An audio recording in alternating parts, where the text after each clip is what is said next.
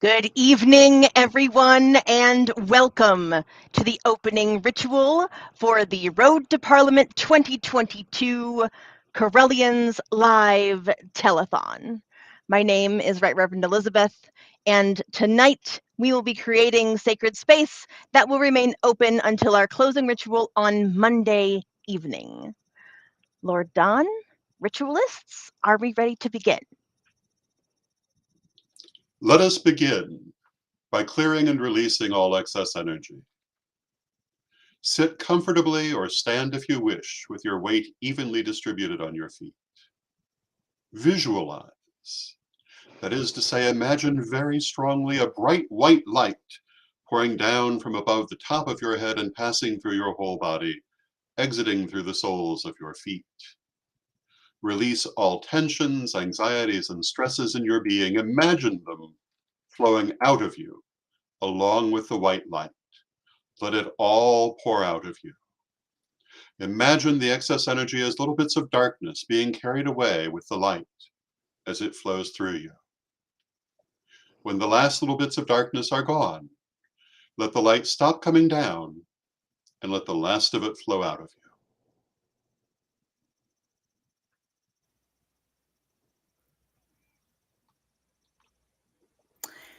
Behold, I cleanse you, O creature of earth, casting out from you any impurities they may lie within. And I do bless and charge you to this work.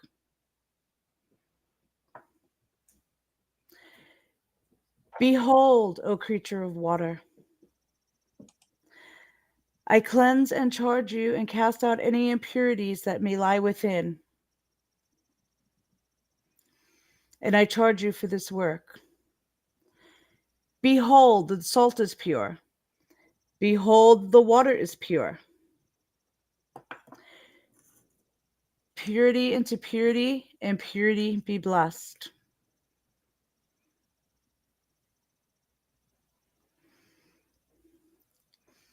I bless you. Bless you.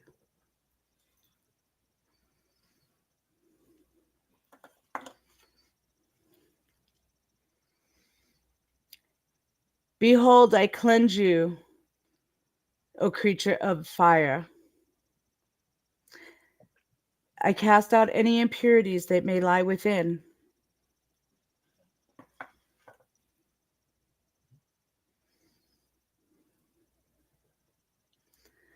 Behold, I bless you, O creature of air, and cast out any impurities that may lie within. Purity into purity, and purity be blessed.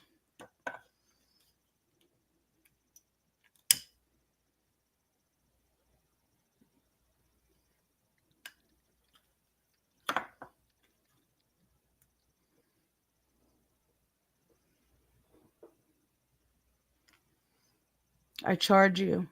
I charge you. I charge you. Our ritual space has been cleansed and blessed, so mote it be. So mote it be. Behold, I do cut apart a place between the realms of humankind and of the mighty ones, a circle of art to focus and contain the powers we shall raise herein. The circle is cast and will remain as we come and go throughout this our telethon until our closing ritual.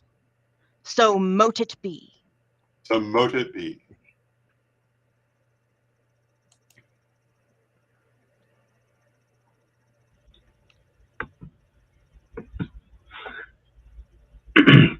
Hail unto the guardians of the watchtower of the east. Powers of air and inspiration, we invoke you and ask you to be with us this telethon and share with us your love, guidance, and your inspiration.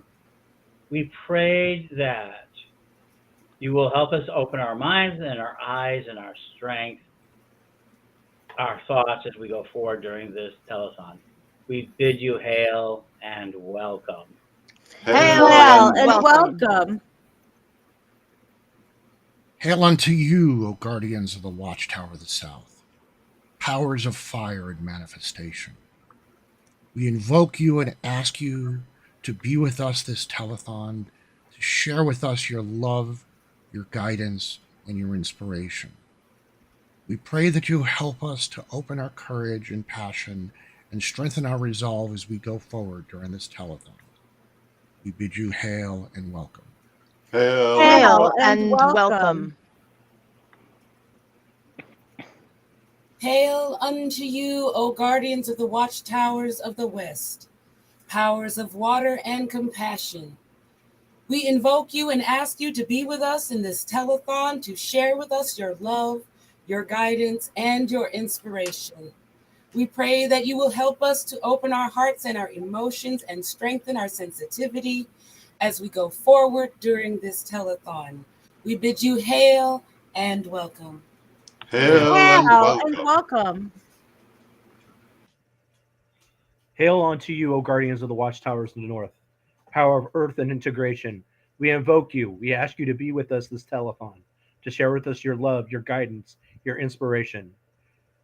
We pray that you will help us open our souls, our higher selves, and strengthen our understanding as we go forward during this telethon. We bid you hail and welcome. Hail and Hail and welcome. welcome.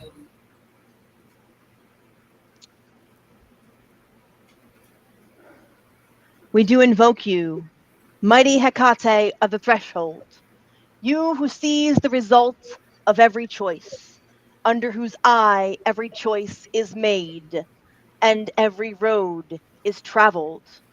This night, we ask you to illuminate the winding roads and make them shine both in darkness and in daylight, that we may see them clearly and make proper choices as we embark upon the path towards the goals we set for this telethon and for the Parliament next year. Speak your wisdom to us as we seek it at the crossroads where you dwell. Lend us your inspiration and your love, your guidance and your aid for this, our telethon, we pray. Mother Hecate of the Three Faces, we bid you hail and welcome. Hail Hail and and welcome. welcome. We do invoke you, beloved Janus, ancient Paterianus, you who sees to both ends of time and by whose hand every door is opened and by whose hand every door is closed. This night we ask you to unbar the gates that stand before us on the path toward the goals we set for this telethon and for the Parliament.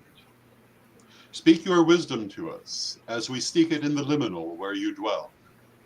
Lend us your inspiration and your love, your guidance and your aid for this telethon, we pray. Father Janus of the Two Faces, we bid you hail and welcome. Hail and Welcome.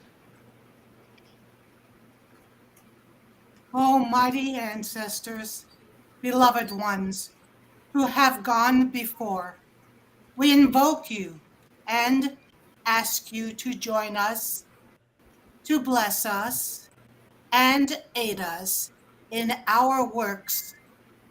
Ancestors of the Correllian tradition, priestesses and priests, mothers and uncles of the lineage, spiritual family which aids and supports us, lend us your inspiration and your love, your guidance and your aid for this telethon, we pray. Beloved ones, we bid you hail and welcome. Hail and Hail welcome. and Hail and welcome. welcome.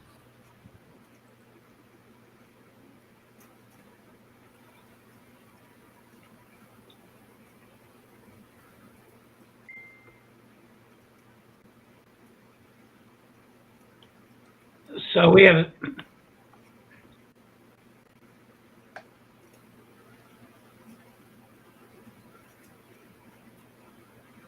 Ed, you're muted, hon.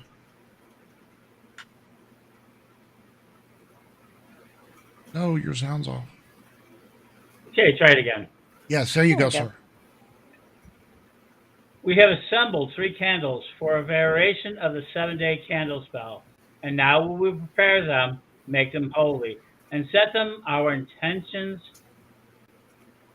and our desired outcomes.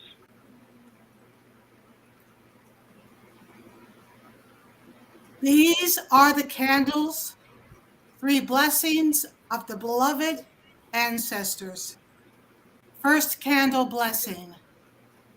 Every human hearing your voices shall also hear your heart's desires, so they may be compelled to give with an open heart, gaining resources to secure lasting change in the current world through your gifts.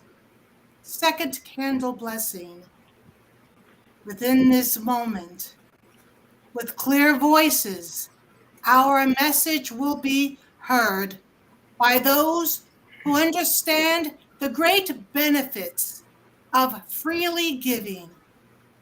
By being willing to make room for your desire gives others opportunities for generosity.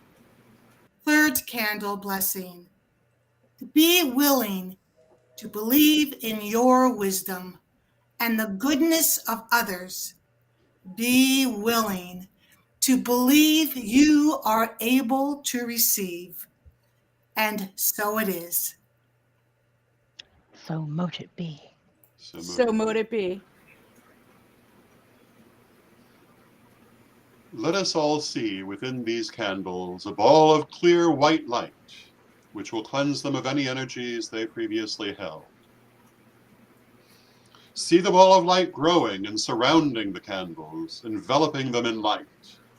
See the light growing stronger and brighter, and then see the light shift and change from clear white to yellowish in color. Inside the yellow light, let us see glittering gold flecks. And now as we see these specks of gold, let us set our first intention and desire. Glorious deities and beloved ancestors, hear us.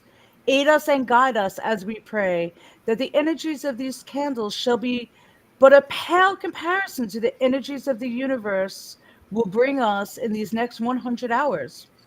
Energy in the form of money, in the form of currency, in the form of goods and services exchange. We ask that you bless us and our mission as we do this work in your names. Bless us and help us to succeed in garnering attention and positive outcomes. And particularly, we do ask for at least $10,000 to be donated to us. And even as we ask that, we open ourselves to that and much, much more, as much as the universe is willing to give. Bless us and help us to succeed to our overall mission, as in the coming year we travel to the Parliament of World Religions in Chicago to represent our communities and many voices of our people. Bless the Parliament that is to come in 2023. We will that our mission and the mission of the Parliament comes to pass, and for these successes to multiply many times over. We will, all the people who come and go, be safe and uninterrupted in doing so. And together we pray. Spin the road of silver and gold before us, and light the path so we may walk it. Give us the signposts that we may see our goal's direction, and we find the pattern. We orient ourselves to it, and we draw the goals to us as we light these candles and begin the walk in this, the first of 100 hours. And in this 100 hours, we will gain the momentum toward the Parliament of the World's Religions of 2023. We see these goals clearly. We manifest them, we draw them to us, and as these candles burn, they shall bring what we will to pass. So mote it be. So mote it be. And now, let us make a toast.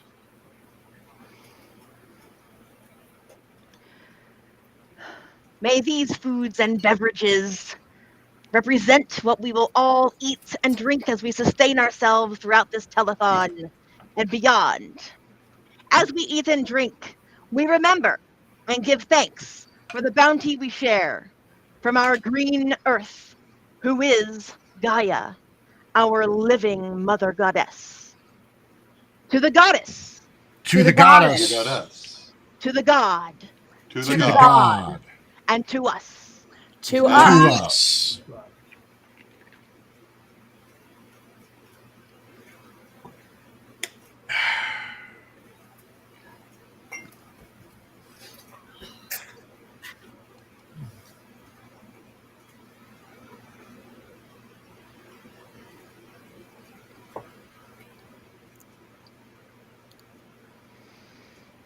And so, as we go forward, this sacred space will remain intact, as we have willed, until we are ready to close at approximately 11:59 p.m.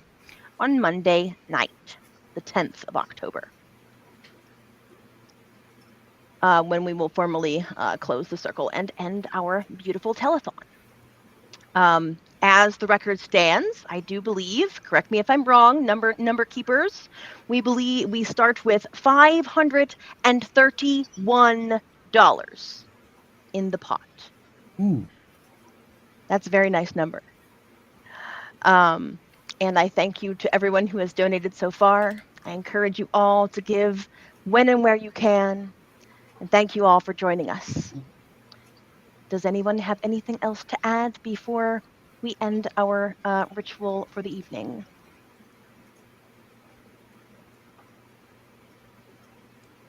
Hearing none, let us thank our ancestors. Lady Stephanie? Beloved ancestors, you who have gone before, your wisdom and your example guide us. We pray that you will be with us and aid us as we go forward with this telethon, that we may call upon the strength and knowledge of the past, even as we build the future. We thank you for your presence and your aid this night. And at all times, may you blessed be in all things. We offer you our gratitude, our love, and our respect. So mote it be. So So mote mote it it be. Beloved Janus, you who sees both ends of time, we thank you for your blessings and your wisdom. We pray you will remain with us to guide us as we go forward with this telethon. We thank you for your presence and your aid tonight and always. We offer you our gratitude, our love, and our respect. So mote it be. So mote it Mote it be. be. Beloved Akate, you who will illuminate the path before us, we thank you for your blessings and your wisdom, and we pray you will remain with us to guide us as we go forward with this, our telethon. We thank you for your presence and your aid tonight and always. We offer you our gratitude, our love, and our respect. So mote it be. So mote So it mote be. it be. Hail unto you, O guardians of the watchtowers of North, powers of earth and integration. We thank you for your presence here at this telethon. May there peace between us now and always. We bid you hail and farewell. Hail Oh, and Hail and farewell. farewell. Hail unto you, O guardians of the watchtower of the west, powers of water and compassion. We thank you for your presence here this telethon. May there be peace between us now and always. We bid you hail and stay with us. Hail and stay. Hail and stay with stay us. with us. Hail unto you, O guardians of the Watchtower of the West, powers of water and compassion. I'm sorry, I'm reading the wrong one. Hail unto you, O guardians of the Watchtowers of the South, powers of water and manifestation. We thank you for your presence here this telethon. May there be peace between us, now and always. Hail unto you, O guardians of the Watchtower of the East, powers of the air and inspiration. We thank you for your presence here this telethon. May there be peace between us now and always. So mote it be. So mote mote it it be. be. And I would say merry meet, merry part, and merry meet again, but we're not going anywhere because we've just begun. Not for 100 hours. Not for 100 hours! Woo! not for 100 hours. Thank you from the bottom of my heart, everyone, for joining us for this opening telethon ritual. I am so glad to have you all participating, and I really do, from the bottom of my heart, appreciate every single one of you. And I want to begin by thanking my entire team. Everybody that you see here on screen in some way or another. And then we have a whole slew of people in the back who all of you will be meeting over the next 100 hours, along with many guests and musicians and the like. We have a great lineup planned out for you, and you can see that lineup for yourselves at https://correllians.live/ hold on a second, correllians.live/ Schedule. Thank you. Sorry, couldn't get to it fast enough. Fingers are not working this well this evening, but that's okay. And is there anything we would like to talk about before we kind of roll into the Paladins portion of this presentation? Don't forget to bid on the auction, guys. Oh, Starts yes! tomorrow at coffee, 8 a.m. Yes. And you can see how to bid at correllians.live/auction. And every hour we will be bringing you updates of our monetary numbers from our number keepers, and they will keep us on track with your donations and your generosity. And let's see. Sir Ebony, would you like to give us a little overview of what you guys have planned on Saturday? I know you've been really working hard on that. Well, I suppose I could give a little bit. So, as you know, there's going to be some live sets going on. Our own Cloud, the Pagan Rapper, is going to do some brand new stuff that no one has heard. I've got a surprise or two up my sleeve. We've got some spoken word. We've got some music videos. We're going to talk all things music. So y'all be ready come Saturday at 6 Eastern until midnight. We're going to have all kinds of fun. Thank you so much, Sir Ebony. I cannot wait. You heard it, folks. Yes, it's so great. And I know that right before that, I will be talking to H. Byron Ballard about some controversial topics that really shouldn't be controversial, but that are in the present day and age. Yeah, so please do attend as much or as little as you can. And most importantly, like, share, follow, subscribe, and all of the places donate. we're running. And donate. Yes, Donate. of course. Every dollar counts. Every penny, I would say. That's every correct. penny counts. Because, you know, a rising tide raises all ships after all. One drop in the ocean accumulates after a while, doesn't it? Yep. I don't mind rolling pennies, guys. I do not mind rolling pennies at Get all. those Either. buttons. It's fun. Get I those think I might buttons still going. have some penny rolls. I might have some old penny papers. You have some old penny rolls? I do. We'll That's take so it all. great. That's so great. one thing I did want to touch on about the auctions is that there are some instructions. So if you guys are intending to go and auction and go and be a bidder in the auction, you have to follow the instructions on Correllians.live/auction before the auctions happen, because if you don't have your bidder ID, you won't be able to bid. So please go and get that taken care of. You'll be emailed your bidding number afterwards, and then you'll be good to go. Yep. And those will be happening on pagan.world. So if you just head over to pagan.world after you get your auction bidder number, you'll be all set and ready to roll with Make that. sure you go into the forum. Oh, into the forums. Okay. Yes. Mhm. Let me see. Or 'cause- actually, you can actually Yes. see them on the front page. It's right under Awesome. this live broadcast, and then you'll have it underneath as well. You'll see some of the listings for the auctions. Fantastic. Fabulous. Okay. Let's see. What else do we have to cover in this beginning? Does anybody have anything else to add? I Go realized ahead. that Yes. SJ Tucker is also doing a live set on Saturday, so you'll definitely want to come and see her. Yes. And John Anastasio as well will be doing live afterwards. So we got some live music that'll be coming out. So you, by all means, come and listen to that as well. Perfect. Awesome. Wonderbar. We love us some Okay. Let me offer. Go ahead. Go ahead. Go ahead, Ed. Okay, so let me offer one thing to all of you who are listening. The one thing you can do, of course, you can donate, you can buy perks, get incentives. They're going to bring you through a lot of entertainment. But if you're seeing this on Facebook, on your Twitch account, any of your social media accounts, please share it.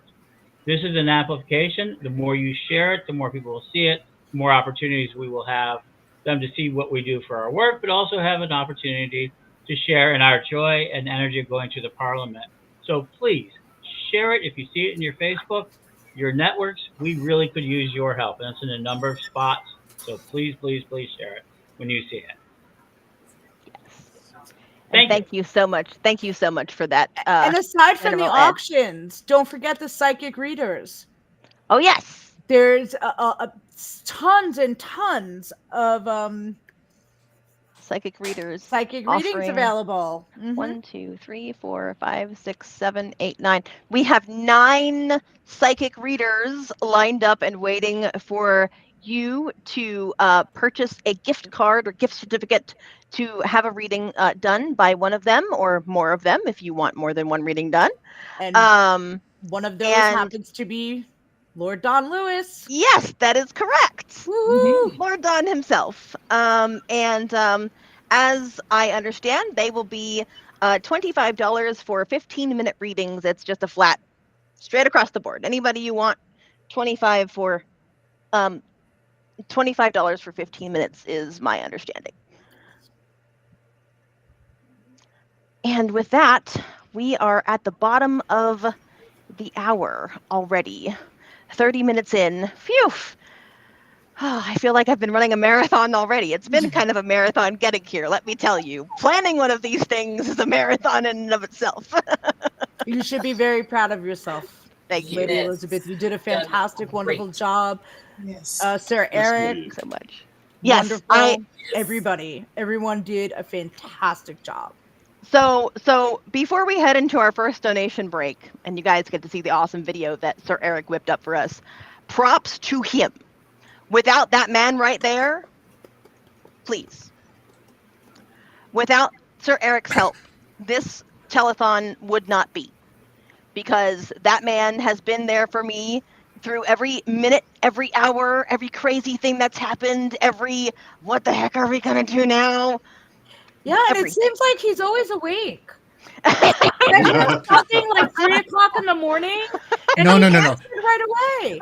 Well, you know me. I wake up at the crack of at noon, and that's why my show is going to be the mid watch between midnight and 4 a.m. every night of the telethon. A man I have some after guests. our own heart. That's right. I have my friends Eco, my friend Francesca. I got Bree Chavez coming in. I got a nice taped interview with the wonderful Lilith Dorsey. from Nolans. She called in and we got a nice little canned interview. Very But the other nice. 3 guests will be live. Awesome. Wonderful. And speaking of being live, Sir Eric, would we please take a 5-minute donation break, the first of many to come?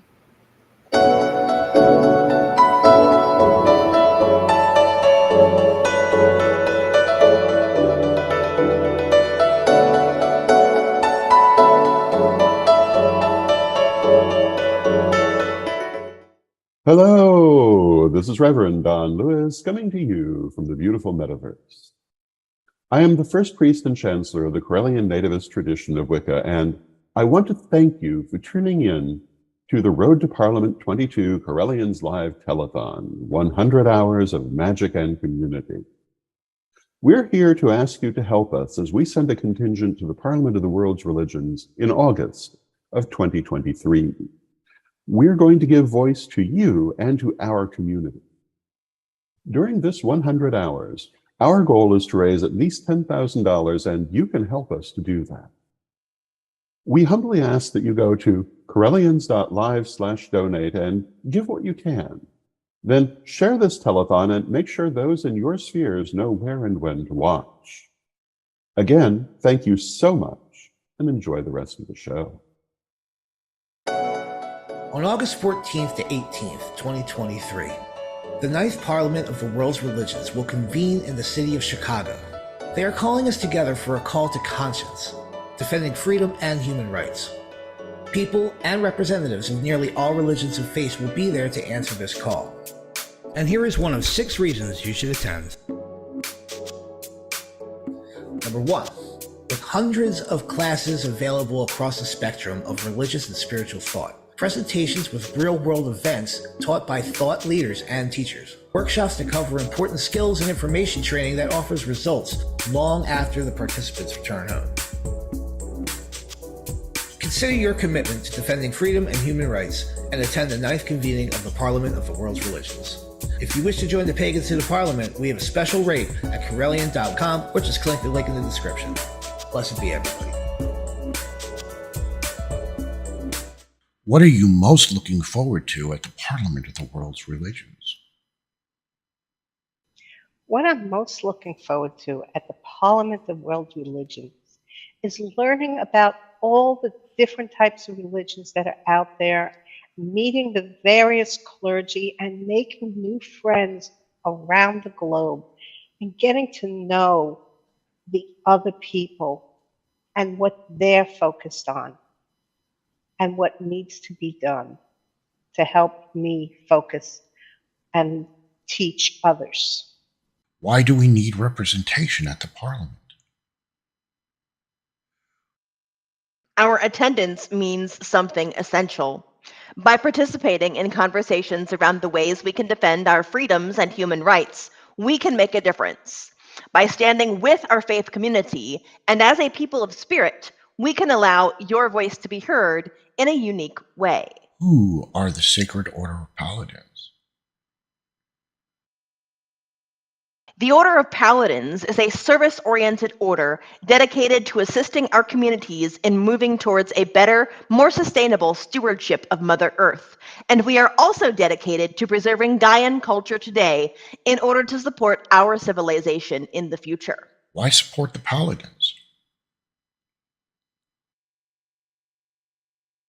Because we have had representation at every modern parliament, and we want to continue and expand on that with those of us who are attending in 2023. What is the money going to be used for? Most of the money we are looking to raise with our $10,000 minimum goal will go towards housing costs. Our plan is to house and feed all of us together for the week of the Parliament. Whatever money that remains when this goal is met will go towards bringing honored paladins in from other countries who would otherwise not have the opportunity to attend the Parliament. One such paladin is Reverend Sir Rolando Camon, whom we fondly call Apu Adman. But we can't do it alone.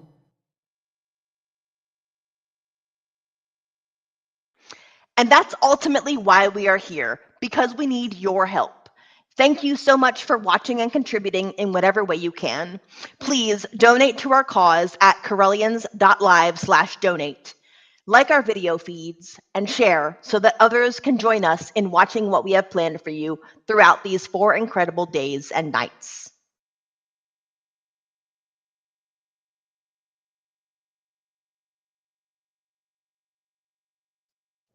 And there we have it. We are officially rocking and rolling. And we have our first live donation. Thank you so much to our first live donation. I really do appreciate that from the bottom of my heart. Everyone, how are we feeling? How many of us are going to stick around for a while?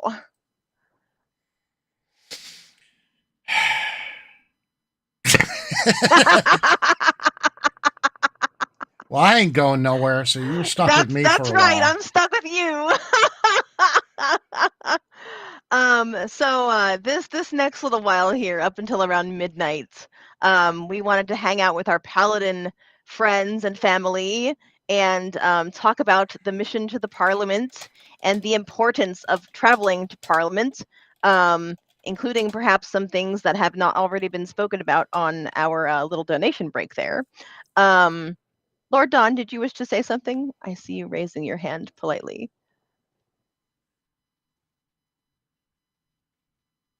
You're on, sir. Oh, have to There we unmute go. yourself. Whoopsie. There we go. Haha.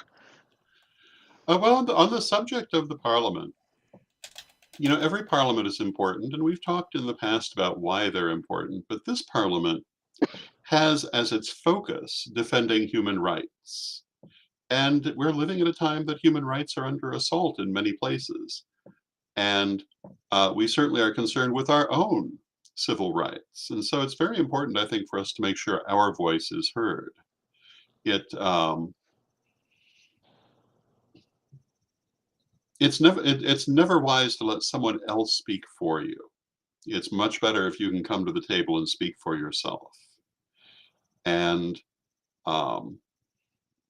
the more that we are able to do that, the more I think we will influence the discussion. The more we influence the discussion, the more our concerns will be paid attention to. And the Parliament is a global event. People come from all over the world. They are, in many cases, the local faith leaders of their area, sometimes more than local. And what they learn there, what they experience there, they will take back home. And so, with this focus on human rights, I think it's very important for us to be there and to represent ourselves, our people, our needs in terms of civil rights. And I always say that if we're concerned about our image, we must take control of our image. In this case, if we're concerned whether our message will be heard, we must be there to deliver our message ourselves. That way we know it's heard. And that is what I wanted to say. Thank you so much. I really do appreciate those insights. I know that you've been to a number of parliaments, as have most of us here.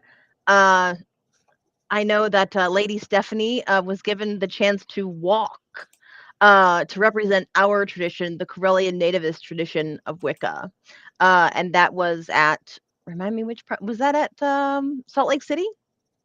I believe so. Yes, Salt Lake City. Sir Eric, you wanted to say something?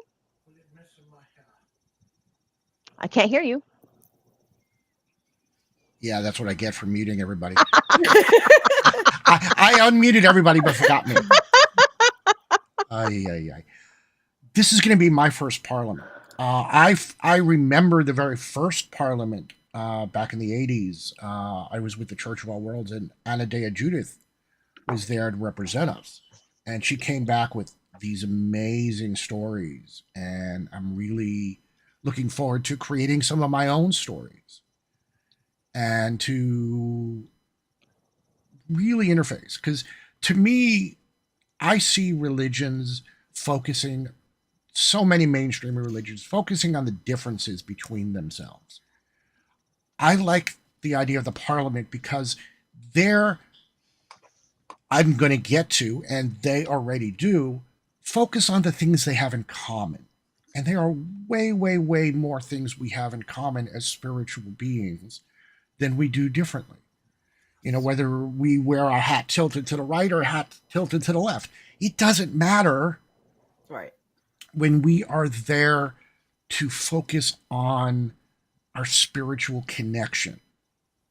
And I think that with the Correllians, there's an opportunity to represent everybody and to go in there. So not only between now and then, go, you know, help us, donate, please help us get there, but also initiate conversations with us so that we know what's on your mind, what you're thinking. And when we're there to represent you, that we can speak and incorporate your voice in the larger dialogue that we're going to be happening. Back to you, General. Thank you so much, Sir Eric. I really do appreciate those thoughts that you've shared with us. Lady Lori, I know that you have had some amazing experiences at Parliament, and you have so many that you just love gushing over. Would you like to speak to that for a short little bit here? Or a long Gushing little bit? over. I don't know about gushing over. I know about gushing. Don't you play me, girl. So Parliament was an experience that cannot be put into words to describe what you're going to leave there feeling. In Utah, I think that for the first 4 days, I cried every day. It was not anything that I was expecting. I was not expecting the warm welcoming from the Mormon that we are surrounded by there in Salt Lake City, or the Sikh feeding over 10,000 people and then donating 40,000, all the food and the utensils and the silverware. It was moving. And the 13 grandmothers with their stories of saving their lands and starting their seed farms and going forward what we needed to do. This Parliament, however, I am so looking forward to seeing how many of our programs get picked up. We have 13 now, from what I was told today. We have 13 individual proposals that were submitted. I have a few more people to get back to this evening with helping them, because hey, programming was extended till November 3rd. So if you have an idea, you don't know how to get it put on paper, we're here to help you. The more that we can get submitted, the more our voice is heard. Another great thing that I am looking forward to is the Parade of All Faiths. We have a very large congregation going. We are almost at our halfway point. Lord Don said he wanted 100 Correllians. We are over 40. So I'm counting that as just about at our halfway point. And with that, we will all be marching, dancing, singing, driving through the parade. It's going to be a wonderful thing. Another thing that's going to happen that I was informed of is, for the first time in a very long time, Chicago is possibly, and we're going to say possibly because it's not 100% yet, going to allow the pagan community to do an outdoor ritual on the lake. It would be opening ritual for the start of it. We're really got our fingers crossed. Twyla York is really working hard on having that happen. So there's a lot of great things that are going to happen this Parliament that haven't happened previously. And the reason is because it's back in its home state. In 1993, this is where, in 1883, Lord Don, was it the first? 1883, 1993. It was in Chicago. The first Parliament in Chicago was 1893. 93, yes. And it did not happen again for 100 years. The first modern Parliament was 1993, specifically celebrating the centenary of the first Parliament. And then they decided to do them on a regular basis because it had gone so well. And it was very interesting. A lot of people didn't think it could possibly happen. And it was only in the weeks leading up to the Parliament that many of those people realized, yes, this is a real thing. And people from all different faiths did come together in Chicago to get to know each other, to work together in the spirit of interfaith. And some of them, I mean, there were some churches that just weren't up for it, and that's always going to be the case. But there were so many that were, that it was a beautiful thing. And therefore, it continued on a regular basis since then. Yes. Yes.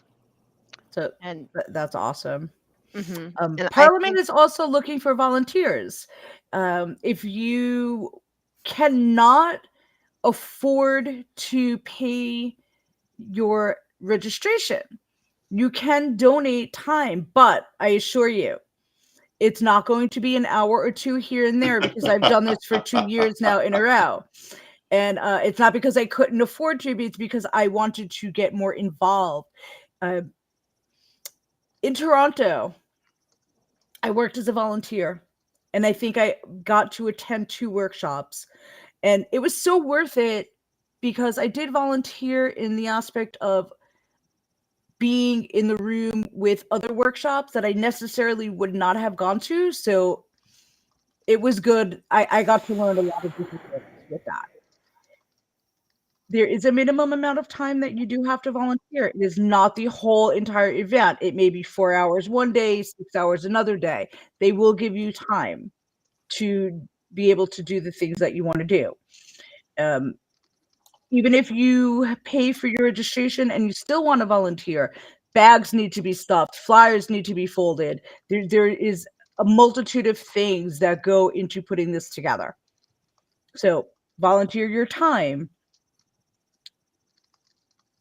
If you've never been to one, it is very difficult to imagine the scale of the event. Yes. It is gigantic. Yes. And there is so much to be done. I think that was what was so overwhelming for me in Utah, that I heard you and Lady Sherry and Lord Ed talk about it, but it didn't register in my mind until we walked into that convention center at Salt Lake City, that it was like, oh, shoot. I was going to say a bad word, but shoot. This is like real. It's not like a little festival thing going on. This is real. You're talking it's a serious world event. It is a serious world event. Yes. And that's why it's so important that we're there. It is a true global event, and the things that happen there have a global impact. Yes. And by having a significant presence, we have a significant impact. And I see that there has been another donation. Yay! Yay! Thank you to that donor. I believe the total is now 401. And the first pagan volunteer at the Parliament was the Reverend Sir Edward.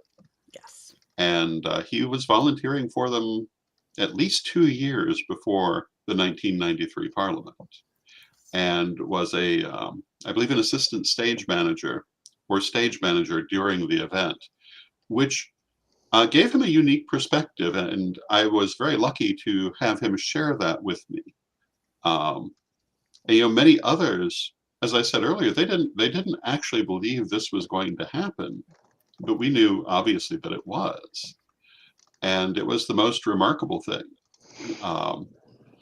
To think of all of these different religious leaders from, in some cases, very different religions coming together in a spirit of peace and interfaith exchange, and having no real problems, was really quite remarkable. And I don't know that it was entirely conceivable before it happened. Of course, this was many years ago, and the world has changed a great deal. And the interfaith movement has grown since then, certainly. But it was epochal. It was a thing that had not really happened before, including the original Parliament, which was in its own way quite different. And each Parliament since has been important in various different ways. And this one, focusing as it does on human rights, I think is particularly important. Yes. I couldn't agree more. I couldn't agree more, and I am very much looking forward to spending all of this time with you in preparation for, and all of the time with you at the Yes. Parliament. And speaking of the Parliament, we have a Facebook comment from Brian Ellicott. Hey fam, let's do this 100 hours for Parliament. Thank you so much for that little shout out there, Brian. I really do appreciate you giving us that comment. And if you out there in radio video land, as they say, audio video land, please comment, subscribe, share, donate. We can't do this without your help. Right. Oh, are you still muted, Ebony? Can't you unmute yourself, dear? I'm so sorry. Hold on. It's all right. I'm Oh. good now. Oh, there you are. Okay. If you want to speak, please. You're the only one, and Lady Stephanie too. But Lady Stephanie's shy. We all know that. No, that's Go ahead, my dear. No, you put me up. No, That's go ahead, Ebony. Go ahead. No, What are you most looking forward to? What are Hmm? you most looking forward to at the World Parliament of Religions? Well, I think I'm most looking forward to just having other different religious perspectives to tap into and just see how other people think. Because I'm always one that wants to know how other people feel, and on a spiritual level, because we all have our own way of perceiving things. So I'm very curious to learn about the way other religious beliefs view the world and view what's happening, because as we stated earlier, there's an immense amount of different social issues going on that affect everything that we do these days. So it's going to be really cool to see how in the midst of that we still have this wonderful dynamic, and taking that beautiful message that is the Parliament and bringing that back home. Yes, indeed. Thank you so much. Very true words spoken there. And I want to welcome to our little forum Reverend Sir Chad Blackman. Hi, Papa Bear. Great to have you with us. How you doing? Hey, Coach. I'm good. Coach, yes. Coach. They called me that earlier, and I was like, think of it as Coach from Cheers. Yeah, that was funny. I want to thank you myself for helping us get everything set up and make sure everything is up and running. You were the gauge by which we were like, okay, can we start this thing yet? Can we get this thing rolling? Making sure that we were on all 11 platforms that we are streaming to. Would you like to talk a little bit about your work in getting in how you have basically slid into that position of being our tech guy? I think it was a collaborative effort by everyone, especially you, Sir Eric, and yourself. But trying to stream to, like, what is it, 11, 12 different platforms or sources was a task that we were ready for. We just need to try it. And now that we have, we've shown the world that we can reach them anywhere we want to go. After all, we are the Paladins, and we do take challenges on. True words. True words. And we have Arlene, who is the hostess of the Crystal Cave Show. Hi there, Arlene. Thank you so much for coming in and hanging out with us. My Crystal Cave. Oh, I love that. It's so good. Oh, thank you. Thank you. Yeah, I'll be on. Bring your mic down, Your love. microphone boom, dear. There you go. Thank you. Yes, ladies and gentlemen, we're live. Yes, we are live. And awake. Numbers and all. Oh, I don't know about that, Chad. That woke me up. Some of us are awake. I'm also waiting for dinner, so please excuse me when if I need to step away.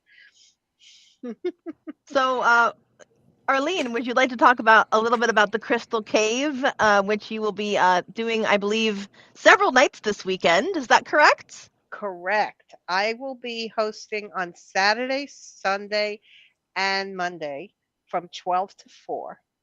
And Yeah. Saturday, I will have Oberon Zell.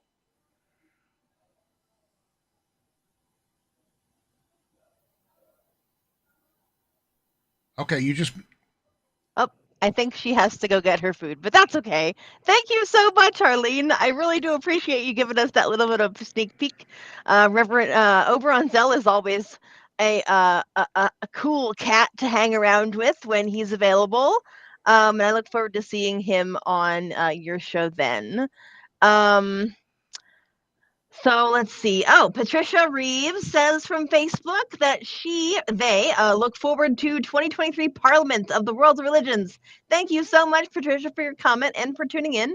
And I do believe that we had a few other comments as well. I think Cosmo, who is also, thank you, who is also one of our hosts. He will be with the Crossing the Rubicon with Cosmo. And that will be in the late hours of the day. He enjoyed the live opening ritual and wishes us all a well done. Thank you so much for that, Cosmo. If anybody would like to make a comment and see it on the air, please, wherever you see this video, and it allows commenting, which is basically everywhere except for Roku, then please do. And we will, if it is appropriate, put your comment out there on the air. And we thank you in advance for your kindness and your donations.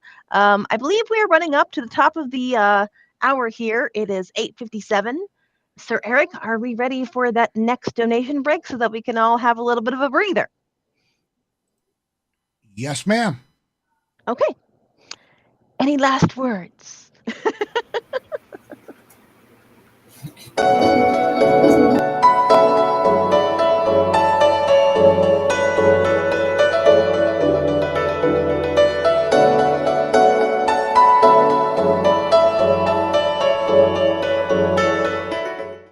Hello, this is Reverend Don Lewis coming to you from the beautiful metaverse.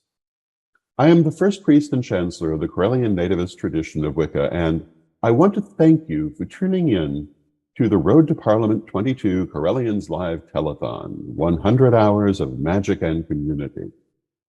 We're here to ask you to help us as we send a contingent to the Parliament of the World's Religions in August of 2023. We're going to give voice to you and to our community. During this 100 hours, our goal is to raise at least $10,000, and you can help us to do that. We humbly ask that you go to correllians.live/donate and give what you can. Then share this telethon and make sure those in your spheres know where and when to watch. Again, thank you so much, and enjoy the rest of the show. On August 14th to 18th, 2023, the 9th Parliament of the World's Religions will convene in the city of Chicago. They are calling us together for a call to conscience, defending freedom and human rights. People and representatives of nearly all religions and faiths will be there to answer this call. And here is one of 6 reasons you should attend. Number 2, networking and contacts. You will meet people from every religion from over 80 countries. Meet and have conversations that are thoughtful, insightful, and with deep value. Making contracts across interfaith ministries, understanding and sharing knowledge and resources. Consider your commitment to defending freedom and human rights and attend the 9th convening of the Parliament of the World's Religions. If you wish to join the pagans to the Parliament, we have a special rate at Correllian.com, or just click the link in the description. Blessed be everybody. What are you most looking forward to at the Parliament of the World's Religions? At the Parliament of World Religions in 2023, I'm personally looking forward to broad exposure and deep engagement with various wisdom traditions from around the world, particularly as regards pressing issues from today and future goals for our human journey. I expect that I'll be able to incorporate much of the learning back into my own personal path, as well as share tangible insights back into the metaphysical and spiritual community that I work within. Why do we need representation at the Parliament? Our attendance means something essential. By participating in conversations around the ways we can defend our freedoms and human rights, we can make a difference. By standing with our faith community and as a people of spirit, we can allow your voice to be heard in a unique way. Who are the Sacred Order of Paladins? The Order of Paladins is a service-oriented order dedicated to assisting our communities in moving towards a better, more sustainable stewardship of Mother Earth. And we are also dedicated to preserving Gaian culture today in order to support our civilization in the future. Why support the Paladins? Because we have had representation at every modern parliament, and we want to continue and expand on that with those of us who are attending in 2023. What is the money going to be used for? Most of the money we are looking to raise with our $10,000 minimum goal will go towards housing costs. Our plan is to house and feed all of us together for the week of the Parliament. Whatever money that remains when this goal is met will go towards bringing honored paladins in from other countries who would otherwise not have the opportunity to attend the Parliament. One such paladin is Reverend Sir Rolando Camon, whom we fondly call Apu Adman. But we can't do it alone.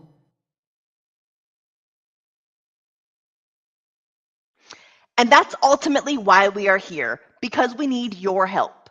Thank you so much for watching and contributing in whatever way you can.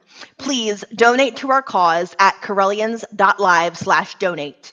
Like our video feeds and share so that others can join us in watching what we have planned for you throughout these 4 incredible days and nights.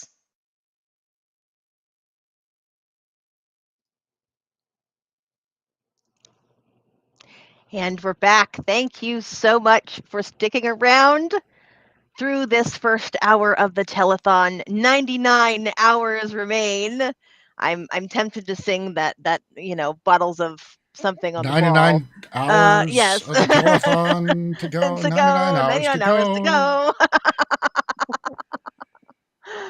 Yes. And I do believe that we will be having Reverend Sir Rich joining us momentarily, Cloud the Pagan Rapper himself. So that's going to be exciting. And I do want to kind of pull Lady Stephanie into the conversation if she is willing. Lady Steph, would you please be kind enough to speak about your experiences at the parliaments that you have attended in the past? Oh, for crying out loud, you act like You're shy. I am not. So, Okay. just waiting to have my time. All right. There's so many layers here, and everyone that brought up their reasons and what they've experienced and what they've learned and taught are all one world in a sense, just like the Parliament is. And the benefits can't be overlooked. One example is that there will be tons of media there.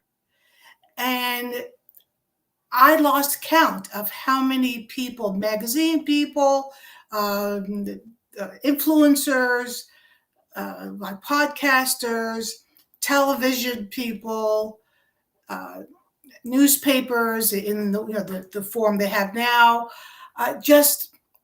There was one time there were so many people coming up, I had to call Chancellor Don over and say, "Would you like to take this interview? I'm getting tired here." So he took that interview. So that's just, they're just walking around everywhere. I had to take cards to make sure that okay, I'll get back to you when I can. And that's just not me. That's anyone that's willing to have themselves open to people wanting to ask questions of you. then I also walked into every parliament that I have attended, which is 3 if you count the Zoom the other year, that it seems that everybody desires to want to talk to you.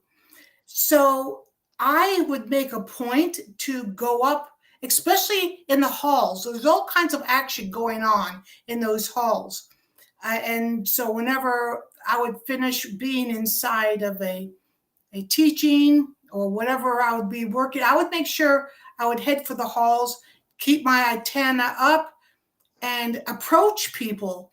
And there's so many wonderful reasons to approach person, walking up and saying, all right, Ken, I was just so interested in the garb that you're wearing. And then I would get something like, well, I'll tell you about mine if you tell me about yours, that kind of thing. And then the exchange commences quite naturally, quite wonderfully. Or after a presentation and people come up to you and say that I really enjoyed it. I never even knew that pagans were still existing. Never knew about that witches are here. And they were just, I wouldn't say shocked, but they were a little confused, and in a good way, that they just had no idea the amount of wisdom. I said, let's see, I looked across the room. I said, looks like there's about 20 pagans here at the moment. So explore, talk to them.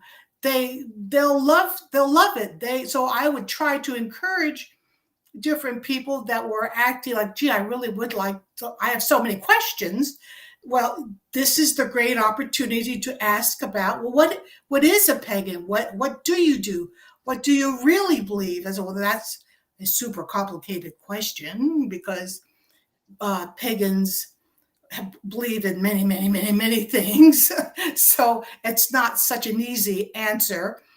But this is the greatest opportunity, and for some people, a once in a lifetime opportunity to step forward and approach people and just go for it. Just thoroughly enjoy their company and the wisdom that's coming out of their mouth, and affirming their connection with you as you are connecting with each other.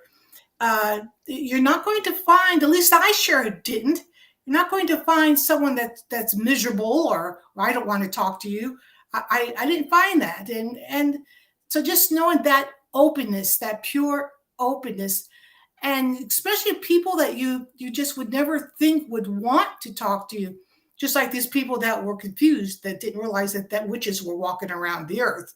But I said, it's a good thing. It's a very, very good thing. And, we're here working along with other religions together, all in our own way, yes, but yet we're still connected with everyone that's working to make humanity at least reasonable. Like, really? I mean, equality, come on. People that look at other people as less than, no, that we have to get to the point that stops, like knock it off. And to know that we do have the answers to many situations, let's just call it that. We as pagans have many answers to connecting with everyone, and reasons why we should connect to everyone, that we are not all separate. In fact, we are one race, and I know you've heard that a million times, but it's true, one race, and we live on one home. And the earth herself is really speaking to us like she does every day, and people are beginning to realize that the earth, it truly wants us to develop as far as it has developed. Because remember, a mountain's been living way longer than we have. There's some trees that lives longer than we have. So those trees, they communicate with each other, and they communicate with themselves. The insects communicate with each other, and they communicate with themselves. So there's a lot. We are evolving. You know that we are. But knowing that when you enter the parliament, you see it in living color, that there's more people out there that are willing and open to say, I want to listen to your point of view. And then I, in return, and hope everyone would do it in their own words, in their own time, responding the same way. I want to hear how you approach your path. Some of us here have chosen to walk a beautiful path, like the Correllian tradition. And there's other people that walk different paths. And then there's other people that are creating paths. And it's a thing of beauty to walk through those halls and just drink in that beauty. Okay, I'm done. Thank you so much, Lady Stephanie, our first priestess of the Correllian Nativist tradition. Hi, I'm Eric Abear. I am a paladin of Gaia, and we have Cloud the Pagan Rapper in the house, and we'll get to him in a second. Got a few people that are checking in. Michael McBride says, greetings all. Hey, Michael. Hey, out there. And a brother of mine, brother of my heart, Jared Houston Crow. Or Houston. I'm from New York. We say Houston. I'm gonna have to ask Jared how he says it. Anyway, he is saying greetings all, and this is amazing. Thank you so much. And we have, Ebony's checked in. That was beautiful from my Lady Stephanie. Yay. Oh, thank you.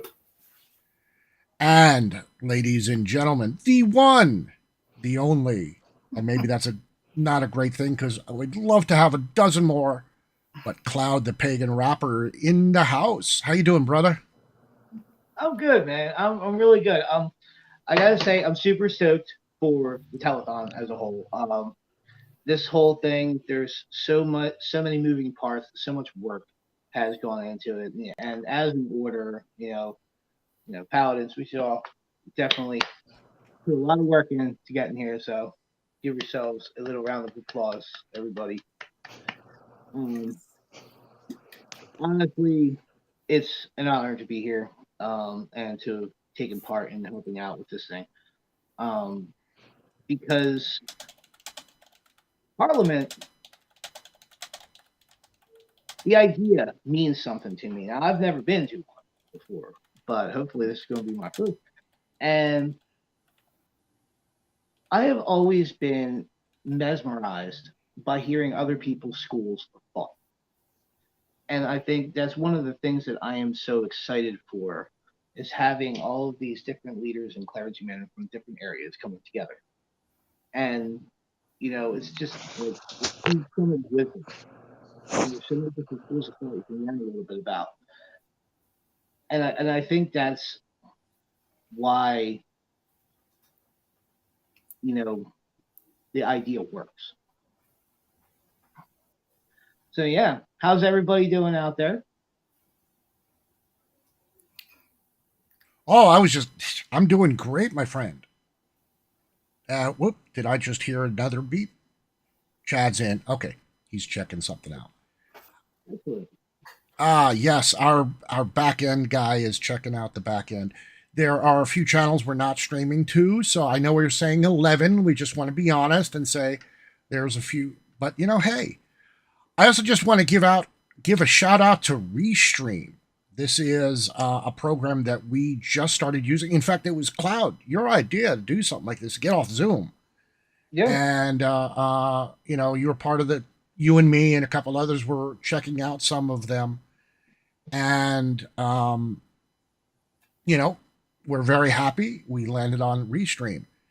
Yeah, And yeah, this is a great program. I'm really pleased with it. yeah. There's a lot of moving parts with it that you can use that you don't get on other platforms. You know, especially for something where we're trying to raise funds. It's really good to be able to have access to more controls while we're running an event like this. I have to say. So I do want to make a little bit of an announcement for everybody out there that's watching. So if you come Saturday night to our Music and Musings that entire evening, I have 100 download codes, and you get dealer's choice, okay, of misconceptions or modern bar. You pick it, and I will send you a download code with any donation during the music night at the time. So definitely, if you haven't got your hands on it yet, here's an opportunity for you to do so, and an opportunity for you to help out a wonderful cause. So, Hey, awesome, awesome. I do believe that you're not the only one doing that. that is correct. Who else? Well, Sir ELN herself, who I will be co-hosting the thing, the evening with me. She's going to be doing the same as well with her first album, The Inspiring Afterthought. And if you have not heard Sir ELN's The Inspiring Afterthought, it is a straight through listener. There is not a bad track on this record, and you definitely need to go and check it out. But Ebony will be having download codes as well. So definitely make sure that you guys get your hands on those. Outstanding. Next up, we tried it a little bit earlier, but she had a little, she got interrupted by pizza, which, yes, It was fabulous. had a little bit of transparency. She's my sweetie, so I am very happy to bring to the forefront back Arlene Freed, and you can talk a little bit more about your Crystal Cave show. Okay, let's try this again. I have the Crystal Cave show. The Crystal Cave show begins on Saturday at noon, and it runs till 4 from Saturday, Sunday, and Monday. On Saturday, I will have Oberon Zell, and I will also have Jeanette Silver. Mhm. That will be presenting their, various topics. After that, on Sunday, I have a friend of mine who happens to be a collector of crystals. His name is Christian Grimm, and he's a coworker of mine and a friend, and his crystals are fabulous and amazing. And he's going to be talking about that. Prior to that, I'm going to be giving a little lecture of my own about crystals, just a general 101 on that. And after Christian, I have our own Laurie Denman talking about the crystal web. And I'm so looking forward to that and picking her brain on that and learning a little bit more and just passing along that information to you. And I'll be doing meditations and a whole bunch of other things, and talking about a whole bunch of different topics, and primarily all dealing with crystals. And now, the incentive is, if you come to my show and donate during my show, you will get a special Crystal Cave card designed by our own first priest, Reverend Don Lewis. It's an awesome card, and it goes along with, if I remember correctly, Lord Don, it goes along with the Infinite Tarot as well. But it's also a one-of-a-kind card. If I remember, there's only 300 in print. Correct. And 100 of them have been donated to be offered each for every donation you give, you're entitled to get one of those cards along with it during my show. They are called the Crystal Cave card, and it's a fabulous, beautiful card. And Lord Don, can you talk a little bit more about the card itself? Well, it was when we were doing the Infinite Tarot Kickstarter. One of the things that we offered was have your own card made, and this was one of those. And obviously, the person for whom it was created has donated them, which I think is a lovely thing. And it represents a crystal cave, and it is in shades of blue and lavender, as I recall. I don't think I have any nearby. I do have a picture. Hold on one second. Upload it to the. Or are you on as a guest or as a host, darling? I'm on a guest. Okay. How about I send it to me and then I'll upload it. Okay, that's exactly what I will do. We love technology. Yes, active cooperation is key to making all of the things go, for sure. Yes, the card is fabulous, and the card itself, it's so beautiful. And to me, looking at it, I see spiritual awakening. I see knowledge. I see the light at the end of the tunnel, or coming out into the spiritual awakening from from this. That's my interpretation of the card. Did you receive it, my love? Not yet. Where'd you send it?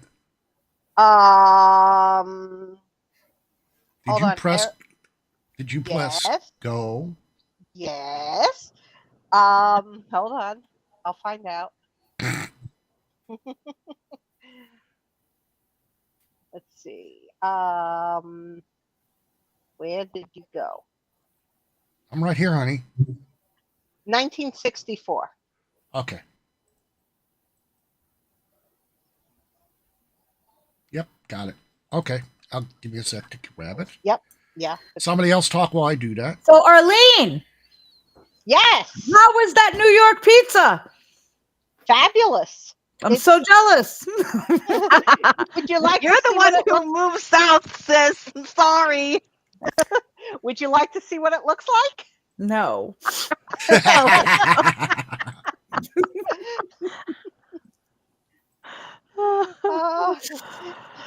want to taste some. I had 2 slices. Very good. I did ask Eric if you and he were driving, and if so, I was going to give you a list of bakeries and pizza places and others. Gotta do New York bagels. If you're gotta bring some bagels. Okay. Yeah. I have a joke. So this Texas oil baron is making a business trip to New York City for the first time. And he goes and says, to his friend, hey, what should I do? I'm going to New York City for the first time. I've never been there before. What should I do? He says, well, you go to Cat's Deli and you ask for bagels and lox. You will not be disappointed. Okay, so he does. He gets off his private jet lands at Kennedy. The limousine picks him up and he says, I'm taking you to the Waldorf Astoria. Is there anything you'd like to see, make any stops before? And he says, yes. As a matter of fact, my friend told me that on my very first business trip to New York, I need to go to Cat's Deli and order bagels and lox. So that's exactly what he does. He goes into Cat's Deli and he says, hey, I'm a visiting businessman from Texas and want to get some bagels and lox. Great. They give him a bagels and lox and he loves it. It's the greatest thing he's ever eaten in his life. So he goes in and then he goes out and then he's very much on like, oh my God. So for his entire stay in New York City on his business trip, breakfast, lunch, and dinner, he goes to Cat's Deli, gets bagels and lox. So the limousine picks him up and is to take him back to Kennedy Airport. And the driver says, is there anything you'd like to see before you go, sir? He says, yes, I have to go to Cat's Deli one more time to get bagels and lox. Of course, sir. So he walks in, He gets his bagels and lox and he goes, you know what? This is my first business trip to New York, and I have been getting bagels and lox for breakfast, lunch, and dinner, and I just have a question for you. Well, yes, sir. What's your question? Which is the bagels and which is the lox?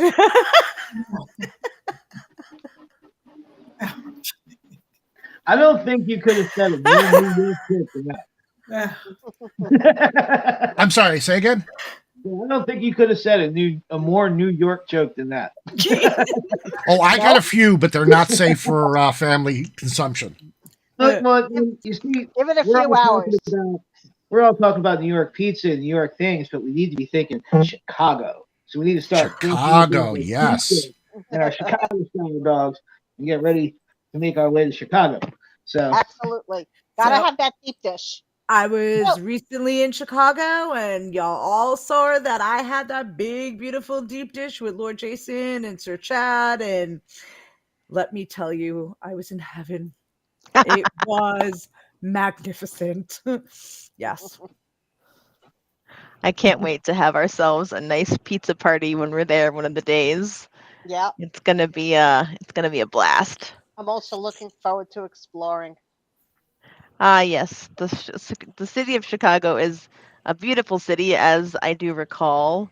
I've visited there a couple of times myself, and it's just lovely. The people are very nice, and if you stay on the right sides of Chicago, there's some places where you probably shouldn't go wandering at night, but I think every large city has those places. But McCormick Center, oh my goodness! So McCormick Center, for those of you who are not aware, who might be tuning in, watching us right now. We have several live viewers from across the metaverse here. McCormick Center is gorgeous, and I highly encourage anyone interested, even remotely, to go and look at it from the Google Maps. And I believe they also have a website, and they have lots of pictures and all that kind of good stuff. It's humongous space, but it's needed because the Parliament, as was said before, is ginormous. My goodness, we are at 9:30 p.m. already. How we feeling, everybody? I feel like I want to have a donation break. I feel like I want to have a donation break too. Please, good sir, make it so. See you on the flip side.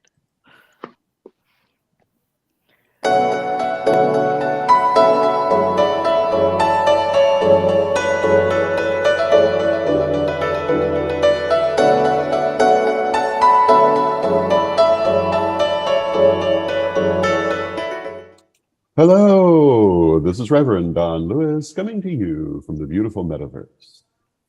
I am the first priest and chancellor of the Correllian Nativist tradition of Wicca, and I want to thank you for tuning in to the Road to Parliament 22 Correllians Live Telethon, 100 hours of magic and community.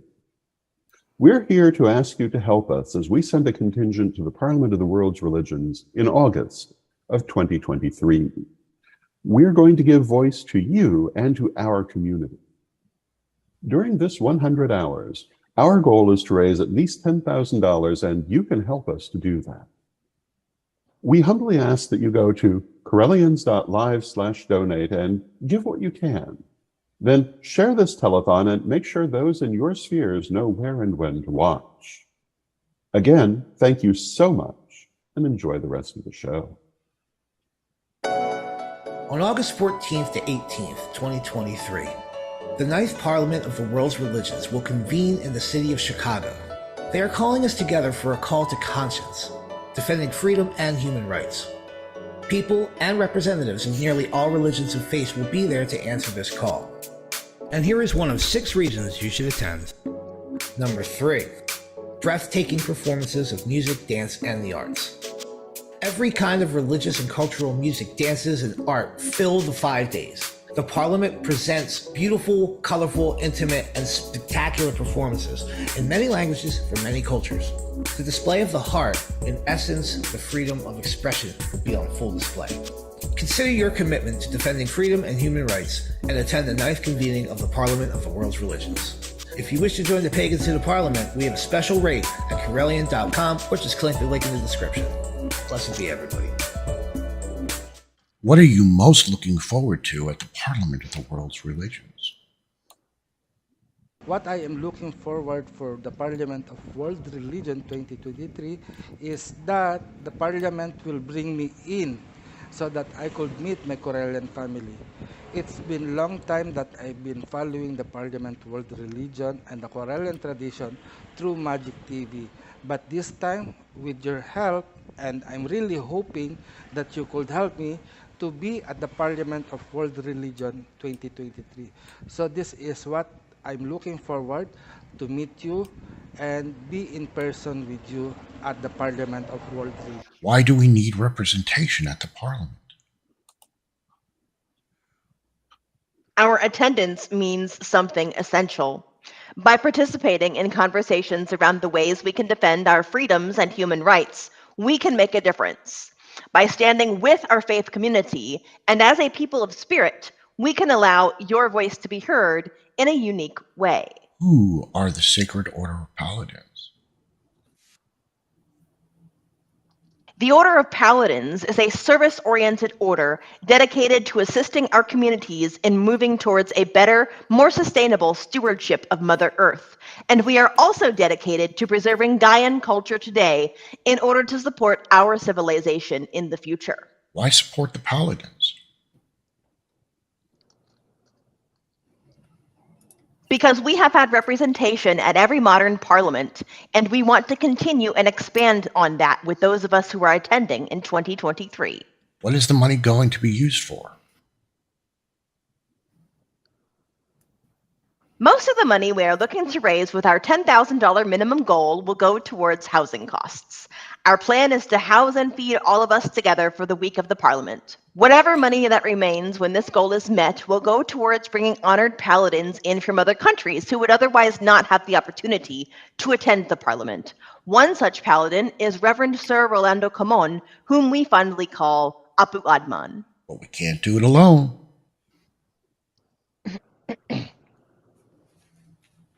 And that's ultimately why we are here, because we need your help.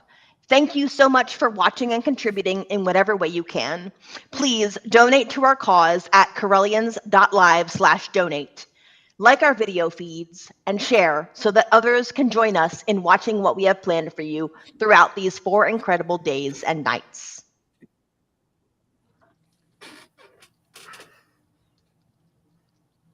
And we are back. You are watching the 2022 Road to Parliament Correllians Live Telethon. And what are our numbers at, by the way? Let's see. Can we get a numbers check from one of our good people? Ah, yes. Currently, we're at $401. Thank you to all of our donators so far.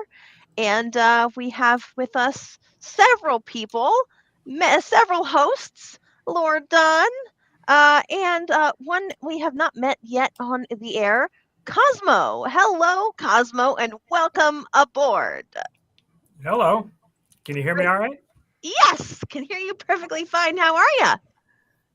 Doing good. Thank you. No, this has gone fantastic. I mean, it's just been quite a revelation to watch this unfold. So y'all done just an amazing job.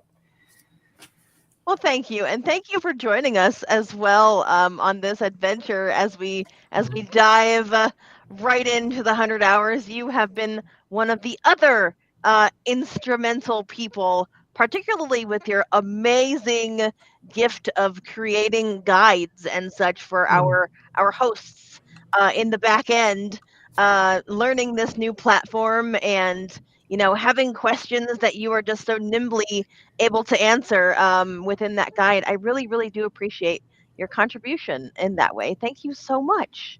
Yes, I wanted to. Yes, let me add that too. Is yes, your documentation and just helping us learn everything has been really valuable. You have a show, don't you? That you're going to be. I do. Yeah. Yeah, and the point on this documentation too, I think, as we know, part of that also helps me. I mean, I'll be the first to admit my memory is not like it used to be, but we learn by doing, and the more I can help jump in, I think it helps everybody all around, and certainly helps myself. So I'll be selfish in that regard and gladly take the benefit that it gets from that. Yeah, the show that I have, I branded it Crossing the Rubicon. The general premise of that would be exploring the frontiers of metaphysics, spirituality, science, and art in pursuit, and this is key, of an integrated and inspired way of living. So the whole crux of this is to interview a few folks, show some content that really get around how do you blend your mundane life, your magical life, but make it a true holistic integrated experience, one that you could be more transparent with. Obviously, everything you can't do that way, but you can always strive toward those areas. And I think part of that also is taking our magical life and bringing it into our everyday experience. So that is in a nutshell. And so I'm going to have a few guests. There's actually a few guests, some apprentice leadership from Grace School. They're not going to be talking specifically about Grace School, but I thought they would be perfect to talk about, you know, their spiritual path and also how they translated that into leadership within the school or in general in their life. And then finally, how do you wrap that up into an integrated way of living? You know, and everybody's going to have a different viewpoint. And so we have Provost Nicholas Kingsley, who's going to be attending Monday. I have apprentice leadership Selah Nix, Mercado Draconis, Blue Capuchin, and then foremost come tomorrow, Rebecca Lynn Scott. She'll be doing a fantastic discussion on Everybody Does It, Death and Dying. And so this one has just sat with me so much this past year, especially I was executor on my mom's will and went through that process. And so this comes through in a very timely way. And Reverend Elizabeth had a very good discussion with Rebecca 2 years back at Illustration. And I always went back and looked at that because it was just so substantive. And I think everybody's just going to get so much out of it. Obviously, everybody has their own vantage point, their own human experience with life and death and people that have been affected, and how you prepare for that. How do you prepare for, the time of a funeral or the will or special instructions? So there's so much rich information. And then Sunday, she's doing a wailing workshop, again, with the grieving process around death. But, I think the more we confront death, the more we can be enriched on how we live. I was just mentioning to her the other day, I just watched Terms of Endearment last night again, the 1983 picture. Such an emotional film. And there's so many things, even with film, that you can draw with these myths that have to do with the life experience, our relations in death, and how we live life and how you treat a new generation that you're passing it on to. Anyway, so Rebecca Lynn Scott, let's look at the times here. These are Eastern Daylight Times. So Friday night, 10/7, 8p to 10p. Rebecca Lynn Scott will be doing Everybody Does It, Death and Dying.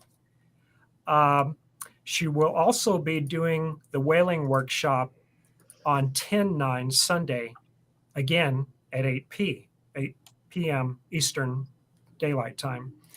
And then I'll be doing an overnight segment, much like Eric will be doing kind of a late night thing. So I found some great content, especially through Magic TV, that really drives into the metaphysical and the integrated way of living. So I've kind of packaged that up because I feel it was fitting to what I wanted to talk about with my segment. And then closing that off Monday, Provost Nicholas Kingsley, who's scheduled for 4 p.m. Eastern Daylight Time on Monday, 10/10. And then right after, we've got a doubleheader with Blue Capuchin and Mercado Draconis, who are part of that leadership team.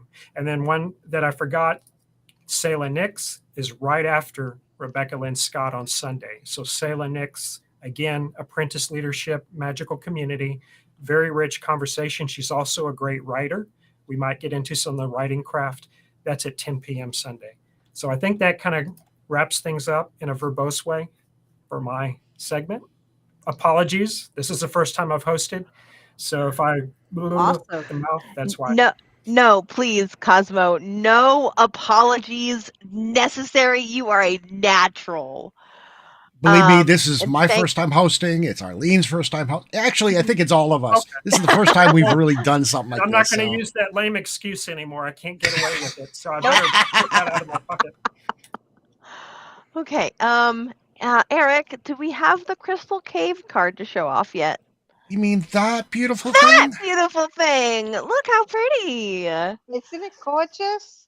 I'm And- so Very looking forward to showing it and offering it for everybody during my show. That's the Crystal Cave on Saturday, Sunday, and Monday, noon to 4 p.m.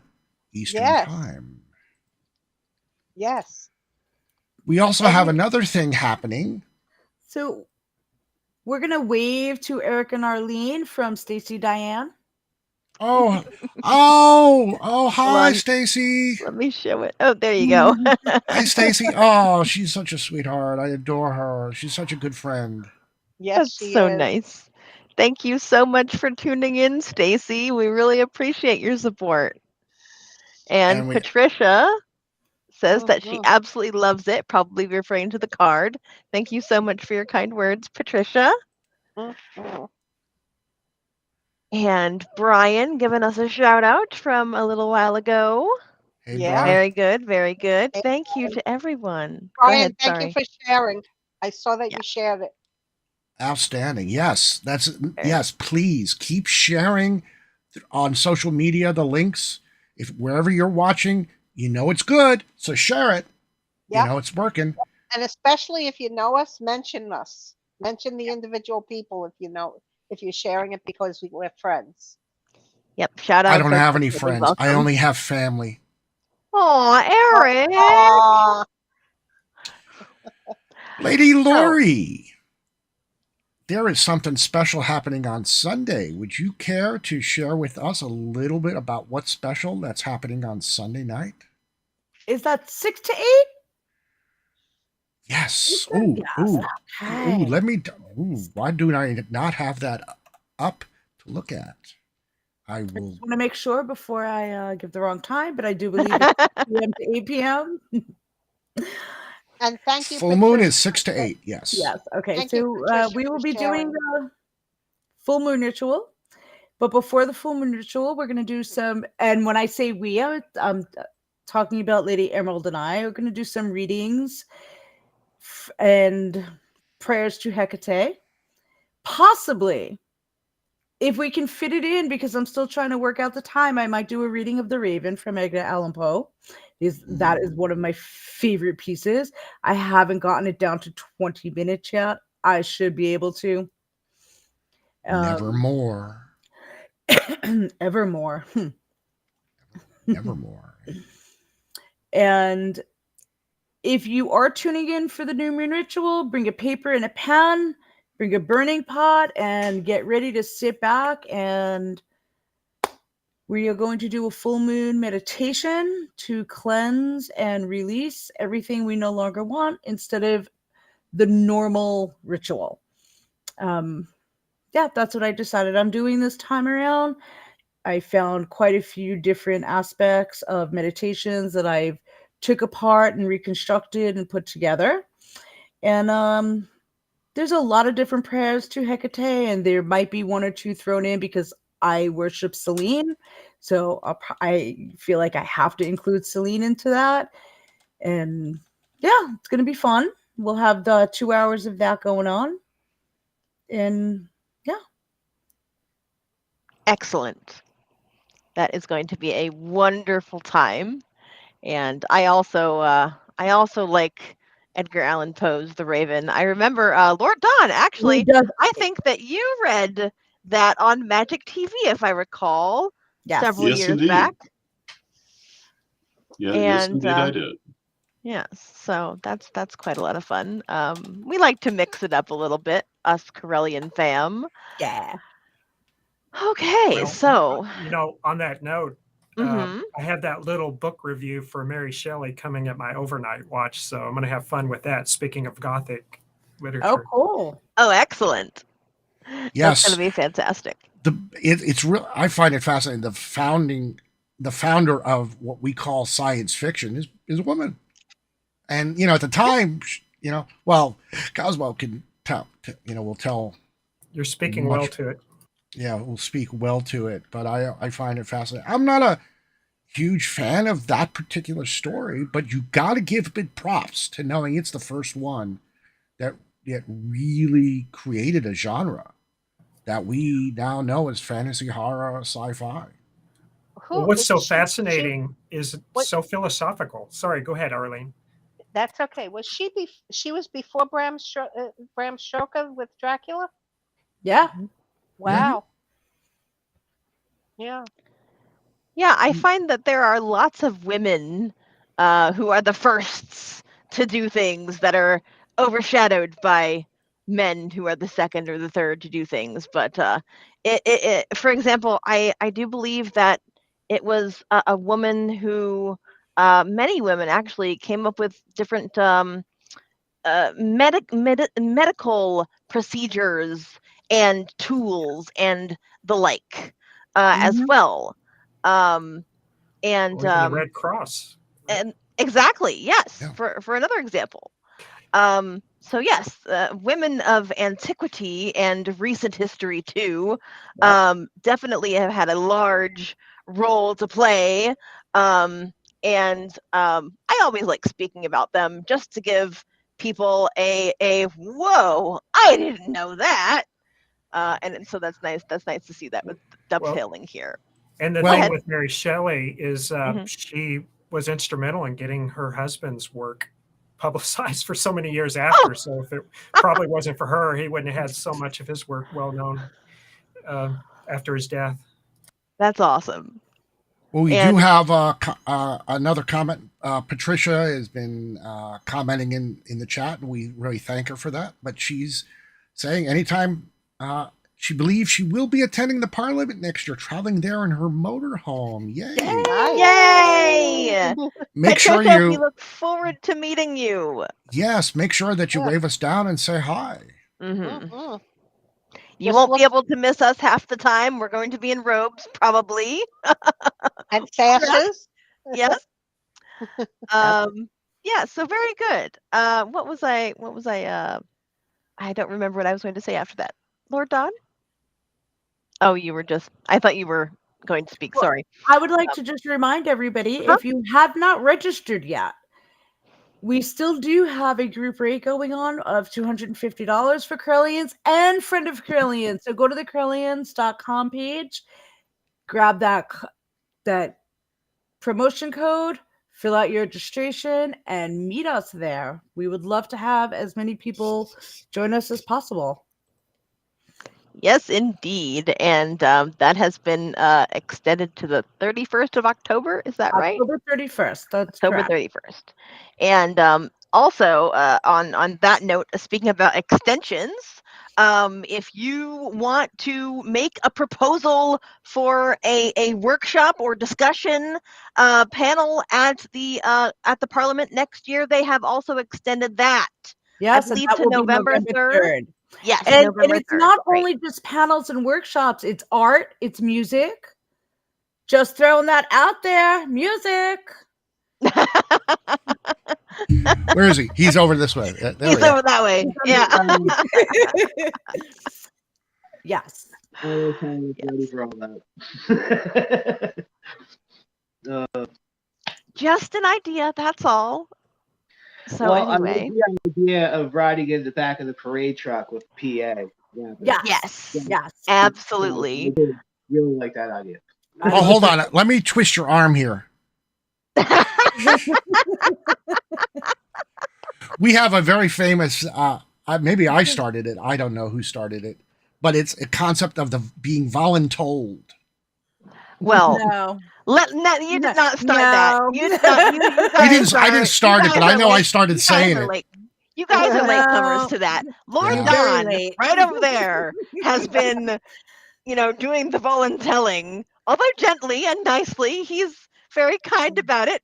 He just basically looks at you and goes, "Okay, take care of it. Make it so." Number 1 or 57 or.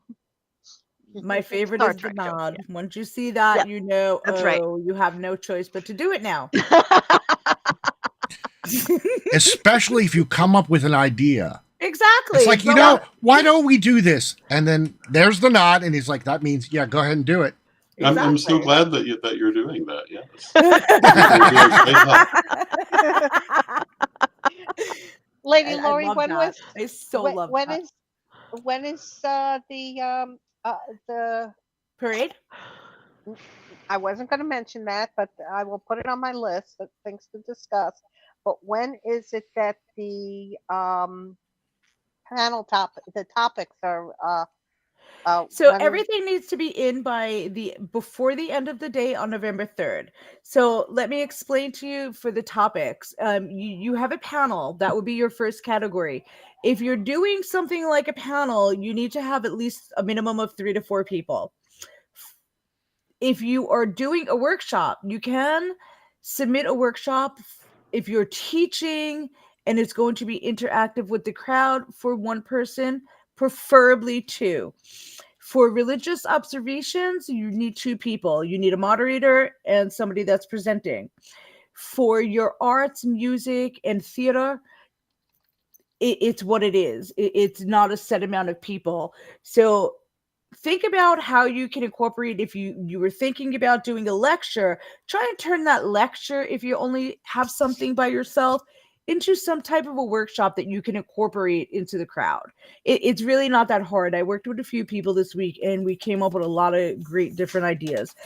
If you have any questions, please feel free to reach out to me, revloricnt@gmail.com. I will be more than happy to help you and get any questions answered that you have on submitting. Like I said before, I just got a few more texts about two or three more people that would like to submit. We are up to 13 proposals from the bunch of us that have submitted already. So Awesome. that would be wonderful. Thank you so much, Lady You are Lori. welcome. It's so exciting to see, This is. we're submitting 13 different ideas. So Yeah, it's going to be fantastic. I hope several of them get past the rope. Yeah. I'd like yes. to take a moment too right now to really talk about, because I'm new to the Correllians. I'm, yeah. Arlene and I, we joined last year, and I just wanted to say how welcoming the Correllian Nativist tradition has been to us. Yeah. How they have given us opportunity to thrive both inside and in our service to the community. And I just really want to thank you guys so much. I mean, I've known Lady Elizabeth for, a few years, a couple of, I think it's like 4 now, 4 or 5. Yeah.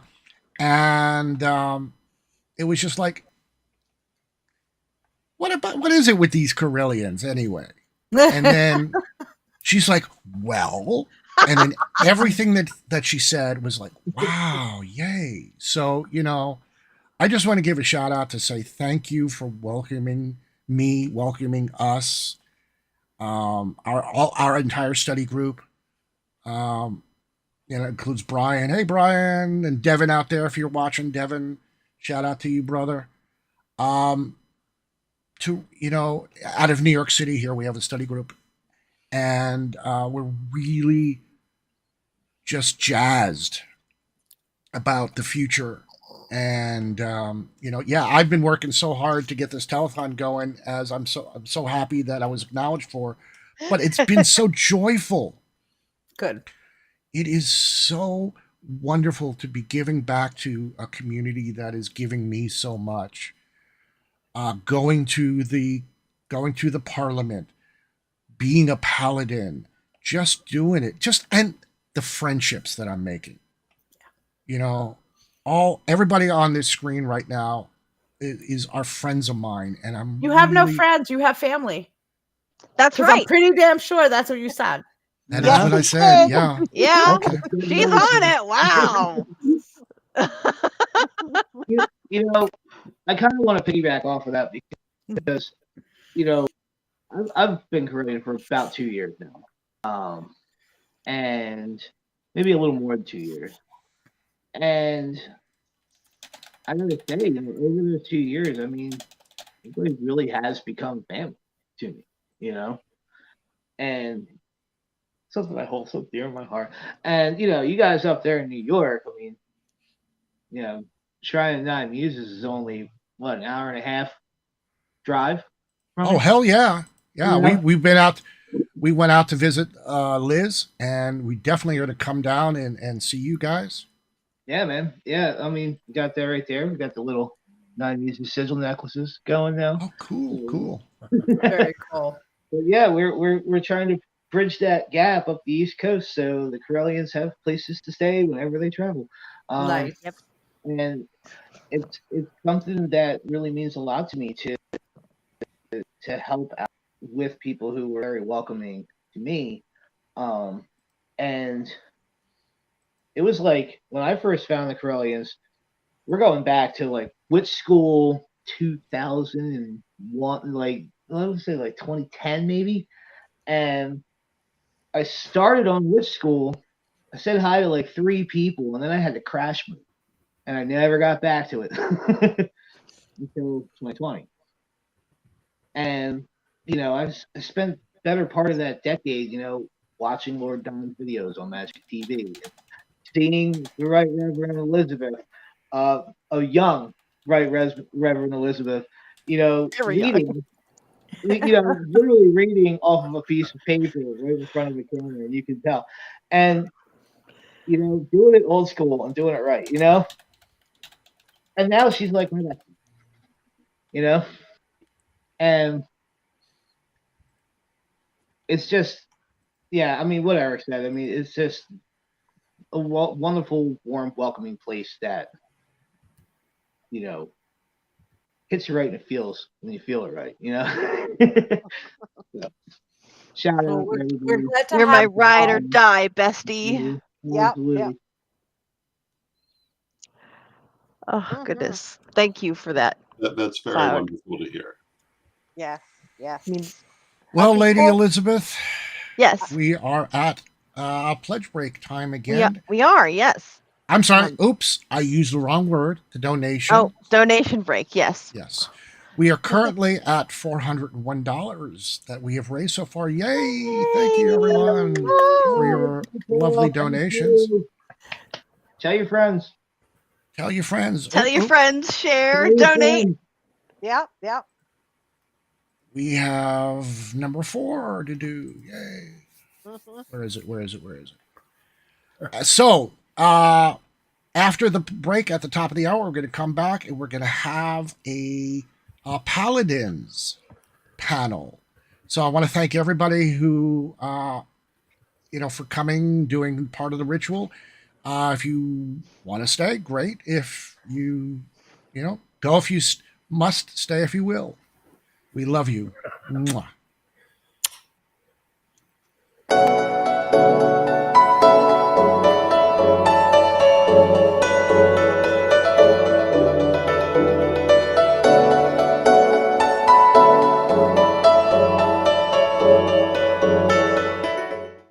Hello, this is Reverend Don Lewis coming to you from the beautiful metaverse.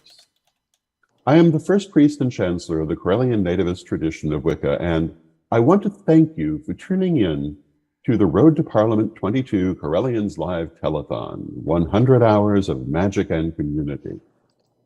We're here to ask you to help us as we send a contingent to the Parliament of the World's Religions in August of 2023. We're going to give voice to you and to our community. During this 100 hours, our goal is to raise at least $10,000, and you can help us to do that. We humbly ask that you go to Correllians.live/donate and give what you can. Then share this telethon and make sure those in your spheres know where and when to watch. Again, thank you so much, and enjoy the rest of the show. On August 14th to 18th, 2023, the Ninth Parliament of the World's Religions will convene in the city of Chicago. They are calling us together for a call to conscience, defending freedom and human rights. People and representatives of nearly all religions and faiths will be there to answer this call. And here is one of 6 reasons you should attend. Number 4, have your voice heard. Your attendance means something essential. By participating in conversations around the ways we can defend our freedoms and human rights, you can make a difference. By standing with your faith, community, and as a person of spirit, you can allow your voice to be heard in a unique way. Consider your commitment to defending freedom and human rights and attend the 9th convening of the Parliament of the World's Religions. If you wish to join the pagans to the Parliament, we have a special rate at Correllian.com, or just click the link in the description. Blessed be everybody. What are you most looking forward to at the Parliament of the World's Religions? What I'm most looking forward to at the Parliament of World Religions is learning about all the different types of religions that are out there, meeting the various clergy and making new friends around the globe and getting to know the other people and what they're focused on and what needs to be done to help me focus and teach others. Why do we need representation at the Parliament? Our attendance means something essential. By participating in conversations around the ways we can defend our freedoms and human rights, we can make a difference. By standing with our faith community and as a people of spirit, we can allow your voice to be heard in a unique way. Who are the Sacred Order of Paladins? The Order of Paladins is a service-oriented order dedicated to assisting our communities in moving towards a better, more sustainable stewardship of Mother Earth. And we are also dedicated to preserving Gaian culture today in order to support our civilization in the future. Why support the Paladins? Because we have had representation at every modern parliament, and we want to continue and expand on that with those of us who are attending in 2023. What is the money going to be used for? Most of the money we are looking to raise with our $10,000 minimum goal will go towards housing costs. Our plan is to house and feed all of us together for the week of the Parliament. Whatever money that remains when this goal is met will go towards bringing honored paladins in from other countries who would otherwise not have the opportunity to attend the Parliament. One such paladin is Reverend Sir Rolando Camon, whom we fondly call Apu Adman. But we can't do it alone.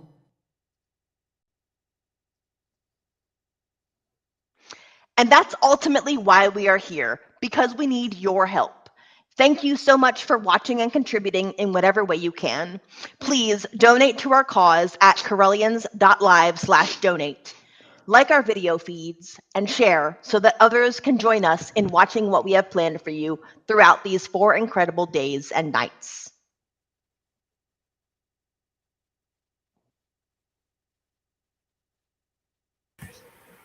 And we're back, officially beginning the Paladin Panel 2-hour block with myself. I am Right Reverend Elizabeth, Paladin General. We have Reverend Chad Blackman, Reverend Sir Chad, and we have Reverend Sir Cloud and Sir Eric Hebert. Hello, gentlemen. Welcome. Hello, my lady. How are we all doing this evening? We pumped? We stoked? This has been amazing so far. What is all that noise? Yeah, Chad, that's on your end, bro. She's running some stuff. Let me just mute. Okay. And you can plug in whenever you have a comment there. Yes, dear. Sounded like some awesome death metal there. It sounded like a paper shredder. Don't give me ideas. That was the garbage disposal. Oh, okay. It's a good idea, Cloud. I can do that with some. I've got the guitar here. We can. Yeah, well, don't put that thing down the garbage disposal. That would not. No, please don't do that. No, but I can play it while the garbage disposal. My axe is in the living room. Sorry. That's funny. I got my nice Martin. Okay. So in these first 5 minutes, I am supposed to pump up the Parliament, the Road to Parliament Correllians Live Telethon. So if you, our viewers, have not shared yet, please share this live stream with everybody that you know. Friends, families, neighbors, coworkers, the garbage man, the bus driver, the lady sitting next to you who looks like she could use a friend or something really cool to watch or listen to. Maybe she's feeling a little blue. This might liven her day, evening. And yes, if you can, please donate to us. We are looking to raise $10,000, and we are just a little tiny bit closer to that goal with, I think it's $401 in the pot. Thank you, General Ed, for being our number keeper for this little segment here. And as long as you are with us this evening in the background, we do appreciate that. And what else do I want to say? Oh yeah, donate, donate, donate. We can't do it alone, everybody. It all takes a big tribe to get just a few of us to Parliament and all fed and housed for that whole week, which is, by the way, just in case you didn't know, it's the week of my birthday. It's gonna be like a giant birthday party. It's gonna be so great. I can't wait. And so let me see here. In the chat, we have James McCoy. James, you are not late at all. We have 100 hours total to fill, and you are perfectly on time, my friend. Hello to you as well. Thank you for watching. And Brian says, hi once again. We do appreciate you watching us, Brian, and keeping us going out there. Oh, goodness. All right, gentlemen, here we are.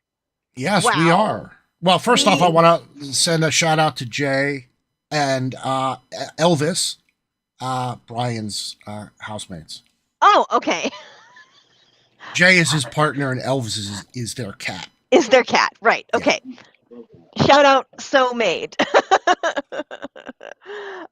So, gentlemen, we are talking about the Paladins for the next couple of hours. Thank you so much for being with us to do that. And in the upper corner there, we have the sigil of the Paladin Order. You may also know us as the Sacred Order of the Paladins of Gaia. That is our big fancy snazzy title, but we're just the Order of Paladins every day, you know. And our order, well, instead of me kind of dictating, why don't each of you take a moment, talk about what does being a paladin mean to you? What have you learned so far during your tenure, if that is the correct word, as paladins? What do you guys think? Go ahead, Cloud. No, by all means, Sir Eric. Okay, fine. I'm not shy to talk first. But first off, Jay and Elvis raises in the roof for y'all. Yay! And okay, being a paladin for me, it's new to me.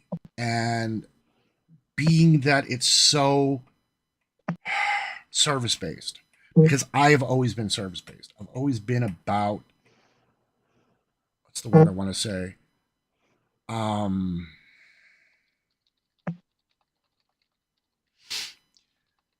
Service to the community has always been important. I was a Boy Scout, a Cub Scout, Boy Scout. I was, as Coast Guard. I've always believed in service. In fact, the military, we call it the service. So, as I came around the Correllians and saying, what do I feel like doing? I was all about, well, let's find out. And speaking of, Sir Brian, sorry, I stepped on you. Okay, I was talking, so. Yeah. Hey, Brian. Brian! Sir Brian! Sir Brian. Welcome. The idea, also, I've been a Gaian, since like the 70s. The idea is that understanding that the earth itself is a living goddess. I've been, very close to Oberon Zell in my life. He's like a second father to me. He wrote the Gaian thesis in 1970 that basically was saying, hey, the earth is a living goddess. And it's fascinating because at the same time, in completely not knowing each other, James Lovelock, a geologist, wrote about how the earth needs to be treated as a living system, and he used the word Gaia. in his Gaian thesis.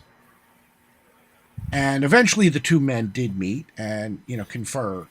But, also for me, my scientific and my spirituality matches perfectly. They blend perfectly. So to have these two together, it made perfect sense to me to have them come together. So to be a paladin of Gaia, to serve her and to make the world a better place, so to speak, has always been a personal value of mine. Back to you, General. Thank you so much for that, Sir Eric. And we are greatly honored to have you with us on this leg of your journey through this life. As you were saying before our donation break there, we've known each other a few years now. And, likewise with yourself, Reverend Sir Cloud. You and I are ride or die best friends. How did I rope you into being a paladin? Tell your story. Actually, I approached you about it. That's true. I approached you about it, and the ideals behind the order really do resonate with me. Similar to Sir Eric, I'm ex-military myself, and the idea of service to the community has always been an important thing to me. Even when I was having my tough times, I still would lend out a helping hand if I could, even though I was down and out, And it's just kind of who I am. It's who I've always been.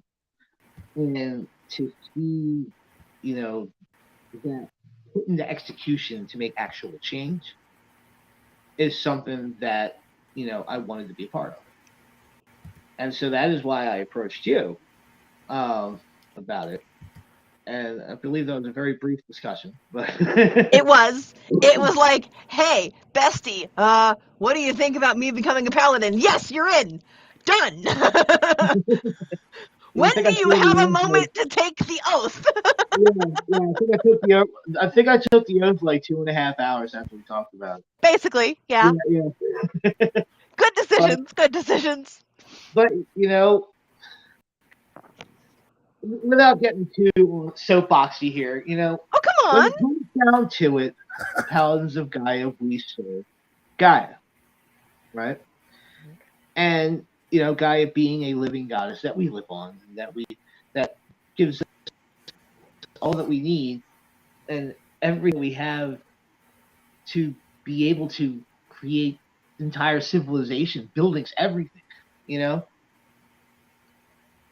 Us being the evolved species on this planet, which is arguable, but us being the evolved species on this planet, the people who have evolved to be able to build these monstrous constructs of steel and glass and giants, everything that we've been able to accomplish, one would figure that we are supposed to be the stewards of this planet. Mm-hmm. And up until, a recent semi-shift in consciousness that's been happening around the world, we haven't been very responsible in that space. And, whatever we can do to, lessen our footprint and to help other people get by in a sustainable condition, that is something that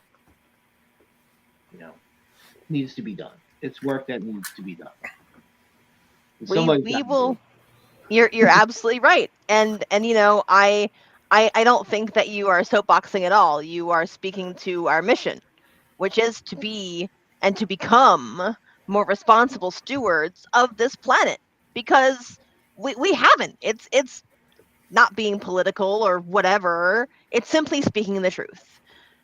We as a species have not been taking a very good care of our planet, and we only have one. As to echo from Our Lady, our first priestess, Stephanie Neal, earlier, we only have one planet. There is no planet B.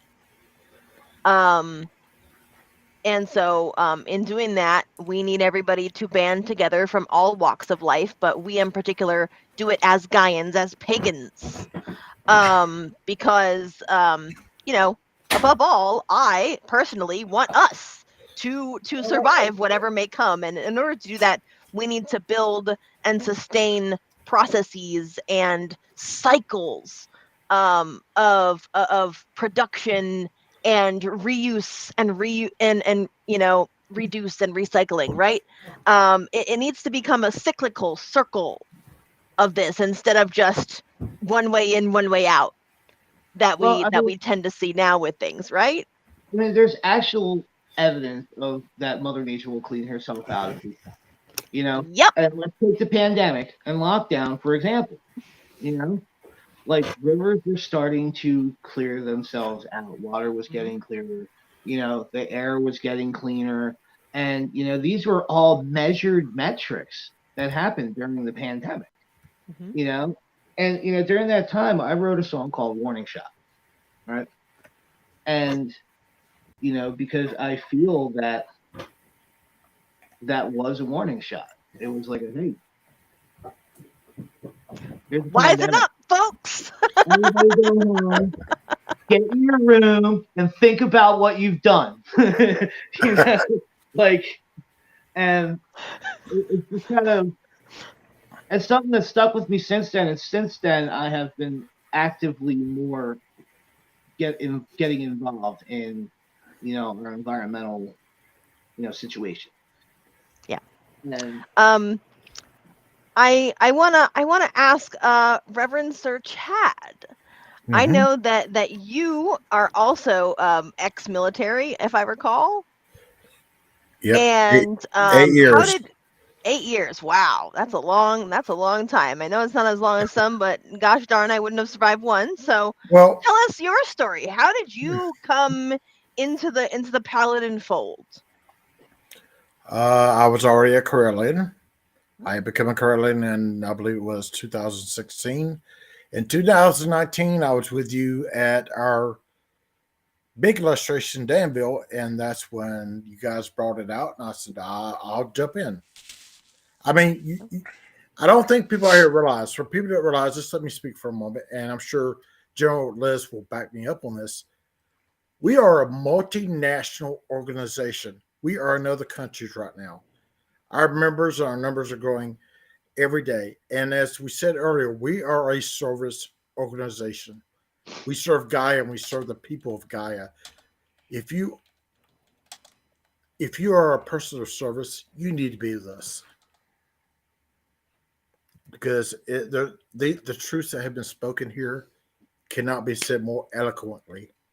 We are here to better our world. It's the only one we got, people. I want to ask that you donate tonight to this good cause, because I'm telling you, I've been to the prior parliaments. These guys who have not been, General Liz and I both can tell you, your mind is going to be blown. That's all I can say. This is one of the most wonderful things to be a paladin and be of service. And we'll be doing that at the parliament too. Be sure to come by and see us. Yep, we're going to be doing a lot of good works at the Parliament, and I'll talk about that in a little bit when we get to. I have some words to say about His Excellency the Reverend Patrick McCullum.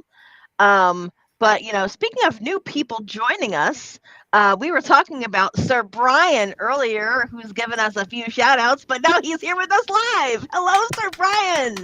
Hi, everyone. How are you, my dear? You look very snazzy tonight. I love that lavender. Thank you. Yeah, I was watching while I was getting a haircut because very nice. It's a big weekend for me, even before being the newest paladin. Gee, what's happening this weekend, Brian? We'll talk more about that after Saturday. He cannot divulge his secrets. Sir Brian, you and I had the conversation about you becoming a paladin, and what inspired you to take the leap? It's weird because all the people that have spoken before me are veterans, and I spend my 9 to 5 working with veterans in a LGBT organization where I help veterans who are LGBT identified, now that they're in civilian life, find their way and get the services and benefits that are offered to them. So And, being the son of a 9/11 first responder who passed away, it's just like I never got that opportunity to be of service in that same area as all of these fine gentlemen. But I try to do the best I can in the ways with gifts that, the goddess has provided to me. So I'm just honored that, this is my path right now. Well, I want to just shout out to my brother and good friend Brian. He's a young man who has made such a significance difference here in this city and in the LGBTQ community as a whole. In fact, I am, I'm in in his program. He's helping me work and getting my benefits out of the VA and things like that. So I'm really appreciative of him. On a personal level, we hang out, we smoke hookah, we just chat for hours on end. We have we're sharing paganism together. He's working for me, so to speak. He's providing service to me, and I think I'm really proud to call myself a friend of Brian. FOB. FOB for short, right? Yeah. We're gonna have to make a little pin. Sorry, Cloud. It's having difficulty hearing you there, dear. Oh, I said the work that you're doing, Brian. That's good work, man. Like, you know what I mean? Like, bravo for getting into that line of work, because so many people need that assistance when they get out of the military. I personally was a moron and did not accept that assistance when I got out of the military, and those programs that are in place to help these soldiers when they're coming home are absolutely paramount to their transition back to civilian life. And moving forward, even after they've been back, the VA is always there. And yeah, man, that's hats off to you, man, because that is very important work that you're doing. Yeah, and I think it definitely is part of Gaian service for sure, because as you said earlier, Cloud, and as you also said, Reverend Sir Chad, we are all on this mother living and breathing, and we have everything because of her. And there is not a moment, not a single second, that we are apart from her. Because none of us are going to Mars, none of us are going to the moon, none of us are going to Jupiter. None of us are escaping this sun that we are traveling around at hundreds of thousands of miles per second, or whatever. Don't at me, folks. I'm not exactly scientifically accurate all the time, okay? Unless I have my resources, which I don't. Speaking off the cuff here, okay? We are infinitely and inextricably tied to this living, breathing planet. And we need more than ever, right now, to start acting like it. And Brian, the reason why I say that your service is definitely a service to Gaia is because those people that you're helping are part of her.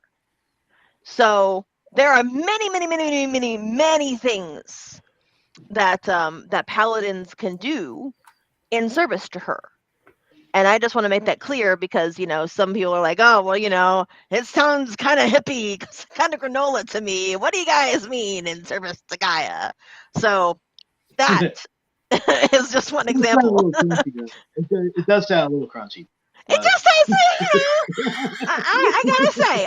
Actually, it sounds a little fluffy to me. A little fluffy. Oh, well, guess what? We My get favorite fluffy and things... crunchy here. It's okay. It happens. Yeah. We have 100 hours to get less fluffy and crunchy. That's right. We have 100 hours to dive into the seriousness of the rest of the occasion, okay? But being fluffy and being crunchy and being spicy is kind of how we make variety on this planet, right? I used to used to, just to touch back on my past, I used to run the Pagan Variety Show on Pagans Tonight Radio Network, where basically I got to exercise my gift of gab for 3 hours every week on Sundays. It was great. You know, I think that I've always considered myself a person of the earth who wants nothing more than to see every being on this lovely blue sphere thrive. And I spoke to this heavily. I was recently interviewed, actually, by the Metaphysical Times. Shout out to Christy, and thank you to Sir Eric for facilitating that conversation with Christy and I. And I was happy to have the interview. Go check it out on the Metaphysical Times website. If we can pull that up here in just a moment, we will do that. Say again, Bestie. It was an excellent interview. Thank you. Yeah. Thank you. I appreciate that. You know, the older I've got, and I know I'm not that old at 34, but darn it, I feel like I'm anxious sometimes, okay? Don't at me. The older I've gotten, the more firm in my beliefs. And this is just one of them, that we are all here together for this purpose. And right now, that purpose is the Parliament. We are approaching fast the bottom of the hour yet again. Sir Eric, and all, with your permission, I will ask that we roll up the donation break so that we can have 5 minutes to collect our thoughts and roll along to the next segment. So please, gentlemen, think about what you would like to discuss in the 20 minutes right after this.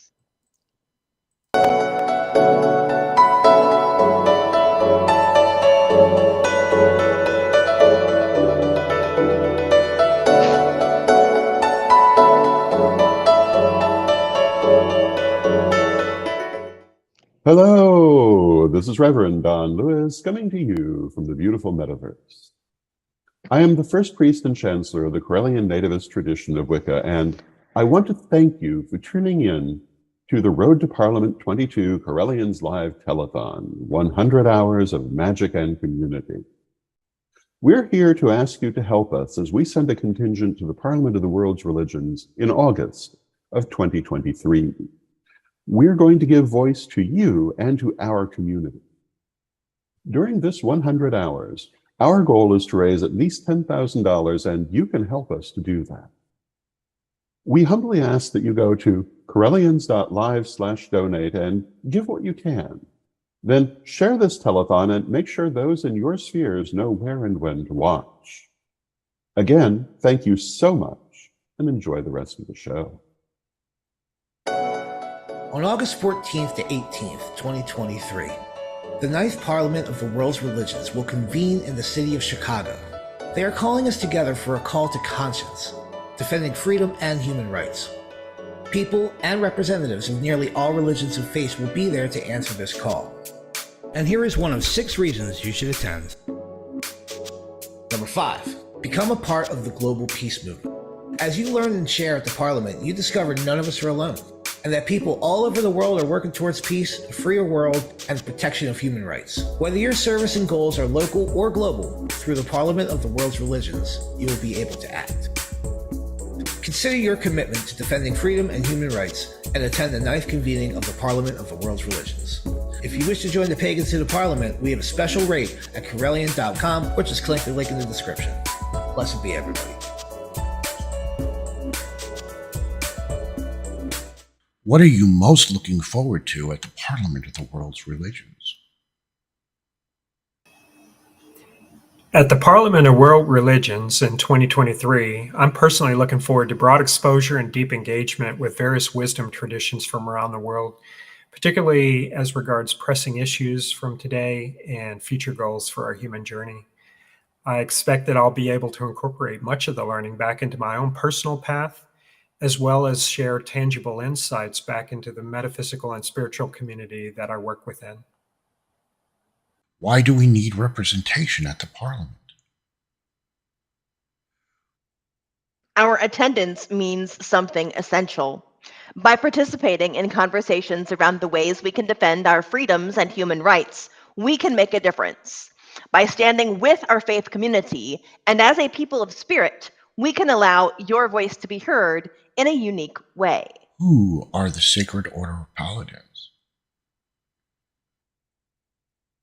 The Order of Paladins is a service-oriented order dedicated to assisting our communities in moving towards a better, more sustainable stewardship of Mother Earth. And we are also dedicated to preserving Gaian culture today in order to support our civilization in the future. Why support the Paladins? Because we have had representation at every modern parliament, and we want to continue and expand on that with those of us who are attending in 2023. What is the money going to be used for? Most of the money we are looking to raise with our $10,000 minimum goal will go towards housing costs. Our plan is to house and feed all of us together for the week of the Parliament. Whatever money that remains when this goal is met will go towards bringing honored paladins in from other countries who would otherwise not have the opportunity to attend the Parliament. One such paladin is Reverend Sir Rolando Camon, whom we fondly call Apu Adman. But we can't do it alone.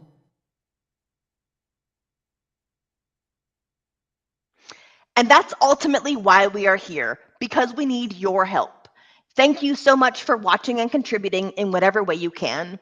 Please donate to our cause at Correllians.live/donate. Like our video feeds and share so that others can join us in watching what we have planned for you throughout these 4 incredible days and nights.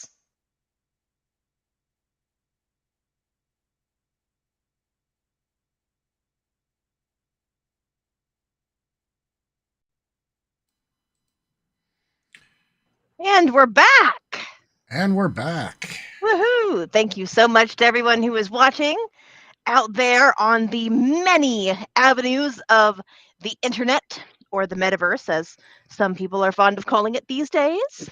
It is great to have you all with us. Welcome to the Road to Parliament 2022 Correllians Live Telethon. We are 1/2 hour in. Woo! 1/2 hour into the Paladin panel segment. And we have some fine examples of paladins with us this evening. Thank you, gentlemen, for joining us today. And let's see here. We have not made any progress on our donation bar, but that's okay. We have plenty of time left. And yes, so I did see that we had a question from James McCoy. And that question was that he basically wanted to know, what is a paladin? And, you know, a paladin in a nutshell is a person dedicated to the stewardship of Mother Earth through active participation in service-oriented avenues. Such as, for example, Sir Brian, he does work with LGBTQ veterans every single day. And I know that that is something very admirable of you, and I am so proud that you were able to do that work, and I'm very glad for you, because that must be very fulfilling. And so, gentlemen, one of the most fulfilling things I've done so far. Oh, very good. Well, I'm very glad to hear that. Not, you know, there's not many people on this blue sphere that can say that they've done really fulfilling work in their lifetimes, and so yeah, that's something that's very good for you. What else do we want to talk about, fellas? Well, I want to say one thing to Brian first Please. off. As a veteran, I want to say thank you for your service. This helps us in a long ways to getting where we need to be. Transitioning from military to back to civilian life is very hard. And so you're doing your bit to help us get back into society. Thank you so much. Yes, and so we have a follow-up question from James, and I will touch on this briefly, as we did discuss this just before our break. So basically, he's asking what kind of service, and well, any kind of service that benefits Mother Earth, Gaia, our living goddess, and her people. And not just us as humans are her people, but I mean all living things on this big blue sphere are her people. Arlene is again watching from the Roku platform and chatting into us from Magic TV. Hello, darling. Thank you so much. And folks, you know, if you haven't had a chance yet, please do us the biggest honor and send us some cash, please. Go to Correllians.live/donate and use the big PayPal button on the front page. You can't miss it. I promise it's there. And slide us some money, because what we're doing next year at the Parliament of the World's Religions in Chicago in 2023 in August, that is going to be a huge service project for as many paladins as we can muster and support while we are there. It is the call to conscience. Sorry, go ahead. Well, I mean, you think about it, folks. If you just give nothing but, we all spend money at Starbucks, wherever. If you just give that one day's cup of coffee to us, and everybody did this, 100, 1,000, 10,000 did this to us, imagine the kind of work the paladins could do to represent. This was not our first, well, this is not our first thing we do. This will not be our last. Yeah. One cup of coffee can make a difference. And, you know, it's funny that you brought that up, because I was actually kind of, before we started, like days ago, I was like, man, how can I kind of pitch this to people, you know? Because asking for money is hard. But, you know, we have to, because fundraising is how things get done, is how organizations like ours make our money and go places and do things, important things. And you know, it's funny, because I was thinking about the one cup of coffee, like, man, how can I ask people to give up their one cup of coffee? But it's one cup of coffee. If you go to Starbucks every single day, you're spending at least $5.50 for your cuppa, right? And the service we're doing, it's not for us. Right. It's to help in the Parliament for all of you. That's right. Put a voice out there for you, which is one of the things I believe, General Liz, that Sir Brian want to talk about the theme for the Parliament. Yes, please do.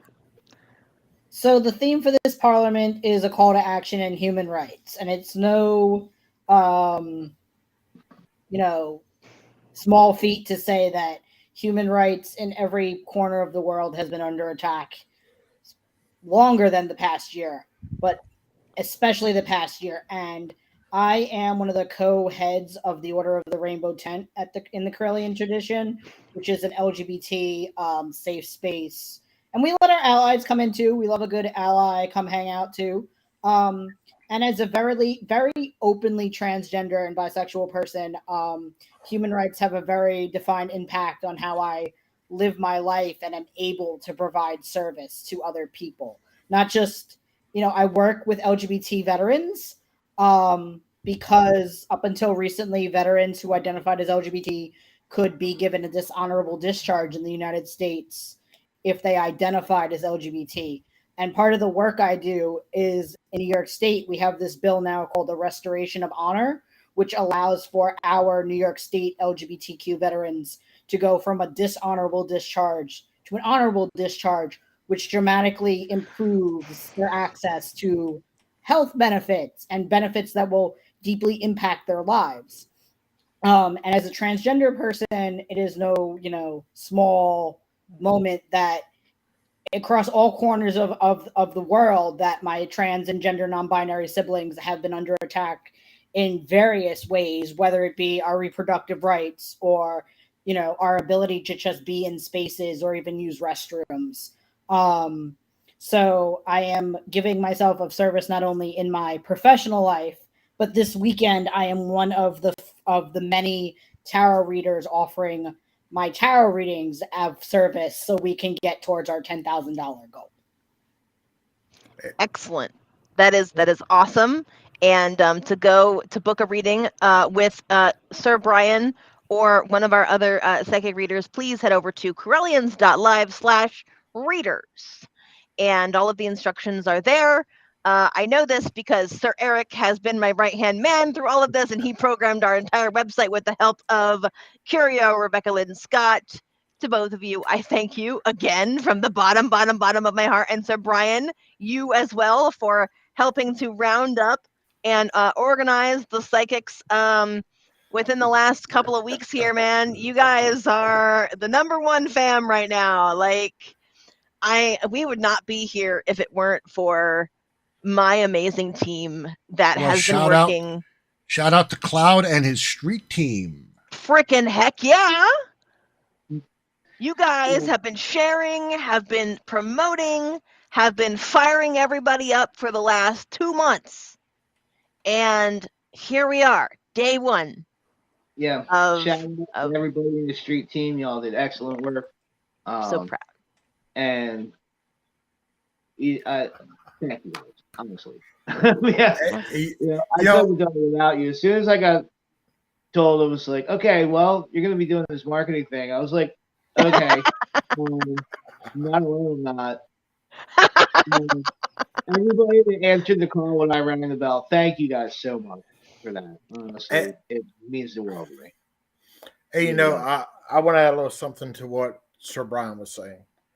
Sir Brian, I'm sure that Eric and I, being to the older generation here, can attest to the fact that you're carrying on a fight that we had years ago, and we still fight every day. So thank you again for picking up that torch from us. We could not do this. It's so disheartening to hear bad news like you were saying a while ago, and we fight it. I mean, I can remember being in the military and not even being able to get with fellow pagans and have a place to worship or do anything. Well, I say worship, but commune. Worship. Yeah. And it was so hard then, but it's thanks to people like you that are doing this kind of work. And I would say this to James McCoy. He put a question there again. James, we do work around the world. We are here for Gaia and humanity. All the people you see on the screen is just a small portion of the amount of people we have that could not be here tonight. It's a work night. Yeah. Well, I would also say that a little bit of tooting my own horn. Back in the 90s, I was working with the Military Pagan Network, and I was the military director of Witches Against Religious Discrimination, which James just brought up that he's a member of. So shout out to Ward. Yeah. Do they still exist? I'm glad that they do exist, because at that time we were working with the chief chaplain's office in the Pentagon to get the pagan addendum to the chaplain's manual written and approved. Wow. And it was shortly after that where the Fort Hood situation came about. And luckily enough, organizations like Military Pagan, like Witches Against Religious Discrimination, that had a military aspect, were there to educate the chaplains. In fact, the chief chaplain of my service called my commanding officer, who happened to be a Unitarian. And he's like, oh, I know what Eric's doing. He's great. He's fine. Leave him alone. Cloud, brother. Yes. So you just brought up Fort Hood. Yes. Right? And that was one of the places with the first open pagan circle on the military base. Mm-hmm. I was stationed at Fort Hood. Oh, wow. I attended those circles. And it was a wonderful experience. And here's the thing. Most of the people that attended those circles were from the local area. They weren't even military. They were coming on the post to meet military pagans and to be there with people and for people. And, I made a lot of friends. Some I still talk to. And, that's pretty cool. It was, my experience, I just think I got sent to the wrong unit, but I had to sign my Thaman out of the arms room. I had to literally check my Thaman into the arms room and sign it out when I needed it. I was not allowed to have a dagger in my barracks. Yeah, when they I had my altar, but I had a routine where it was always put away, and when I needed it, I had a routine of how I put it out in my barracks, and then I put it away. But I left it out one time, and the Master at Arms found it, and he came up and he's like, he sees my athame, and I said, "Oh, it's a ceremonial short sword," and he just and because the fact that it was blunted, it wasn't a live blade. Right. My women was short. Yeah. So what did he do? What did he say? Oh, the MAA just handed it back to me and says, "Just don't leave it out." Yeah, no, me, I had to send it into the arms room, and I had to sign it out every time. So after that situation happened, I said, "Screw it, I'm balls to the wall pagan, and everybody's gonna know it." So I started rocking a kind of cool uniform, and which I didn't do up until that point. And then I just set my altar up in my wall locker, fully set up, open it up, boom, off. Like. So I was just sitting there, the altar just out, and people walking by like, "What is that?" Like, it's witchcraft. What? Well, yeah. There's a shout out to Circles. Shout out to Circle Sanctuary, who issues the military pagan ribbon. Mm-hmm.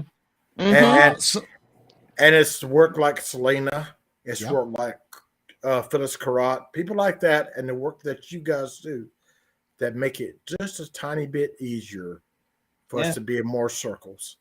Yeah, that's a very inspiring story there, Cloud. When I was in Okinawa, we could not do that. Even the locals were. I got myself situated, and registered with our local base, Joint Base MDL, as pagan clergy. So if any pagans go to end up on Fort Dix or McGuire or Lakehurst, and they reach out to their chaplains looking for a pagan, I'll be on the list of some of their people that reach out to them. Because I live about 25 minutes from that base. Yep. So it's like, that's good. 39 uses doors open, guys. Yep. That's very good. That was my mom's base. We have, for people that don't understand, we have pagans like, we have people like Cloud who do service. We have Sir Mary Hawk, or Reverend Sir Mary Hawk, who does prison ministry. We have people that are in all walks of life as the paladins that help in some manner. As when we say service, that was the number one thing that Elizabeth drilled into my head is service, service, service. And that's what we do. So I got an invitation for you, James McCoy. Come and talk to us a little bit, learn some more. Be glad to have you. Yep, we certainly would. Thank you so much for that, guys. My goodness, that's awesome. And hey, how about a shout out? Going to be the new pagans I do for the evening, y'all. As I have guys' work to do in the morning. Yes, you do. Yes, you do. Good night, Brian. Good night, Brian. Thank you so much. Thank you so much. So I will see you all this weekend. Okay, good. We'll talk some more about your rights. And if I don't see you before tomorrow, Saturday, good luck. Oh yeah, bending knees and breaking legs at every chance. Oh gosh, he's a hoot every time. I tell you. Yeah. He's a treasure. Yeah, and he brings up a good point. There are a lot of violations that happen today that have been happening for ages. I mean, we still have people in countries get imprisoned and beheaded and killed for stuff for just having a religious belief. So everything that we can do to help them only helps humanity. It only helps humanity. I mean, honestly, that's just a simple fact of it. And that's what the Paladins we are about. That is what our tradition is about. We're always about service to the better of things. Now, we've been talking a lot about the Parliament and us representing and pagans being at the Parliament. But it is the Parliament of the world's religions. This is plural. The Christians will be there. The Muslims will be there. The Jews will be there. The Hindus, the Sikh, the Rasta. Every major religion will be there. And I really look forward to that interfaith dialogue. And I was laughing at you, Sir Eric. I was laughing at the fact that just earlier, Liz and I were talking about the CISC, because we've been before. We've had our heads wrapped by the CISC, and they serve us meals and stuff. You just don't understand the closeness that community has. We get to talk about world issues that impact everybody. Every single person on planet Earth will be influenced in big or small ways, probably big, some small, sure, by what we are heading towards next year in August. And even the atheists are influenced because of the political and social influences that the religious communities, including our own, have on society. And I don't, and this is something that may sound strange, but honestly, I don't think that religion should have any place in lawmaking whatsoever, because governance is not about religion. It should not be about religion, especially here in the United States. It should be about ethics and morals. What is the moral thing to do? What is the ethical thing to do? What is the right thing to do? And if we can't do the right thing, what is the next right thing to do? I also want to, it's about the fact that in our government in the United States, the separation of church and state, there are certain rules that a religious organization, especially one that's acknowledged by the government, what we call a 501c3 organization, which the Correllian Nativist Church Incorporated is, we are prohibited from being politically active and telling people how to vote and what to vote. There are so many 501c3s and religious organizations in our country that do not abide by that rule. And sometimes I say to myself, well, we should counter it by, putting forth our feelings, our personal feelings. But no, we're here to follow the rules. Well, but what we can do, something that we can do, and this is part of the discussion that I will be having with an amazing powerhouse of a woman in just a couple of days on Saturday evening, right before the 6-hour music block, is H. Byron Ballard.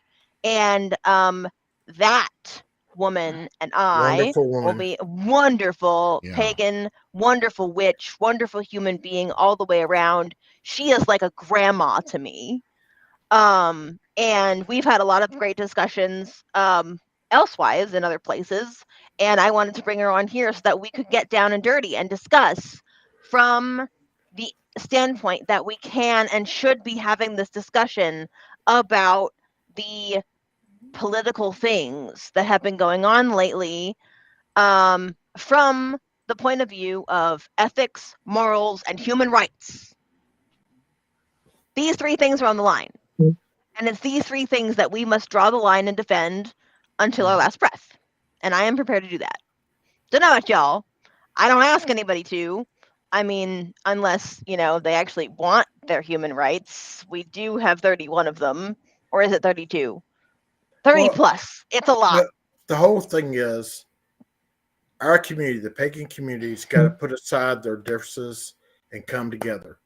Our petty little differences can't divide us anymore. Nope. If we don't make a stand now, this is the perfect time to make a stand for everything that is right and change the world the way it needs to be.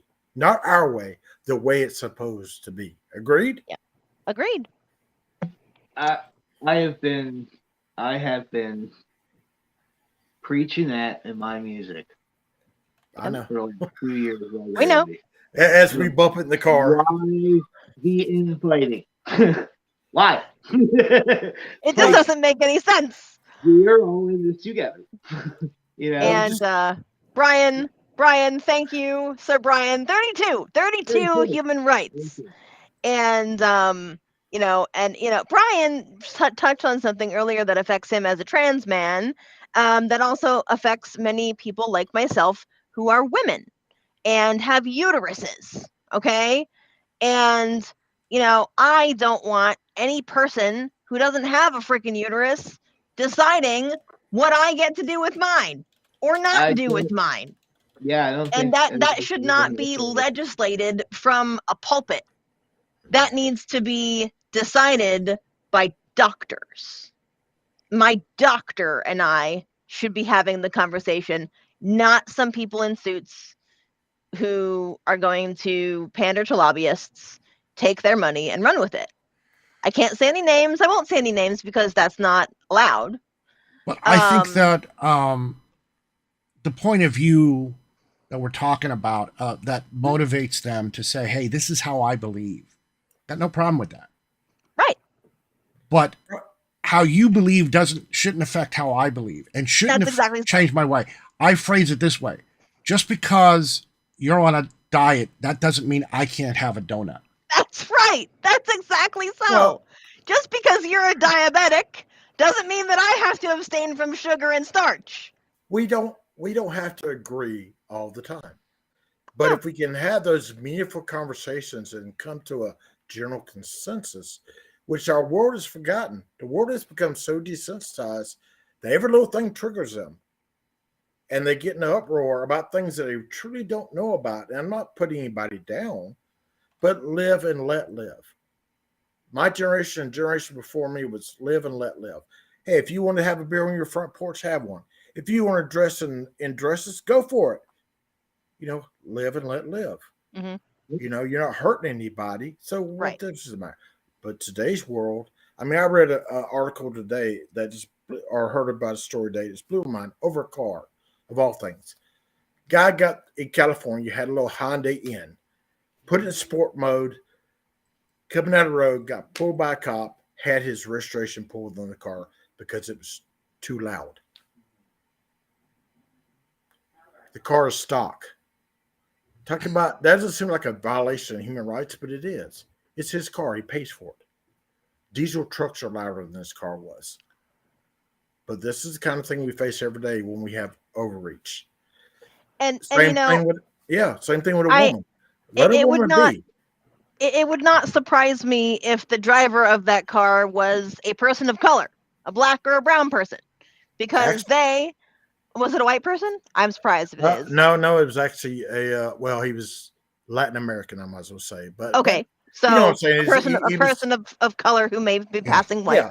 Yeah. But we just have to acknowledge the facts that our black and brown brothers and sisters are far more likely to be pulled over for petty police offenses or whatever. It happens all across the world. It happens to all races. You look at the Ukraine war right now. Oh God, we've got Americans over there are trapped. Well, these are things that are happening in our environment. It is. That people are watching something, they believe that. When the truth comes out, they're shocked. Well, why does it shock you? It's a human rights violation. Yeah. Right. But we tend to sweep that aside for the drama that everybody wants to hear. Mm-hmm. I have definitive opinions about the way things should be. Yeah. And that's great. And that should not affect anybody else outside of my immediate sphere of influence, my immediate family. What I think Elizabeth should do with her body as a woman has no bearing on what she should do as a woman. Nope. I know that we're in alignment, but if we weren't, I still believe it doesn't matter how I feel. If you want to do something, or if you think something shouldn't be done, don't do it. Don't stop somebody who feels differently, because we're talking about a religious belief. We're also not talking about an absolute fact. We don't know the absolute facts. Mm-hmm. That's what religion is about. That's why it's a belief. But it also comes out of the fact that she's a human. Yep. Hey, Liz. And bodily. Imagine that. Me, a human. I thought I was. Huh? And granted, I have worked with Liz before and told her, okay, honey, you have rights, but you have responsibilities to maintain those rights. And this is what she does. She gets on there, she speaks up, and she talks to the world about it. Yep. That's her responsibility. And I'm not shy about it. Anybody who is a friend on my page knows that there will be occasions when I pop up. Okay, Liz is about to get on a rock and roll. Here we go. 1-2 punch. Here's And what I just think.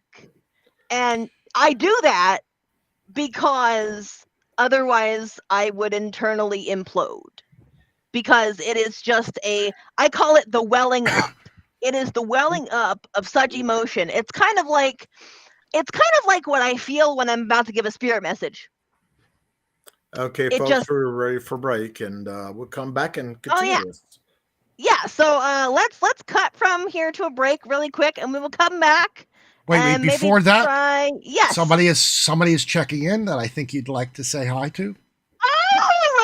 Yes, Rolando, my dear, amazing, ladies beautiful and friend. ladies and gentlemen, this is one of our this is our main contact in the Philippines. One of our brothers from the Philippines who represents us very much so and fights for rights. And he does a very good job at it. Yes, he Reverend Sir does. Rolando Gomez Camon, who is one of the people that we are looking to bring from overseas to the Parliament in Chicago of next year, and we're going to tell you how you can help us get him here. For the price of a cup of coffee. For the price of a cup of coffee. So if you can sacrifice your cup of coffee for us, we would be very appreciative. And I know Rolando would really adore you from the bottom of his heart for your kind generosity.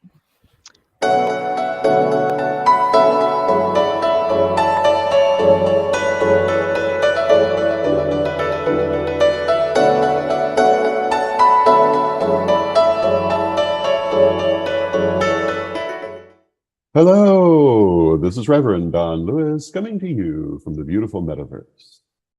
I am the first priest and chancellor of the Correllian Nativist tradition of Wicca, and I want to thank you for tuning in to the Road to Parliament 22 Correllians Live Telethon, 100 hours of magic and community.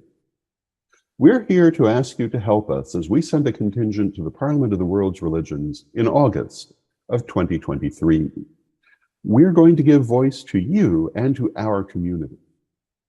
During this 100 hours, our goal is to raise at least $10,000, and you can help us to do that. We humbly ask that you go to Correllians.live/donate and give what you can. Then share this telethon and make sure those in your spheres know where and when to watch. Again, thank you so much, and enjoy the rest of the show. On August 14th to 18th, 2023, the Ninth Parliament of the World's Religions will convene in the city of Chicago. They are calling us together for a call to conscience, defending freedom and human rights. People and representatives of nearly all religions and faiths will be there to answer this call. And here is one of 6 reasons you should attend. Number 6, it's a spiritually transformative experience. Participants and attendees tell of the truly improving life experiences that forever change them towards their own spiritual life. The spiritual and emotional growth in the days of the Parliament is intense, organic, and awe-inspiring. Consider your commitment to defending freedom and human rights and attend the 9th convening of the Parliament of the World's Religions. If you wish to join the pagans to the Parliament, we have a special rate at Correllian.com, or just click the link in the description. Blessed be everybody. What are you most looking forward to at the Parliament of the World's Religions? What I am looking forward for the Parliament of World Religion 2023 is that the Parliament will bring me in so that I could meet my Correllian family. It's been a long time that I've been following the Parliament World Religion and the Correllian tradition through Magic TV.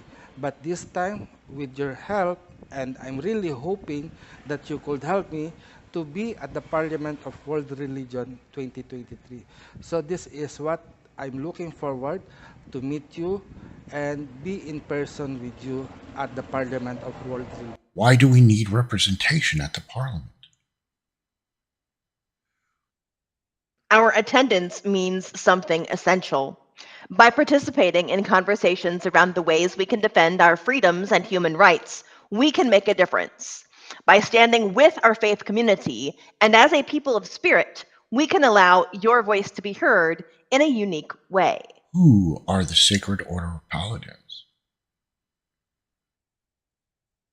The Order of Paladins is a service-oriented order dedicated to assisting our communities in moving towards a better, more sustainable stewardship of Mother Earth. And we are also dedicated to preserving Gaian culture today in order to support our civilization in the future. Why support the Paladins?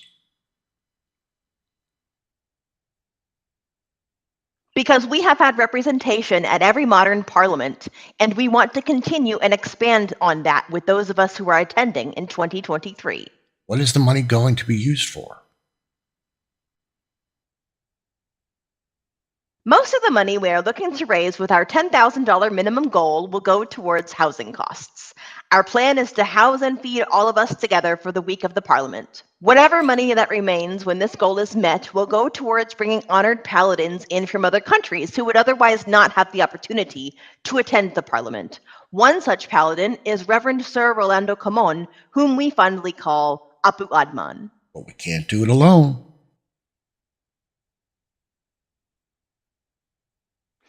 And that's ultimately why we are here, because we need your help. Thank you so much for watching and contributing in whatever way you can. Please donate to our cause at Correllians.live/donate. Like our video feeds and share so that others can join us in watching what we have planned for you throughout these 4 incredible days and nights.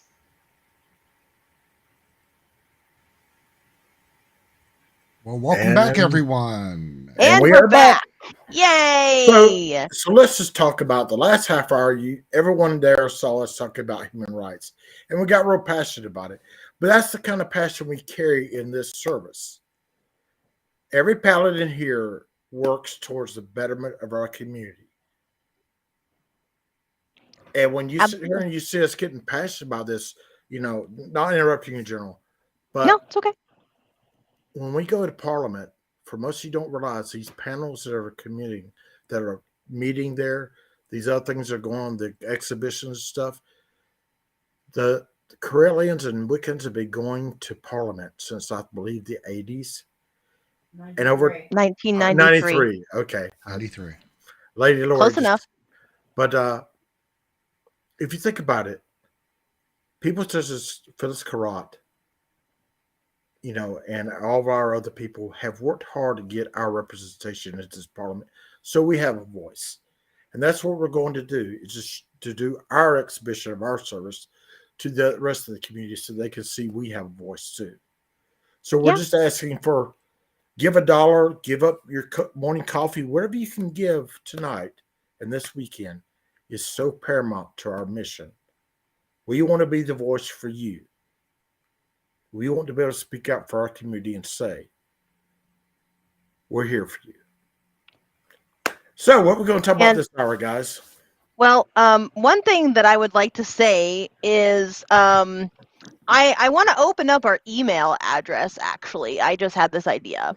I want to open up our email address, and if you would like to send us a donation and leave us an email about what you want us to particularly bring to Parliament and try to discuss at Parliament as part of our mission, I am willing to do that for you.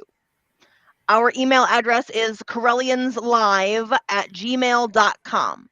Please make a donation and send us an email, and when we go to Parliament, we will do our best to make sure that the issue you would like to see addressed is talked about and discussed on your behalf. Look, we got a person that's about paladins. Look at that. So many tonight. That's fantastic. Very many tonight. Thank you so much. Let's bring her comment on the air here. Patricia Reeves, thank you so much for watching these last several hours that we've been live so far. 3 hours in, guys. Patricia says that she's happy to be here and learn about the Paladins and what we are all about. And thank you so much. And we are glad to be here and be talking about what we are about, because nobody can know if we don't talk. If we don't speak up, nobody can know what we think. Nobody can know what we want. Nobody can know what gets us excited and passionate. So anyway, segueing into whatever else we want to talk about, ideas? Well, shout out to Lady Aisha, who's out there. Oh, yes! Did she leave us a comment? Oh, yes. Yes, Oh, she she did did. earlier. Yes. Yes, there she is. Hi, Lady Aisha. Cloud, you recently saw Lady Aisha. Do you want to show off what she gave you guys?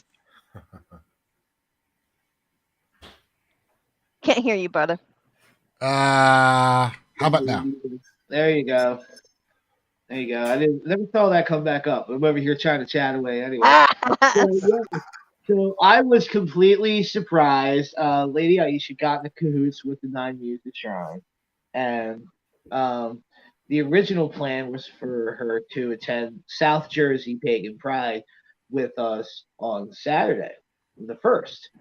But hurricane, weather, all of that, it got moved to this Sunday. But she came into town, and they still managed to completely pull one over on me. It was such a huge surprise. It was absolutely wonderful. She came bearing gifts. Look at these. Look at that. It's so awesome. The Nine Muses sigil necklace, and just seeing her with the gift, really. She's one of my favorite humans in the world. So, absolutely. Thank you for all of that. I mean, I was completely overjoyed for like 2 days after. Yeah, I saw the video, and the look on your face was priceless. Yeah. It's on TikTok. It's there. But yeah, before we guys get into any other things, I just wanted to say it has been a wonderful evening, but tonight is a work night, so I'm going to have to take my leave. But for those of you watching, Saturday night, 6 p.m. right here. Midnight, me, Sir Ebony Nash, Sir ELN, we are going to be emceeing this night of music and musings, and it's going to be a wonderful thing. Don't forget, both of us are giving away, we have 100 free download codes to give away during the music night. All right? So come in, make a donation, and then for me, you can pick whichever one of my albums you want to bring home with you. Okay, so they'd be either Misconceptions or Modern Bark. And I believe y'all have some special guests coming in too, don't you? Oh, we sure do. I mean, I could run through the whole lineup. So we have Christ King, who is a Christo-pagan spoken word poet and rapper. He's going to be doing some spoken word poetry for us. We have Celeste Love, who is an esoteric singer. And if you ever heard my song Messages, she's the one singing the hook on that. We have, we'll be featuring music from Lone Wolf. We'll be featuring music from David Wood. All right. Not to mention, I will be doing an acoustic set, basically sampling some of the experiments for my next full-length album, Don the Wiccan Music Experiment, which is going to be a multi-genre album of music. All right. And will you be mentioning something that you and I have been working on? Is that ready for prime time yet? That's not ready yet. That is not ready yet. We're shooting illustration for that one. But we also have we have John Anastasio, who's going to be performing. We have Marin King, who's going to be featured as well.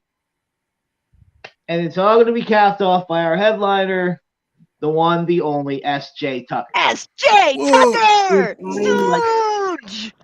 I had the pleasure of doing an online concert with her and Marin King about a year ago, maybe a little bit more than a year ago. And I gotta say, she's an excellent human.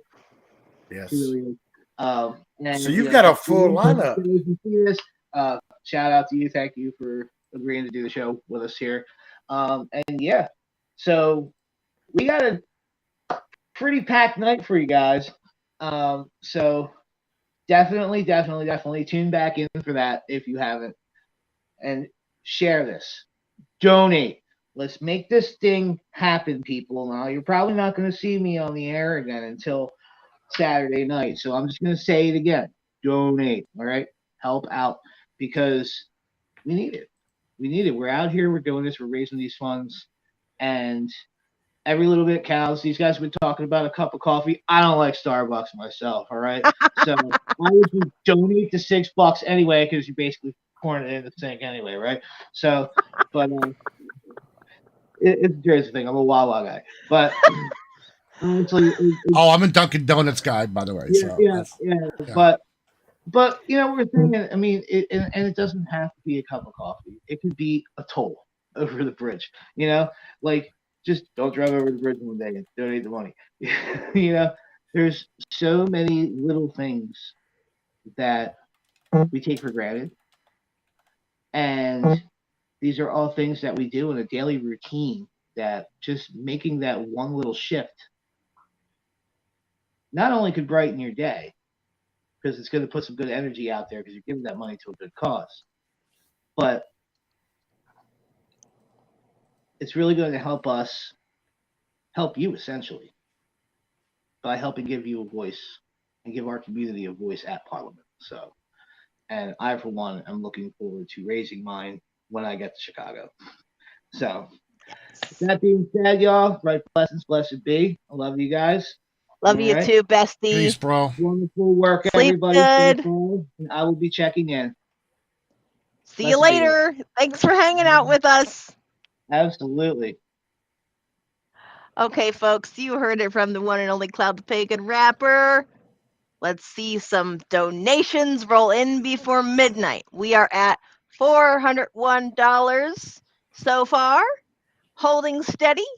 I would love to see us reach 500 by the big 1-2 a.m. punch when we hand it over to our sandwich. Who is that? Oh, I wonder. One Sir Eric A. Bear.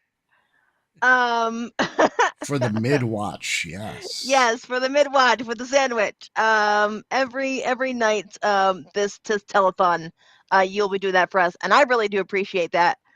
Because I am not that much of a night owl anymore. I can't afford to be. But speaking of overnights, yes, I have the 12 to 4s in the East Coast. But breaking up the 4 to 8 a.m., we have Reverend Joanne Williams will be on tonight at 4 to 8 with her Zita spell with Earth Witch. No, Earth Star. Earth Star. Yeah. Earth Star. And I think tonight she's going to have Livia on. Ooh, very good. Yeah, I got to. I got to meet Livia. They were doing some prep earlier, and I got to meet her. Well, first off, I'm just going to say it. I didn't know who she was when Joanne is like, "Oh, I'm going to have Livia," and everyone's like, "Oh, that's wonderful. Who's that?" She gives me a link to her YouTube video, and I became an instant fanboy. Instant fanboy. It happened. Her music is so amazing. Her songs are so thoughtful and so well made, and the production values on her, because I'm a bit of an audiophile, and they are just amazing. Livia, so you don't want to miss that. That's tonight. Tomorrow night, so that's for Friday night. Now tonight's Thursday night, Friday morning. Friday night, Saturday morning, the fine people from the Philippines, including Apple Atman, will be on between 4 to 8. And so we're looking really forward to that. Yeah. And then Cosmo is on the next night. Mm-hmm. With his crossing the Rubicon. And then the final night of our telethon, Reverend Joanne Williams will be back with Zita Spell. Excellent. So we have the best lineup for you all. We look forward to seeing you over and over and over again. Come and go as much as you please. We are glad to have you for 5 minutes, for 5 hours. We are glad to have you on your lunch break, or your smoke break, or your break from doing the dishes, or whatever it is that you're doing in your in your day-to-day lives. as you support us and in watching our telethon. And as you just saw on the screen, Reverend Sir Rolando is present, and they are excited for their turn. Both Rolando and Lakai. They will be coming to us live from the Philippines. I'm so excited to see their portion of presentation for us. And Lakai is offering psychic readings. And let me pull that up because that's just really awesome. Yeah. He is providing Philippine traditional divination, paper tawas, and I can't even pronounce these words. I think it's Sibulan Adlaw Tala Mystic Oracle by Lakai Magbaya Akami. And I am so sorry. I'm probably butchering those words. Okay. But yes, once again, we have a bunch of psychic readers that you can choose from Lord Don to Sir Brian you met earlier to Lakai and a couple others. So yay. And all of that. But the readings are limited. They only are offering so many. So once they're gone, they're gone. They're gone. So jump on the bandwagon and choose your psychic reader and get your reading. What will happen is then you will be put in contact with them, and the two of you will make up your own schedule, day and time. Your own schedule. So you we're not going to schedule for you. It doesn't have to happen right away. At your convenience, at you and the psychic reader's convenience. Yeah. So just to clarify, the Tawa Sibulan Adlaw Tala is the Moon, Sun, and Stars Oracle. Oh, thank you so much, Rolando, for that translation. I really appreciate that. And I am 100% certain that they do not mind us mispronouncing. It's the effort that counts. Sir Chad. And folks, Can't hear you. We're coming to you on several media sources. Tell us about some of those, Sir Eric. Oh, okay. We are on Magic TV, on the Roku, and on YouTube. No, actually, I'm sorry. It's Magic TV on YouTube. I want to get it right. Pagan World TV on Roku and at pagan.world. Yep. Right. We are on the Correllians Live YouTube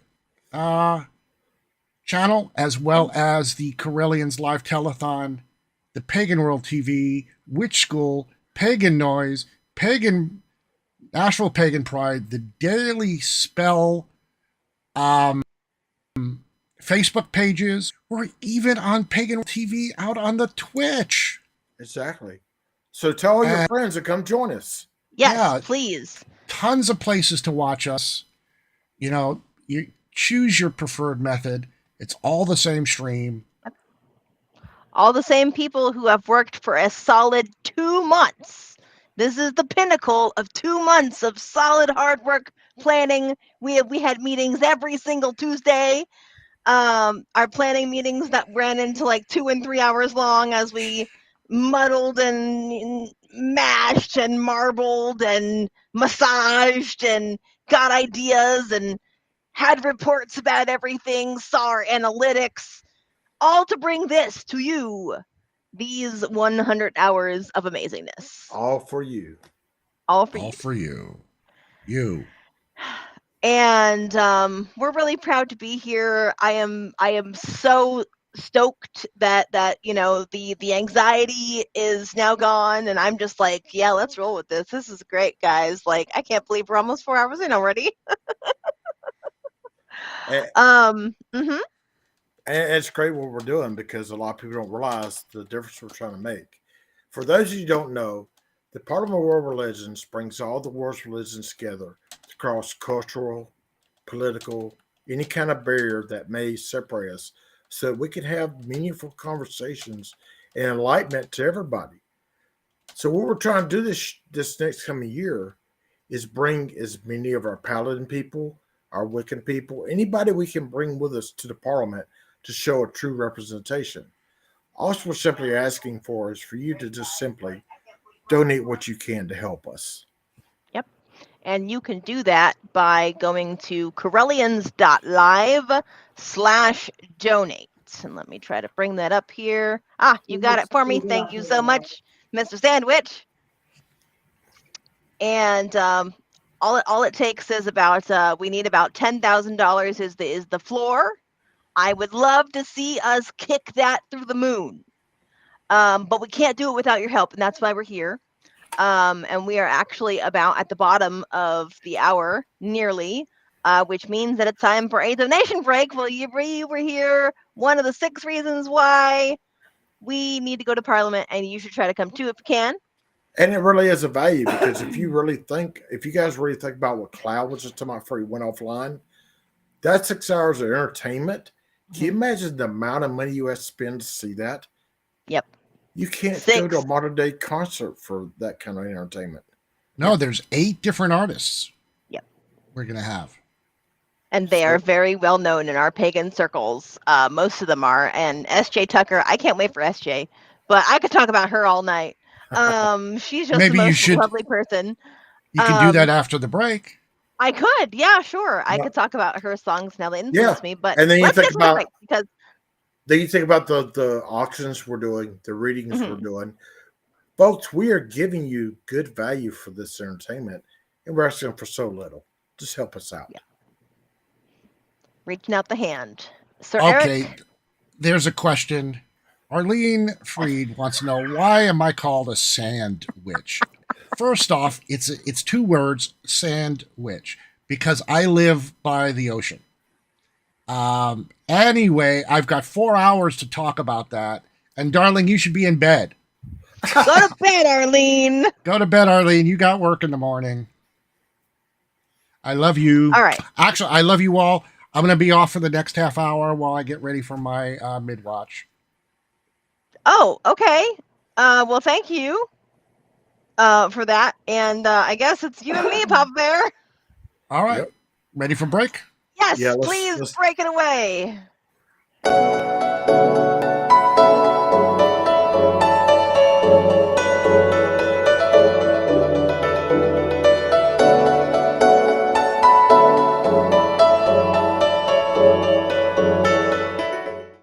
Hello, this is Reverend Don Lewis coming to you from the beautiful metaverse. I am the first priest and chancellor of the Correllian Nativist tradition of Wicca, and I want to thank you for tuning in to the Road to Parliament 22 Correllians Live Telethon, 100 hours of magic and community. We're here to ask you to help us as we send a contingent to the Parliament of the World's Religions in August of 2023. We're going to give voice to you and to our community. During this 100 hours, our goal is to raise at least $10,000, and you can help us to do that. We humbly ask that you go to Correllians.live/donate and give what you can. Then share this telethon and make sure those in your spheres know where and when to watch. Again, thank you so much, and enjoy the rest of the show. On August 14th to 18th, 2023, the Ninth Parliament of the World's Religions will convene in the city of Chicago. They are calling us together for a call to conscience, defending freedom and human rights. People and representatives of nearly all religions and faiths will be there to answer this call. And here is one of 6 reasons you should attend. Number 1, with hundreds of classes available across the spectrum of religious and spiritual thought. Presentations with real-world events taught by thought leaders and teachers. Workshops that cover important skills and information training that offers results long after the participants return home. Consider your commitment to defending freedom and human rights and attend the 9th convening of the Parliament of the World's Religions. If you wish to join the pagans to the Parliament, we have a special rate at Correllian.com, or just click the link in the description. Blessed be everybody. What are you most looking forward to at the Parliament of the World's Religions? What I'm most looking forward to at the Parliament of World Religions is learning about all the different types of religions that are out there, meeting the various clergy and making new friends around the globe, and getting to know the other people and what they're focused on and what needs to be done to help me focus and teach others. Why do we need representation at the Parliament? Our attendance means something essential. By participating in conversations around the ways we can defend our freedoms and human rights, we can make a difference. By standing with our faith community and as a people of spirit, we can allow your voice to be heard in a unique way. Who are the Sacred Order of Paladins? The Order of Paladins is a service-oriented order dedicated to assisting our communities in moving towards a better, more sustainable stewardship of Mother Earth. And we are also dedicated to preserving Gaian culture today in order to support our civilization in the future. Why support the Paladins? Because we have had representation at every modern parliament, and we want to continue and expand on that with those of us who are attending in 2023.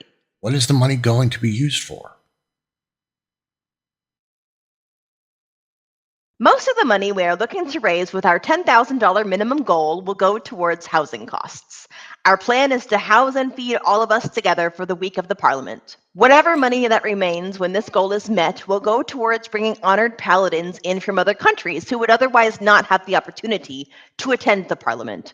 One such paladin is Reverend Sir Rolando Camon, whom we fondly call Apu Adman. But we can't do it alone.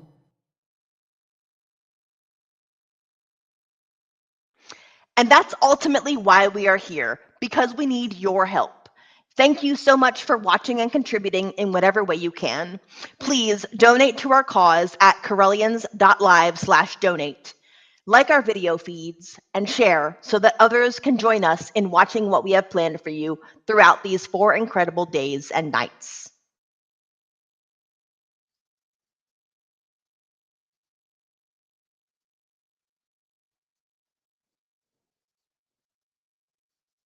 Thank you for joining us at the Road to Parliament 2022 Correllians Live Telethon. It is Right Reverend Elizabeth and Reverend Sir Chad Blackman. We are both paladins of Gaia, and we are here to bring you a little bit of information about the telethon. What are we going to be doing? How do you donate? How do you give us money? What are some of the value pieces that you're going to be getting in exchange? So we're going to take the next 30 minutes in our run up here to the first round of the mid-watch with a sandwich in order to do that. So, Reverend Chad, Papa Bear, how do people donate? Oh, you can't. Oh, there. Sorry. Well, we can donate. There are several ways. We can, the Correllians.live webpage has a donate button. So does Correllian.com. Those are two of the places that we can donate. I'm sure there are others. I can't think of any others, but so we have the several main sources. Yeah, so the main one is at Correllians.live/donate for this telethon. And believe it or not, a lot of our psychic readers have donated the entire amount of their readings to us. So by purchasing a gift certificate for a reading with a psychic, you are helping us add more money to that pot. And when your donation is processed to get that gift certificate from them for a reading, that will be added as towards the monies that we're counting towards the pot, okay? And we can't forget the auctions. Auctions are donations that are going directly into our pot as well. So please go and get your bidder number. You have to get a bidder number. You can go to Correllians.live/auction.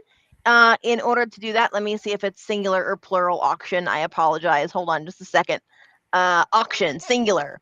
Correllians.live/auction, and the instructions are there. All you got to do is fill out a form, give us your PayPal email address, give it a valid email address that we can contact you at, and we will email you that bidder number. And then you can go to pagan.world when those auctions begin, and you can use your bidder number and how much you want to donate as a valid bid in a nutshell. Let me see here. And do you want to talk about some of the perks that we've been mentioning earlier today, Papa Bear? Yes, I mean, we were just. Let me get back here. I was just looking at Pagan World, and Mm-hmm. you got to understand something. We're giving you great value for your money. All these readers we have for this weekend, or this whole 100 hours, are good quality readers. The auction items are items that have been donated, quality jewelry, many books, things that have been donated that will do you good. Mm-hmm. And you have a chance to bid on these. Just think about it. And of course, you got us lovely hosts to talk to, and Of you know, course. we're going to try to keep you entertained this whole time, but give you great value for your money. Mm-hmm. Yes. Even if it's just $1, $6, $10, wherever scrape it up, throw this way, you're going to get your money's worth. Trust me. You Absolutely. couldn't do it. Yeah, I mean, absolutely. You we're can't talking. buy this. You can't buy No, this in any grocery store or even on Amazon or eBay. For example, one of the things that is going to be featured in the auction are several pieces of Lord Don Lewis's artwork. If you yes, guys have not seen this man, okay, go and search up the Tarot of Hecate. That is all his artwork. He designed every single piece except for the custom pieces. Well, even the custom pieces that were custom ordered, such as this card. Let me show us really quick. Bringing up this Crystal Cave card. This is actually going to be a perk item. yes. 100 people will have the chance to receive this by making a donation during the Crystal Cave show, which is going on in this telethon. I believe it's between 12 and 4, Saturday, Sunday, and Monday. And we're talking Uh-huh. about 100 card base deck that has, for the first time in history, has expansion decks to it. A fully customizable deck. Yeah. And that is just some of the artworks that Lord Don has done in his lifetime of being an artist. This man is accomplished. He has many talents. One of them is definitely art. And Mhm. some of you may ask, what are you paladins really, what kind of community do you have? Well, let's talk about that for a minute, journalists. Let's talk about that. We work with people such as Phyllis Carrot and then Byron Ballard. We work with a lot of the big community members to try to be of service and help improve our community. Yeah. And this is just So one of thousands of ways that General Liz, I call her General Liz, because she's also a high priestess of our Gaia temple.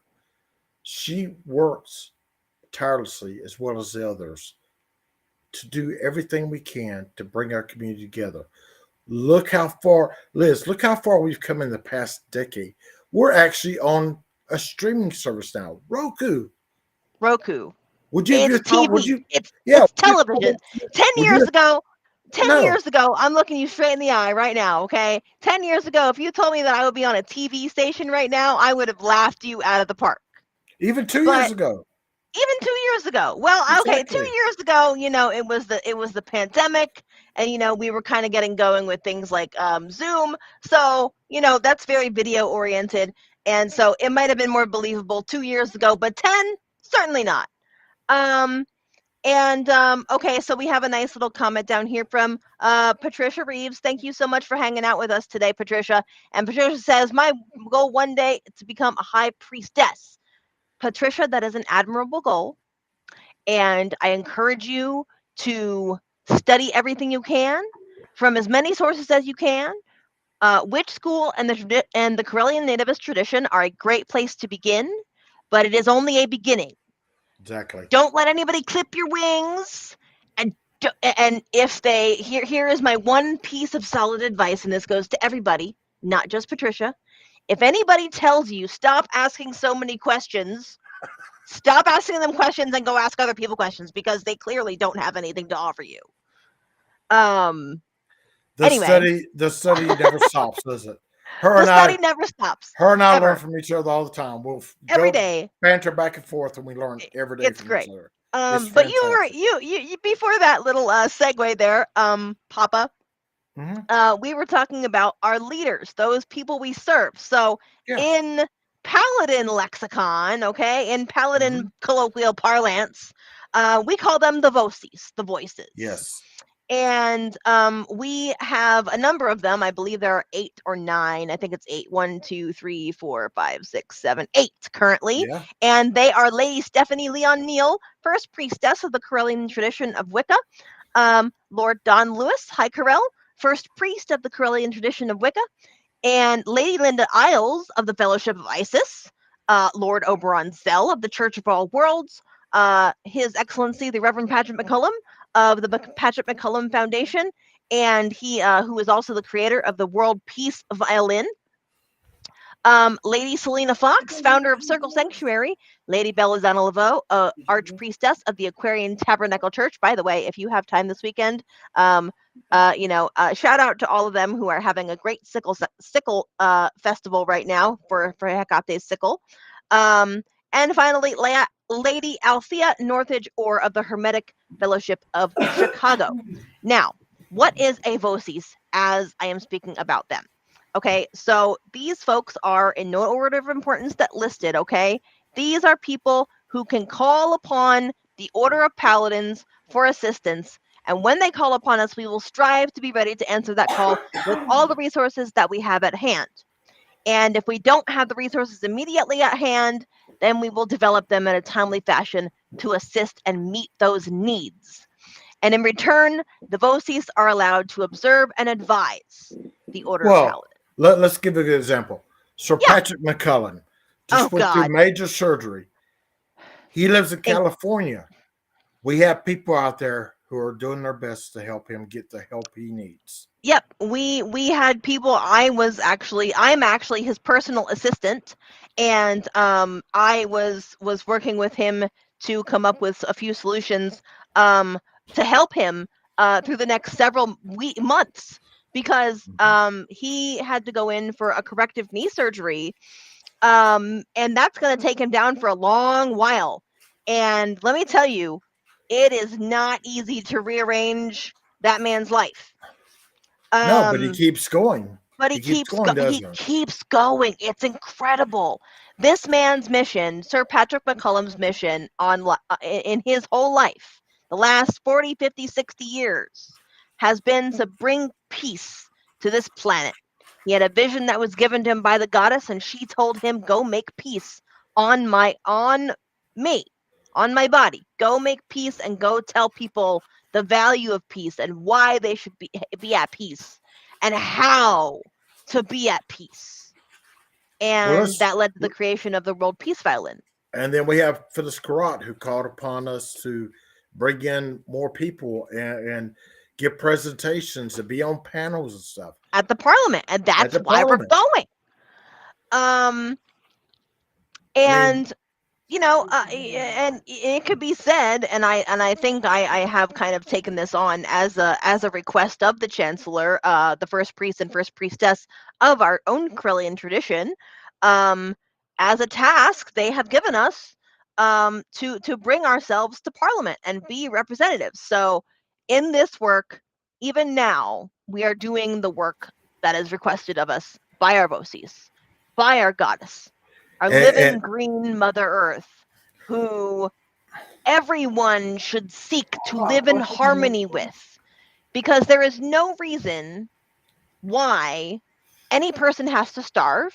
There is no reason why any person has to go without clean water or food or clean clothes or a place to live or a job. There is so much we can do to build sustainable, renewable, cyclical systems that feed back into each other like the living planet that we are. And one of the major shifts that I would like to see as a result of this telethon and as a result of next Parliament is for people to realize, to wake up and realize that they are as much a part of this planet as that grass that they step on every day to walk down to that concrete that they laid, that was made out of limestone, that came from the ground, that is our Mother Earth. That is to get into their car, which is made of metal that was mined from our Mother Earth, that was forged in the fires of Mother Earth to create And, that vehicle. and we're That rubber, those chemicals, everything is sourced right from her. and the thing And is if you're watching out here, as she's saying, she's exactly right. Even we come from the earth, and we are all interconnected. yes. So why are we not working to make our earth better and quit with the mundane life we know isn't working and start working towards working with earth to make our lives a lot better? And I have to be commendable to a lot of the people who are doing these things already, because there are a number of businesses, small businesses, that are doing things like I like to go on YouTube, and no, we're not receiving any promos from these folks, by the way. Although if they want to give us a shout out, that's great. Business Insider does a segment often called Worldwide Waste.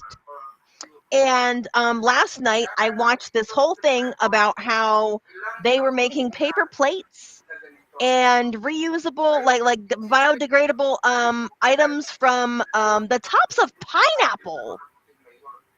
You know, like the green tops that you just chuck and throw into your garbage. They shred those up and they mix it with paper and they make a biodegradable product with it. And they sow seeds inside of that biodegradable product so that when you throw it into the compost heap, it'll grow something like, I don't know, like cilantro or strawberries or a couple of other things, seeds they put in there too. And, you know, it's just incredible what people can do. I know that there is a ton that is being done with, for example, mushrooms. It is incredible how much resources we have to make things that are similar to plastic cutlery, paper plates, paper cups, straws. I know that a lot of businesses in the United States are starting to turn away from one-use plastic straws. And no, that's not saying that everybody will have to do that, because there are some people who will need to use plastic straws. Why is this? Because their teeth can't handle metal, and because they have disabilities which they can't swallow, like they can't drink regularly, so they need that plastic to be able to be bendable and flexible in that way. So I'm not saying that we need to override and completely change every single little thing that we do, okay? I'm just saying that we have to get to a place where we can sustain ourselves, because if we do not, and I'm echoing back to when I gave this, when I brought through Joan of Arc a few years back in 2019, I think it was 2018. She told me that if we do not release ourselves like arrows from bows into the future and become more sustainable in a very quick turnaround, we are going to end ourselves as a species. You can speak to any climate scientist. They will tell you the exact same thing. We are headed for a very dark future if we do not turn this boat around. And can we? Absolutely. We start with things like this. We start with raising money, getting our people involved in the conversations at places like the Parliament of the World's Religions, and get the conversations started with people who could actually affect change. Change begins with me. Change begins with you. Change begins with every single one of you. So, Papa Bear, how can they help us affect this change? What should they do? Well, for one thing, you can donate. Two, if you really want to be a service, come talk to us. We're always looking for more people to come join us in service. And thirdly, if you have not checked out the Parliament of World's Religions, go check it out. The price may seem a little steep, but trust me, the time you will spend there will more than be an investment for you. And let me bring up that graphic really quick so that people can have a little sneak peek about what next year's Parliament of the World's Religions is going to be all about. It's going to be a call to conscience, defending freedom and human rights. And in my opinion, this could not come at a more timely manner.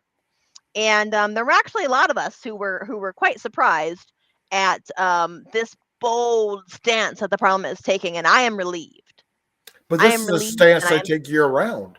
If you're a well. subscribing member, you see us all the time with them. But the thing about it is, Papa Bear, is that they've never had a theme based No. this strongly. And they've developed it over years. You know, every Right. year's gotten more. More and It's more perfect. refined and in tune. Exactly. It is perfect for this day and age. Yes, absolutely right.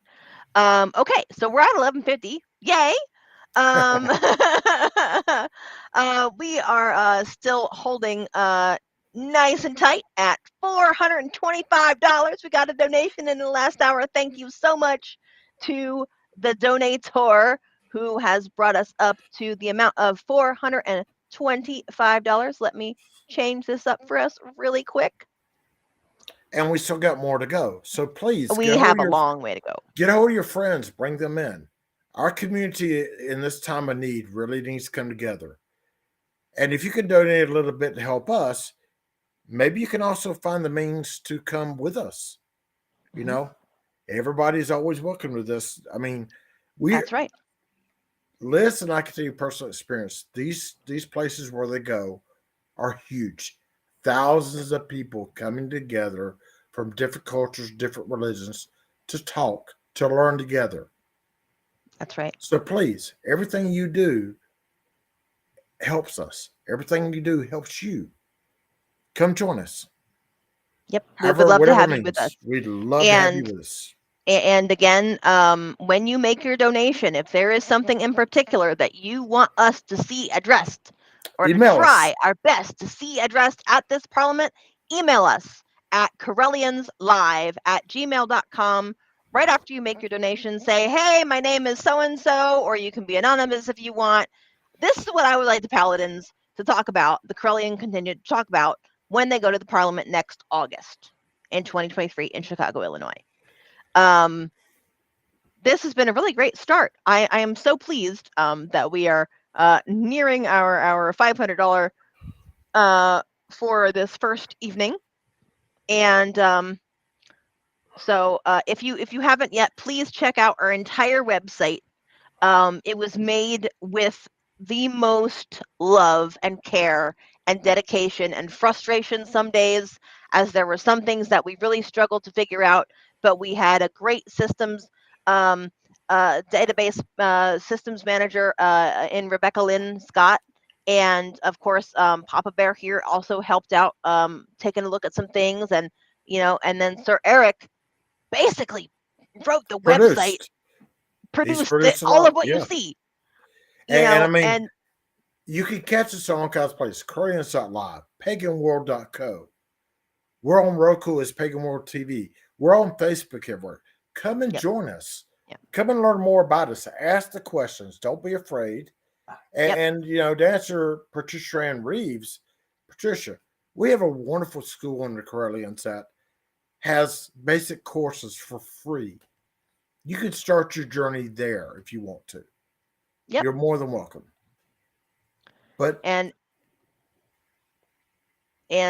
we are almost at the top of our hour. My goodness, that was a lot that we packed in that little segment, wasn't it, there, Papa? I knew we could do it. And we'll probably have to do it some more so people understand. But our mission is so important. But yes, so please go check out our schedule. That is the one-stop shop. Coming up at midnight, we have the first midwatch with the sandwich. And he's gonna have his guests Eco and Lilith Dorsey. Probably is that's tomorrow. Never mind. Oh wait, no, it is gonna be tomorrow. Silly me. Well, it's the same thing. I'm such a goober. And so Eco and Lilith will be joining him. And then we have Set a Spell with Earthstar at 4 a.m. to the 8 a.m. 2-hour slot there. And our host will be Reverend Joanne. She's from overseas. She's such a lovely lady. You really should come up and watch her if you are awake during those hours. And then at 8 a.m. to 12 noon, we have Morning Coffee with Ed the Pagan, hosted by General Ed Hubbard and Sir Neil Goodman. And then at noon until 4 p.m., we have Crafty Correllians with Sir Kai Aiden. And from 4 to 6 is The Cauldron of Story and the Well of Memes, hosted by Reverend Laurie Blackman, and that will be with Phaedra Bonowitz. And from 6 to 8, will be Behind the Scenes of Pagan World TV with the Pagan World TV crew, hosted by General Ed Hubbard. And from 8 to 10, this part I can't wait for, my bestie, Curio Rebecca Lynn Scott, will be having her talk on Everybody Does It, Death and Dying, hosted by Cosmo Rubiconis. And then, of course, at the 10 to 12, 10 p.m. to 12 a.m. slot will be Tarot Talk with Mary Hawk and Gail Tracy Mole. And Sir Mary is a lovely person as well, and I am going to be looking forward to hearing what Gail has to say about tarot. And I believe that Gail, let me look this up before I misspeak here. Well, the great thing is all these people come from different traditions, different walks of life, and different paths, and we all come together as a community. This is awesome. And one thing that I would like to point out about Gail, she is also one of our psychics. So by you purchasing a reading from Gail, you are actually helping us out. So adding money to our pot in a variety of ways is what we have the opportunity for you to do this weekend. So thank you for joining us. Reading. Yes, you get a very quality reading. All of these psychics are experienced. Okay, these are not just some people that we pulled off the road. We know these people, and we know the value that they will give to you. So with that, we are at the time for the Paladins segment. Thank you so much, Papa Bear. I love being on air with you, and we're going to turn it over to the Midwatch with the sandwich. Reverend, not quite a reverend yet, Sir Eric Hebert. Thank you, everybody. We will see you on the flip side. Eric, your turn. Hit the button.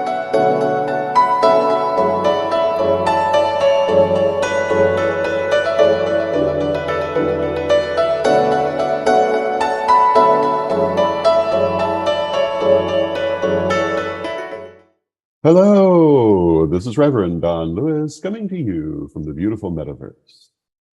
I am the first priest and chancellor of the Correllian Nativist tradition of Wicca, and I want to thank you for tuning in to the Road to Parliament 22 Correllians Live Telethon, 100 hours of magic and community. We're here to ask you to help us as we send a contingent to the Parliament of the World's Religions in August of 2023. We're going to give voice to you and to our community. During this 100 hours, our goal is to raise at least $10,000, and you can help us to do that. We humbly ask that you go to correllians.live/donate and give what you can. Then share this telethon and make sure those in your spheres know where and when to watch. Again, thank you so much, and enjoy the rest of the show. On August 14th to 18th, 2023, the Ninth Parliament of the World's Religions will convene in the city of Chicago. They are calling us together for a call to conscience, defending freedom and human rights. People and representatives of nearly all religions and faiths will be there to answer this call. And here is one of 6 reasons you should attend. Number 2, networking and contacts.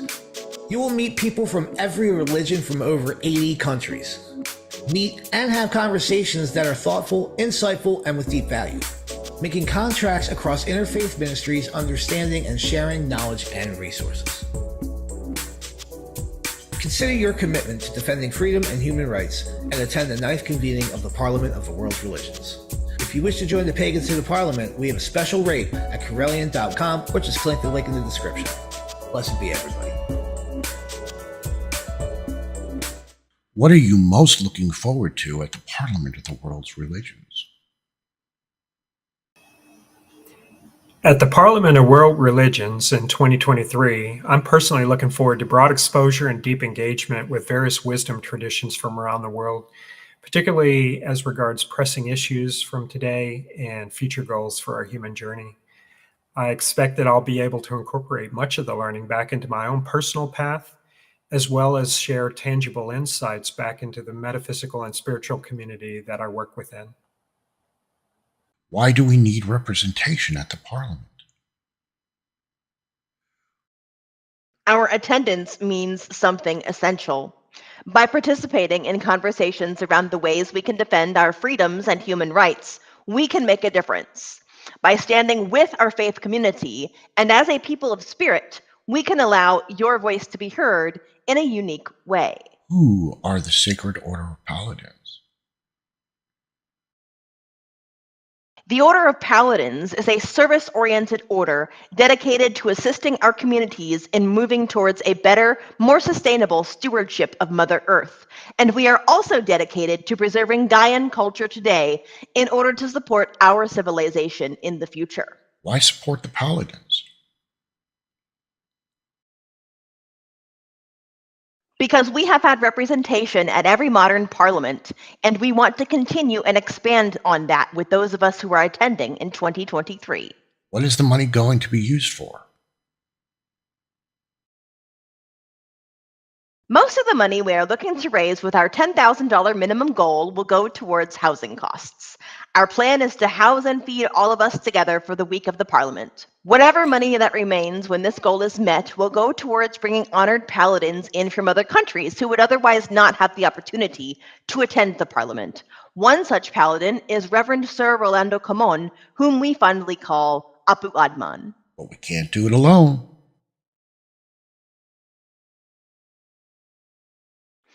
And that's ultimately why we are here, because we need your help. Thank you so much for watching and contributing in whatever way you can.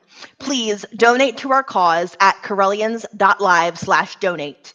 Like our video feeds and share so that others can join us in watching what we have planned for you throughout these 4 incredible days and nights.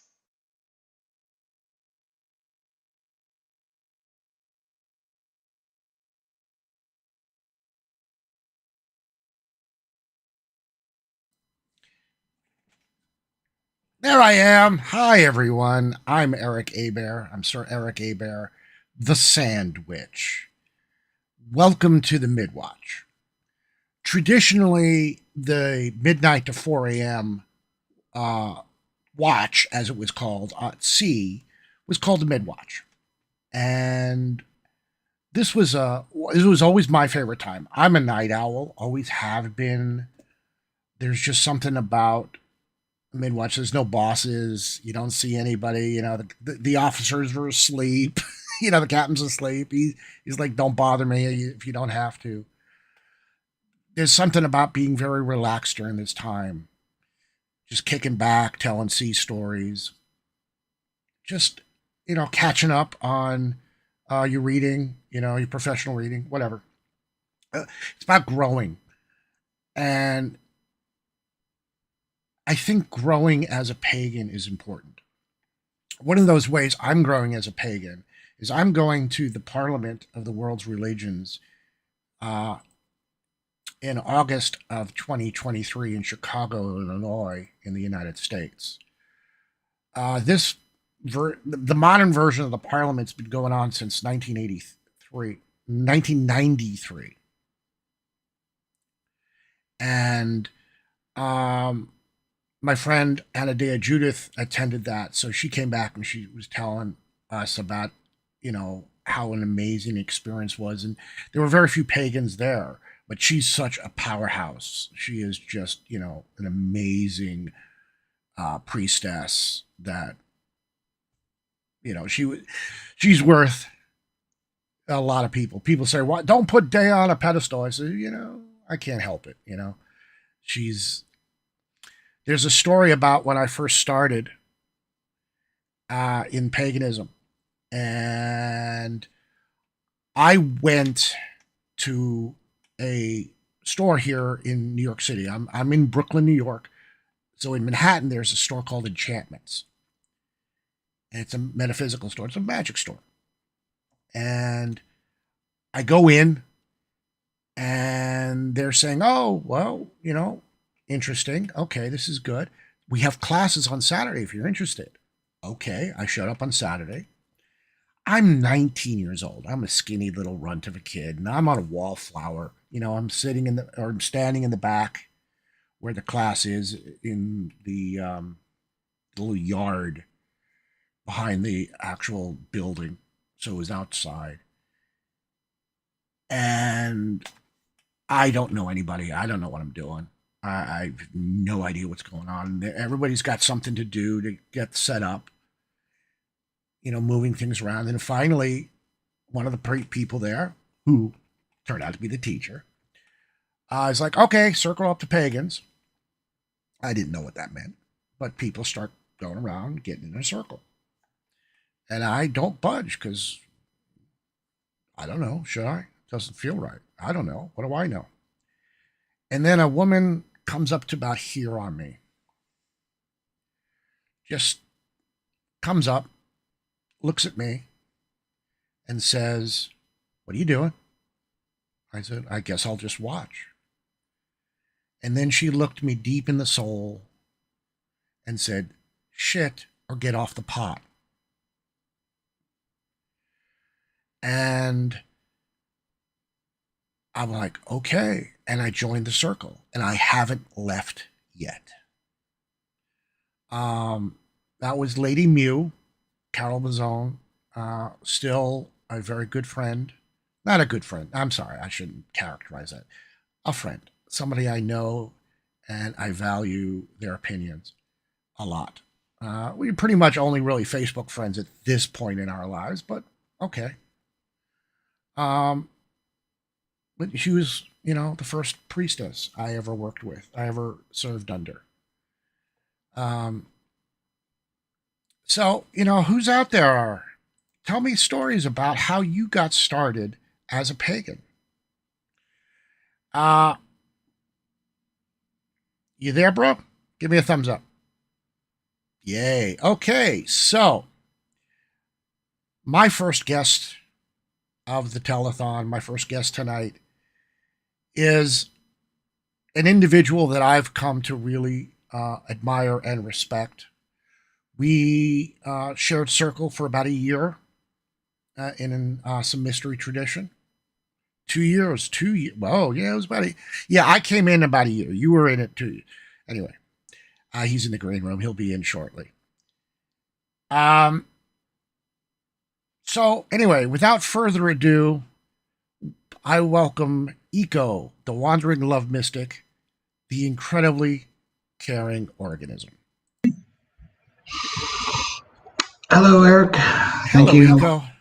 so much for having me here today. I'm honored to be your first guest and a part of this telethon that is going on. Well, we are very honored that you chose to join us, that you accepted our invitation. We really do appreciate you. Pronouns thee, them, they, them, and I hope I don't. They, them pronouns, correct. Yes. They, them pronouns. I'm not very wonderful with that, and forgive me if I mispronounce you. It's not my intention, as you know. I get your intention to correctly gender and pronoun me, and it does mean a lot to me that you actually do try, and that you are looking to actually be conscientious of it, which a lot of people just don't, or they don't really think of it or think to go and ask. It's still an evolving conversation for those of us who are outside of the gender norm. Absolutely. You're looking pretty good, my friend. Doing all right. It's been a little bit of a stressful day. My lover Lydia was being discharged from the skilled nursing facility that she's been in for the past month after having had pacemaker surgery put in about a month ago. And how is she doing? Well, a little bit weak and tired from a bit of a long day, and she didn't quite have the strength this evening after going through the rest of the day to actually walk up the 5 steps to her home. needed to pivot and actually get a motel room for the two of us that was handicap accessible, since she is mainly transported by wheelchair at this point. And just rushed to go and get here and things set up right to literally join you just now. And was walking into the hotel room and I was on my phone trying to be on time for this. Well, I do appreciate your tardiness. Or is the tardiness when you're late? There's a word for being on time. I appreciate your effort to just to be here. We used to talk all the time, like once a week. We have our Zoom calls there for a while. I mean, Pagans being on time isn't quite a known thing. I know that, how do you know when it's midnight? It's when the 8 p.m. ritual is about to start. Yes, great joke. Although here for this telethon, we are trying to do our best to be on time because we are just jam-packed with great things that are happening, all things. And marry me to you, Patricia, and you're still out there. So great to see you. Just waving to you. Hello, Patricia. Thank you for being here. All right, so what have you been up to, man? I mean, I'm sorry. What have you been up to, my friend? I know you the wandering love mystic. I think just about the time we stopped communicating, or we concluded our mentorship, you started on that journey. So tell me a little bit. Catch me up. It's been quite an intense year, and I've been looking over what have I kind of accomplished in this past year, and this year being significant to me because on August 27th this year I literally turned 40 years old, which is a significant milestone for me. And I did actually lean much more into being a wandering mystic during this past summer, where most of the last year I went primarily up and down the West Coast, from places like Seattle, Portland, San Francisco, and San Diego. Starting with the late spring, early summer, I expanded to going to Las Vegas, Denver, Colorado. Let's see where else. There was Laramie, Wyoming, Chicago, Illinois, went over to Alexandria, Virginia, then up to New York. Went and saw the sunrise over on the East Coast in Rhode Island, visited a friend up in Vermont, and then saw another TikTok friend of mine over in the Poconos in Pennsylvania, and made my way, literally driving from one coast to the other and back during this. You were in New York and you didn't look me up. I did not think of looking New York in New York. My apologies for that. I would have bought you a hot dog at Nathan's. That would have been wonderful. While I was in New York, I did get to actually spend a wonderful afternoon in Central Park with three lovely feminine beings from the Almonia Souls in Harmony that I had actually a pagan group that is very LGBTQ plus oriented that I gave a talk on love and acceptance to earlier that month, and got to visit around and walk around Central Park, and I actually went to where the what is it? Is it called an obelisk? Yes, the obelisk. It's an obelisk that's right behind the Museum of Natural. No, I'm sorry, the Metropolitan Museum of Art. Yes, it's an actual Egyptian obelisk. That is quite massive. Mm-hmm. Where I learned this story that they actually brought it by literally having to go and cut a hole in the ship to go and load it up. And then once they went and got it to New York, for whatever reason, they decided that they would go and roll it to where it is now put up. on cannon bolts, which took an additional 3 months to actually transport it by rolling it on cannon bolts. I did not know that. Cold enough to freeze the balls off a brass monkey. Do you know where that comes from, actually? No, I don't. My dad used to go. My dad used to have the saying of colder than a witch's tit in a brass brazier. Yes, but all the witches I know, none of them own a brass brazier. Fair enough. And anyway, I'm not going to finish that sentence about my experience with the rest of that. But okay, imagine, if you will, you're on a warship, with the cannons, and they have the cannonballs are stacked. You might have seen them, like, kind of a pyramid. Mm-hmm. Well, there is a piece of metal that holds the cannonballs, that, so they don't slide off. That piece of metal is called a brass monkey. Oh. And when it gets so cold that it shrinks, it contracts, that it no longer can hold the cannonballs, and they fall away. So when it's so cold to, freeze the balls off a brass monkey. There you go. Is that Lydia in the background? Okay. There is a practicality to that. Yes. My lover Lydia in the background there.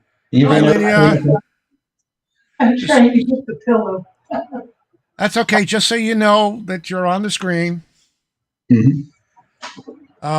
You taking care of the incredibly caring organism? You keeping him out of trouble?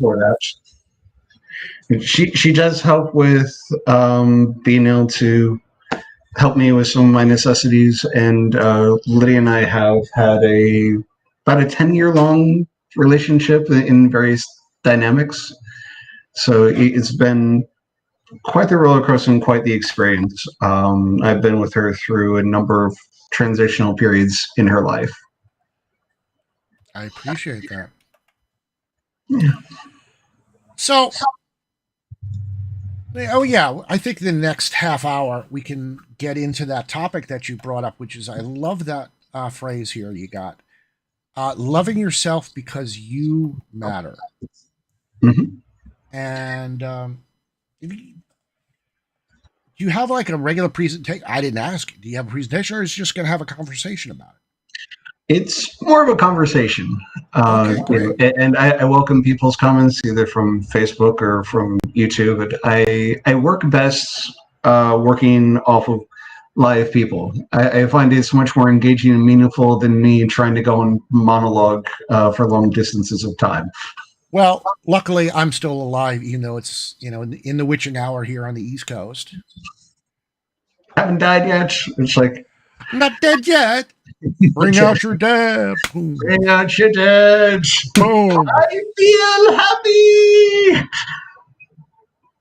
Oh my God. We could just do an hour of Monty Python. Oh, we could. I mean, we can definitely take different things. Oh, we can do the parrot sketch. This is an ex-parrot.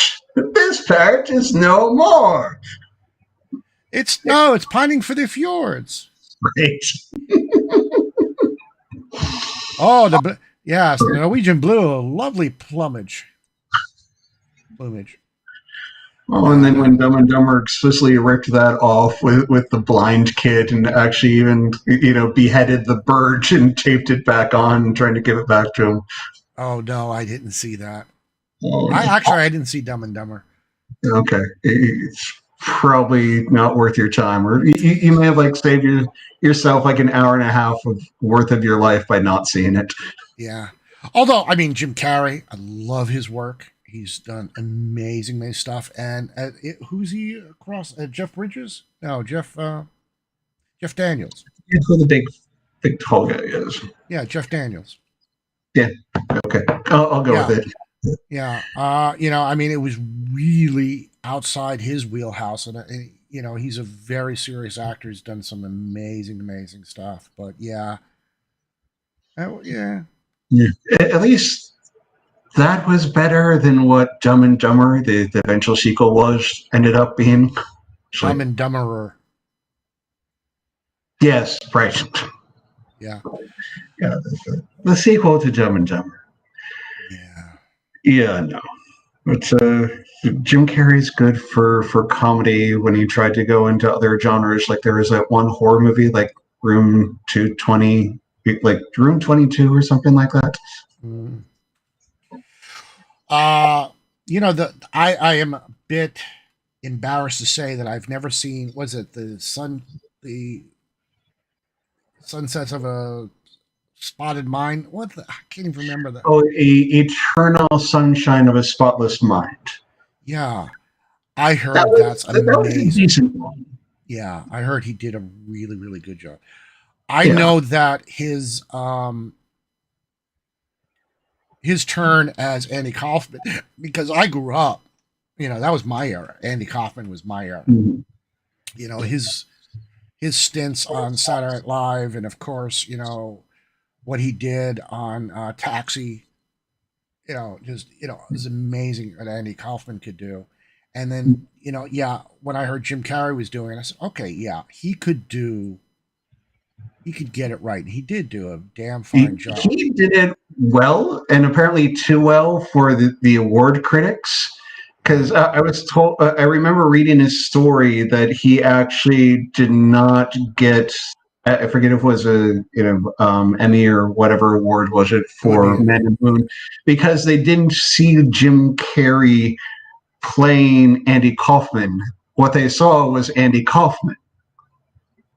She was like so good at it that they felt that it was too much. It was too much of a too much like Andy Kaufman to actually go and give an award for playing Andy Kaufman, which isn't that kind of the point where you literally embody what it is that you're taking on. Yeah. I also remember REM when they were on Saturday Night Live, and it was basically right at they were releasing the movie, and so they were doing the press tour on it, and they played Man on the Moon in that studio. Nice. Where Andy Kaufman did Saturday Night Live, and you see who's the lead singer of REM.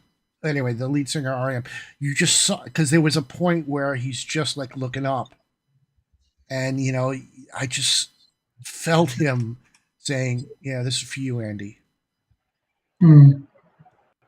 And that was pretty significant. There are those times when you do things like that. I don't know. I have another memory that's an obscure memory. Carole King wrote a song that was it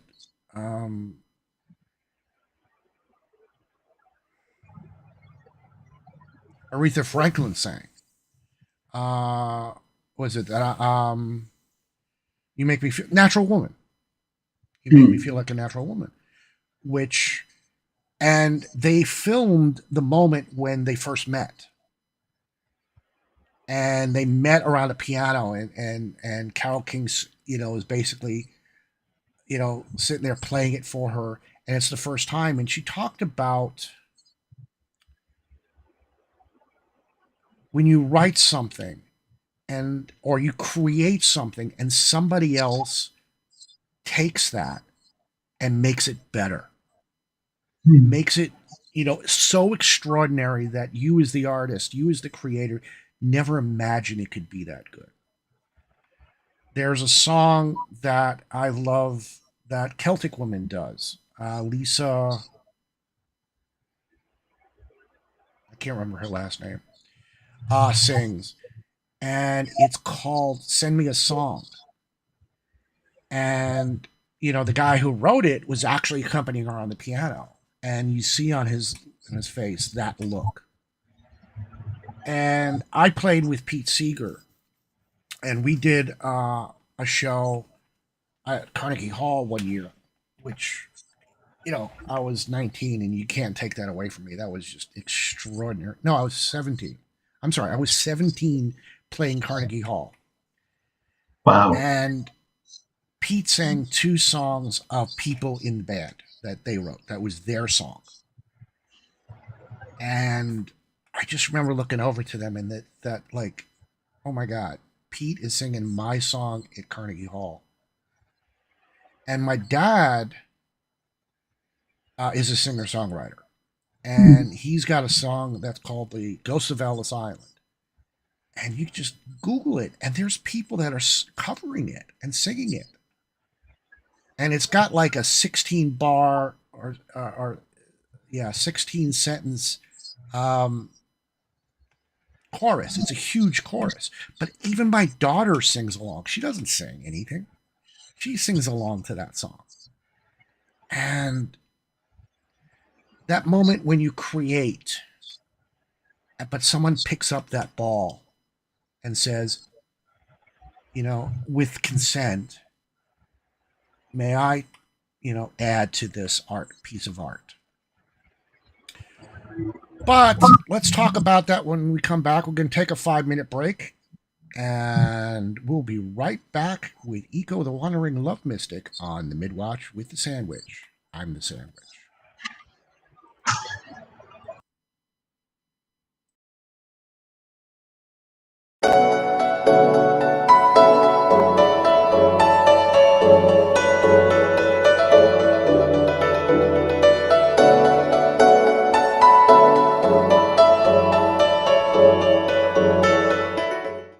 Hello, this is Reverend Don Lewis coming to you from the beautiful metaverse. I am the first priest and chancellor of the Correllian Nativist tradition of Wicca, and I want to thank you for tuning in to the Road to Parliament 22 Correllians Live Telethon, 100 hours of magic and community. We're here to ask you to help us as we send a contingent to the Parliament of the World's Religions in August of 2023. We're going to give voice to you and to our community. During this 100 hours, our goal is to raise at least $10,000, and you can help us to do that. We humbly ask that you go to correllians.live/donate and give what you can. Then share this telethon and make sure those in your spheres know where and when to watch. Again, thank you so much, and enjoy the rest of the show. On August 14th to 18th, 2023, the 9th Parliament of the World's Religions will convene in the city of Chicago.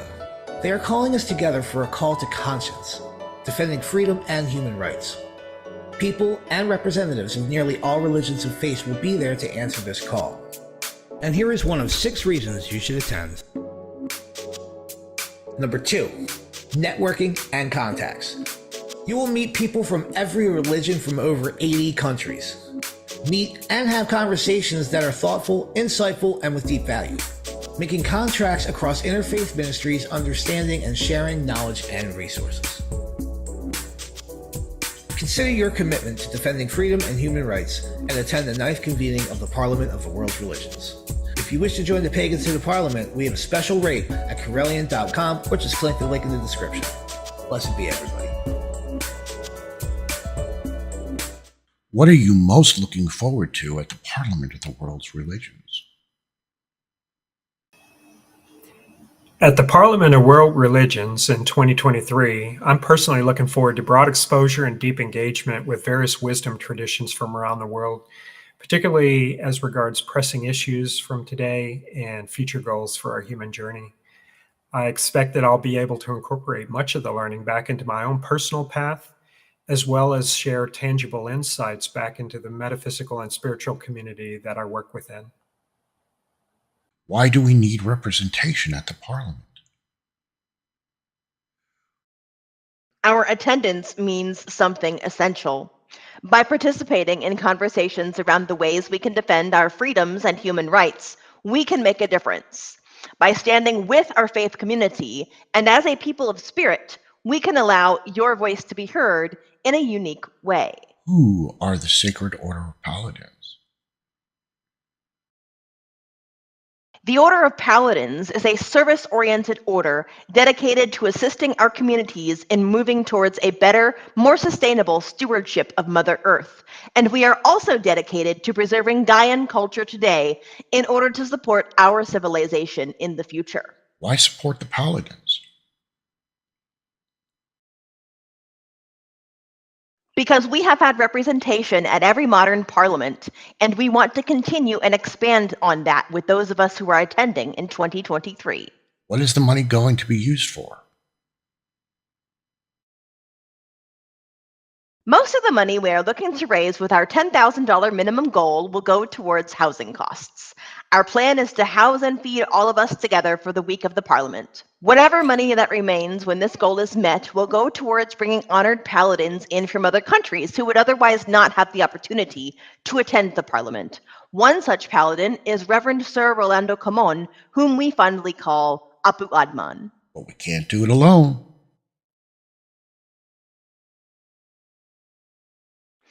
And that's ultimately why we are here, because we need your help. Thank you so much for watching and contributing in whatever way you can. Please donate to our cause at Correllians.live/donate. Like our video feeds and share so that others can join us in watching what we have planned for you throughout these 4 incredible days and nights.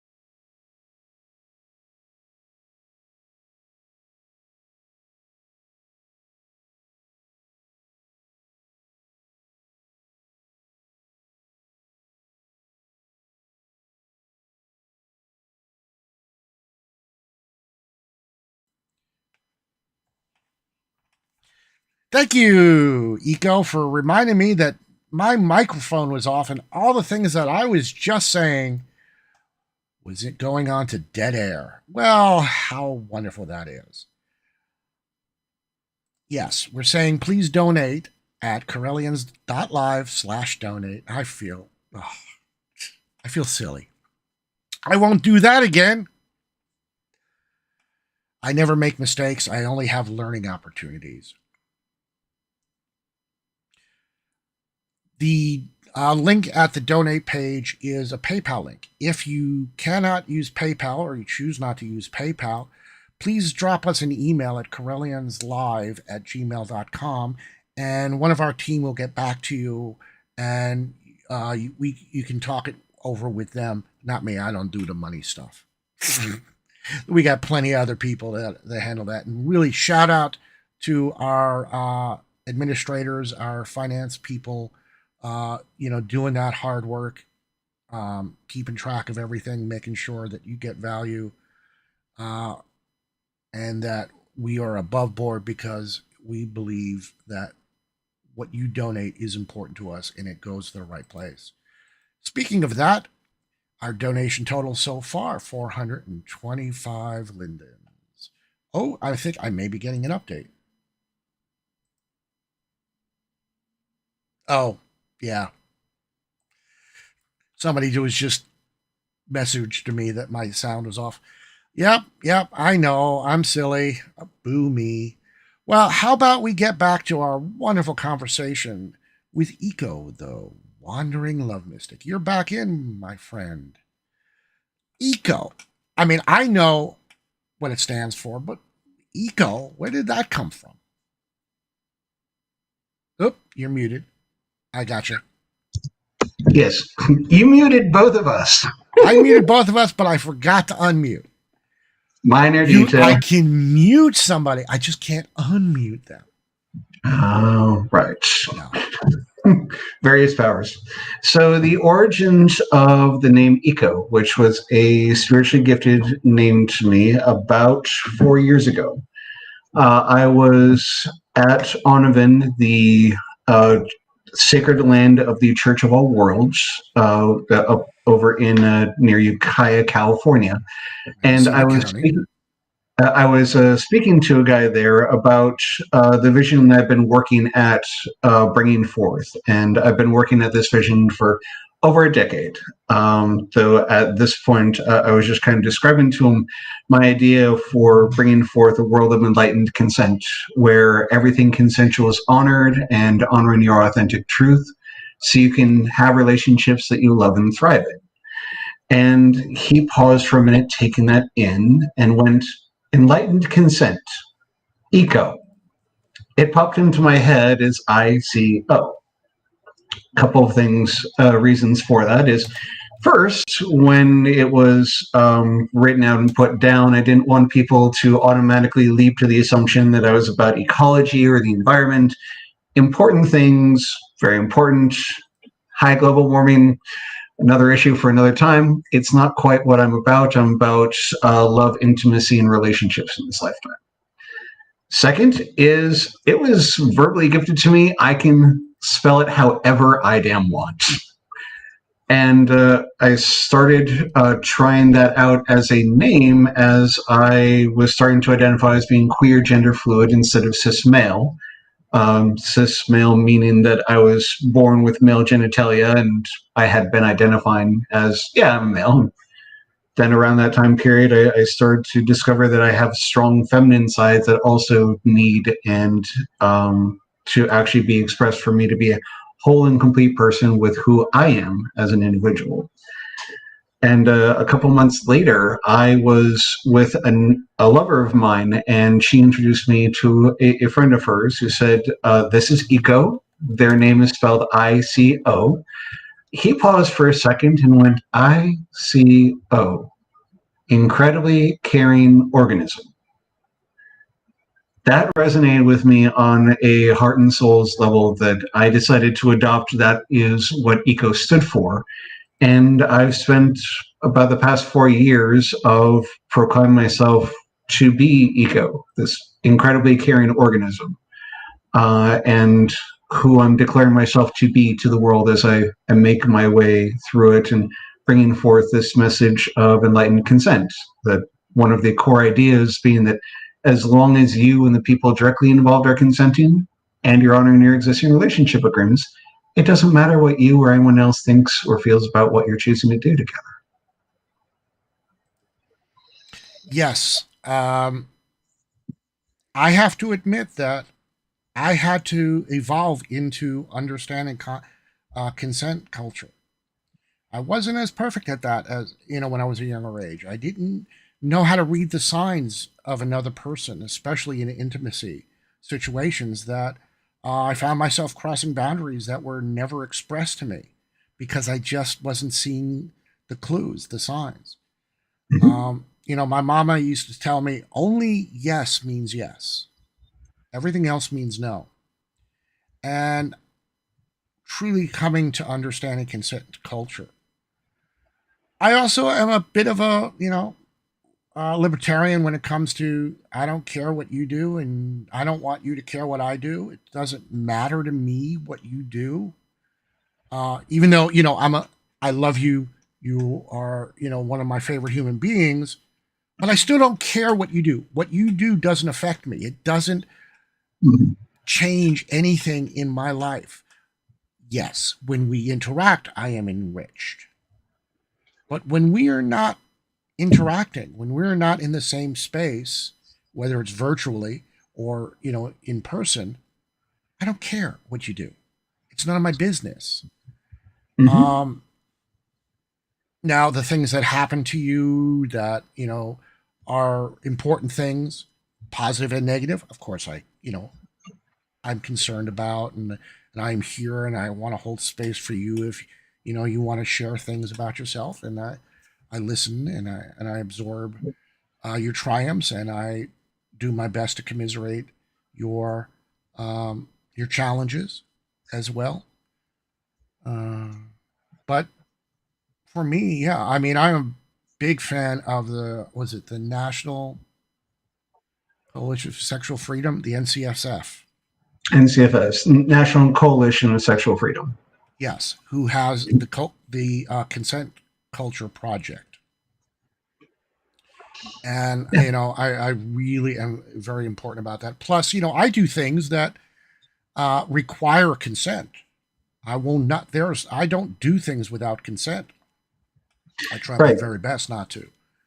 Over 18 years ago, when I first started delving into the whole realms of dating, sex, love, and attraction, I stumbled into the BDSM community.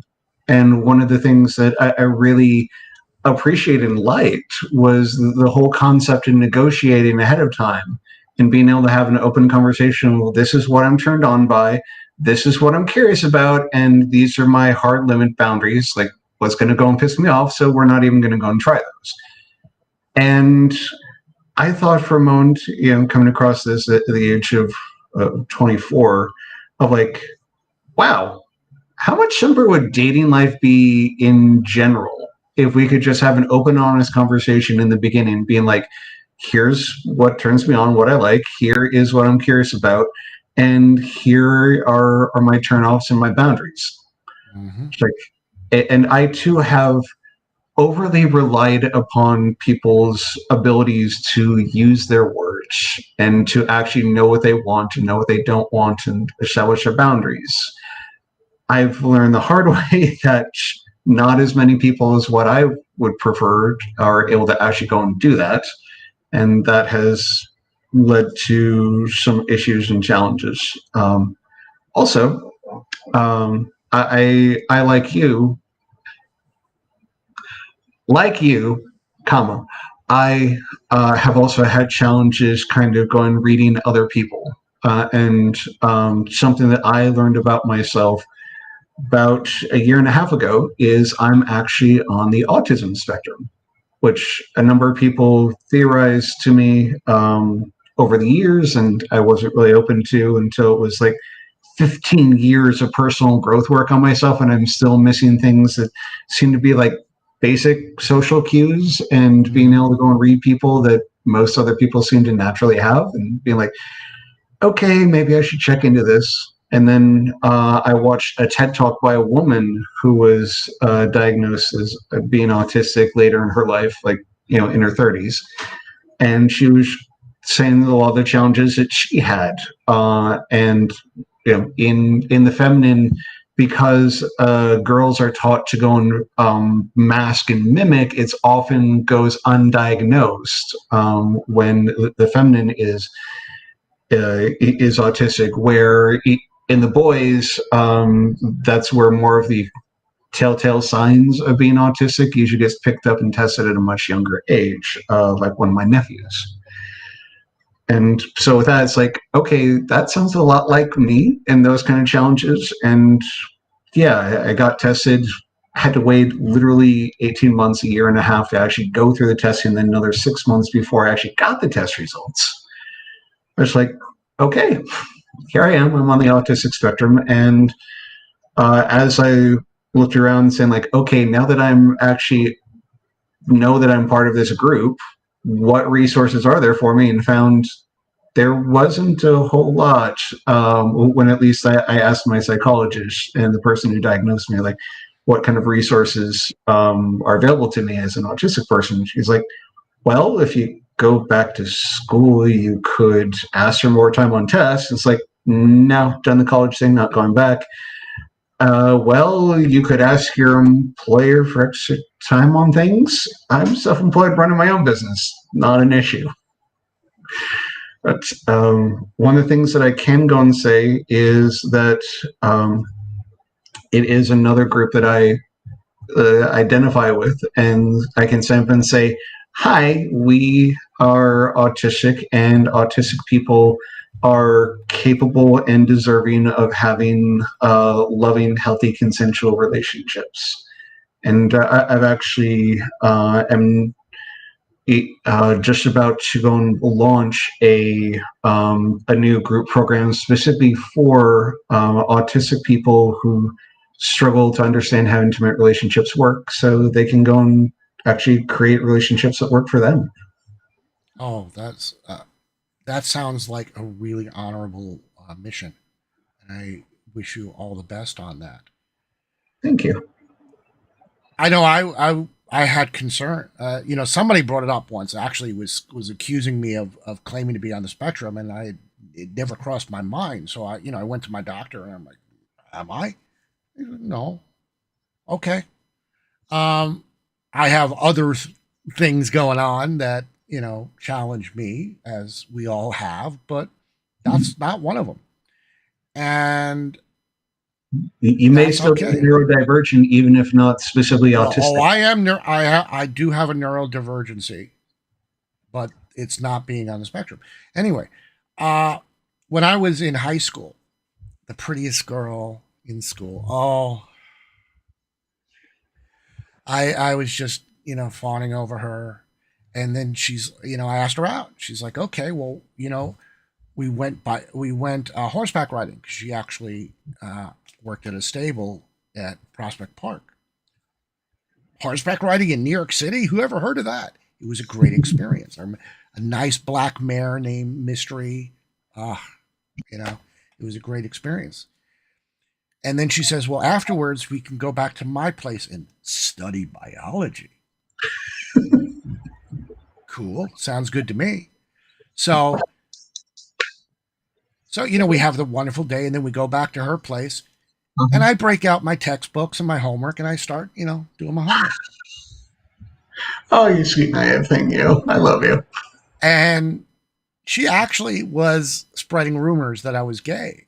And I remember going through that conversation, going, well, what do you like? And I'm like, I like her. Well, then, you're at least not gay. And, I eventually came out as pansexual, or, that's when I came to understand myself. I'm physically attracted to women. I'm emotionally and mentally attracted to men, if that makes sense. It does. Sexual attraction and emotional attraction are two separate spectrums. And I've had conversations with other people around it. Like, I know a woman say that, she was confused for quite a while, that why did she get so emotionally attached and interested in women, but had like no sex drive towards them whatsoever. She only wanted to be sexual with men. And when she actually learned that, the emotional attraction and sexual attractions are two different spectrums, that made a lot more sense to her. Yeah, sometimes I talk to myself. I say, I'm heterosexual, but I'm bisensual. Mm-hmm. But now pansexual, because I accept non-binary. Beautiful.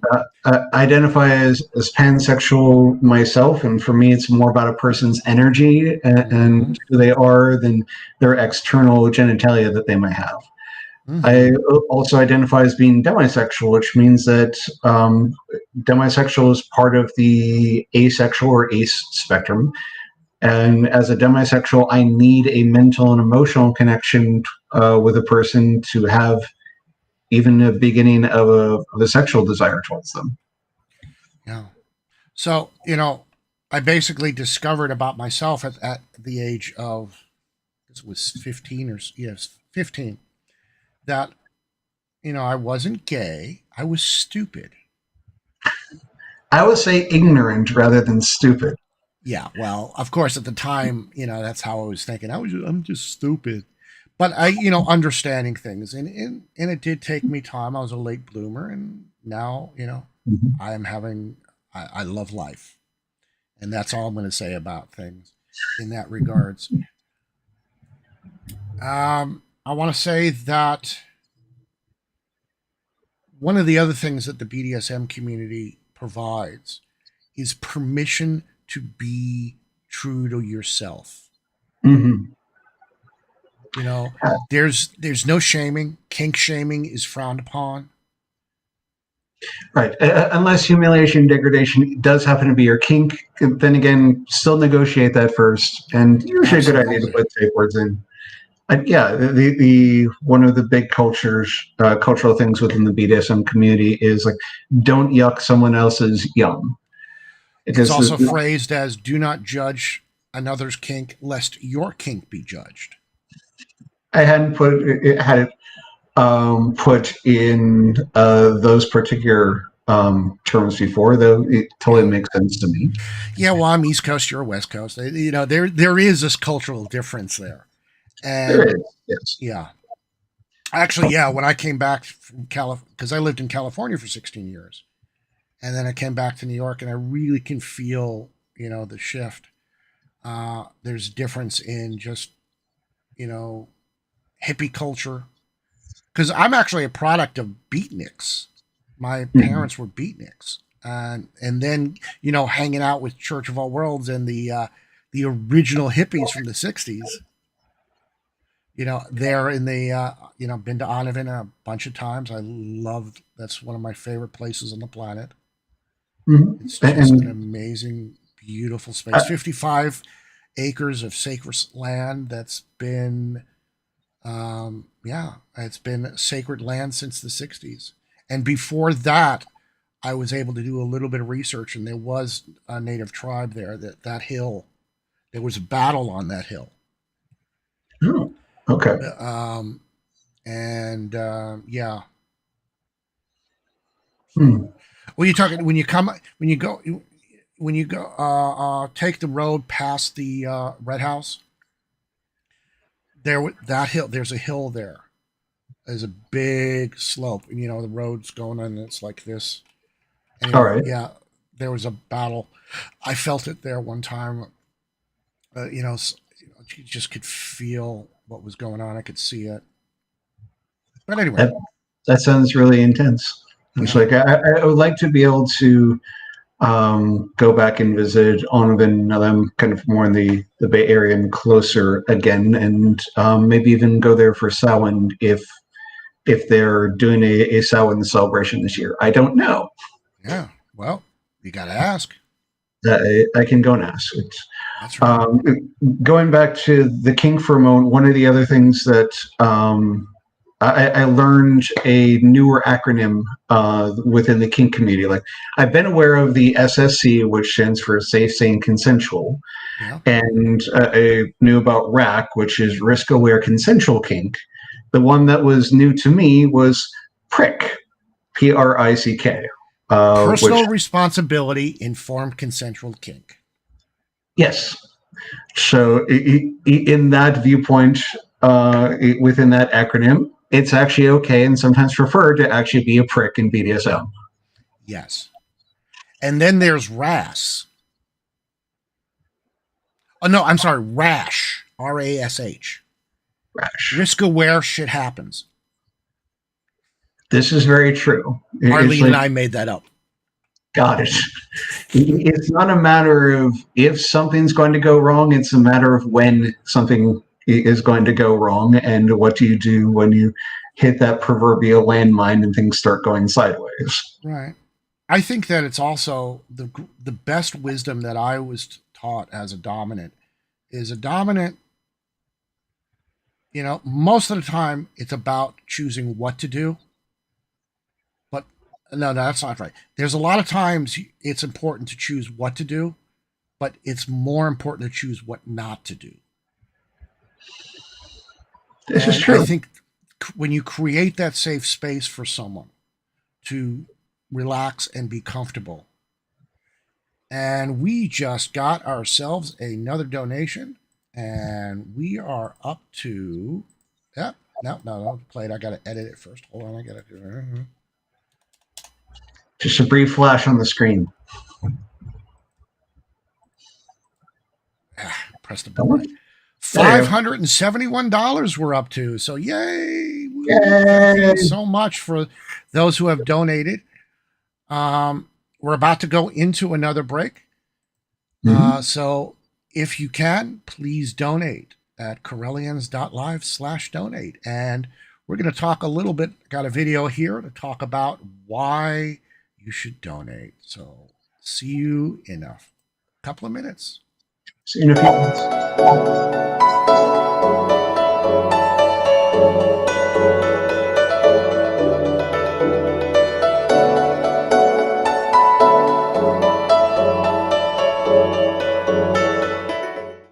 Hello, this is Reverend Don Lewis coming to you from the beautiful metaverse.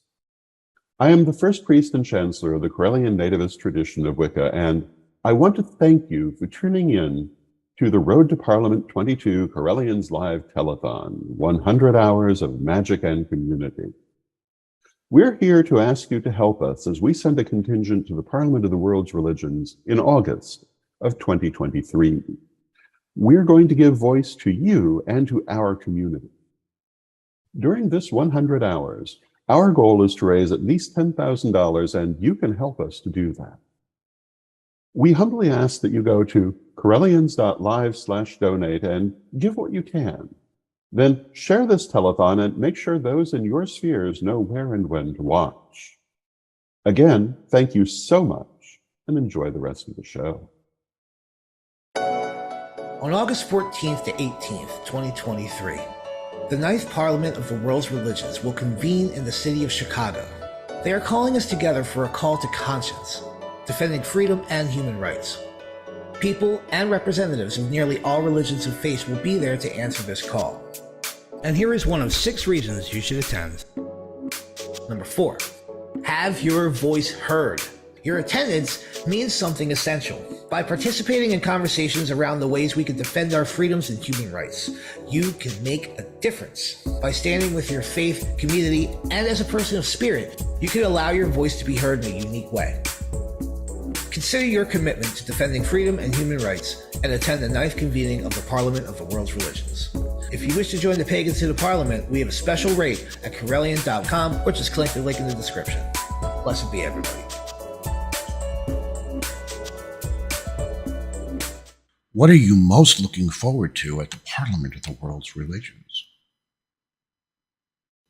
What I'm most looking forward to at the Parliament of World Religions is learning about all the different types of religions that are out there, meeting the various clergy and making new friends around the globe, and getting to know the other people and what they're focused on and what needs to be done to help me focus and teach others. Why do we need representation at the Parliament? Our attendance means something essential. By participating in conversations around the ways we can defend our freedoms and human rights, we can make a difference. By standing with our faith community and as a people of spirit, we can allow your voice to be heard in a unique way. Who are the Sacred Order of Paladins? The Order of Paladins is a service-oriented order dedicated to assisting our communities in moving towards a better, more sustainable stewardship of Mother Earth. And we are also dedicated to preserving Gaian culture today in order to support our civilization in the future. Why support the Paladins? Because we have had representation at every modern parliament, and we want to continue and expand on that with those of us who are attending in 2023. What is the money going to be used for? Most of the money we are looking to raise with our $10,000 minimum goal will go towards housing costs. Our plan is to house and feed all of us together for the week of the Parliament. Whatever money that remains when this goal is met will go towards bringing honored paladins in from other countries who would otherwise not have the opportunity to attend the Parliament. One such paladin is Reverend Sir Rolando Camon, whom we fondly call Apu Adman. But we can't do it alone.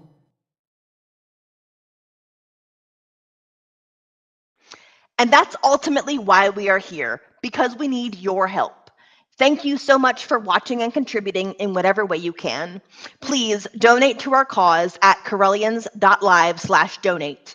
Like our video feeds and share so that others can join us in watching what we have planned for you throughout these 4 incredible days and nights.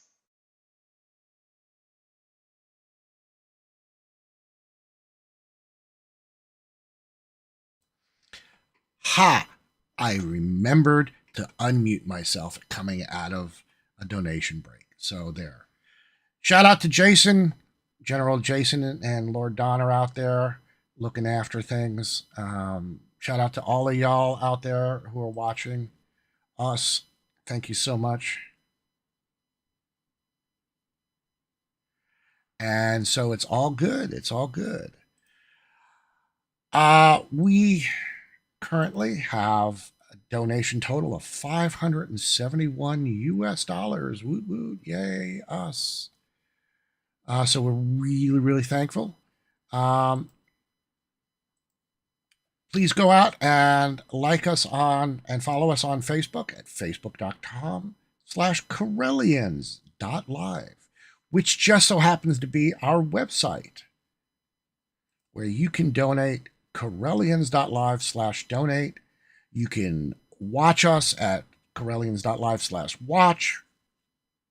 You can see our schedule at Correllians.live/schedule. And as a matter of fact, right after me, the lovely and talented and sweet person, the Reverend Joanne Williams, will be following up with me. And I do believe tonight's a special night. I think it's tonight that she's got Livia.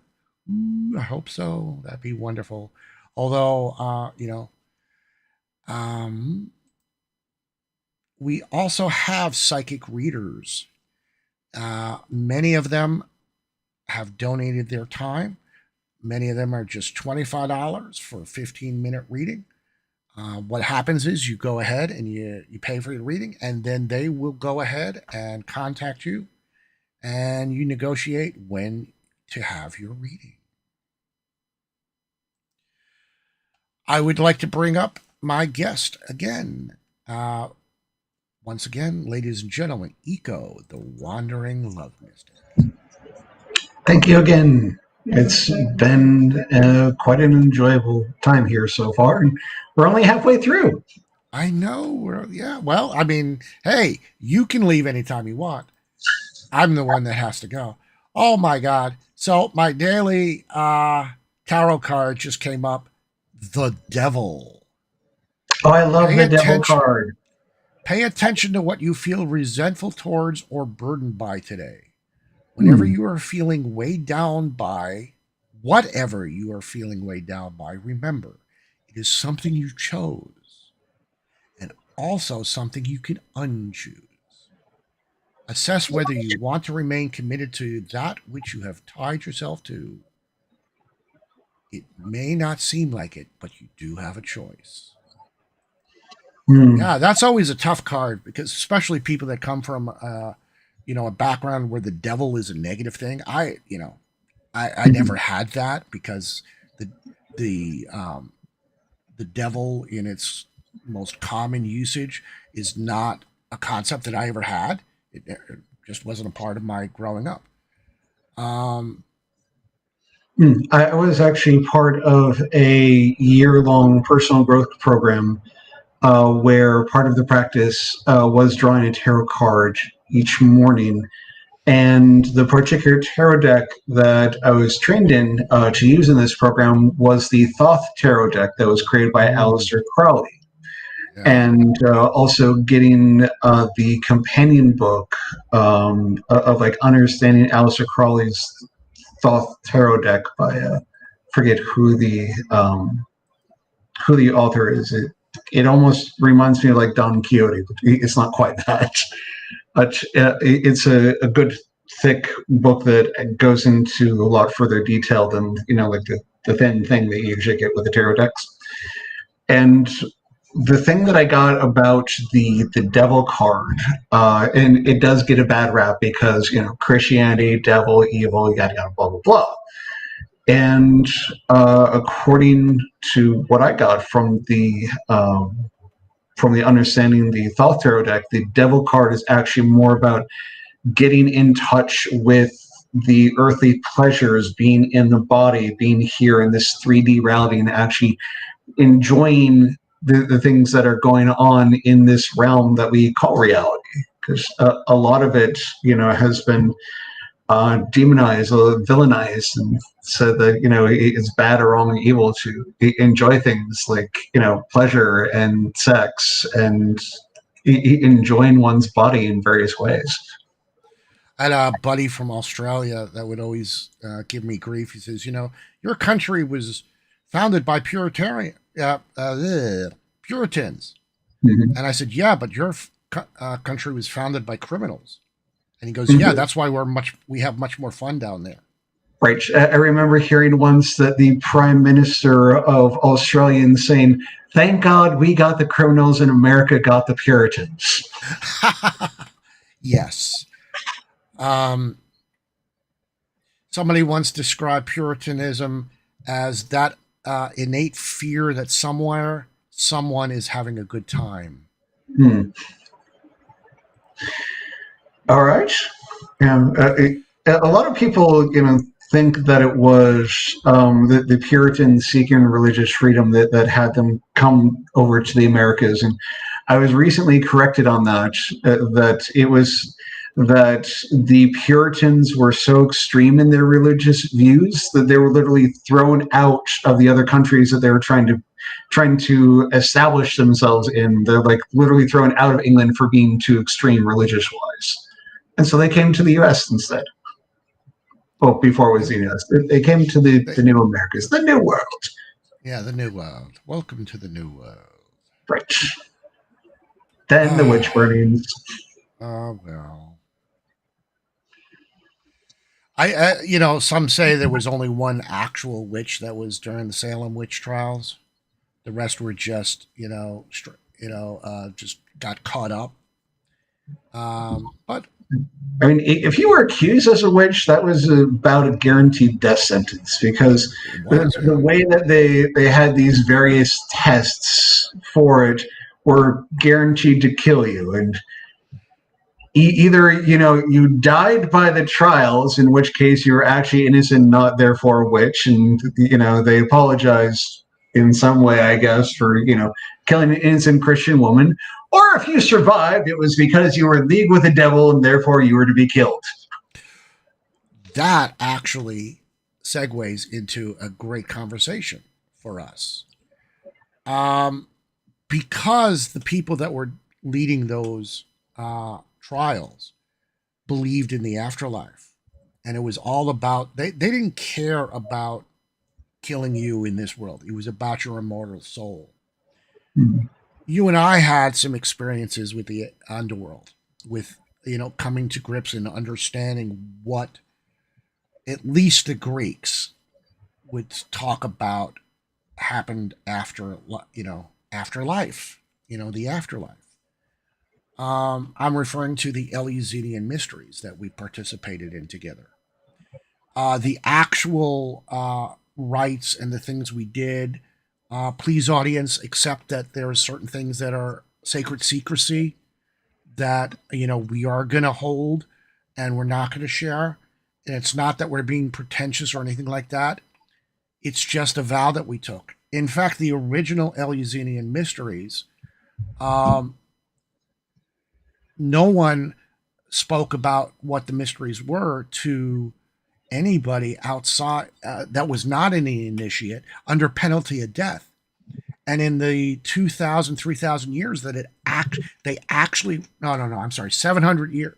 How long was it going? It went from ancient Greece to almost the 18th century, sometimes like that. So whatever it was, so 3,000 years that these mysteries were held in real. Nobody ever documented what the actual mysteries were. There's a lot. There's some wonderful books. Correllian is one of my favorite authors that talks about the cult of Demeter and Persephone as well. And of course, cult was a term back then of a tradition. It wasn't a bad word that we use today. But it is still, in the ancient world, a technical term that's appropriate. But it doesn't apply to what we call the difference between a cult versus what is an organized official religion, from my perspective, is mainly in the number of followers that you have. Well, Isaac Bonowitz has I think it's called ABCDEF. Anyway, it's basically a checklist to measure if a situation is a cult or not. And it's a cult checklist. If we have somebody out there that knows what it's called, please go ahead and type it into the comments. And or I don't want to waste your time, audience, by distracting myself. You're trying to go and look up that little bit of lore, right? I get that. It's like the whole idea of cults are usually put into a negative, bad light, and you usually think of like brainwashing and manipulating people and this, that, and the other thing. But which we're here to talk about love and being able to go and accept and embrace yourself exactly as you are. That was a brilliant segue, sir. I have got to give it to you on that. That was a professional segue if I ever heard one. The other thing that does come to mind is that part of what I wanted to do in creating sacred sanctuary spaces for people to go and explore their identities and what it is that they want and desire intimately without being blamed, shamed, or being told that they're bad or wrong. A parody of Frozen has run through my mind a little bit tongue-in-cheek of like, do you want to join a sex cult? Oh, no. You didn't go there. Oh, no, I haven't actually officially founded it yet. But, there are many wonderful sex-positive organizations out there already that, depending upon how you look at it, you could go and call them cults or not. But, yeah. Well, I think that, sacred sexuality, the understanding of the joining of two or more consenting adults in an intimate act or intimacy. Mm-hmm. We can also, explore a little bit, if you will, the concept that intimacy is not just about bumping uglies. It is more than tab A into slot B, definitely. Or slot B and slot A, or or right, tab A and tab B, whatever it is. But yeah, right. It's more than that, more than explicitly sexual when it comes to intimacy, and in part, it's really important to me. Once again, that I personally identify as a demisexual, so I need that mental, emotional connection, that more of ethereal. It's not exactly the right word. How do I make it more visceral? The feeling of connectedness before even getting into something sexually intimate. Being able to share one's heart, share one's mind, and what is truly important to you is something that's very important to me.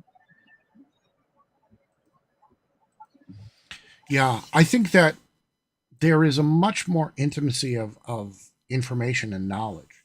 I think that of sharing of feelings and thoughts. My guest tomorrow night, Francesca Gentili. Francesca. I know you know Francesca.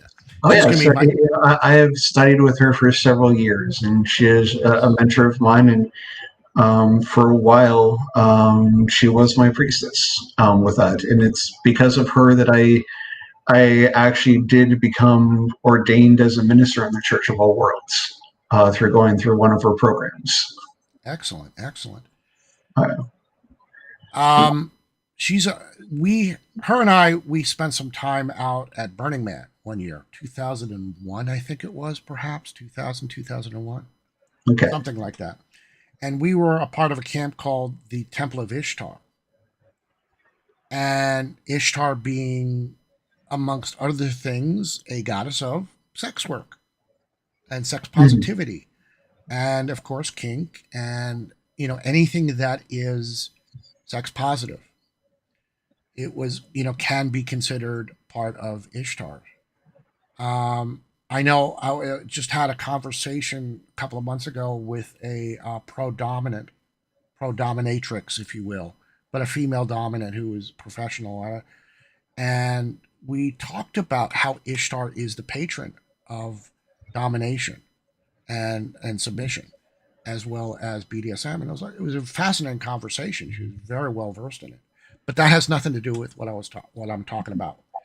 The thing that happened basically in the was sacred sexuality, and yes, it does go and all flow in. So at the Temple of Ishtar at Burning Man in 2000 something, men would come, and it was said that if you came and you were lonely, you could spend time with one of our priestesses. Now, there were certain rumors, there were certain innuendo about what that might be, and men would be coming looking for it. And I remember my duty as a priest of that temple was that I would vet the man and pair off, find who and then go negotiate with one of our priests or negotiate with our priestesses and have one that would come and spend time with him and and then I would be out of earshot, but within his view over our priestess's shoulder. So, if the gentleman is here and the priestess is here, I was behind so that he could see me. Now, there was not a single situation that the priestess was not going to be able to handle, but he doesn't know that. So there was a safety factor about it. Men are from Mars, women are from Venus kind of thing. A man needs to understand sometimes that there's a man watching and he's going to look after you because, but what ended up happening is all the men would get was a wonderful conversation. And most of the time, when I'm lonely and I'm like, ooh, I want to pick up a chick or, whatever the vernacular is, but, that kind of like, I'm looking to spend time with someone. 99% of the time, I just have a great conversation. And if there is some physical, great, but it's the conversation that matters to me. It's that interaction, that ability to be intimate emotionally and verbally and to share my feelings with someone. Even though we're can you talk a little bit about, because I come from an age of toxic masculinity and I've had to work on that. You're a little younger than me. Could you talk a little bit, and as you have come to embrace your non-binary, toxic masculinity still exists even in a non-binary world because we're coexisting with those who think in the binary terms.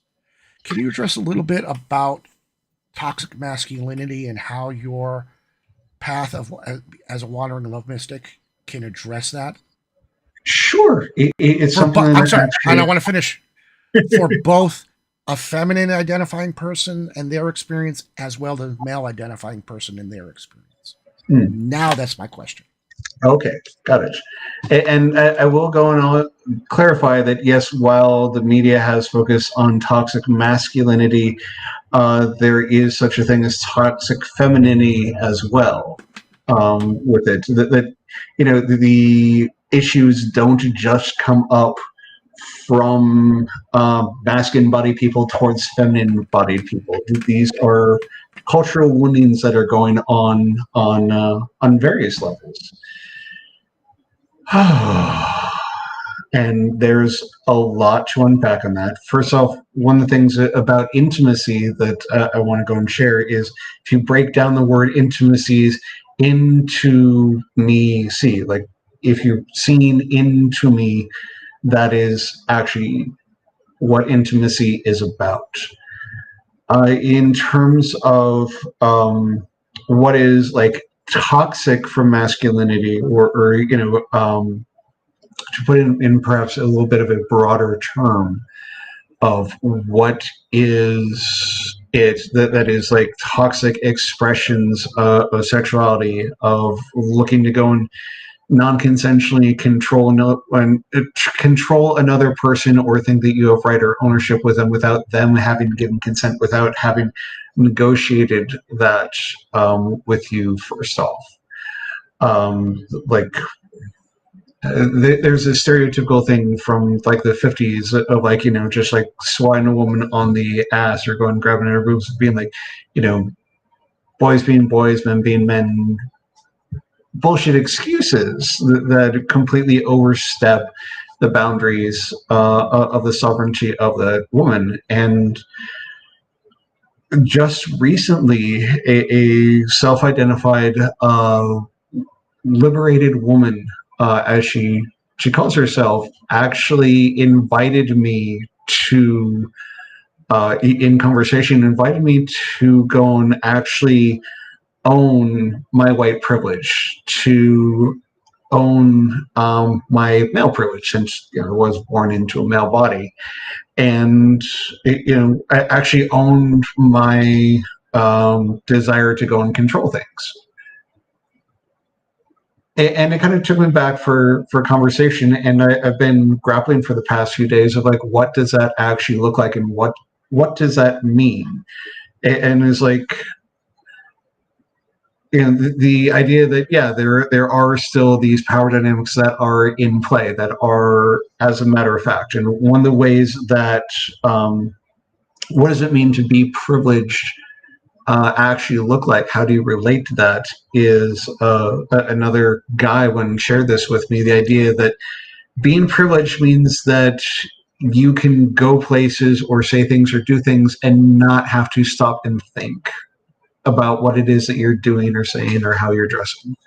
Like, as a masculine body person, I never really need to stop and think like, what kind of clothing am I going putting on? At least when I was still identifying as a cis male. And you know, when I started to embrace who I was as a queer gender fluid person and dressing femininely sometimes, and actually seeing how some other people reacted more viscerally in a negative sense towards me, and being like, stopping outside of a gendered bathroom of like one side masculine, you know, one male, one female, is like, okay, here I am, I'm dressed in women's clothing, which one do I actually go in? And actually grappling with that and having to go and stop and think.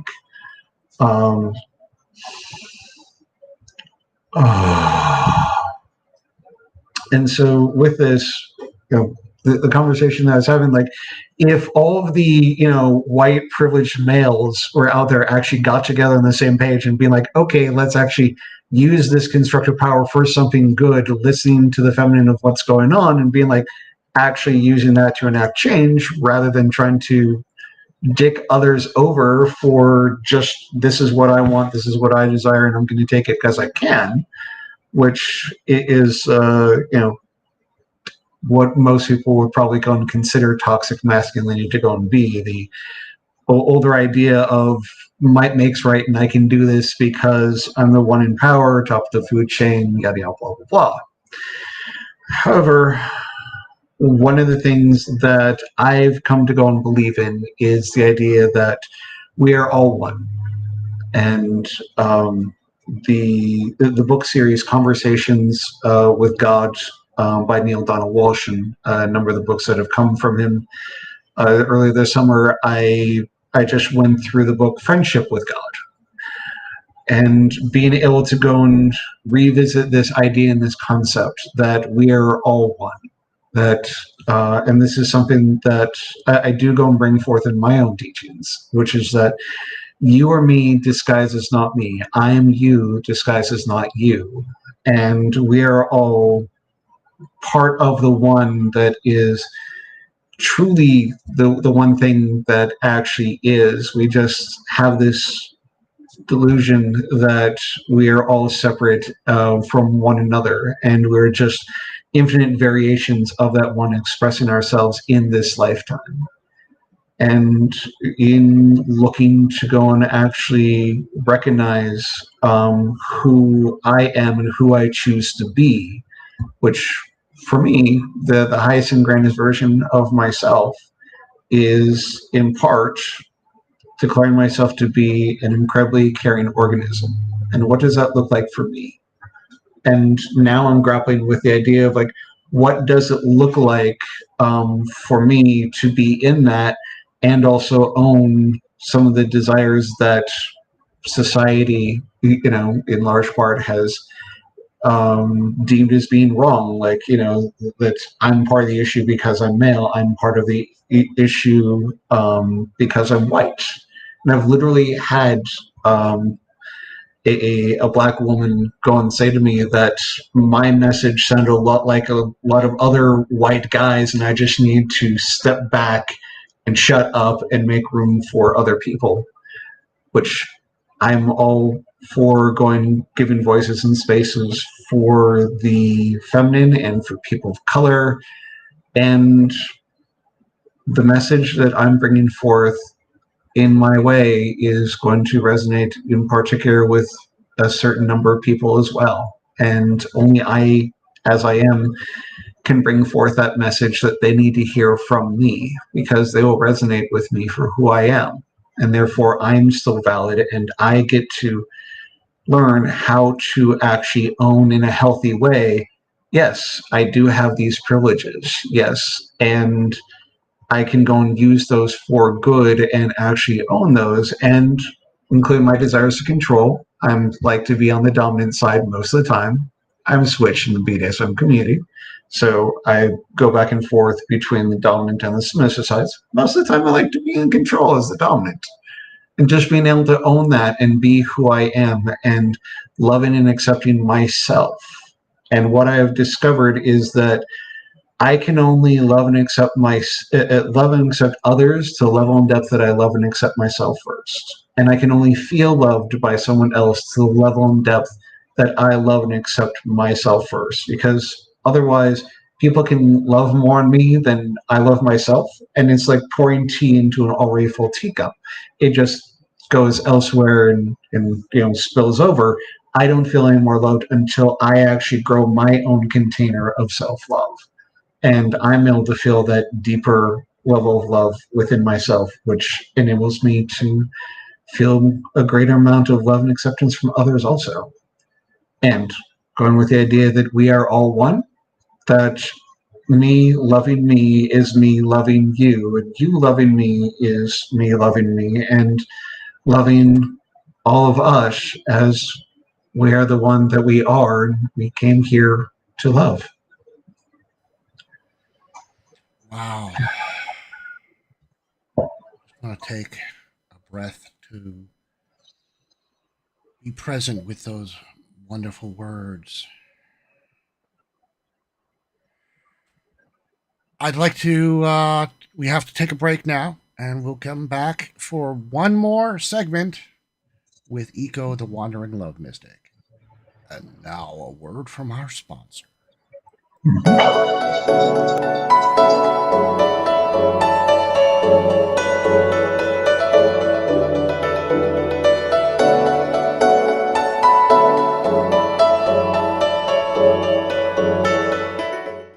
Hello, this is Reverend Don Lewis coming to you from the beautiful metaverse.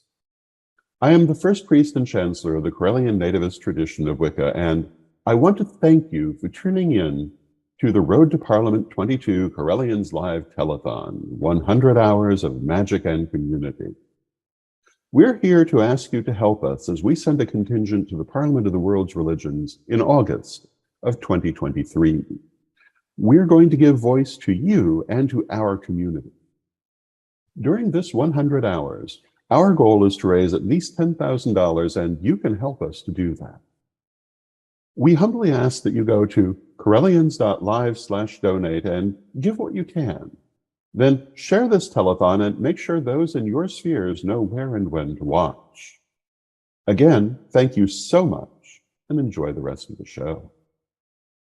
On August 14th to 18th, 2023, the Ninth Parliament of the World's Religions will convene in the city of Chicago. They are calling us together for a call to conscience, defending freedom and human rights. People and representatives of nearly all religions and faiths will be there to answer this call. And here is one of 6 reasons you should attend. Number 5, become a part of the global peace movement. As you learn and share at the Parliament, you discover none of us are alone. and that people all over the world are working towards peace, a freer world, and the protection of human rights. Whether your service and goals are local or global, through the Parliament of the World's Religions, you will be able to act. Consider your commitment to defending freedom and human rights and attend the 9th convening of the Parliament of the World's Religions. If you wish to join the pagans to the Parliament, we have a special rate at Correllian.com, or just click the link in the description. Blessed be everybody. What are you most looking forward to at the Parliament of the World's Religions?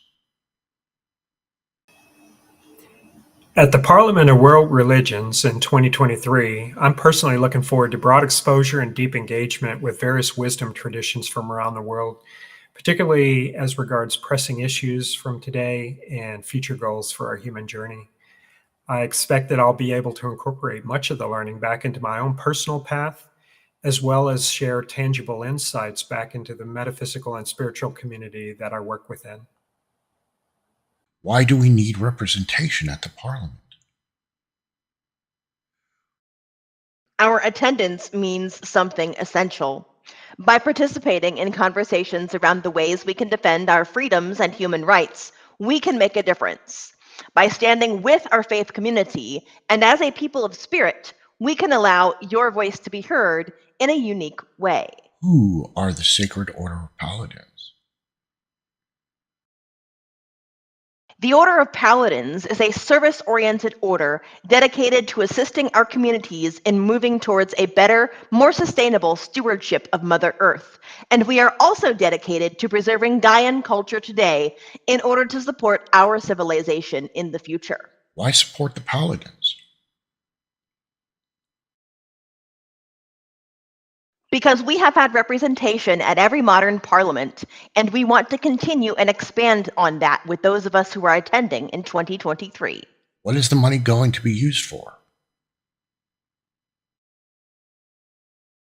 Most of the money we are looking to raise with our $10,000 minimum goal will go towards housing costs. Our plan is to house and feed all of us together for the week of the Parliament. Whatever money that remains when this goal is met will go towards bringing honored paladins in from other countries who would otherwise not have the opportunity to attend the Parliament. One such paladin is Reverend Sir Rolando Camon, whom we fondly call Apu Adman. But we can't do it alone.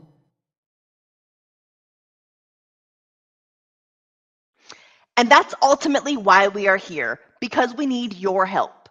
Thank you so much for watching and contributing in whatever way you can. Please donate to our cause at Correllians.live/donate. Like our video feeds and share so that others can join us in watching what we have planned for you throughout these 4 incredible days and nights.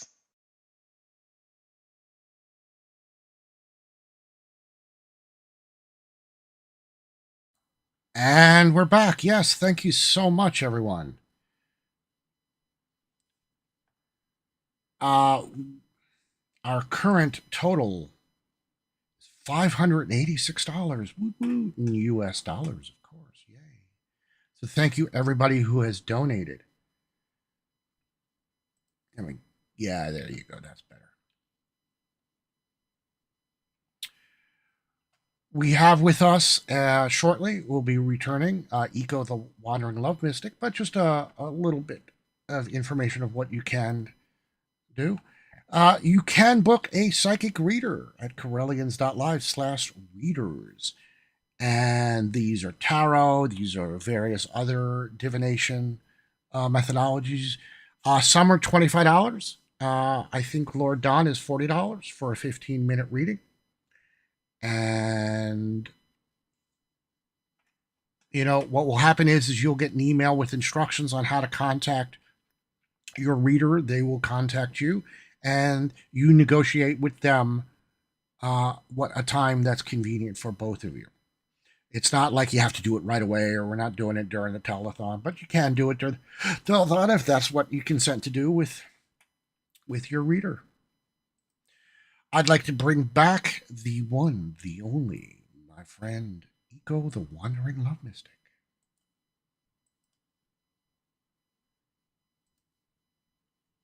And there he is. Hello. And I remembered to unmute you. There they are. There they are. Thank you so much. I did it. I said I wasn't going to do it, but there I did it. That's okay. Thank you for being graceful about the correction. So I have a follow-up question to what you were just talking about before the break. Controlling, because I took that as you were saying that as a toxic male trait, or can you get a little bit more about that? Because the funny thing was, is I remember when I was in the military as a petty officer, my title was Search and Rescue Controller. That was my job. I was the controller of the search and rescue operation. I was sitting back and I had all the computers and I had all the pencils and paper and the charts and everything like that and the calculators to figure out what to do. Basically, someone calls in Mayday. My job is to say, okay, you go there, send that boat out, send that plane out, send that cutter out, things like that. And then they would get there and they would save them. But if they got there and there was nobody in the they couldn't find them, my job was to figure out how to search. So I was the search and rescue controller. When I came to, at the age of 47, to truly grok and understand that I am a dominant, when I looked back and realized that I ran the sandbox, that, I was a, troop leader. I was a senior patrol leader. I was a pack, den leader. What do they call that? Is it den leader? No. I think it's called something else. I mean, I've heard of den mother. There's the den mother, which is, a patrol leader in the Boy Scouts. They're called patrols. They're dens in the Cub Scouts. Okay, whatever. And then in the military, I always took leadership roles. People would look at me when we were kids. It was like, oh, what are we going to do today? I don't know. You want to go bike riding? You want to go to the mall? I don't know. And then I would listen to everybody and say, okay, I would come up with the compromise. I would say, well, how about we go bike riding today and we go to the mall tomorrow? Okay. And it was like, Eric said so, that's what we're going to do. That's my nature. And I don't know and this is other guys, other women, other individuals that, it didn't matter. I fall into these leadership roles. Is that a toxic male trait? And I guess also when I think about it, we do need leaders. We have followers, but we do need leaders. How can you be a leader but not be toxic about it? That's an excellent question. And, it's not quite a cut and dry. What does it actually mean to be a leader? What does it mean to be a conscientious leader? And when looking at this idea of toxic masculinity, we usually think of those who are overbearing, controlling, and the people that we usually gripe and complain about. And at the same time, there is I think it was in some kind of sales training. I have heard that there was a long-standing idea that most people go and live their lives desperately begging to be led, and it was probably some kind of leadership training that I was at. One of the things that I go and take a look at and how I go and view life is that regardless of whether we explicitly call it out or not, that there is some form of DS dynamic in pretty much every group in every situation, whether that be your home life with your family, or whether that be your work, or whether that be with your friends. There's usually a person that's more of the decider in the group that has more of the directing role. And there are those who are just wanting to go along and wanting to just be given a direction to go in. There's nothing inherently toxic about that. I would say the toxicness would go and come into an effect when it gets to be who is it really going and serving, and whose best interest do you actually want to have in mind? If it's just about the individual themselves, it's like, I'm doing this so I can go and get what I want, and I will go and sacrifice anyone that goes and gets in my way or I perceive is going to keeping me from my goal. Then that is much more of a toxic type trait. Going back to this idea that we are all one, like what is in the best for the group, or how do I help everyone go and get their needs met? How do I go and actually facilitate what needs to get done?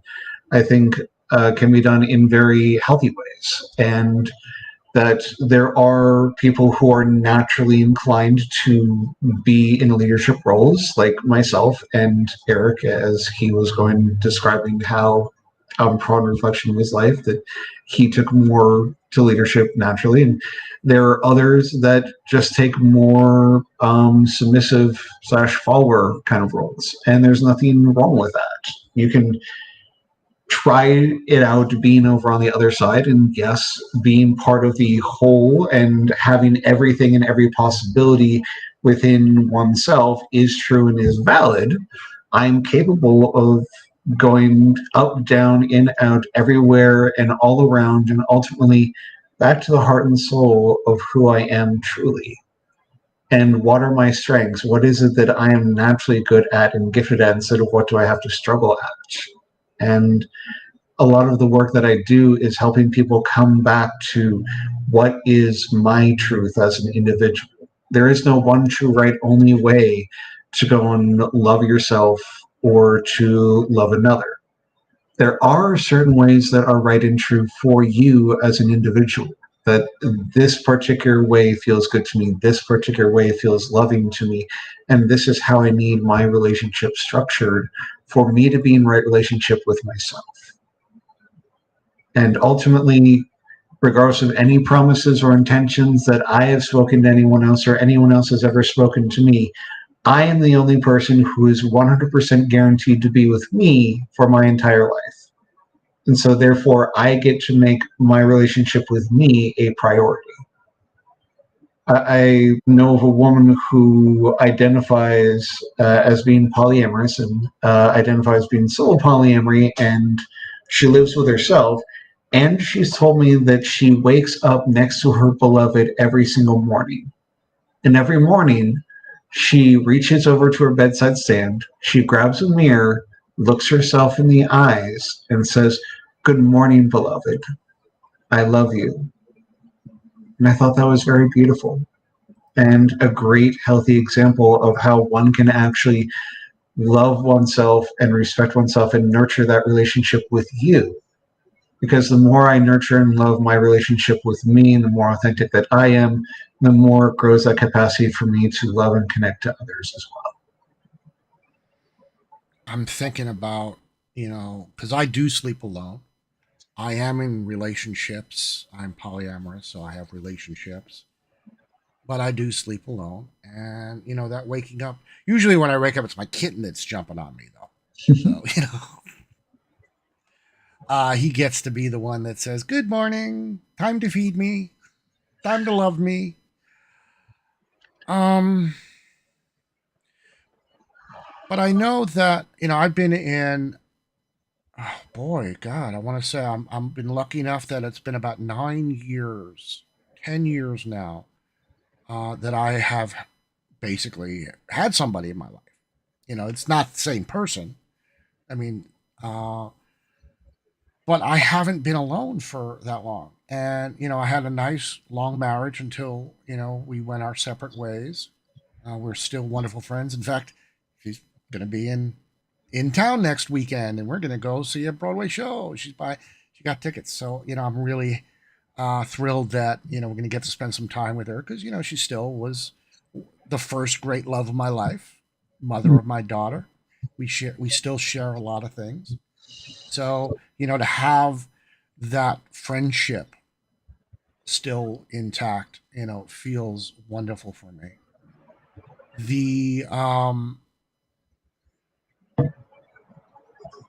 But do you have some tips for healthy relationships, though? I do. And I would like to go and offer a gift for anyone who I actually have a PDF document that has 3 tips for healthier relationships with people. And to go and get that, all you need to do is type the word consent to 26786. And there you'll be able to go and get connected to the wonderful PDF for being able to create healthy relationships with yourself and with others. Because once again, it does go and start back with me being in right relationship with myself. And yes, I did go and actually adopt that from Francesca Gentile. You're going to have a blast going talking with her when you go and interview her later on. Her and I have had many great conversations over the years, over tea and over a campfire. Yeah, another one of my favorite human beings, and I'm just so happy that she, agreed to be on the show. So that's tomorrow night. You should tune in. Yes, definitely tune in for that. She is a great sacred high priestess. And very, very much about, and the one who I adopted the idea that anything can be done in a sacred manner, including sexuality, and being able to have the sexual expression be a doorway of a connection to the divine, to have that connection with the one that we all are through a beautiful expression. That we choose together that feels good. As above, so below. Mm-hmm. As within, so without. And when your partner's doing that, oh God, oh God, oh God, part of me likes to go, yes, I'm here. Yeah, it is an invocation. It is. I know that with one of my current lovers, she remarked that I was the first, spiritually aware lover she ever had. And there are things that we can do together that she's never been able, she's never been intimate with, somebody who understands magic at the level that I do, at the level that she does, I guess is more to the point. And so, that's always a wonderful thing. It's wonderful to be able to go and meet your lovers where they're at, and that when they're able to go and meet you where you're at as well, can be very beautiful. And something that I've learned for myself and been reminded of recently is that once I know what I need and what I desire, trying to cut it back to less than that is unfulfilling. And it doesn't work on a long-term basis. Like once you discover that what you actually need is to have some kind of kink DS dynamic as part of one of your relationships, trying to be just vanilla isn't as satisfying. That for me to be in the right relationship with myself, I am non-monogamous by my nature, and I need to have at least the option to pursue multiple people. If I have that option taken away from me and enter into a monogamous relationship with someone, I become miserable. I learned this lesson the hard way with my ex-wife, where she asked me to be monogamous to her at the beginning of our relationship. And after 4 months, she came to me and she said, "You have faithfully kept your promise of monogamy to me. I've seen how miserable you've become. I release you from your promise." She told me she saw my entire body relax. The day that I decided to come out as poly to my ex-wife was one of the most nerve-wracking days I ever had. To sit there and tell the love of my life, the mother of my child, the partner in business and in household, and all these things that, that I was going to spend the rest of my life with. Well, I was wrong about that. To tell her she wasn't enough, that I needed more. Now, it turned out that she says, "Oh, yeah, me too." And so, of course, with that. So what you end up with, we got to talking about compatibility. It's not just about, sexuality compatibility, but do you like the same music? Do you like the same television shows? Do you like the same foods? When you're sharing life with someone, whether it's, under the same roof or just going out to choosing what restaurant to go to on your dates.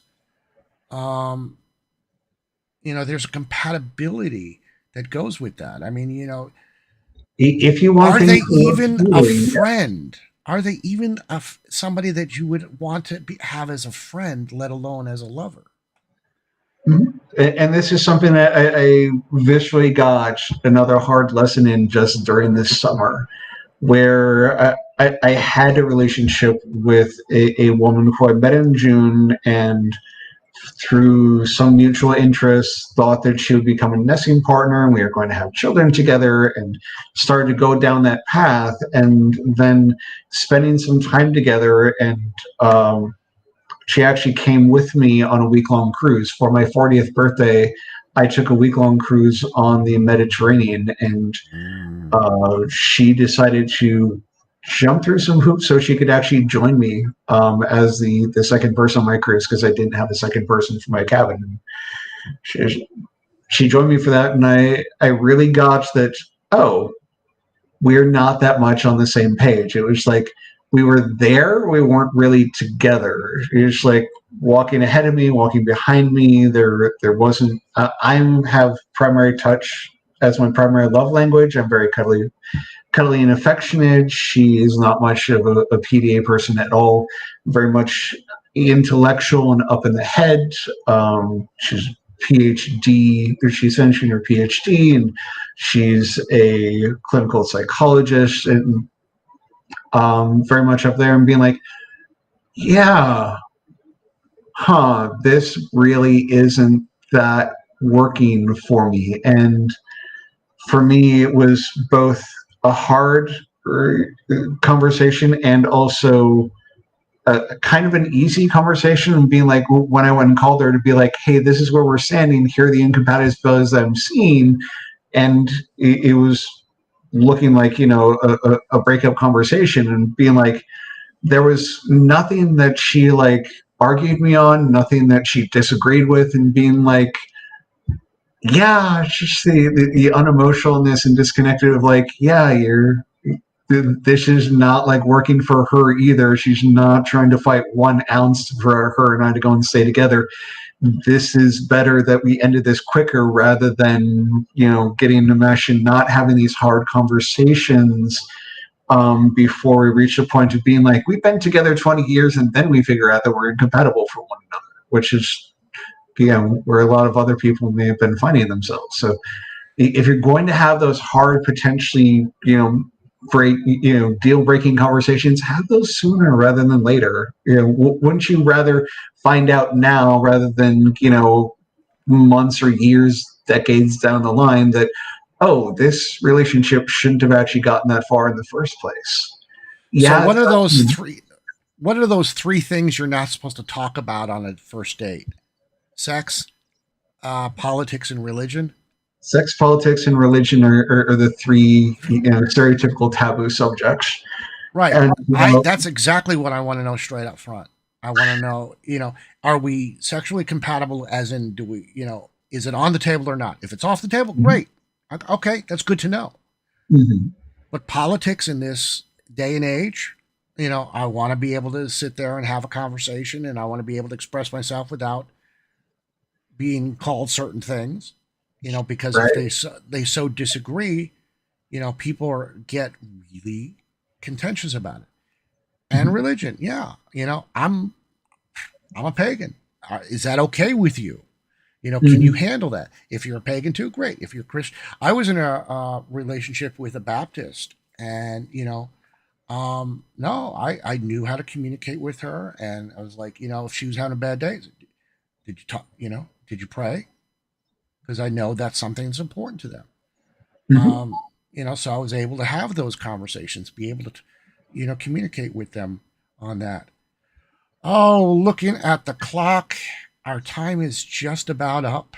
Thank you so much, my good friend, for spending 2 hours with us here at the Road to Parliament 2022 Correllians Live Telethon. You're very welcome. It has gone by quick, and I could probably go on for quite another while. And I do want to give time and space to the other people that you have lined up. I'm honored to have been able to spend this much time with you. Well, take care, Eco. Mwah, my good friend. We're going to take a break now, and when we come back, it'll be more of the Midwatch.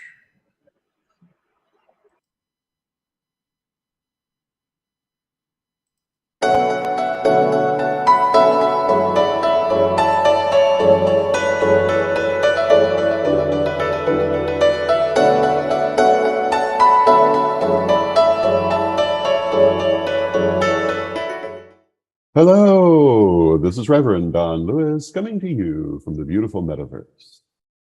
I am the first priest and chancellor of the Correllian Nativist tradition of Wicca, and I want to thank you for tuning in to the Road to Parliament 22 Correllians Live Telethon, 100 hours of magic and community. We're here to ask you to help us as we send a contingent to the Parliament of the World's Religions in August of 2023. We're going to give voice to you and to our community. During this 100 hours, our goal is to raise at least $10,000, and you can help us to do that. We humbly ask that you go to correllians.live/donate and give what you can. Then share this telethon and make sure those in your spheres know where and when to watch. Again, thank you so much, and enjoy the rest of the show. On August 14th to 18th, 2023, the Ninth Parliament of the World's Religions will convene in the city of Chicago. They are calling us together for a call to conscience, defending freedom and human rights. People and representatives of nearly all religions and faiths will be there to answer this call. And here is one of 6 reasons you should attend. Number 6, it's a spiritually transformative experience. Participants and attendees tell of the truly improving life experiences that forever changed them towards their own spiritual life. The spiritual and emotional growth in the days of the Parliament is intense, organic, and awe-inspiring. Consider your commitment to defending freedom and human rights and attend the 9th convening of the Parliament of the World's Religions. If you wish to join the pagans to the Parliament, we have a special rate at Correllian.com, or just click the link in the description. Blessed be everybody. What are you most looking forward to at the Parliament of the World's Religions? What I am looking forward for the Parliament of World Religion 2023 is that the Parliament will bring me in so that I could meet my Correllian family. It's been a long time that I've been following the Parliament World Religion and the Correllian tradition through Magic TV. But this time, with your help, and I'm really hoping that you could help me to be at the Parliament of World Religion 2023. So this is what I'm looking forward to meet you and be in person with you at the Parliament of World Religion. Why do we need representation at the Parliament? Our attendance means something essential. By participating in conversations around the ways we can defend our freedoms and human rights, we can make a difference. By standing with our faith community and as a people of spirit, we can allow your voice to be heard in a unique way. Who are the Sacred Order of Paladins? The Order of Paladins is a service-oriented order dedicated to assisting our communities in moving towards a better, more sustainable stewardship of Mother Earth. And we are also dedicated to preserving Gaian culture today in order to support our civilization in the future. Why support the Paladins? Because we have had representation at every modern parliament, and we want to continue and expand on that with those of us who are attending in 2023. What is the money going to be used for? Most of the money we are looking to raise with our $10,000 minimum goal will go towards housing costs. Our plan is to house and feed all of us together for the week of the Parliament. Whatever money that remains when this goal is met will go towards bringing honored paladins in from other countries who would otherwise not have the opportunity to attend the Parliament. One such paladin is Reverend Sir Rolando Camon, whom we fondly call Apu Adman. But we can't do it alone.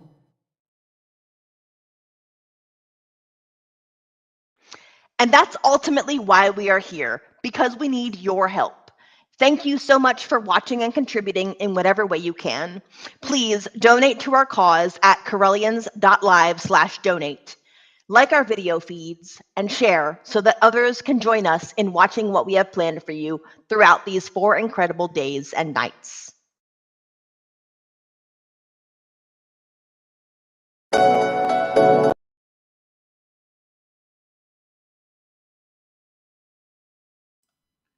How about this? Hello, everyone.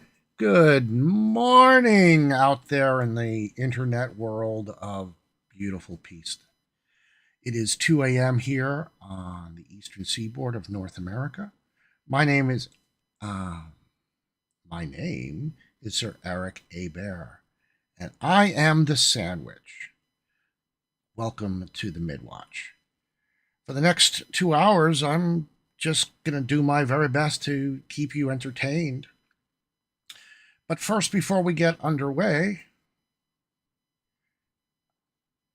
I want to say good morning to Kai. Hi, Kai. How you doing? Good to see you. But first, let's look at what's the current total. $586. Yay. Thank you so much for everybody who's donated to the cause to send the Paladins of Gaia to the road to the Parliament 2022 Correllians Life Telethon. That's what we're doing right now. Purpose is to support us in our getting to the okay. I just got word that that number is incorrect.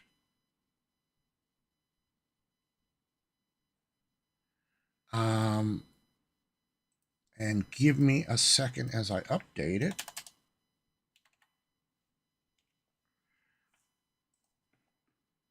And our correct current total is $440. Very well. Please, if you can, join us at the Parliament of the World's Religions. Go to Correllian.com for a special code, a special discount. You can be a member of the Correllian tradition. You can be a friend of the Correllians. You know, we'd love to have you join us. For more information about the Parliament of the World's Religions, go to parliamentofreligions.org.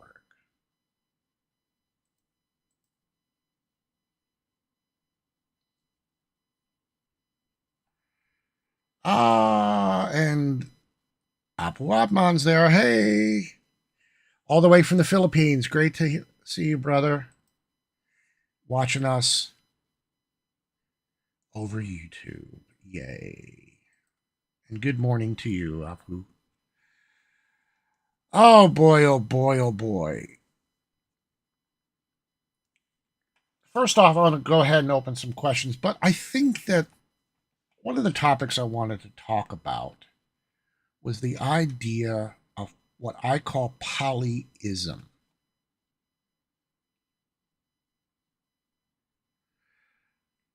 And Kai just said, 100% recommended that if you can go, go. Went to the last one. It was a life-changing event. Thank you, Kai, for that comment.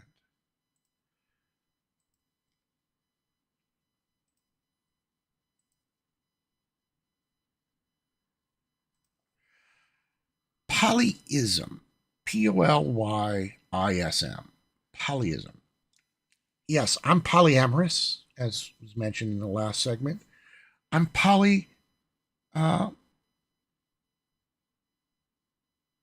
polytheistic.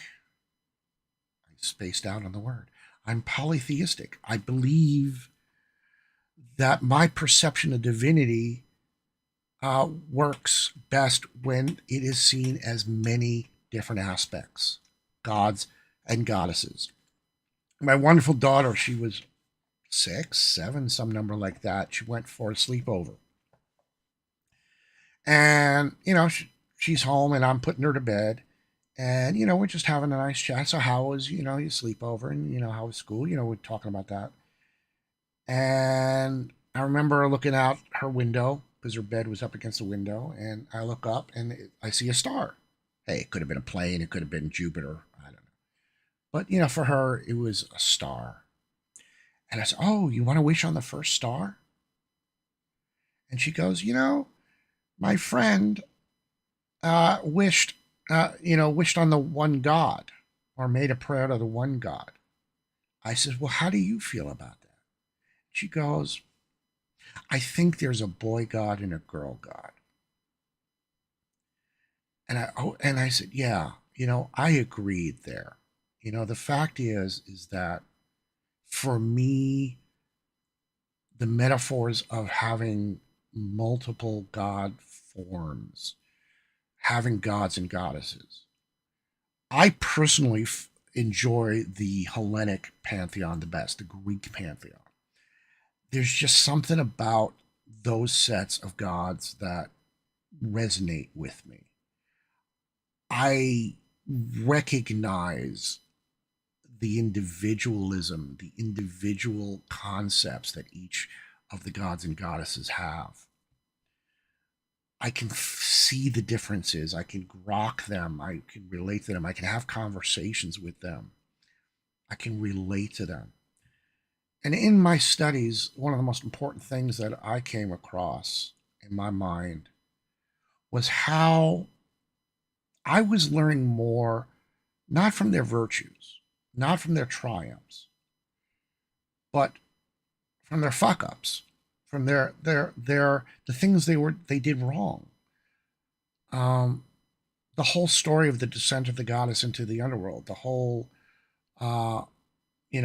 Homeric hymn to Demeter, was everybody messed up in that, except for Hermes. Hermes was awesome, but everybody made mistakes.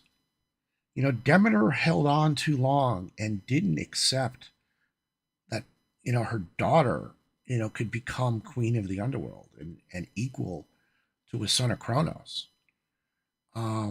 Hades took her without asking. Well, he asked her father, but, he didn't think to ask her mother. He didn't think to ask her. Persephone. Persephone was caught in between. She was caught in the middle of that. She loved her mother. She understood her obligation to our realm, the earth.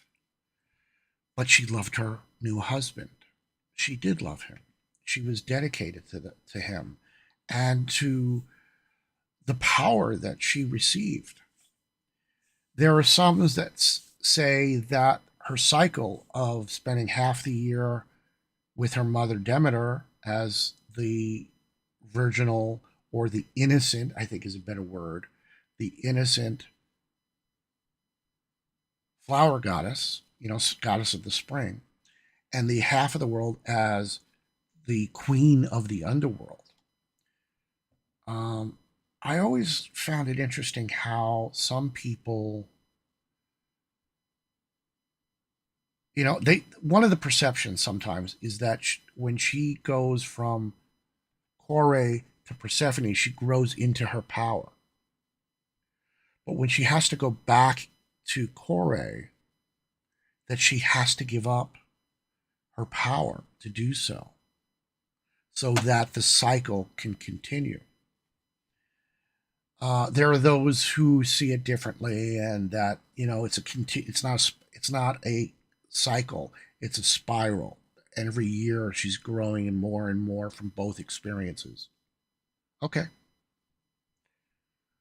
For me, I find that the cyclical nature of it, and there's a mystery in there that I'm still trying to grok. But I didn't want to talk about that. What was I going to? Oh, polyism. I don't even have a single favorite food, or a single favorite color. Everything is multiples for me. I believe in diversity. I grew up in a diverse neighborhood. There were no minorities because there were no majorities. Everybody was a part of a group. Nobody was better than the other. You were just different. There were the black kids, there were the Puerto Rican kids, there were the Jamaican kids, there were the Russian kids, the Soviet, the ex-Soviets. Now, of course, we have the Russians and the Ukrainians and the Lithuanians and all these magnificent cultures from Eastern Europe that have settled in South Brooklyn, where I am. The Italians over there, the Germans over there, the Irish, everybody. Now, I can't remember. There's a number of like 100 or so different languages spoken within the city of New York. Over 100 different languages spoken within the city of New York. That's where I grew up. I don't understand homogeny. Maybe that's it. The Great American Melting Pot is something I don't really think is a great idea. It's a stew. The Canadians talk about the stew. Everybody is a unique ingredient, and everybody adds to the overall, flavor of the stew. Nobody is more important than the other. No one ingredient is more important than the other. I like that a lot better than our idea that you have to conform. I don't want to conform to anybody. I do what I want to do. When I'm in somebody else's house, I do things their way.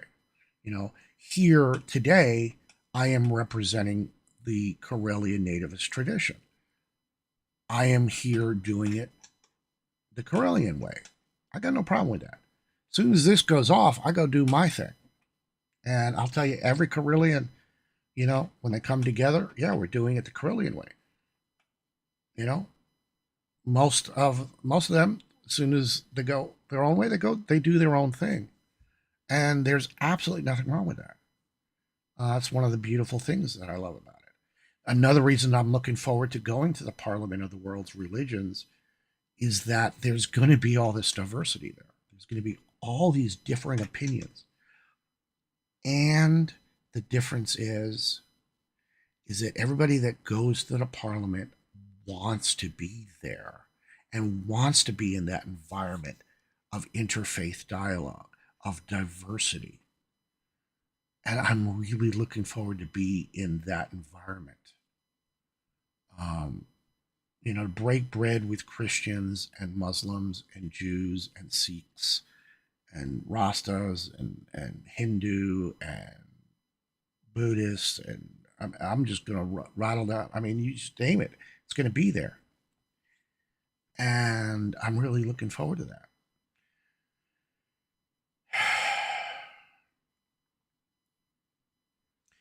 But the idea of polyism, to sit there and say there's not one way, there's not only one of anything.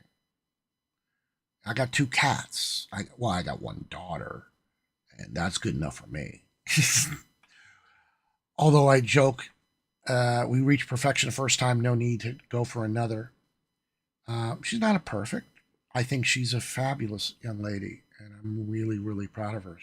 She's going to be 30 soon. Oh my Lord. Holy cow. Yeah, she's in her late 20s. I'm very, very proud of her.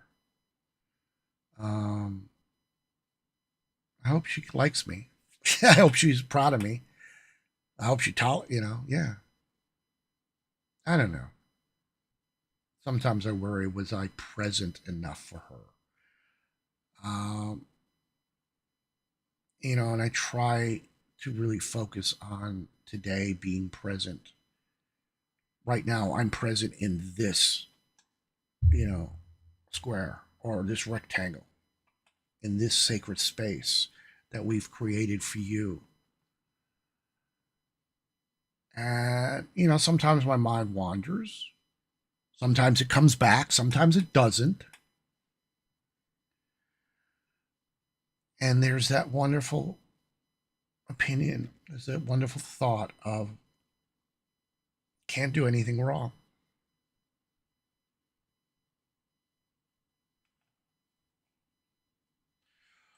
Oh my. Cosmo says, listening to me is like listening to Art Bell when he was around doing his great show.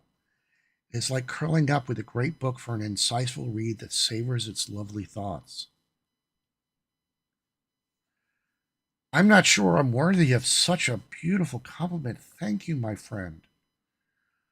I'm very humbled by that thought and that acknowledgement. But wow, cool. Well, I hope I don't put you to sleep. Although, I mean, it's not too late for you guys over there on the left coast. Some of you are from the other side of the world.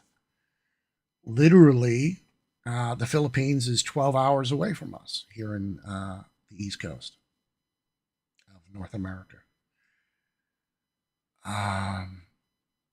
Pretty awesome. All right, Cosmo, you broke my train of thought, man. That's perfectly fine. Thank you so much for those beautiful words. Polyism, the idea that there can be more than one idea, more than one solution, more than one way of doing things. I once said to a Christian, because from their perspective, God created man in his own image, I believe is the correct term. I am not now, nor have I ever been a Christian, so I'm only speaking from as an outsider. Okay, so if if he created us in his image, that means he knows us better than anybody. He knows us, and he knows we can't even agree what to have for lunch. How are we going to agree on the big mysteries that are not revealed, that we call religion or philosophy or theology or spiritualism, the unknown, so to speak? Is religion nothing but an opinion? Some that say it's a fact. What they are saying is an absolute fact, the word of God. And I'm like, how can you be sure? The Mormons did a thing where they baptized everybody who ever existed by proxy. My mother was irate, who is Jewish, and she's like, they even did that to the 6 million Jews that, that died in the Holocaust. How dare they? I'm like, Ma, two things are going to happen. This is how I feel about it. Either they're right and I get baptized and I'm all good and I end up in the I end up in heaven and I'm like, oh, hey, thanks, guys. Thanks for that. Or they're wrong and who cares? No skin off my back. And that's how I feel about it. I have had very deep religious experiences that have to deal with the afterlife, and I've received my beatification. I know what's going to happen to me when I die. I am very comfortable in my perceptions of what I think is going to happen. I'm not afraid of death. I'm going to enjoy it. I'm going to make sure that it happens a long, long time from now. But if it happens tomorrow, okay, I'll be bummed. But all the things I didn't get to see. I didn't get to go to see Black Adam with Arlene. She wants to go take me to the movie when it comes out next month. I'll be like, hey, but I didn't get to see that. I didn't get to see the final, series finale of She-Hulk. I don't know. I'll be, there'll be a few inconveniences. But I'm okay. I'm all right. I'm comfortable with what's going to happen afterwards. I'm not telling you what I think it is because it doesn't matter. I'm not here to preach at you or tell you how things are. I'm just having a conversation with you. I'm just sharing my thoughts.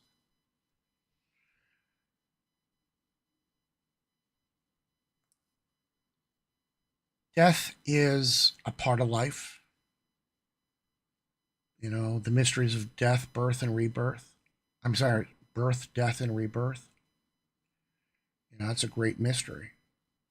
As pagans, many of us believe in reincarnation. I've done this before and I'm going to do it again. I'm okay with that. That's just how it is. Can't tell if those are lines under my eyes or the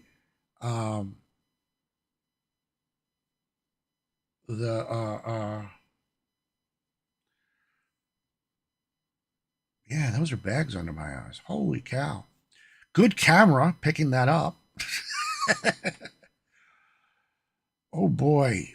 100 hours of magic and community. And I'm going to spend the next 4 nights tonight and 3 more nights here with you on the Midwatch. Next half hour, though, I'm gonna play the interview that I did with the amazingly fabulous and altogether terrific human being, Lilith Dorsey. But until then,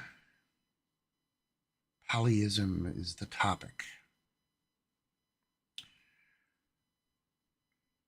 A single color is dull. If everything is the same color, it's hard to differentiate things. Normally I just wear black shirts, but for some reason I grabbed this one earlier off the clean pile, and I think it looks good. But because it's got the white and black and the gray. If even if I said I had a favorite color, it would be black, because that's what most of my clothes are. I think I got 7 or 8 pairs of the same black Levi's 501s. Tons of black shirts. Some have stuff on it. That's just being a New Yorker. Most of us, we like black. I don't know if it's a thing. I'm a product of beatniks. They, the black turtleneck and the beret and stuff like that. That was, yeah, my mom wore that. My dad, I don't know if my dad wore that. But my mom had the turtlenecks. I remember that very clearly.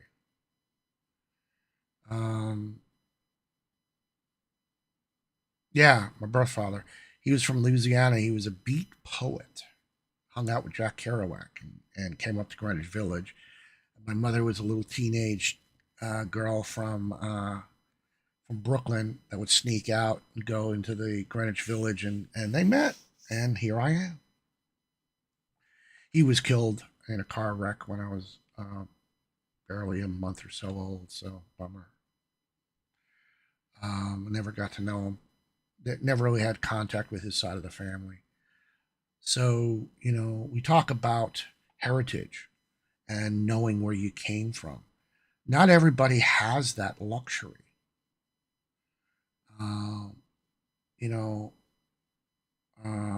African descendants of slaves, ADOS, they, most have no idea, past their grandparents, maybe their great grandparents. Earlier than that, I don't know. I know my great grandmother came from the old country, 1900, Ellis Island. I know where she was born. I know where I have that luxury. Not everybody has that luxury.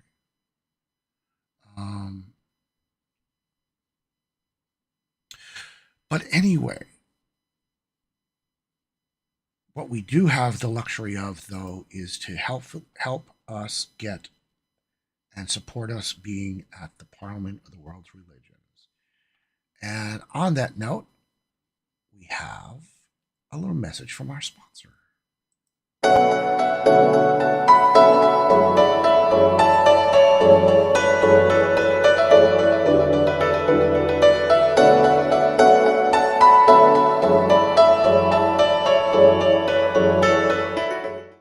Hello, this is Reverend Don Lewis coming to you from the beautiful metaverse. I am the first priest and chancellor of the Correllian Nativist tradition of Wicca, and I want to thank you for tuning in to the Road to Parliament 22 Correllians Live Telethon, 100 hours of magic and community. We're here to ask you to help us as we send a contingent to the Parliament of the World's Religions in August of 2023. We're going to give voice to you and to our community. During this 100 hours, our goal is to raise at least $10,000, and you can help us to do that. We humbly ask that you go to correllians.live/donate and give what you can. Then share this telethon and make sure those in your spheres know where and when to watch. Again, thank you so much, and enjoy the rest of the show. On August 14th to 18th, 2023, the Ninth Parliament of the World's Religions will convene in the city of Chicago. They are calling us together for a call to conscience, defending freedom and human rights. People and representatives of nearly all religions and faiths will be there to answer this call. And here is one of 6 reasons you should attend. Number 1. With hundreds of classes available across the spectrum of religious and spiritual thought, presentations with real-world events taught by thought leaders and teachers, workshops to cover important skills and information training that offers results long after the participants return home. Consider your commitment to defending freedom and human rights and attend the 9th convening of the Parliament of the World's Religions. If you wish to join the pagans to the Parliament, we have a special rate at Correllian.com, or just click the link in the description. Blessed be everybody. What are you most looking forward to at the Parliament of the World's Religions? What I'm most looking forward to at the Parliament of World Religions is learning about all the different types of religions that are out there, meeting the various clergy and making new friends around the globe, and getting to know the other people and what they're focused on and what needs to be done to help me focus and teach others. Why do we need representation at the Parliament? Our attendance means something essential. By participating in conversations around the ways we can defend our freedoms and human rights, we can make a difference. By standing with our faith community and as a people of spirit, we can allow your voice to be heard in a unique way. Who are the Sacred Order of Paladins?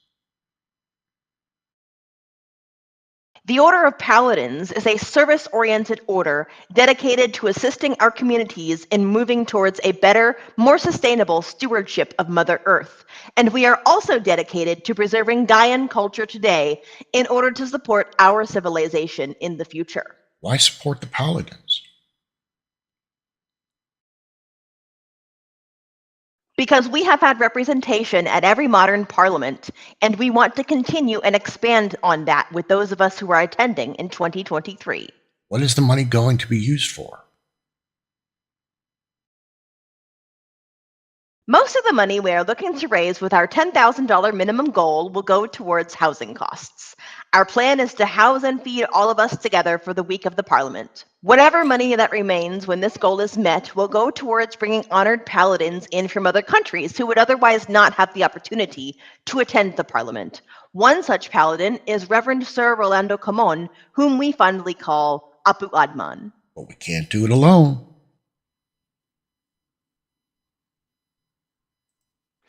And that's ultimately why we are here, because we need your help. Thank you so much for watching and contributing in whatever way you can. Please donate to our cause at correllians.live/donate.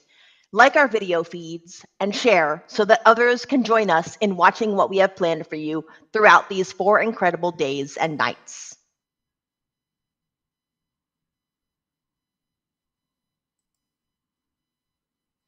And welcome back, ladies and gentlemen. Thank you so much for spending your time here with me on the Midwatch. I am the Sandwich, Sir Eric Lefebvre. Eric Abear. Sorry, Lefebvre's a different name. I would ask that you please donate, if you can, to the Correllians.live/donate. We are trying to raise money to help support us at the Parliament of the World's Religions so that we can represent you and what you want to hear about. One of the best ways you can do that is just go ahead and you can email us. Email us at correllianslive@gmail.com and tell us what you want us to say, what you want us to incorporate into our messages so that we can represent you in the best way possible. Our current total is $440. Thank you, everyone who has donated so far. If you'd like to know what's coming up, just go ahead and go over to Correllians.live/schedule, or just click schedule on the top of Correllians.live. And you'll see everything that's going on for the next 100 hours.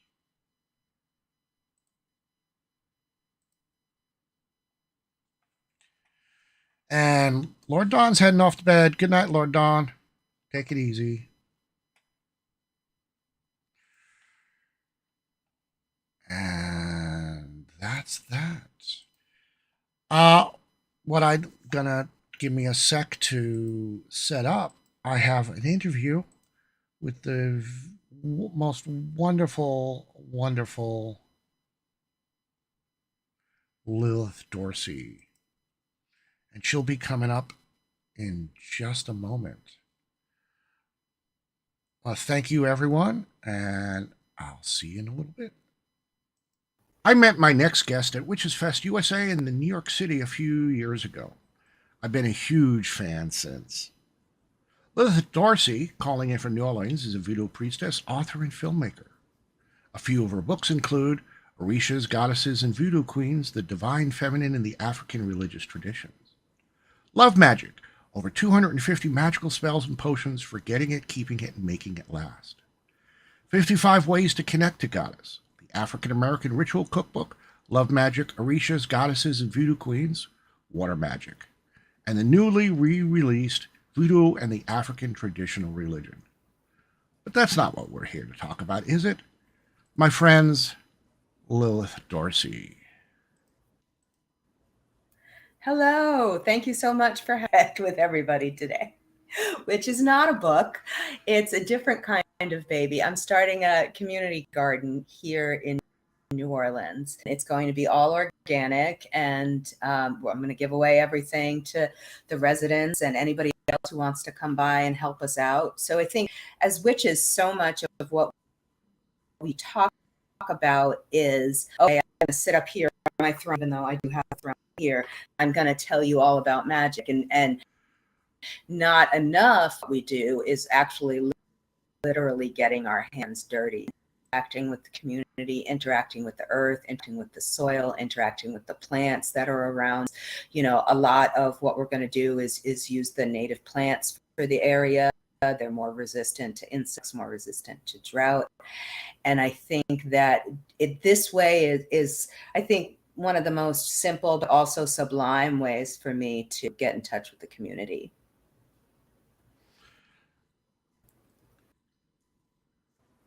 Oh, that just sounds fantastic. And I appreciate that because, you know, pagans and witches, you know, we're really, our history goes back to the land and herbs and collections. It's one of the most things we're known for.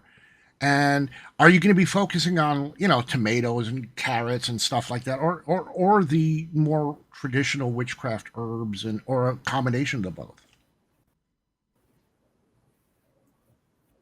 It's pretty much going to be a combination of both. I mean, the garden denominational, that was one of the things things that I had to agree to for the city, but I'm happy because then I can welcome people of different faiths into planting, into using things from the garden. You know, a lot of these traditional herbs and plants that we're used to are not only biblical, but way before biblical times.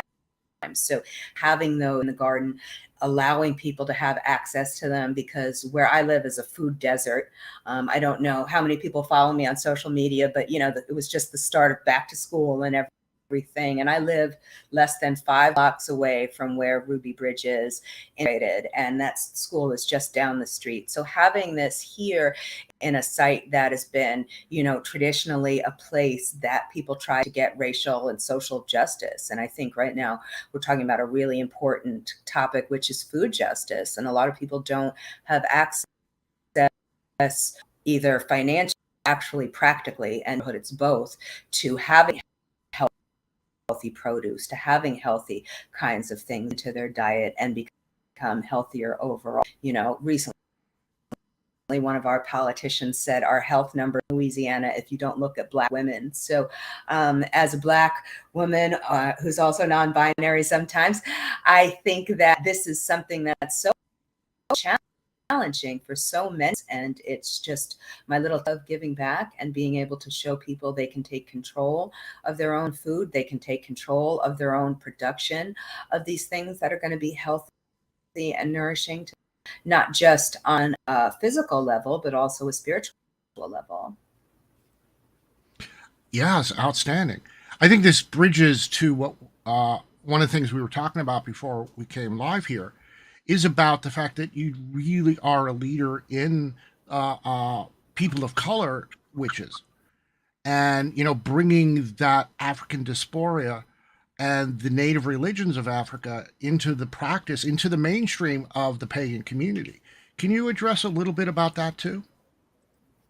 I think there's definitely been a resurgence both of Black spirituality and of, wait, I'm losing you. Okay. Yeah. All right. Signal There's been a okay. resurgence of interest in. I know, I'm back again. This is great. Okay. There's been a resurgence of interest in both African traditional religion and also African. We saw a lot of people at the beginning of the pandemic turning to, again, producing their own kinds of food, producing those things. So this project for me sort of bridges lots of ways. I think in some ways it's a shame that this has sort of fallen out of favor or fallen out of people's common knowledge. I attended a panel on food justice in the Black community not that long ago. And a lot of times they were talking about, you know, young Black members of the community not wanting to get their hands dirty because that was the work of enslaved people. And I think that this is brainwashing that we've been taught all our lives, you know, and we need to know how to do these things for ourselves. And the same is true about African spirituality. We've all been brainwashed that it was evil or dark magic or focused on hexes and that. And I think if that's the public conception, it is because of Hollywood and the mainstream media sort of putting that agenda forward because, you know, it was dark, it was dangerous, it was subversive, it was African. And I think that we know now that's not true. What it was for a lot of individuals was a survival tactic, the same basic thing that producing your own food is. It's about having what you need in order to survive, either on, again, food level or on a spiritual level, in order to protect yourself, in order to sort of equalize the field. Because if I'm the only one that knows how to grow, if I drop dead, then other people won't be able to have these strawberries. So I think we all need to just sort of grasp that in our own lives and take control of these things. And we've gotten a few donations. People can check out my blog, Voodoo Universe, if they want to hear more about the garden here in the Upper Ninth Ward in New Orleans. But we're also working on sort of changing the land by installing rain gardens and French drains and things like that that will help with some of the excess water that we get here in Louisiana. Louisiana is the second wettest state, I think, after Hawaii. So we get an insane amount of rain every year. And where's it going to go? A lot of people know New Orleans is below sea level. So there really isn't a place for this water to go. And drainage is a big problem, and flooding is a lot of problems for us. And I think one way that people can help is to help contribute to these projects, not even necessarily with money, but if anybody comes to visit and they want to come dig in the garden with me for a bit, I would love that. They can contact me, voodoouniverse@yahoo.com. I think it's something that we can all do, as opposed to shaking our head and saying, oh, it's so terrible, this is happening. Take action. ACT is a cheerleader, but action's important. Half of my heart is in Louisiana. My birth father happened to have been from Vermilion Parish down there in Louisiana, and to see the resurgence of Nolens, as it's been a year or three since recovering from Katrina, is really wonderful to see. Can you address a little bit about the pagan community down there in Nolens? Of course, there's Hexfest and that magnificent experience that I want to get to some year. Yeah, there definitely has been a resurgence. It's below sea level. So I think that contributes to the magic in a way. We call it tipsy, that our magic is sort of like dreamy, floaty, that energy that you get when you, and it's wrapped around by the Mississippi. So it snakes through the city. The reason we call it the Crescent City is because we are so magical. We do worship them. We also, if you look at the river makes little crescents as it cradles around the city of New Orleans. So there is something that's just so magical. It's again the fall, so we're getting ready for all those fun fall activities, the traditional Samhain things, but also all the vampire things. We got witches, we got it down here. And I think people love it because New Orleans is so over the top. New Orleans is so extreme. New Orleans is challenging. I will say that as a New Orleans resident, but it's also really blessed. I told somebody yesterday, we got a lot of good spirits here. Marie Laveau, Dr. John, Absinthe, Sec, it's a good place. It really is. Yes, the Crescent City. Gotta love it.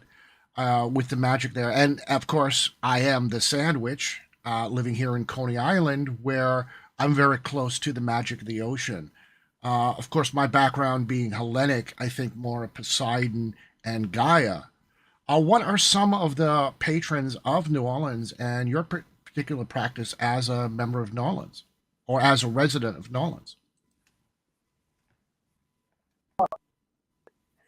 Well, I think I couldn't talk about New Orleans without Marie Laveau. I already mentioned her. She is sort of the most famous queen of New Orleans voodoo. Her grave is the second most visited after Elvis at Graceland. So, you've got this thing where it goes to the forefront of spirituality in the late 1800s, and she became the queen of the city. And, people still send threatening notes to the police and sign them Marie Laveau. So some people say her spirit is still active, if only in the sense of trying to get social justice still for the residents of New Orleans. But she really, I think, for a lot of people is a driving force, is a guiding force, even before the whole televisual American Horror Story scenario thing. I think a lot of people did Laveau. What a lot of people don't know, and I talk about this in my books, is that she was a big person who dedicated a lot of the community. It said that yard was open to displaced Native people who didn't have anywhere else to go because of finances or because of the government or whatever. So she allowed them to have sort of a tent city in her backyard. It said that she used to feed psychedelic gumbo to the prisoners. I don't know if that's true or not. That's just what people used to say. I think it's pretty fantastic. Some of these things we're talking about, we don't even see people doing today, having that kind of compassion and kindness to those who are in situations less fortunate than they are.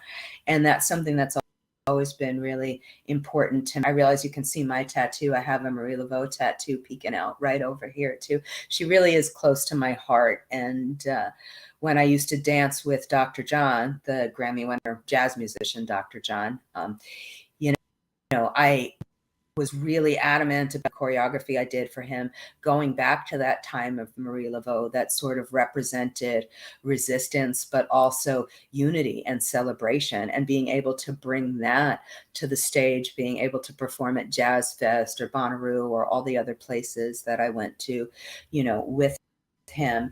It really allowed me to tap in soul and spirit that's so beautiful, that is New Orleans. Oh, thank you so much for that. My next question is really, you self-identify as a voodoo priestess, and frankly, in the mainstream, as well as pretty much a majority of the pagan community, voodoo is kind of, not such a great word. How do you address those who, feel that way, and how can we better educate people to the fact that voodoo is just another tradition in the pagan community, in witchcraft? There's nothing, overly evil or bad about it, or however else you want to describe it. So, what do you say to the people who feel that voodoo isn't good? I say that who told you voodoo wasn't good? I think that this conception, this notion that voodoo is evil comes from films like White Zombie and things like that, where we're talking about this dark other person who's dangerous, who's revolutionary, and we don't want that. So we're going to try and suppress that in any way we can. I have been around a little bit, and when I first started a few decades ago, even in the pagan community, people would threaten me that they were going to, cause violence or shut down my rituals and things like that. And it always made me sad that, witches and other people that came from traditions that were persecuted would sort of pick up and turn around and persecute other people. And luckily, like Margot Adler and some of the other leaders in the community came out and supported me. And I think that over time, we've gotten to a space now that it's at least somewhat okay to do voodoo, to practice voodoo, to have that thing, but I think what people really need to do is educate themselves. I was educated about Greek and Roman deities, even in grade school. They taught me all. How many people learned about African deities in grade school, no matter what color, no matter what their ethnicity?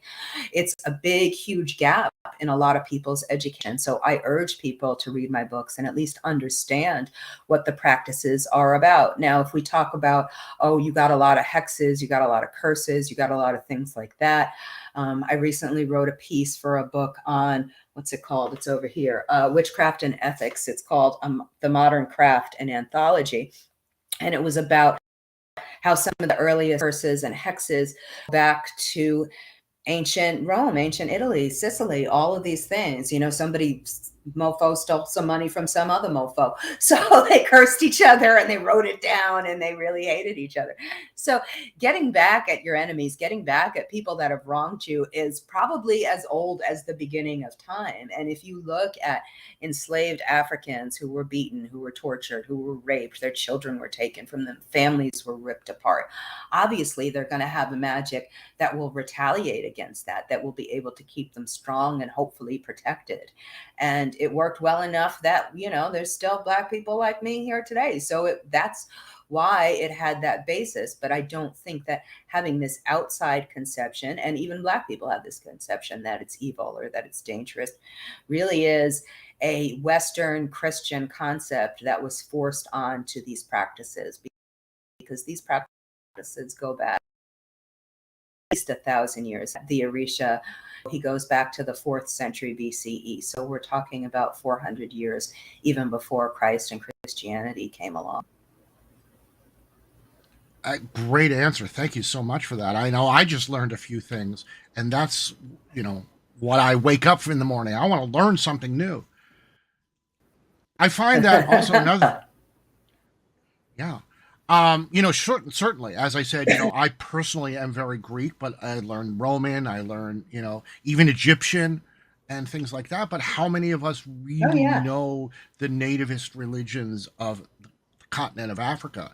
And of course, many of us have to understand that, it's one continent, but there are many, many nations today and many, many tribes and cultures, diverse cultures all over the continent. And unfortunately, with the African American experience, a lot of an individual's direct descendants are unknown. I named my daughter after my great grandmother, who came across and through Ellis Island in 1900. I know that. I know many of my African American brothers and sisters who don't have that experience, who can't look back and say, this is who came to America, because you didn't come to America, you were stolen. How does modern African American witches find their roots in the African nativist traditions? It's hard. I mean, I think it's very hard to find your roots when you come from an enslaved people. You know, grandfather's, the story was found in the woods in Florida. He had reddish hair. Talk about redheaded Black people. He had red hair. So they thought he might have been part Seminole or something like that. But I think that a lot of us have giant gaps. And my advice for those people who are sort of seeking and closing those gaps is to, if there is any scientific research you can do that. I have a godson. I just did a reading for him this morning, and it came back he was almost 100% Yoruba people in West Africa, which I think is fascinating because he kind of looks Yoruba. He's very tall and strong looking. And, so we can sort of piece it together that way. But then there's also other ways that I think you can sort of come up with some of that information. I use automatic writing with people who don't know. And this also works if you're adopted, just what names are coming to me, what names are drawn to, what do I feel a big kinship to, do I like the food from this region but not the food from this region? It's going to be a hit or miss, unfortunately, because so much of that information was stolen from us. So much of it was taken. And one of the reasons I do talk about a religion that was secretive for so long is that I'm afraid that we will lose it. We've lost so much of it over the years. And it was secretive because that's what kept us safe. But to the extent that I can talk about it now without somebody busting through my door and trying to steal my children. My daughter just turned 32, and she's pretty feisty, so I don't think anybody's taken her, knock wood. But it's not the same thing. People don't understand that 20 years ago, it was an issue that if you said you practiced, La Regla Lacumi, which Sharia or voodoo or Vodou, Haitian Vodou, or even witchcraft, that there was a big chance that you were going to get somebody calling social services on you and you were going to get investigated because these were thought of as sort of dangerous things for people and certainly for children to be around. Well, thank you so much, Lilith, for being here with us at the Road to Parliament 2022 Correllians Live Telethon and helping us to raise money to go to the Parliament of the World's Religions. Will you be going to the Parliament this year or next year? No, not this year. Not this year. I'm sort of scaling back my travel, so we'll see how things go in the future. But thank you for having me on. This was I got to tell everybody about the garden and my books and everything like that. And good luck reaching all your financial goals. I met my next guest at Witches Fest USA. And we're back. Well, thank you. I hope you guys enjoyed that conversation with Lilith Dorsey there. We're going to go ahead and have a word from our sponsor. Make sure I got the right one. We'll play this one.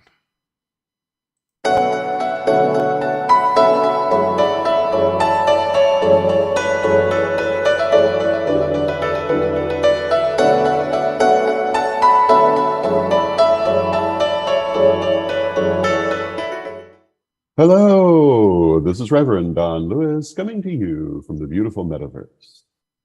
I am the first priest and chancellor of the Correllian nativist tradition of Wicca, and I want to thank you for tuning in to the Road to Parliament 22 Correllians Live Telethon, 100 hours of magic and community. We're here to ask you to help us as we send a contingent to the Parliament of the World's Religions in August of 2023. We're going to give voice to you and to our community. During this 100 hours, our goal is to raise at least $10,000, and you can help us to do that. We humbly ask that you go to Correllians.live/donate and give what you can. Then share this telethon and make sure those in your spheres know where and when to watch. Again, thank you so much, and enjoy the rest of the show. On August 14th to 18th, 2023, the Ninth Parliament of the World's Religions will convene in the city of Chicago. They are calling us together for a call to conscience, defending freedom and human rights. People and representatives of nearly all religions and faiths will be there to answer this call. And here is one of 6 reasons you should attend. Number 6, it's a spiritually transformative experience. Participants and attendees tell of the truly improving life experiences that forever changed them towards their own spiritual life. The spiritual and emotional growth in the days of the Parliament is intense, organic, and awe-inspiring.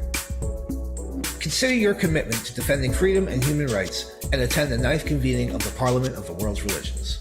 If you wish to join the pagans to the Parliament, we have a special rate at Correllian.com, or just click the link in the description. Blessed be everybody. What are you most looking forward to at the Parliament of the World's Religions? What I am looking forward for the Parliament of World Religion 2023 is that the Parliament will bring me in so that I could meet my Correllian family.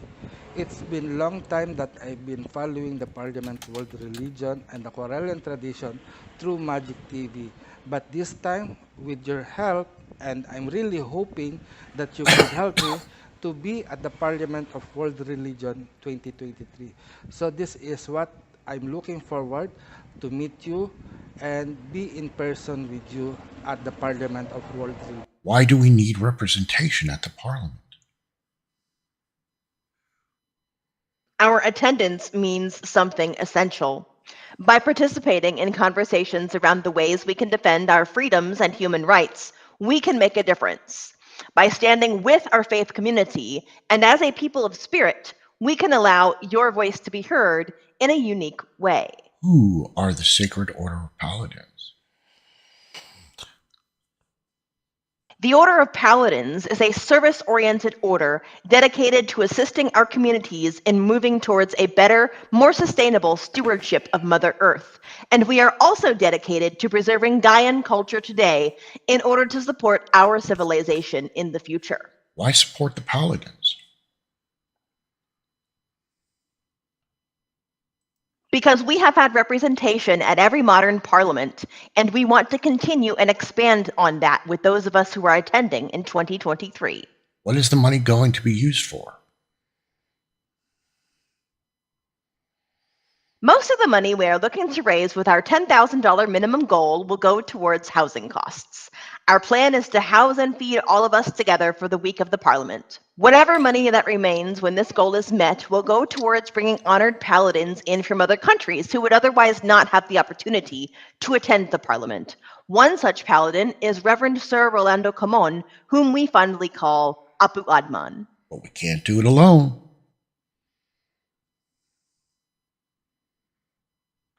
And that's ultimately why we are here, because we need your help. Thank you so much for watching and contributing in whatever way you can. Please donate to our cause at Correllians.live/donate. Like our video feeds and share so that others can join us in watching what we have planned for you throughout these 4 incredible days and nights.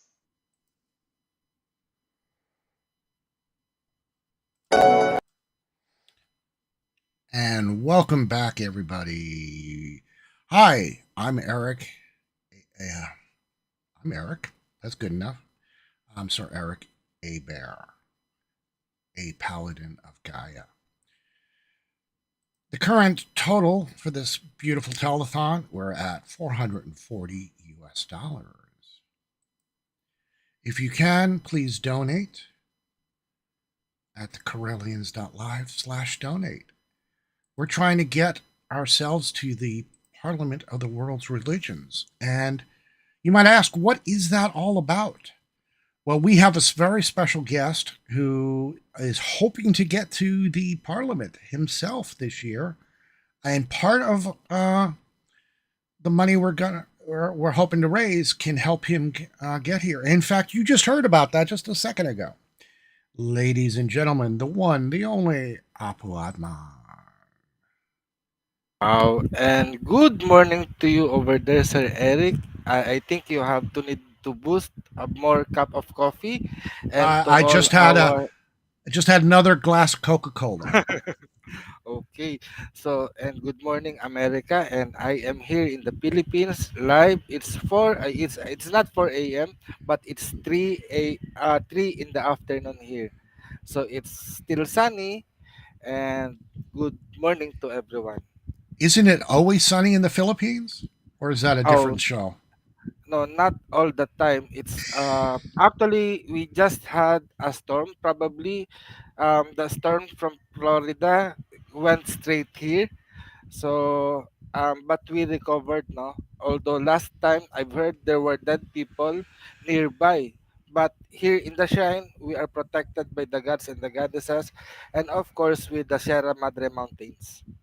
Well, I'm glad that you are safe. The Yes. joke is there's a TV show in America called "It's Always Sunny in Philadelphia," and so Philadelphia, Philippines. It has a pH. It has a pH. Yeah. Absolutely. I heard that also that there is a place there that is always sunny, and I don't know. I know that there are times that there are longer days, but here it seems always equal because we are tropical island. Okay. Yeah. Here in the United States, Southern California tends to be always sunny. They always have good weather down there. Yeah, and we have many followers in Southern California, in California areas, no, because many of my students are from there, and I'm doing online classes or promoting our Philippine traditional healing arts. So I do online class. Probably we are going to talk it about tomorrow during our live streaming here at Correllian.live. And I want to be actively participating in this Telethon project of the Correllian tradition because I know I will benefit from it also. So please, please, please kindly support our project here to donate and let us help other Correllians, not only me, to be part of the Parliament of World Religion by next year. Absolutely. Yeah. I look forward to meeting you.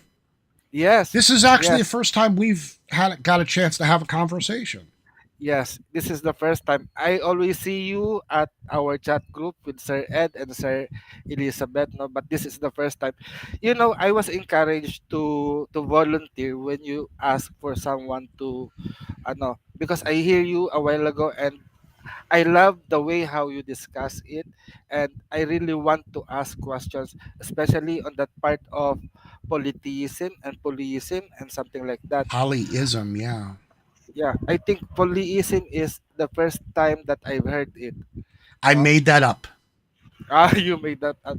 Although I have a blog here at YouTube. No, it's called Luntiang Agama.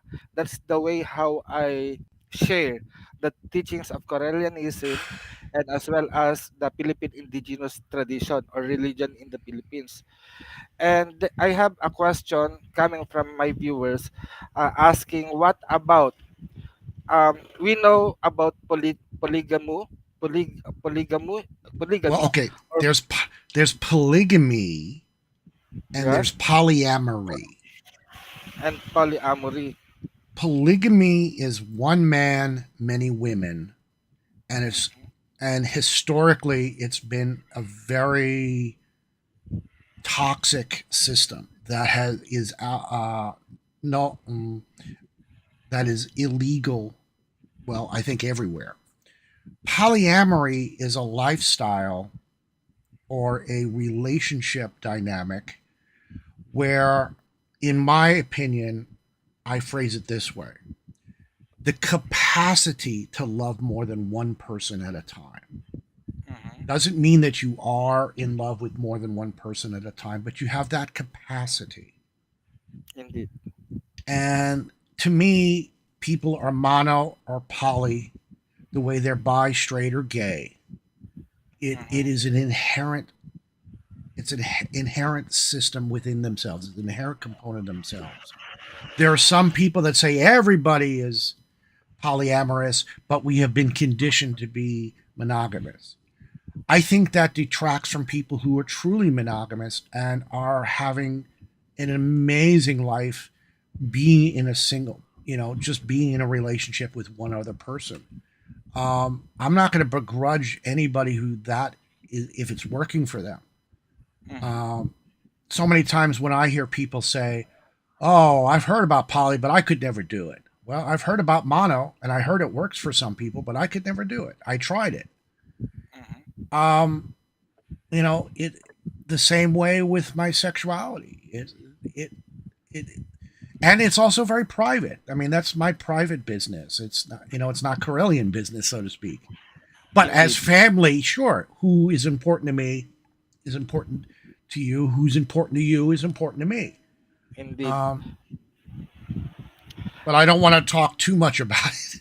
But polytheism, I think it's very easy for me to be polyamorous and polytheistic at the same time.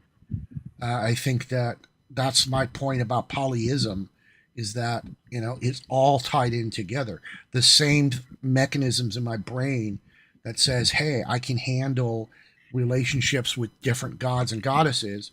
I can handle different relationships with different unique individuals at the same time." Yeah, but the question here is actually in terms of legality, because we are a legal church here in the Philippines. Though the issue here, um, we can give a hand fasting ritual, or what we call as holy union, for the LGBT couples. But the question that was given to me, what about multiple marriage among LGBT? So Well, I think multiple yeah, yeah, what is the situation there in the US about that? multiple marriage among any consenting adults is still illegal.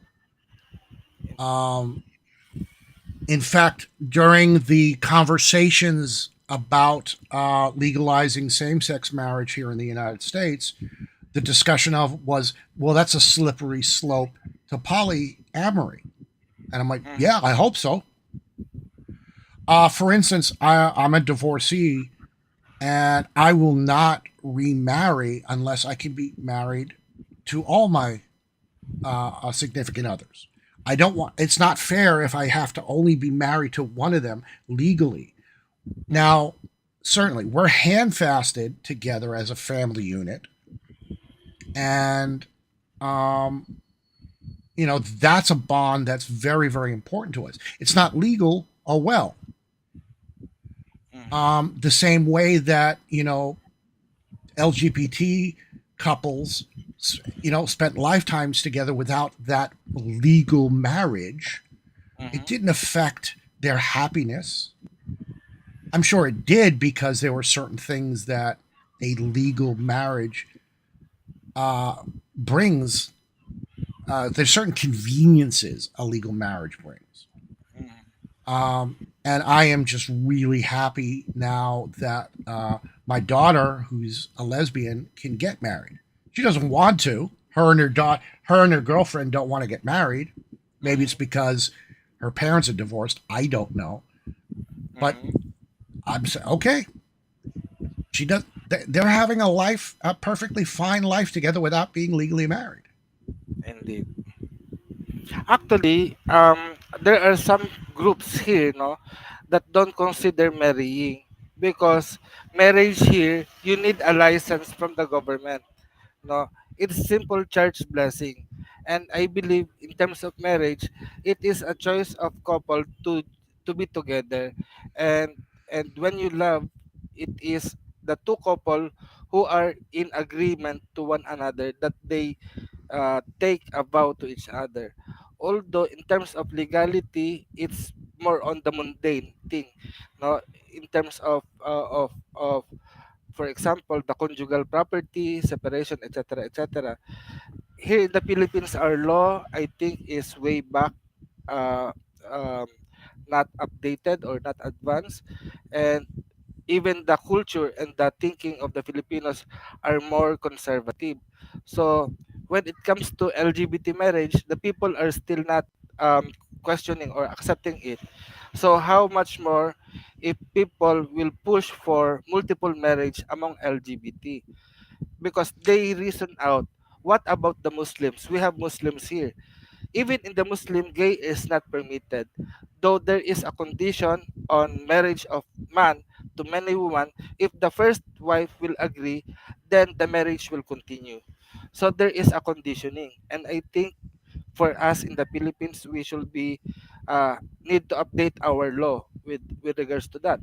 And when I talk to Muslim imam, I have a friend. No, how come that the law of Islam allows multiple marriage? So it means it was been agreed, no, by the religion. And sabi nga, my friend have told me na I think if you started a religion here in the Philippines, you write it directly on your law or something, moral guidelines or ethics or the beliefs of your church. So it depends upon whom the our church will implement. Marriage, yeah, it becomes very interesting because the institution of marriage is a legal binding contract, but our weddings tend to be a religious base. We want our ceremonies to be based in religion. Indeed. But once the ceremony is over, a majority of people do not acknowledge or have anything to do with their organized religion being in charge of anything having to do with their marriage. Because after that it's all legal. Once the priest, rabbi, imam, whoever signs off and says, "Yep, you're married," that's it. They're out of the picture. So there was a case in Europe where a trio or a triad was allowed to get their union acknowledged. I think we're going to go through the steps of civil unions, the way that was LGBT, and that will be the first step. But we don't have of poly units that incorporate that the people involved become a corporation so that they have certain legal bindings, they have certain contracts. There's ways to mimic the rights that come with a marriage. And the poly community here in the States is learning a lot about that. And there are ways, but it costs money. You got to get the lawyers involved. You got to get all the paperwork involved. I mean, I don't have a link or anything like that. If there was like a link that said, here's a package for you to incorporate and mimic a legal marriage amongst more than two individuals. And I want this for all people, heterosexual, LGBTQ, any consenting adults that want to stand up and say we are bonded, and and get the and they make the same commitments and the same legal commitments to that a couple gets to do. When we get to do it multiply, then that's when I'll go through the ceremony. It's nice to know that, no, although it's nice that this marriage is being taught to us by our tradition, but as a Filipino, no, we are still new. It's like a baby. We are always like a baby, and that's what we are holding to. That's why I'm teaching Hilot, because some French student that I have said we are still lucky because we still remember who we are before the colonization. And before I came in, I've heard about Lady Lilith, no, the voodoo, and I believe that Voodoo is the only religion, also a revolutionary church. And they are very blessed because they still hold on to the native deities. We have a revolutionary religion here in the Philippines as well. It aims to free the Filipino people from colonialism, but unfortunately, um, they freed us. They teach patriotism and nationalism, but we still embrace the Christian God, no, the Christian deity.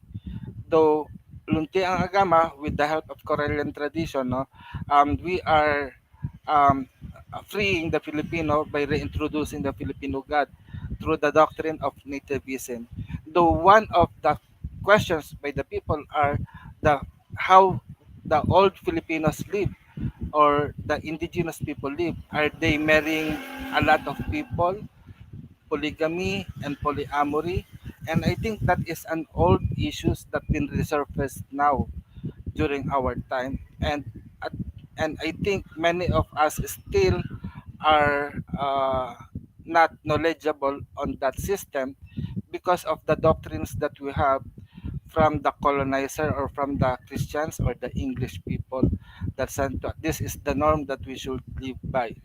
I thought the Philippines was colonized by the Spanish. Yes, we are colonized by the Spanish, but after the Spanish 300 years, no, almost 50 years of of American occupation. So we are also been westernized.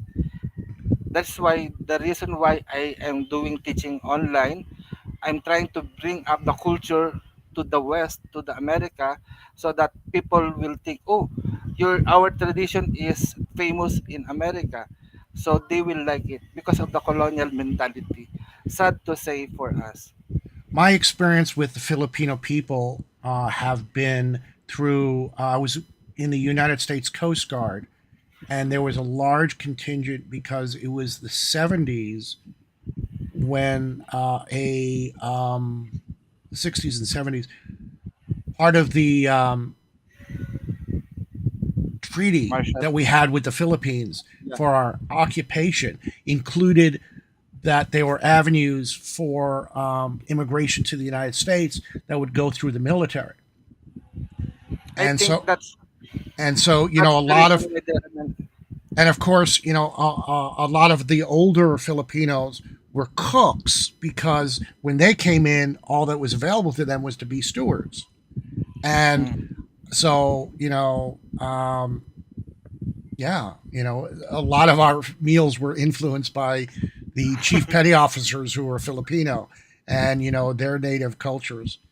But I never heard anything about Filipino paganism before you. So have you tasted adobo? Yes, you bet. Wow, yeah, that's the famous here in the Philippines and as well Yeah. as in Iga. Although yes, I believe that being a veteran here in the Philippines, working with the American soldier, it allows them to migrate to America. And I think California and some part of Florida, there are many Filipinos there migrated because of serving the U.S. Army and having stand with the Americans during the war. And and there are still many Americans here in especially in Subic, Central Luzon, and yes, they are so good to us, and it helped us build our identity. And I think that relationship with the America and the Filipino allows me to be closer with the Correllian tradition. No, Yeah. although we admit that the American bring Protestantism religion here, but at the same time, it brings nativism at the same time. Okay, it was my understanding that Catholicism was the major religion in the Philippines. Is that still correct? Yes, it is correct. Up to now, we are still Catholic nation, and at the same time, Islam Muslim in the southern Philippines. Okay. Well, yeah, southeast, the southeast there. Yeah, I understand because isn't that near Indonesia? I'm trying Yes, to near think of my Indonesia, Vietnam, Thailand, Malaysia, Singapore. Yeah. In the up of the Philippines is Japan, Taiwan, China. Yeah. Oh boy. That's why we are mixed up with different culture. Although the Philippines before it became a center of trade, not the galleon trade, from Spain, Portugal. So it all and we have a special relationship with Mexico. So we have some similarities in terms of facial features and even languages. Though I think the Philippines is the only Spanish occupation that forgot how to speak Spanish. So Oh, we so, speak English. So there are only few provinces that speak Chabacano, a mix of local dialect and Spanish. I think we hate very much the Spanish. Though I was surprised because the Correllian tradition have many Spanish speaking people. yeah. So I turned myself again to the Spanish people by learning their language. Estudié español en la escuela para 3 años, and all I remember Me was no have what the Puerto that. Ricans kid would teach me and would get my face slapped in Tijuana. So, Well, at least you have some Spanish. Me talaga zero. Zero but it's Spanish. Tagalog is the local Yes, dialect. Yeah. Tagalog is the local dialect. Although we have a lot of dialect, no, we are in Central Luzon in Manila, so we speak Tagalog. But we have also a Correllian in Mindanao near the Muslim areas, and they speak Bisaya or Cebuano. Okay, And cool. I'm so happy because Correllianism here in the Philippines is getting known, and many people are asking, but comparing to the Christian religion, because when Christian religion try to proselyte or to recruit new members, they are sending missionaries. No, we don't have that fund to send people to weekenize everyone. So I That's a think this is yeah. this That's is a the that's a importance good of point. the I mean, we are not a proselytization or proselytizing tradition. I mean, the paganism in itself, doesn't go out and proselytize. In fact, I remember growing up, very secretive about it. I mean, I still, when I first started, if you ran into another witch on the street, you would say, "Oh, blessed be," and you'd stop for a 3 hour conversation. Now, I see a kid with a pentacle, and I'm like, "Hey," and they're like, "Oh, go away, you bother me, old man." They don't want to deal with it. Or many of them are just wearing it for jewelry. They're not actually pagan or witches. Um, indeed. and so there's a lot about that. I think that also, um, when I would, if you come across somebody, they're a witch. You see it in their eyes. There's a Yes. complexity to their eyes that you just know, but they don't know it yet. They haven't come to acknowledge it in themselves. And I was taught, well, you have a responsibility then to kind of befriend them and kind of watch over them until they come to that realization and say and be there. But if someone's not ready to learn and to accept the fact that they are a witch, I'm not going to teach them anything. I'm not going to force anything on anybody. And that goes back to Eco, my previous guest, when we were talking about consent culture. Mm. If you don't consent to teaching, and even if you do say yes, teach me, but if we're not compatible as a teacher or student, I'm not going to take you on. If you're going to sit there and say, if I say, hey, this is how, do this, and they go, no, I'm not going to do that. Well, okay, bye. Indeed, Yeah, you know, there is a leap of blood when you meet a fellow weekend practitioner before. But nowadays, um, talking about that, we have the baby witches right now, no? And those baby witches, I think that's the problem that happened about eclecticism. There is no problem with eclecticism, but here in the Philippines is a big problem because they joined or they study Wicca for popularity than for business. And so sad, I can hear news here that they are, what do you call this? They are charging too much high, and it even, what do you call that in English? It's like robbery. They charge you with a lot of money, but they will not. Liability. Yes, they will not give you the product or the services that they promised. No, Yeah. and that's the Yeah. problem with YouTube, or learning through YouTube and not being initiated. Well, I think that there's, for me, I had the experience, I was initiated through British traditional witchcraft. But I also, when I picked up Scott Cunningham's book, Wicca for the Solitary Practitioner, it really actually made more sense to me than what I had learned in Grove. Because it was kind of like, here, this is how it's done. But Scotty's book told me why it's done.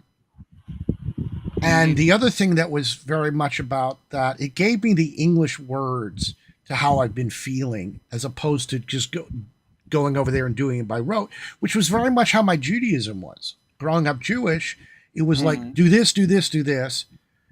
And we were doing it in Hebrew, and we were not taught the words. We were not taught the English translations. We were just taught, I don't know what that means. Well, I do. But, it wasn't important for us to know what it means. We just had to be able to say make the sounds and make it appear that we were doing the right thing, instead of actually teaching us how to do the right thing. And then when I came across and I said, let me read this Bible thing you talking about, the Torah. Wait a minute. I don't agree with any of this. And I made my personal choice.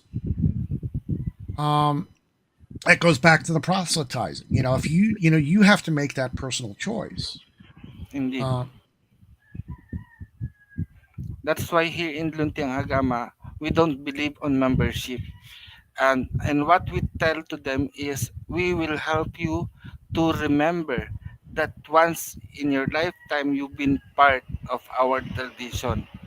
And that's the process of how we get new members to just attend. And if you think that you are part of us, you fill up the form, and then we'll have you dedicated to the Correllian Nativist Church and become part also of Luntiang Agama.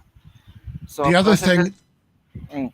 the other thing that Scott Cunningham's book that was revolutionary in at least in North America was that initiation wasn't important. Self-dedication was adequate, was good enough. Because it was about your relationship with the gods, not through somebody else. Gee, that sounds very familiar to the Protestant and Catholic conversation, doesn't it? Where the Protestants are like, hey, I have a personal relationship with God or Jesus or whoever they want to. But the Catholics, no, you got to go through me. You got to go through our priests and cardinals and bishops and the Pope. Actually, there are also other convents here in the Philippines, and they stereotype me, or they tag me as a born again Wicca, because I'm teaching about personal relationship with a deity.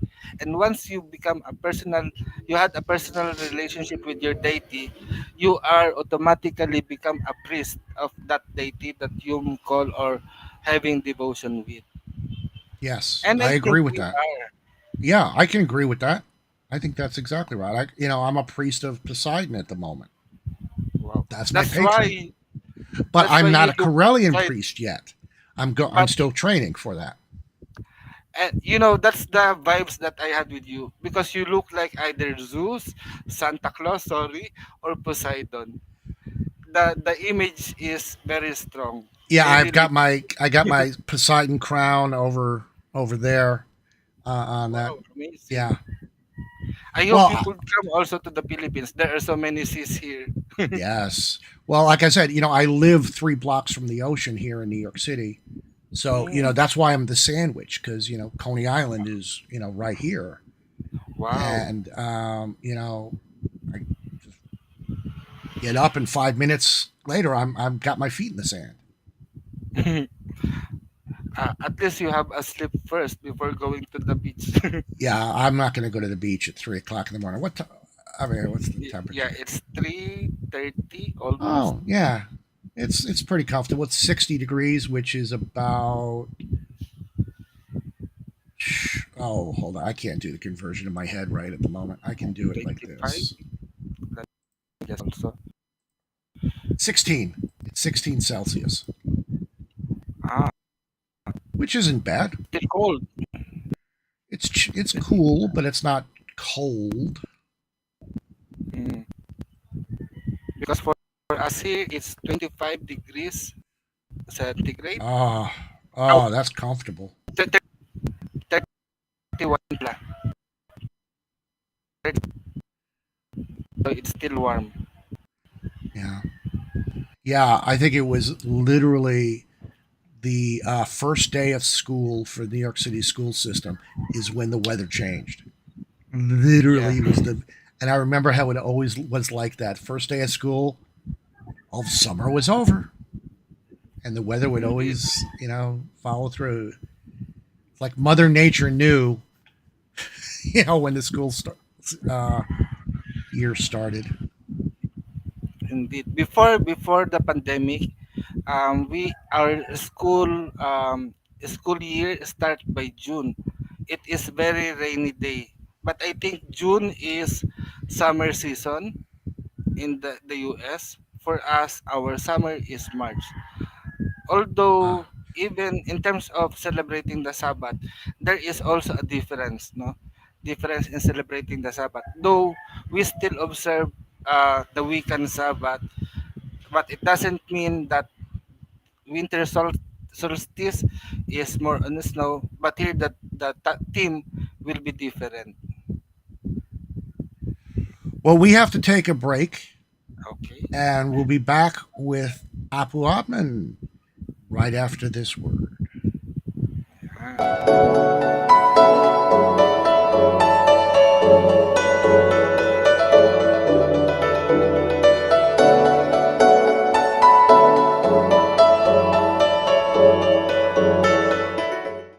Hello, this is Reverend Don Lewis coming to you from the beautiful metaverse. I am the first priest and chancellor of the Correllian Nativist tradition of Wicca, and I want to thank you for tuning in to the Road to Parliament 22 Correllians Live Telethon, 100 hours of magic and community. We're here to ask you to help us as we send a contingent to the Parliament of the World's Religions in August of 2023. We're going to give voice to you and to our community. During this 100 hours, our goal is to raise at least $10,000, and you can help us to do that. We humbly ask that you go to Correllians.live/donate and give what you can. Then share this telethon and make sure those in your spheres know where and when to watch. Again, thank you so much, and enjoy the rest of the show. On August 14th to 18th, 2023, the Ninth Parliament of the World's Religions will convene in the city of Chicago. They are calling us together for a call to conscience, defending freedom and human rights. People and representatives of nearly all religions and faiths will be there to answer this call. And here is one of 6 reasons you should attend. Number 6, it's a spiritually transformative experience. Participants and attendees tell of the truly improving life experiences that forever changed them towards their own spiritual life. The spiritual and emotional growth in the days of the Parliament is intense, organic, and awe-inspiring. Consider your commitment to defending freedom and human rights and attend the 9th convening of the Parliament of the World's Religions. If you wish to join the pagans to the Parliament, we have a special rate at Correllian.com, or just click the link in the description. Blessed be everybody. What are you most looking forward to at the Parliament of the World's Religions? What I am looking forward for the Parliament of World Religion 2023 is that the Parliament will bring me in so that I could meet my Correllian family. It's been a long time that I've been following the Parliament World Religion and the Correllian tradition through Magic TV. But this time, with your help, and I'm really hoping that you could help me to be at the Parliament of World Religion 2023. So this is what I'm looking forward to meet you and be in person with you at the Parliament of World Religion. Why do we need representation at the Parliament? Our attendance means something essential. By participating in conversations around the ways we can defend our freedoms and human rights, we can make a difference. By standing with our faith community and as a people of spirit, we can allow your voice to be heard in a unique way. Who are the Sacred Order of Paladins? The Order of Paladins is a service-oriented order dedicated to assisting our communities in moving towards a better, more sustainable stewardship of Mother Earth. And we are also dedicated to preserving Gaian culture today in order to support our civilization in the future. Why support the Paladins? Because we have had representation at every modern parliament, and we want to continue and expand on that with those of us who are attending in 2023. What is the money going to be used for? Most of the money we are looking to raise with our $10,000 minimum goal will go towards housing costs. Our plan is to house and feed all of us together for the week of the Parliament. Whatever money that remains when this goal is met will go towards bringing honored paladins in from other countries who would otherwise not have the opportunity to attend the Parliament. One such paladin is Reverend Sir Rolando Camon, whom we fondly call Apu Adman. But we can't do it alone.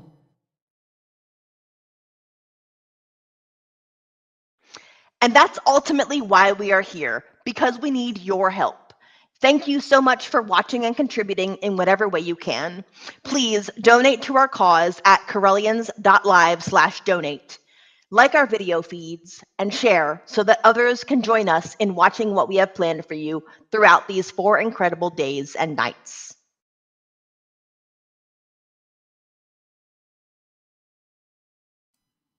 And we're back. Yay, everybody. Thank you so much.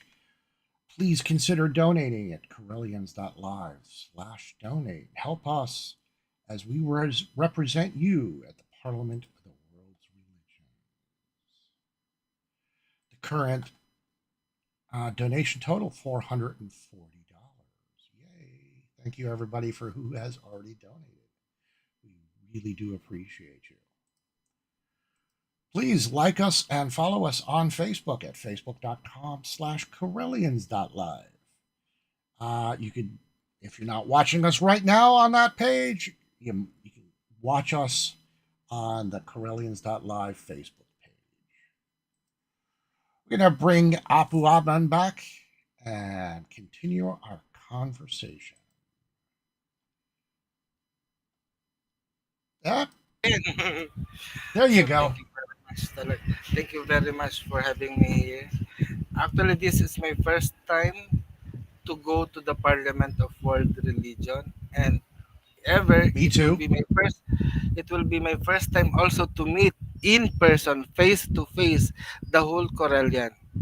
Although I've been watching Magic TV, no, and I've seen them go to Australia for 2009 Parliament of World Religion. Then I've been following them to Africa. Then last year, the Parliament was online, so I was able to participate as well. So this time next year by 2023, I will be in person with them. So I hope many people will help me to be at the Parliament of World Religion. So please kindly donate to Correllian.live/donate. Actually, it's not only me that you will help, but also other Correllian or other people that will go to the to the Parliament of World Religion. Yes, absolutely. Thank you very much. Actually, I'm going to bring that mic back in there. So, boy, oh boy. Also, I just want to mention that on the top of the hour, we have the Reverend Joanne Williams would be joining us. She's awake now, having her coffee. She's going to be joining us from the United Kingdom, from England. Wow. So indeed, that With the Correllian tradition is worldwide, right? Correllian tradition is absolutely worldwide. It's fabulous that way. So we have in Australia, and I am here in the Philippines. I know we also have in South Africa, in Europe, in London, United Kingdom. We also have in the Latin Caribbean, I think, America and South Latin America, America, and South North and America. South America, yes.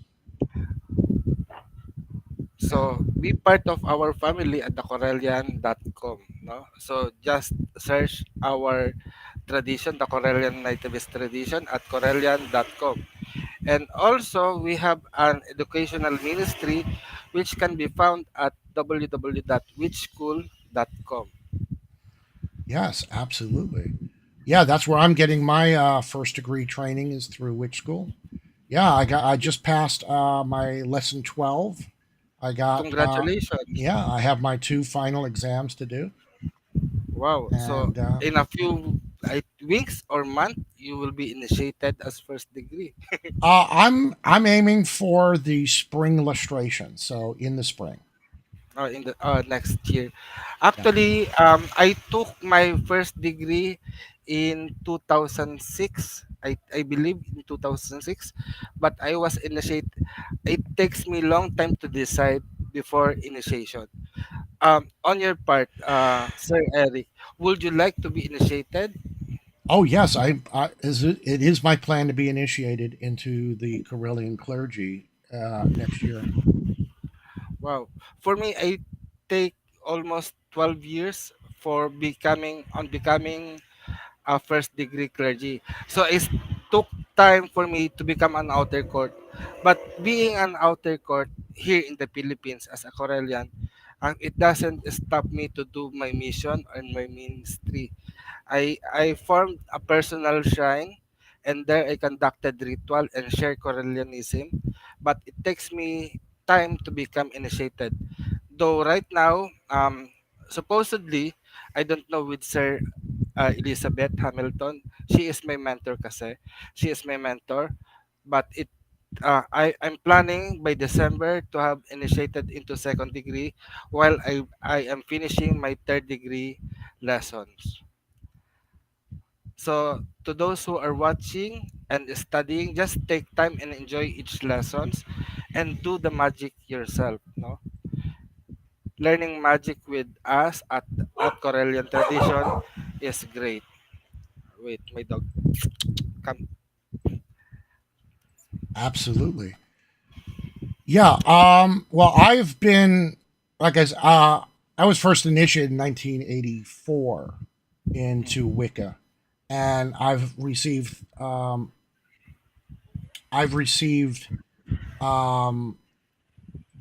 third degree initiations in a couple of traditions. So being a priest is not new to me. That's my that you know. So this isn't my first rodeo in that regards. So Oh, um, that's nice.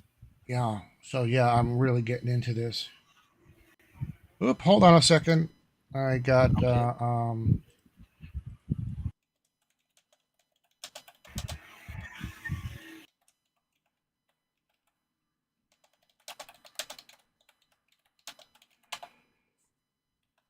Joanne, Reverend Joanne's trying to get into the studio here, and we're talking her into the. She got into the wrong studio.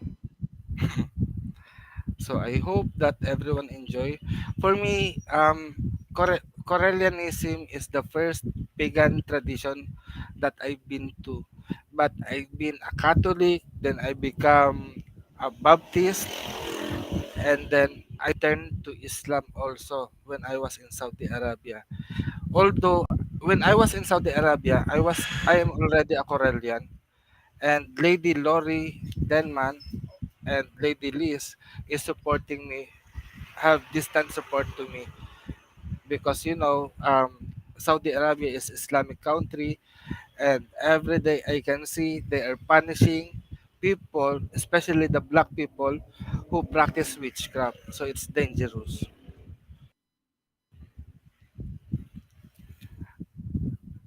At One least there second. are no, okay, at least there are no law that prohibit us, no? We are in a country that is free to practice our religion.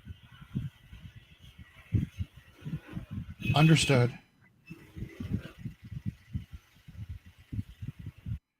One moment, one moment, one moment. Oh, please keep talking. I gotta Yes. take a picture here. Actually, I want to comment about Lady Lilith a while ago, and I Yes. think I'm about to on Monday. I'm going to discuss this on my blog.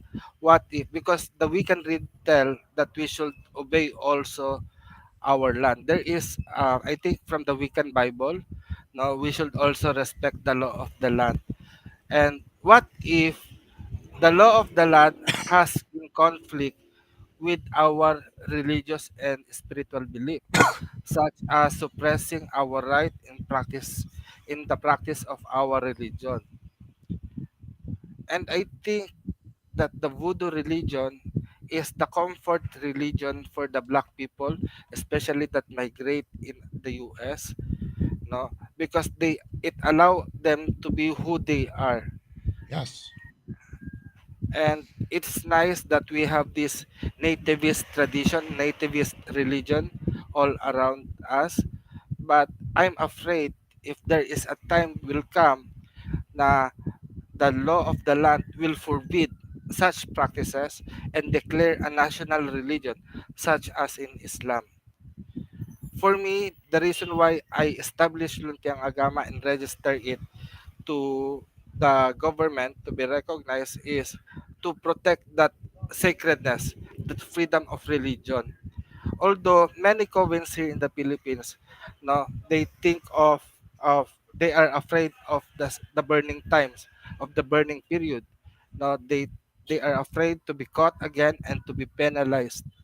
But for me, registering it or being recognized by the government will allow you to be actively to protect the native and indigenous belief system, no, by claiming your own right, by having a judicial personality to defend yourself from this kind of law that is going to happen. So each one of us, I believe, we have responsibility of being set of being guarding our own religious practices so that it will not be desecrated and we will not be penalized.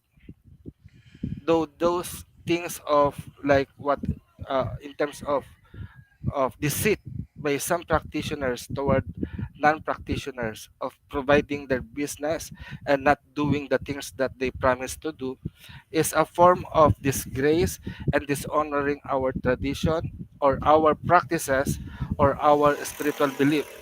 So we have to be on guard as well when it comes to our practice. And I believe going to the Parliament of World Religion, we may be able to introduce who we are and so that other religion may understand what is our practices.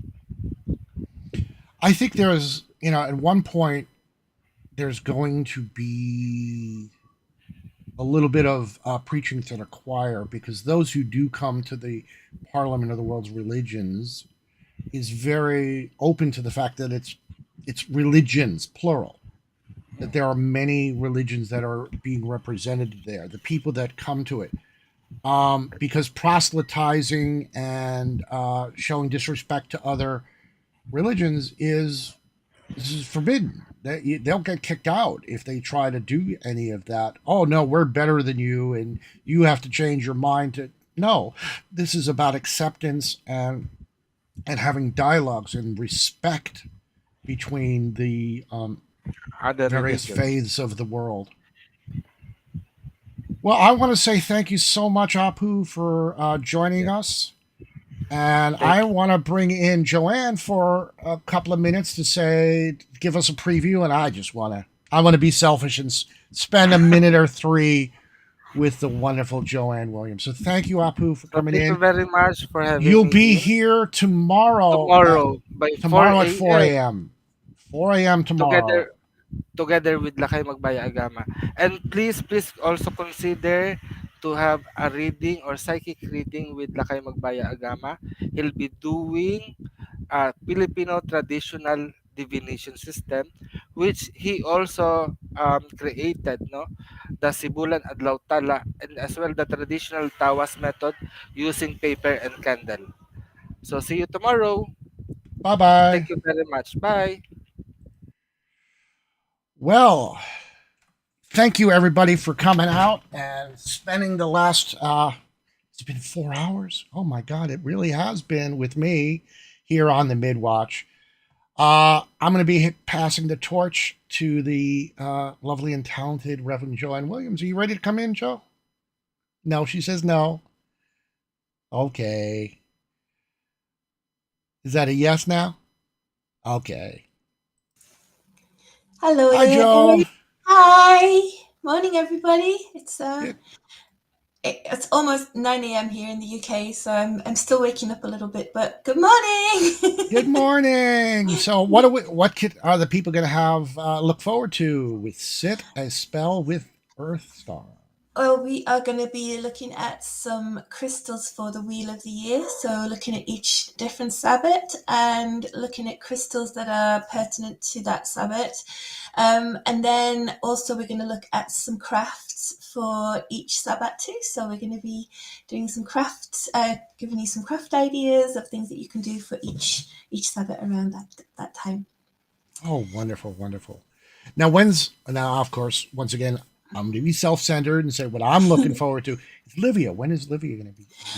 Livia is coming to join us on Monday. So Livia and the Elementals are going to be joining us on Monday at, I think it's like 7:30 Eastern time. So yeah, she's going to be coming along, sharing with us some of her amazing music, and I'm also going to do a live interview with her as well. So I'm really looking forward to that, and she's an amazing artist. I know. I'm just. I was joking earlier because we were in the studio here before we went live, and I got to spend a few moments to just let her know. My story is that I never heard of her before you mentioned that you had booked her for the show, and I'm like, well, who's that? And then you gave me a YouTube link, and I became an instant fanboy. I think her music is amazing. It's so articulate. It's her storytelling is just fabulous. The music itself is really catchy, and it gets you. Yeah. She jokes about being a pop pagan star. Pop pagan, yeah. Pop pagan, which there's nothing wrong with that either. And then getting to meet her today. Oh, she's such a darling, such a sweetheart. She's amazing, and wonderful. person. She's so talented. Like her live singing is just so good. Like I was in awe when I first heard her sing live. I was just in awe of her. She's just incredible. Yeah. So it's going to be a really great show on Monday as well. We're going to look at an online proto-temple, my temple Wild Moon, which is on Second Life. And we're going to meet some of the members. And then I'm going to go through, Eric's one of my members. And then we're going to do some spirit guides, a segment on spirit guides, and then a meditation, and then Livia, the star of the show. Yeah. Yay. Well, you're the star of my show right now. Oh, thanks, Eric. So have you had a good evening? Because I caught like the last 2 hours. I think I've been kind of popping in and out. Just to see how, yeah. So have you had a good first mid-watch? Oh, yes, absolutely. We had a great visit with my friend Eco. Eco, fantastic. The incredible caring organism. The wandering mystic. The wandering love mystic. I'm sorry. I got to make sure I get his moniker correct. Nice. And then I showed the interview with Lilith Dorsey. And then had a visit from Apoadman that we... So it's all good. Yeah, it was a good first mid-watch.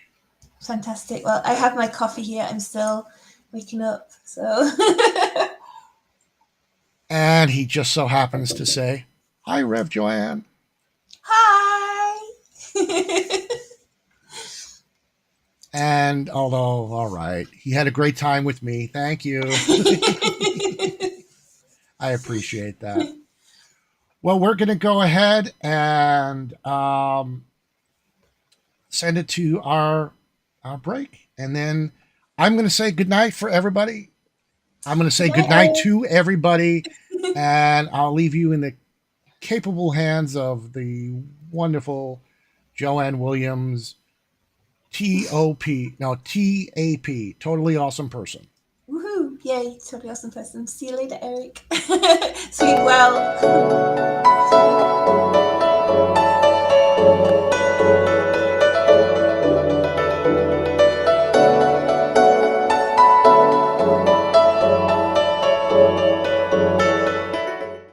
Hello, this is Reverend Don Lewis coming to you from the beautiful metaverse.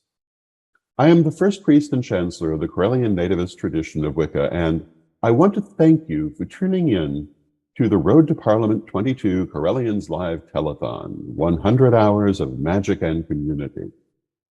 We're here to ask you to help us as we send a contingent to the Parliament of the World's Religions in August of 2023. We're going to give voice to you and to our community. During this 100 hours, our goal is to raise at least $10,000, and you can help us to do that. We humbly ask that you go to correllians.live/donate and give what you can. Then share this telethon and make sure those in your spheres know where and when to watch. Again, thank you so much, and enjoy the rest of the show. On August 14th to 18th, 2023, the Ninth Parliament of the World's Religions will convene in the city of Chicago. They are calling us together for a call to conscience, defending freedom and human rights. People and representatives of nearly all religions of faith will be there to answer this call. And here is one of 6 reasons you should attend. Number 1, with hundreds of classes available across the spectrum of religious and spiritual thought. Presentations with real-world events taught by thought leaders and teachers. Workshops to cover important skills and information training that offers results long after the participants return home. Consider your commitment to defending freedom and human rights and attend the 9th convening of the Parliament of the World's Religions. If you wish to join the pagans to the Parliament, we have a special rate at Correllian.com, or just click the link in the description. Blessed be everybody. What are you most looking forward to at the Parliament of the World's Religions? What I'm most looking forward to at the Parliament of World Religions is learning about all the different types of religions that are out there, meeting the various clergy and making new friends around the globe and getting to know the other people and what they're focused on and what needs to be done to help me focus and teach others. Why do we need representation at the Parliament? Our attendance means something essential. By participating in conversations around the ways we can defend our freedoms and human rights, we can make a difference. By standing with our faith community and as a people of spirit, we can allow your voice to be heard in a unique way. Who are the Sacred Order of Paladins? The Order of Paladins is a service-oriented order dedicated to assisting our communities in moving towards a better, more sustainable stewardship of Mother Earth. And we are also dedicated to preserving Gaian culture today in order to support our civilization in the future. Why support the Paladins? Because we have had representation at every modern parliament, and we want to continue and expand on that with those of us who are attending in 2023. What is the money going to be used for? Most of the money we are looking to raise with our $10,000 minimum goal will go towards housing costs. Our plan is to house and feed all of us together for the week of the Parliament. Whatever money that remains when this goal is met will go towards bringing honored paladins in from other countries who would otherwise not have the opportunity to attend the Parliament. One such paladin is Reverend Sir Rolando Camon, whom we fondly call Apu Adman. But we can't do it alone.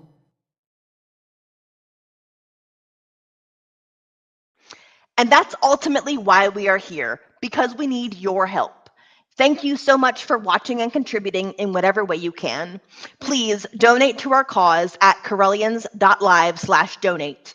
Like our video feeds and share so that others can join us in watching what we have planned for you throughout these 4 incredible days and nights.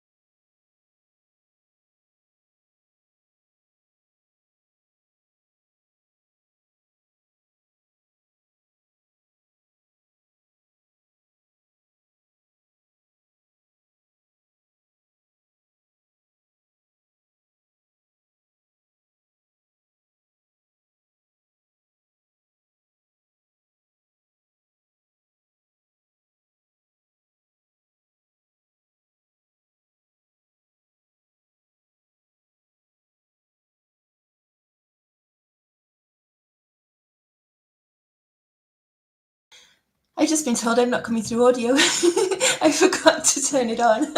So greetings everyone. Thank you so much for joining me this morning.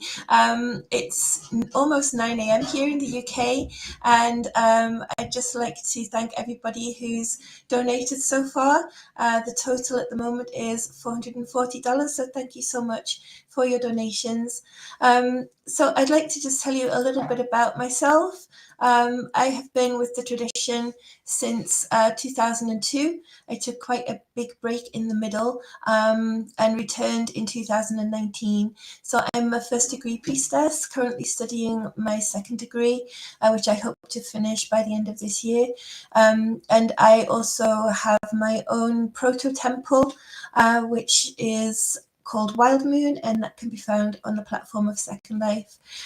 So I live in England here with my partner and my 4 fur babies. I have 4 Springer Spaniels, and I'll be with you for the next 4 hours. And during this time, we're going to be looking at crystals and the Wheel of the Year, and also some crafts that you can make for each of the Sabbats. So please, if you'd like to donate to our great cause, please go to Correllians.live/donate and make your donation there. After my show at 8 a.m. EDT will be morning coffee with Ed the Pagan. And then later today we have Crafty Correllians with Sir Kai. And then at 4 p.m. we have the Cauldron of Story and the Well of Memes with Phaedra Bonowitz, hosted by Reverend Laurie Blackman. And then following that at 6 p.m. we have Behind the Scenes of Pagan World TV, and then that's with General Ed Hubbard. And then from 8 p.m. this evening we have Everybody Does It, Death and Dying with Curio Rebecca Lynn Scott, hosted by Cosmo Rubiconus. And then later today at 10 we have a tarot talk with Mary Hawke and Gail Tracy Mull, with Sir Mary Hawke as the host. So we have a lot of very interesting segments coming up for you today. So I'm going to now bring up the video that I'd like to show you. So the first thing we're going to be looking at is crystals for Samhain and Yule. And just going to bring that from my bank of storage now.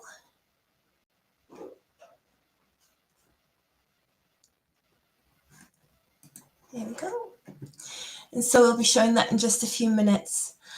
So please, if you'd like to comment or leave a message in the chat, I will try and read out some of those as we go through the session today. But for now, I'm going to play our first video, which is about crystals and the Wheel of the Year for Samhain and Yule. Hello everyone, greetings and merry meet. My name is Reverend Joanne Williams, also known as Earth Star, and I'm very pleased to be here today to talk to you about crystals and the Wheel of the Year. My love of crystals began as a small child, when my paternal grandmother gave me a small crystal quartz geode as a gift. I knew as soon as I saw the light glinting off the facets and felt that soft tingle in my hand that this was something very special. My crystal collection has grown considerably over the years, and I use them in many ways in my everyday life. Before we get started, I have a question for all of you today. What is your favourite crystal, and what do you do with it? Please drop me a comment in the chat, and I'll read some out after this episode if we have some time left. At the end of the segment, I'll be discussing a couple of different ways that we can cleanse crystals too. But in this part of my talk, we're going to focus on crystals for Samhain and Yule. So there are 8 main holidays that we celebrate as Wiccans, which are also known as Sabbats. They are divided into 2 sets of 4. The grand Sabbats are feminine and dedicated to the goddess, and the lesser Sabbats are masculine and celebrate the god. The grand Sabbats are lunar in character and in former times were tied to the lunar calendar. Some groups still reckon the grand Sabbats by the lunar calendar and some fix their dates by other means, but most groups today celebrate them by the calendrical dates, which I'll discuss in a few minutes. The lesser Sabbats are solar in nature and are the equinoxes and solstices of the sun, on which the solar calendar is based. As the year is divided into a light half and a dark half, there are 2 grand Sabbats and 2 lesser Sabbats in each. So in this episode, we're going to be looking at crystals for Samhain and Yule. Samhain begins in the dark half of the year and is celebrated on October 31st and November 1st. Yule is celebrated on the midwinter solstice, which can vary and is usually around the 20th to the 22nd of December. So let's take a look at Samhain first of all, and the crystals that I like for that part of the year, for that Sabbat. So Samhain is the final harvest and the end of the cycle of birth, life, and regrowth. It begins a time of stillness and quiet, and is the time when the veil between the worlds is at its thinnest, and the time when our ancestors and spirits are likely to visit. This Sabbath signifies the end of autumn and the beginning of winter. It's a time for rest, introspection, reflection, and transition. It's a great time for meditation, for shadow work, and leaving behind behaviors or other aspects of life that you don't wish to carry forward into the new year. Samhain marks the beginning of the ancient Celtic liturgical year, and so I thought this would be a good starting point. At Samhain we honour the spirit world, the spirits of our ancestors and deceased loved ones, and our spirit guides. There are many ways that we can do this. For example, having an altar dedicated to those close to us who have passed on, setting a place for them at dinner and preparing and eating their favourite meal, or sharing memories with friends and family. At this time of year, we reflect upon our own physical mortality and the nature of change and transformation in the cycles of life and death. By ancient reckoning, the day begins at sundown, which is why Samhain celebrations begin on October 31st. Samhain is a lunar or grand Sabbath and is sacred to the crone goddess, from whom the image of the Halloween witch originates. The crone has many names, including Hecate, the Morrigan, and Ceridwen. She's depicted as an elderly woman and is the patron of magic and of the spirit world. The crone is the goddess of the dead, of wisdom, and of the ultimate spiritual origin of all things. At Samhain, the psychic tide is at a high point, so it's a great time for all sorts of magic, divination, and inner workings. So let's take a look at the crystals we can use at Samhain. First, we have danburite. This is a highly spiritual stone and is very helpful when working with the higher self and spirit guides. It can help with communication on higher planes of existence, enabling us to connect with our ancestors. Danburite is linked to the heart chakra and is useful for relieving emotional pain and accepting self and others. It's a stone of peace and serenity and is useful to have around when there are changes happening, as it can help to ease transitions. It can also clear past karma and heal emotional wounds from the past. Next we have labradorite, which is an excellent crystal for Samhain. It's associated with divination and intuition and can enhance or awaken and increase awareness of our own natural psychic abilities. It brings out our innate magical powers to the surface. This stone aids communication with higher guides and spirit and is useful for psychic readings and recalling past lives. It protects against negative energy and strengthens the aura into a force field to protect your personal energy. It can help with clarity of thinking and can provide insight into your destiny. It can also help to reduce stress and anxiety and gives your self-confidence a boost. Next we have opal. This crystal enhances dream work and can also be used to assist with spiritual journeys and astral travel. Opals are associated with the moon and feminine energies, while the flashes of color are masculine energies derived from the sun. It's the beauty in the iridescent colors that can boost intuition and insight, as they represent the inner fire that can take you to higher spiritual realms. Opals are said to be useful for emotional healing and for amplifying energy.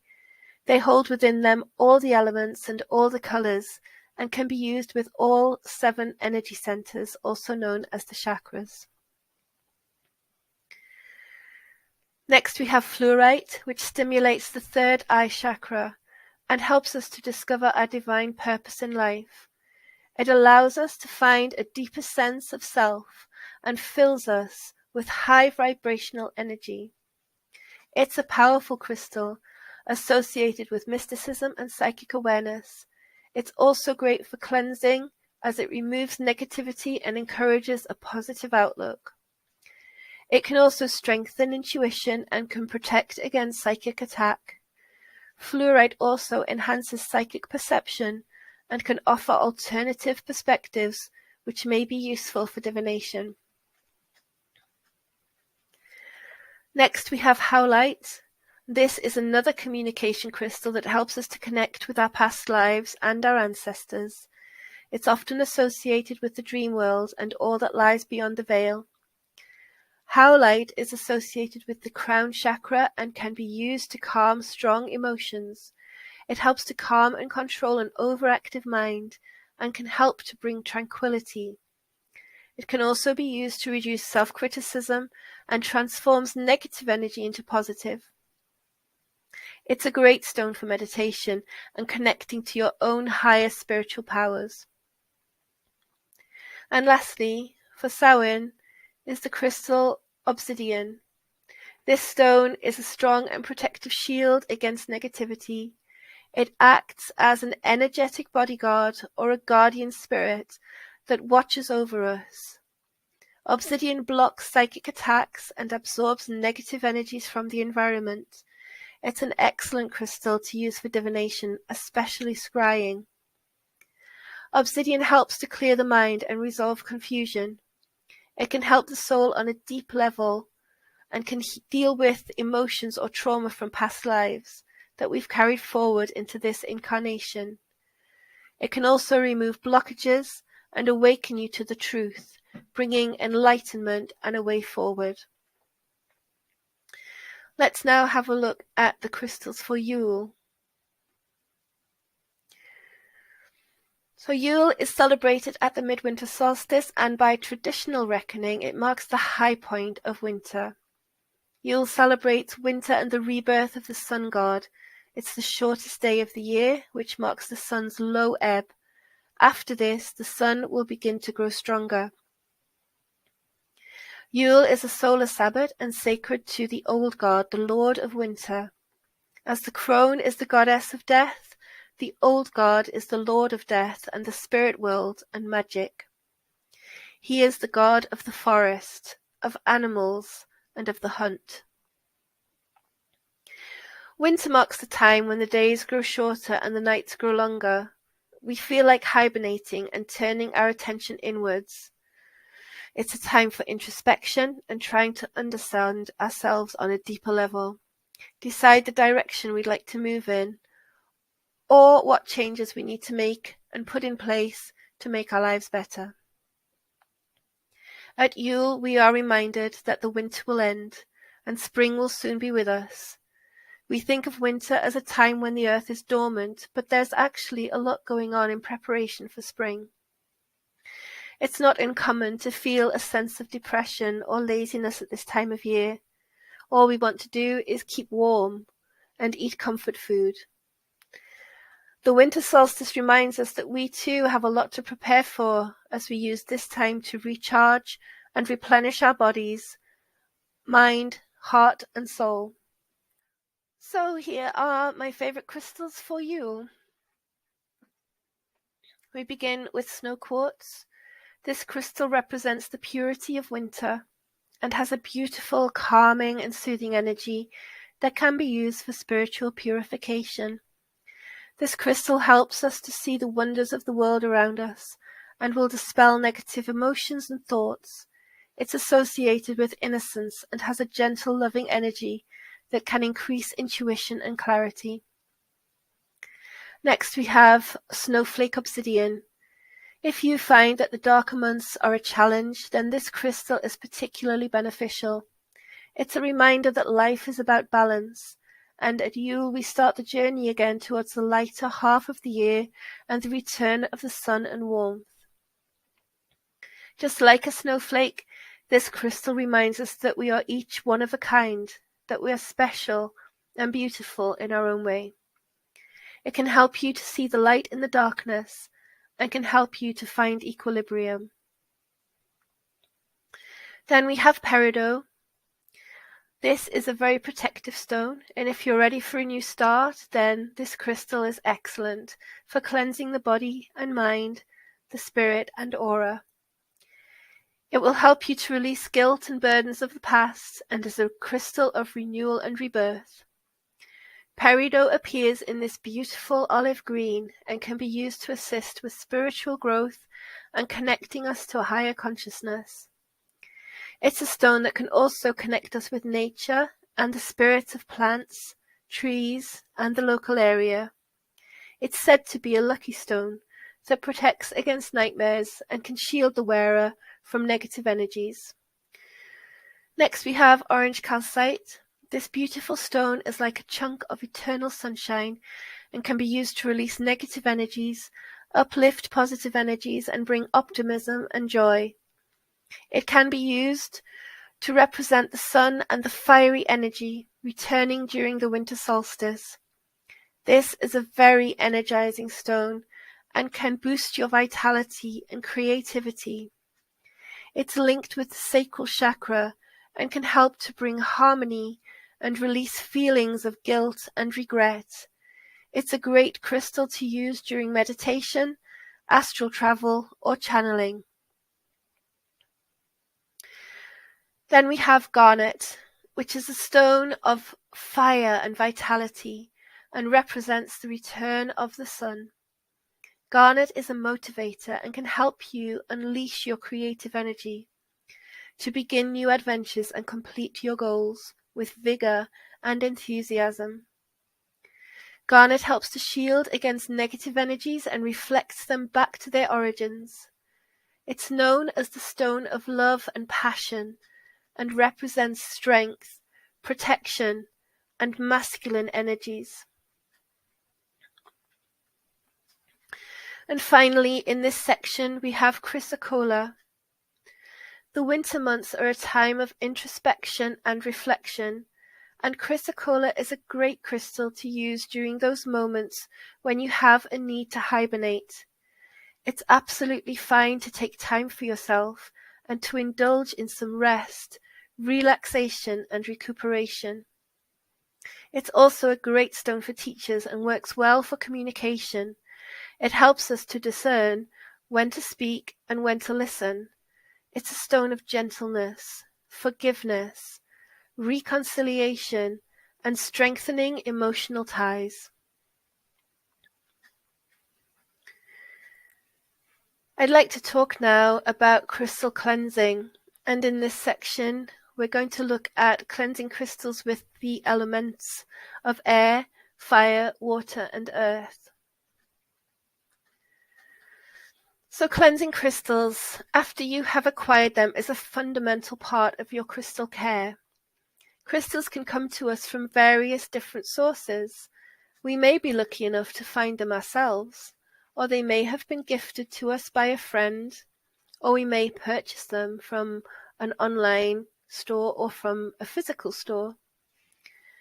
But before they reach us, crystals already have their own histories, and for each person or experience they have had contact with along the way, they will have been exposed to different energies. When they arrive at their destination, it's important to cleanse these pre-existing energies from the crystals and then continue to do this at regular intervals. So we're going to look at how to cleanse crystals using the elements today. The first one is through the use of air, particularly through smudging and the use of smoke from incense. So there is the sacred plant sage, which has been used for centuries for cleansing. And if you don't have sage, you could use other incense such as sandalwood, lavender, or dragon's blood. You need to light your incense, set the intention to clean and cleanse your crystal, and then wave the smoke of the incense over the stone. You can also use your own breath to cleanse the crystals by inhaling deeply through your nose and exhaling in short, forceful breaths through your nostrils directly onto the stone. Next, we have the element of fire, and with this method you need to be particularly careful. We all know the dangers of fire and flame, so you need to do everything you can to protect yourself and your environment. So to use the element of fire, you can wave your crystal through the heat of the candle flame, not the flame itself. Or you can place them close to the fire for about a minute. Please be careful, the stones will get very hot.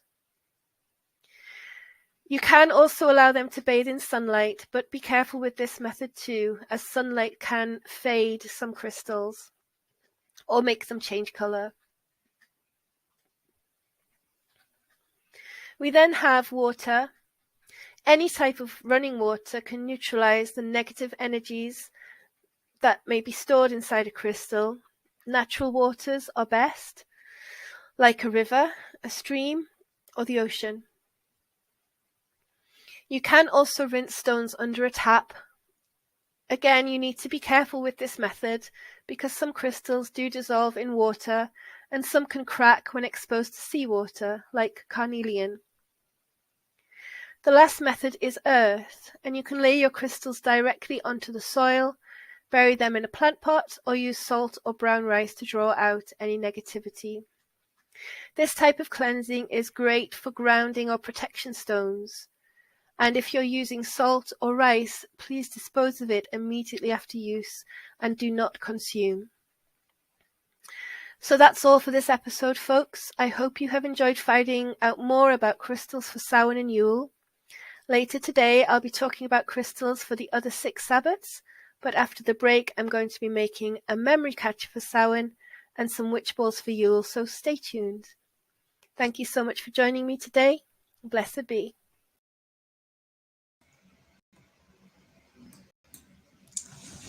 And I'm back. So I hope you enjoyed that and the information about crystals for Samhain and for Yule. And in just a few minutes after the break, as I said, I will be looking at creating a memory catcher for Samhain and witch balls for Yule. So my question at the beginning of the segment was, what do you do with your crystal? What is your favorite crystals? I have several different crystals that I work with, mostly amethyst, rose quartz, moonstone. So rose quartz I use on a daily basis for self-love and understanding, and just one moment, I'm having a power issue. There we go. That's better. Yeah, so I use rose quartz for self-love and to give myself that nurturing, loving energy, and moonstone as well. And amethyst I keep under my pillow to help with dreams, to help me remember dreams. And I have crystals around me pretty much all day, every day. So we're going to go to a little break in a moment, a donation break. So I'm just going to load that up, and then we'll come back and we'll look at the crafts for Yule.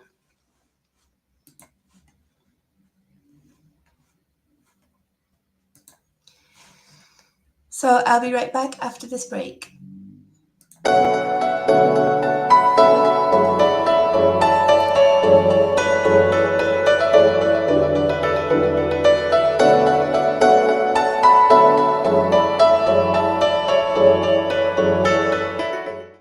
Hello, this is Reverend Don Lewis coming to you from the beautiful metaverse. I am the first priest and chancellor of the Correllian Nativist tradition of Wicca, and I want to thank you for tuning in to the Road to Parliament 22 Correllians Live Telethon, 100 hours of magic and community. We're here to ask you to help us as we send a contingent to the Parliament of the World's Religions in August of 2023. We're going to give voice to you and to our community. During this 100 hours, our goal is to raise at least $10,000, and you can help us to do that. We humbly ask that you go to correllians.live/donate and give what you can. Then share this telethon and make sure those in your spheres know where and when to watch. Again, thank you so much, and enjoy the rest of the show. On August 14th to 18th, 2023, the Ninth Parliament of the World's Religions will convene in the city of Chicago. They are calling us together for a call to conscience, defending freedom and human rights. People and representatives of nearly all religions and faiths will be there to answer this call. And here is one of 6 reasons you should attend. Number 2, networking and contacts. You will meet people from every religion from over 80 countries. Meet and have conversations that are thoughtful, insightful, and with deep value. Making contracts across interfaith ministries, understanding and sharing knowledge and resources. Consider your commitment to defending freedom and human rights and attend the 9th convening of the Parliament of the World's Religions. If you wish to join the pagans to the Parliament, we have a special rate at Correllian.com, or just click the link in the description. Blessed be everybody. What are you most looking forward to at the Parliament of the World's Religions? At the Parliament of World Religions in 2023, I'm personally looking forward to broad exposure and deep engagement with various wisdom traditions from around the world, particularly as regards pressing issues from today and future goals for our human journey. I expect that I'll be able to incorporate much of the learning back into my own personal path, as well as share tangible insights back into the metaphysical and spiritual community that I work within. Why do we need representation at the Parliament? Our attendance means something essential.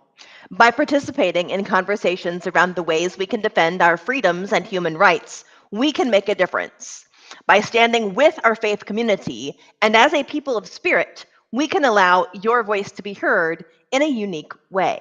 Who are the Sacred Order of Paladins? The Order of Paladins is a service-oriented order dedicated to assisting our communities in moving towards a better, more sustainable stewardship of Mother Earth. And we are also dedicated to preserving Gaian culture today in order to support our civilization in the future. Why support the Paladins? Because we have had representation at every modern parliament, and we want to continue and expand on that with those of us who are attending in 2023. What is the money going to be used for?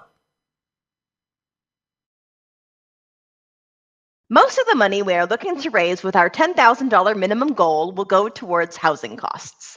Our plan is to house and feed all of us together for the week of the Parliament. Whatever money that remains when this goal is met will go towards bringing honored paladins in from other countries who would otherwise not have the opportunity to attend the Parliament.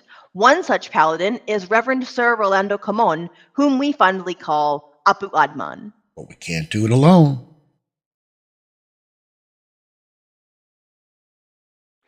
And that's ultimately why we are here, because we need your help. Thank you so much for watching and contributing in whatever way you can. Please donate to our cause at Correllians.live/donate. Like our video feeds and share so that others can join us in watching what we have planned for you throughout these 4 incredible days and nights.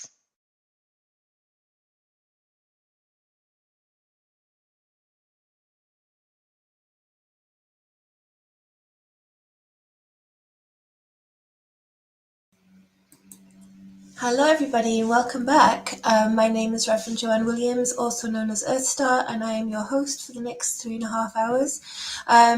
Today I'm going to be doing some various videos about crystals and the Wheel of the Year, and also we'll be looking at some crafts for the different Sabbats as well. So I'd just like to give you a bit of a rundown of what else is happening today. We have Ed the Pagan at 8 a.m. this morning, and he'll be he's going to be sharing his morning coffee with you. And after that, we have Crafty Correllians with Sir Kai. A little later today, we have the Cauldron of Story and the Well of Memes with Phaedra Bonowitz. And then we're going to go behind the scenes of Pagan World TV with the Pagan World TV crew, hosted by General Ed Hubbard. And then Curio Rebecca Lynn Scott is going to be discussing death and dying with our host Cosmo Rubiconis.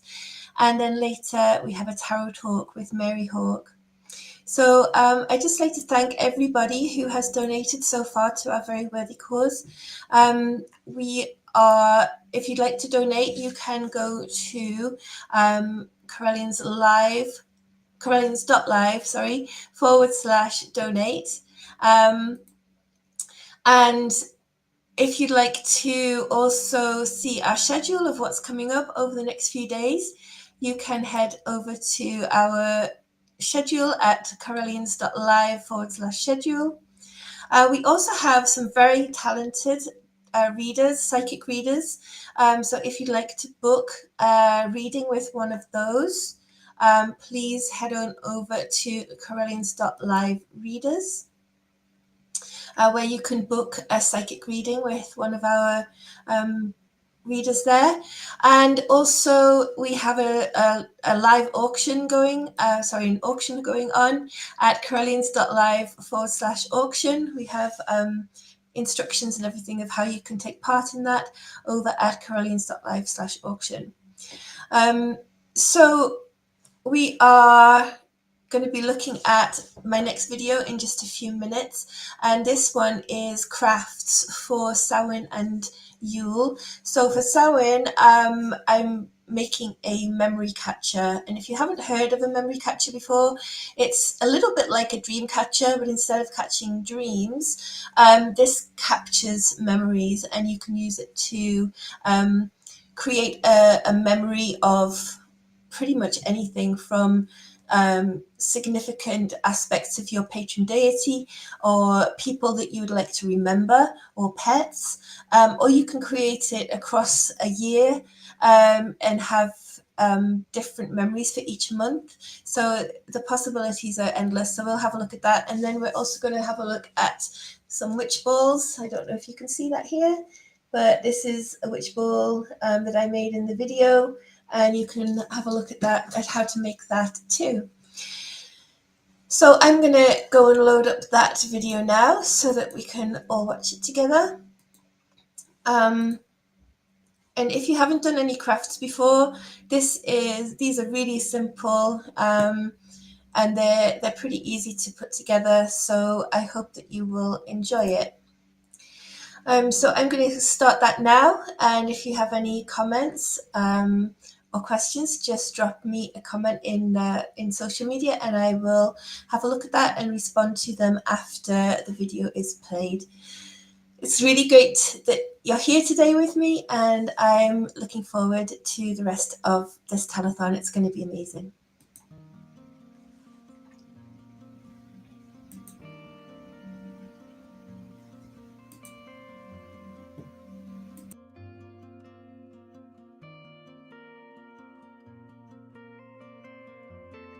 Hello everybody, Merry Meet. This is Reverend Joanne Williams, also known as Earth Star, and I'm going to be doing some crafts. The first craft I'm going to be doing today is a memory catcher. So a memory catcher is a little bit like a dream catcher, but instead of dreams, it catches memories.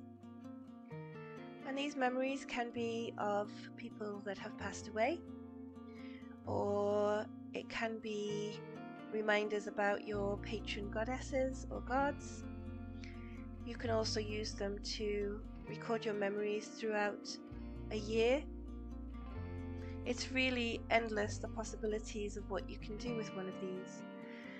So just before we begin, I'm going to go through what you're going to need for this. So you'll need a stick. I've got a length of bamboo here, about 60 centimeters. I have a collection of ribbons in my chosen colors.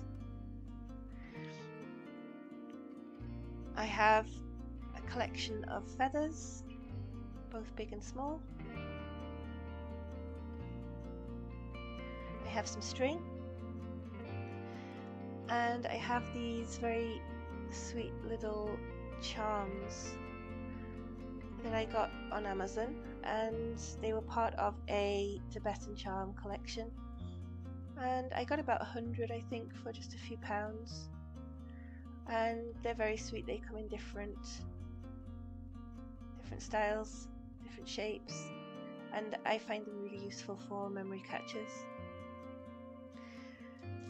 You'll also need a needle and thread, and your trusty glue gun as well. So what you'll need first is your length of stick and your ribbons. So you'll just halve your ribbons like this, so you have a loop at one end, and then the tails at the other. Wrap it around and under, use the stick, and then pull the tails through.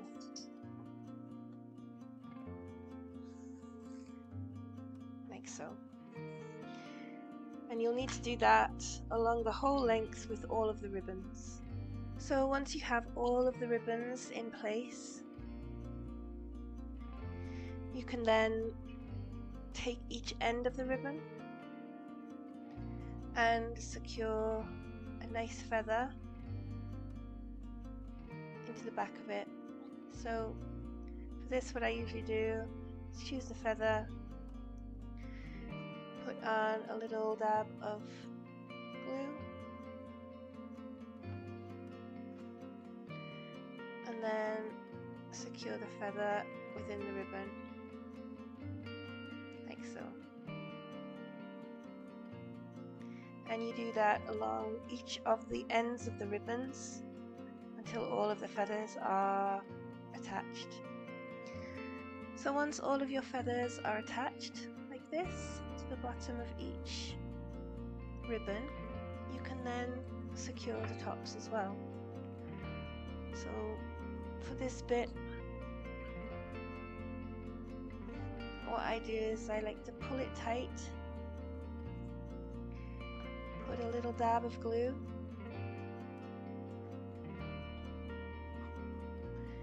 and then use a smaller feather to just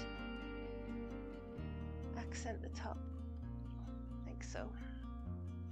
And we'll do that all the way along the ribbons. So once you have your feathers on the top like this, you can then start to secure your charms onto the ribbon. And I usually sew these on,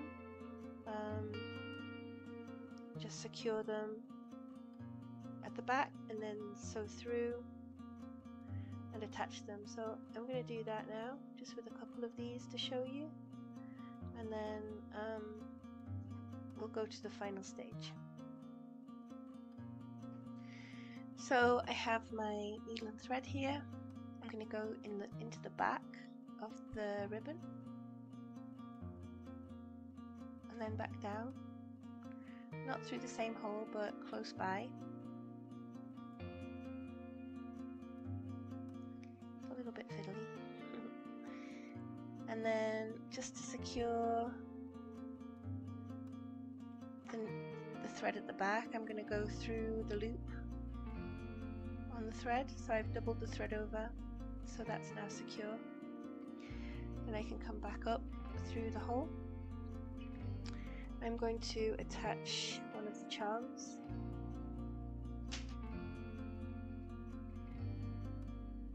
Onto the ribbon and get it into place, and then just sew that into place. Go up through the ring a couple of times and down onto the back.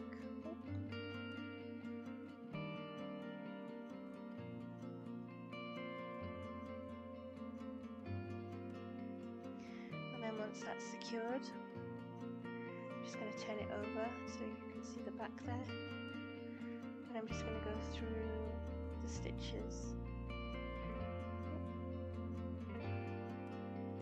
on the back of the ribbon just a couple of times, and then through the loop to secure it in place. Just snip that off. And that is one of the charms attached there. So this is a little leaf, and I thought I'd make this ribbon into one for nature. So I'm going to put a few more on here, and then I'll come back and show you the end result. So you only have to put a couple of charms on there. You know, you don't need to go crazy, but you can really put on as many as you wish. So you don't have to do all of the ribbons all at once. If you were doing a year-long memory catcher, you could just put a ribbon on for each month, and then as you make memories during the month, just sew on a little something just to remember what you did, or where you went, or who you saw, and it builds up over time. I created this memory ribbon for my father in remembrance of him. So he was in the Merchant Navy, so I have an anchor. He also loved to sing, so I have a treble clef. And he loved the beach and the seaside, so I have a starfish and a mermaid. And then he also loved riding bikes, so I have a little bike there. And the sea was such a big part of his life. I've got a ship's wheel as well on there. So yeah, it's just, you can pretty much do whatever you want with this memory catcher. It's entirely up to you, and it makes it very personal for you as well. So yeah, have fun catching all of your memories. The final part of this project would be to secure some string onto the ends so that you have a way to hang your project. So I'm just going to do a double knot on this end.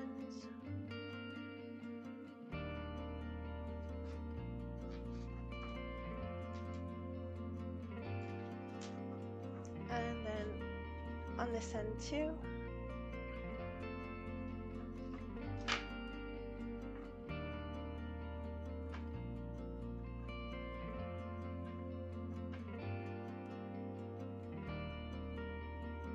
Make sure that it doesn't slip.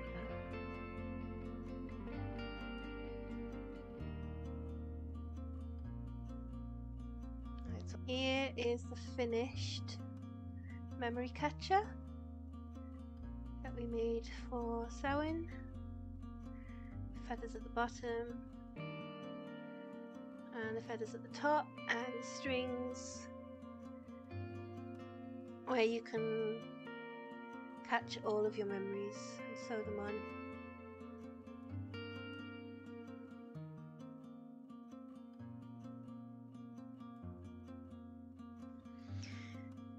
Hi again. So I'm going to show you now how to make a witch ball, and a witch ball can be created for many different purposes. It's usually to attract something into your life, like protection or healing or prosperity.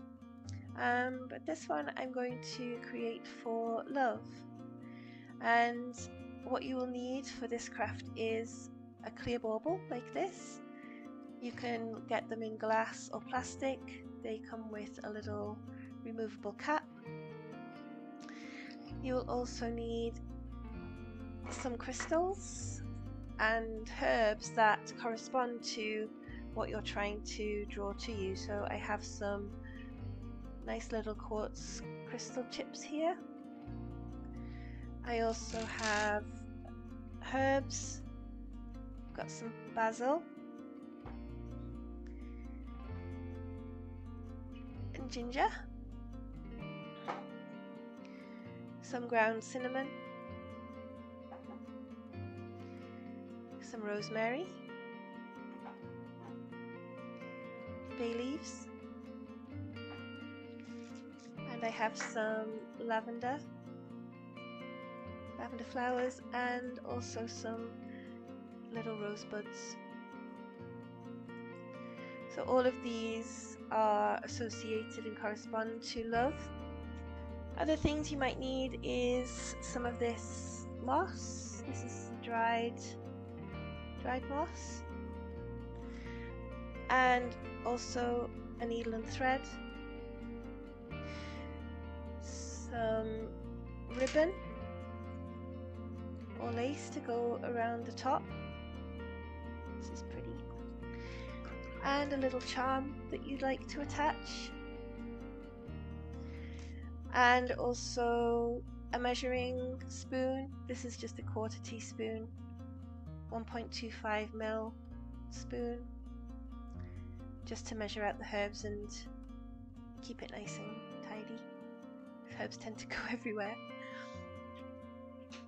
And I also have a gold and silver marker, which I use to write on the intention to pop it in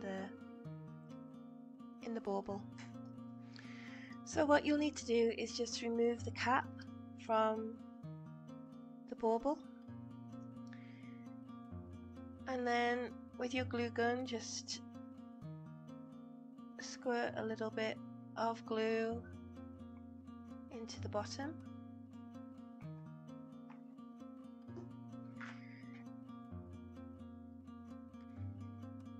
And then just grab some of this moss and pop it into the top, like so.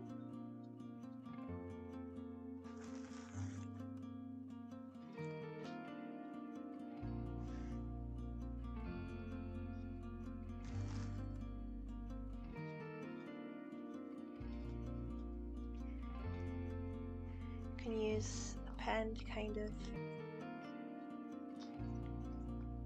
put it into position.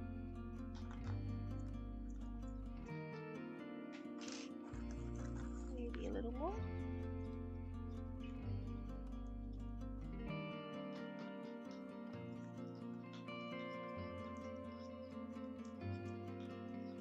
Like so.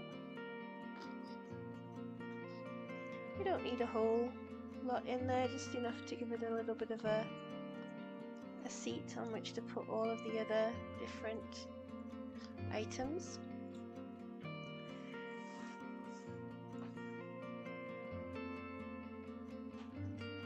And then we can add in here the herbs. So we have in spices, we have some ginger here. Let's just put that in it.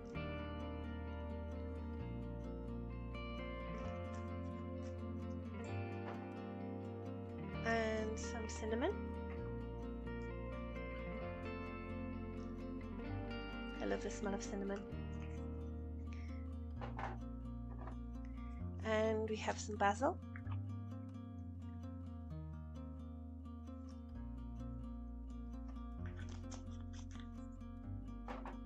And some rosemary.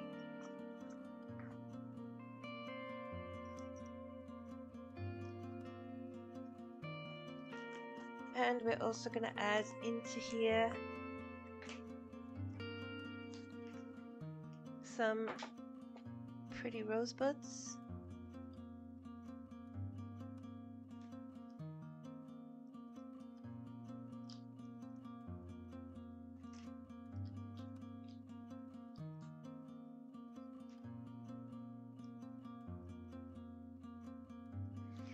And some quartz crystal.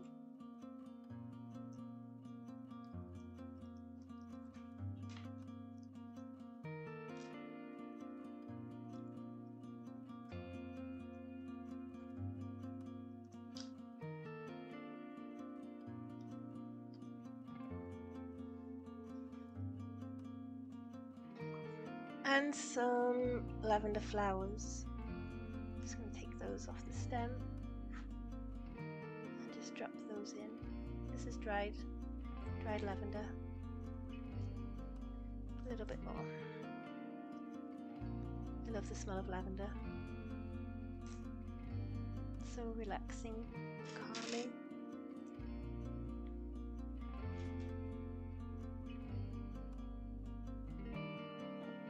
Put a few heads in there too, small heads, just to add a little bit more texture there. And there we have it. So we've got in there the moss, some ginger, cinnamon, basil, rosemary, rosebuds and lavender, along with some quartz crystal. And what I like to do is take a little bay leaf. You might need to trim it a little bit so it fits into the neck of the bottle. And then onto the bay leaf I will write my intention. So this one is for love. So I just write my intention on the leaf like that. And then carefully, and you do have to be extremely careful not to break it, and it just sits nicely in there like that. And once everything is in there that you want, and you can screw on the cap, and you can then decorate it with ribbon and your charm. So I'm just going to do that now, and I'll come back and show you the finished item.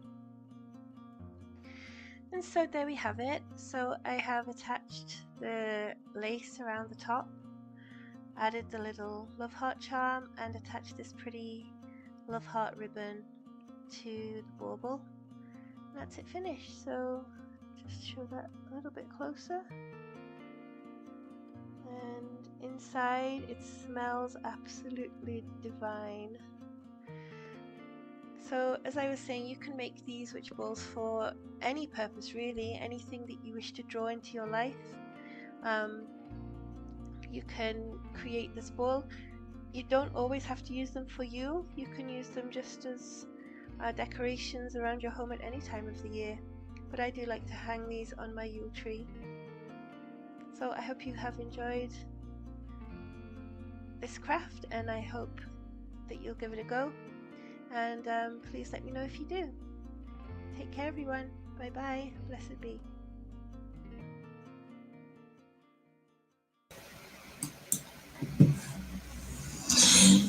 Welcome back everybody. I hope you enjoyed that craft. In a few minutes we're going to go to another donation break, and then after the break I'm going to be discussing crystals for Imbolc and Ostara. So if you'd like to make a donation to our very worthy cause of sending Correllians to the Parliament of World Religions in August 2023 next year, please go to correllians.live/donate. At the moment, I'm waiting for an update on how much has been donated so far. So please head on over to correllians.live/donate if you'd like to make a donation. So I'm going to now bring up the next video to give you some more information about what we're doing and what we're trying to do here. So bear with me while I just bring that up. Here we go. And I will see you on the other side of this with an update and to talk to you about crystals for Imbolc and Ostara.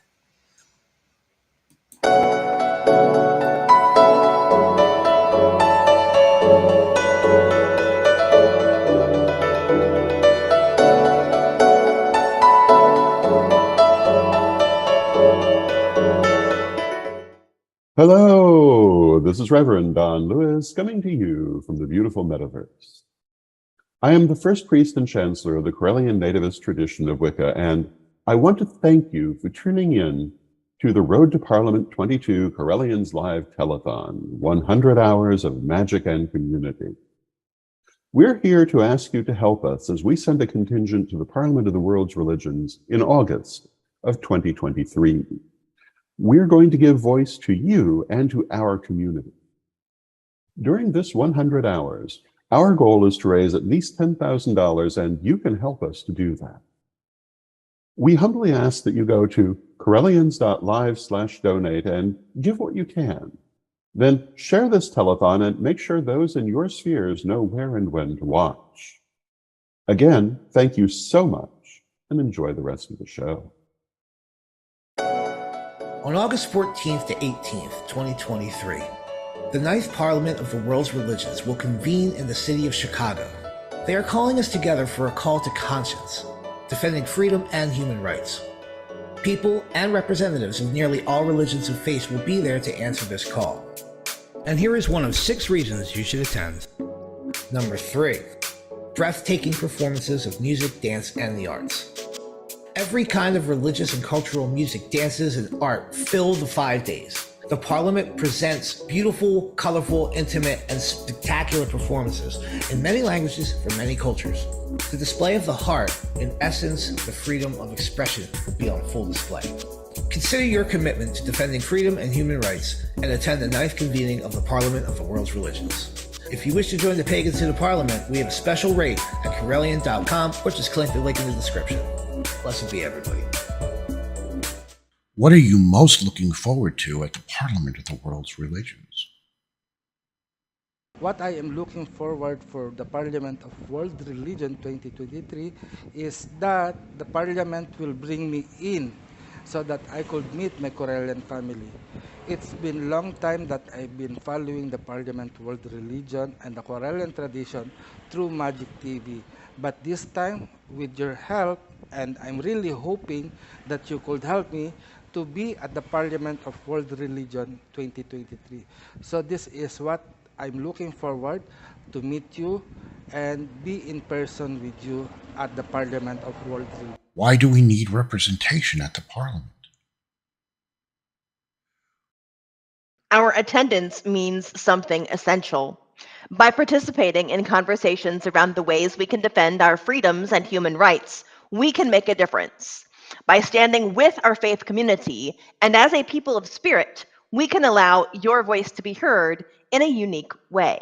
Who are the Sacred Order of Paladins? The Order of Paladins is a service-oriented order dedicated to assisting our communities in moving towards a better, more sustainable stewardship of Mother Earth. And we are also dedicated to preserving Gaian culture today in order to support our civilization in the future. Why support the Paladins? Because we have had representation at every modern parliament, and we want to continue and expand on that with those of us who are attending in 2023. What is the money going to be used for? Most of the money we are looking to raise with our $10,000 minimum goal will go towards housing costs. Our plan is to house and feed all of us together for the week of the Parliament. Whatever money that remains when this goal is met will go towards bringing honored paladins in from other countries who would otherwise not have the opportunity to attend the Parliament. One such paladin is Reverend Sir Rolando Camon, whom we fondly call Apu Adman. But we can't do it alone.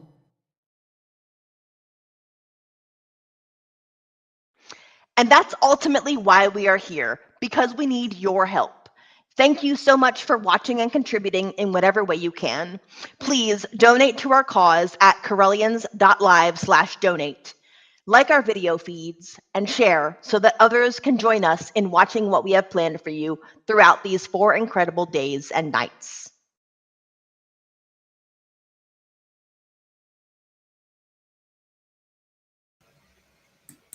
And welcome back, everybody. My name is Reverend Joanne Williams, and I'm coming to you from South Yorkshire in England. I have been with the Correllian tradition since 2002, and I'm a first-degree priestess within the tradition, and I have my own proto-temple on Second Life called Wild Moon. And I can't believe how quickly that last hour has gone, but I'm with you again for the next 3 hours. And during that time, I'm going to be talking to you about crystals and the Wheel of the Year and looking at some crafts for each of the Sabbats too. So I'm just waiting to see if we've had an update on the total. Okay, so our new updated total is $460. Yay, thank you so much for everybody who has donated. That's really wonderful, and it's going to help such a worthy cause to help us send Correllians to the Parliament of World Religions in August 2023 in Chicago. So also, I'd just like to let you know that we have an auction happening. So if you would like to find out what's available at the auction, please visit correllians.live/auction to see how you would register and get involved with that. We also have some amazing psychic readers who have readings available if anybody would like to book one. These can be booked through correllians.live/readers. And if you'd like to know a little bit more about what's coming up within the next 3 days, we have correllians.live/schedule. So coming up later today, we have Ed the Pagan after myself, and then from 12 p.m, so noon, we have Crafty Correllians with Sir Kai, followed by the Cauldron of Story and the Well of Memes with Phaedra Bonowitz, hosted by Reverend Laurie Blackman. Then we're going behind the scenes of Pagan World TV with the Pagan World TV crew, hosted by General Ed Hubbard. And then Curio Rebecca Lynn Scott will be discussing Everybody Does It, Death and Dying, hosted by Cosmo Rubiconis. And later this evening at 10 p.m, we have Mary Hawke and Gail Tracy Mull talking about tarot. So we have some really exciting things coming up today. I hope you can stay tuned and enjoy the programming. So in just a minute, I'm going to be playing another video that I made about crystals and the Wheel of the Year. And this time it's going to be for Imbolc and Ostara. And there'll be a little bit at the end on cleansing crystals too, using alternative methods to the elements. So I'm just going to get that loaded up and we can have a look at that.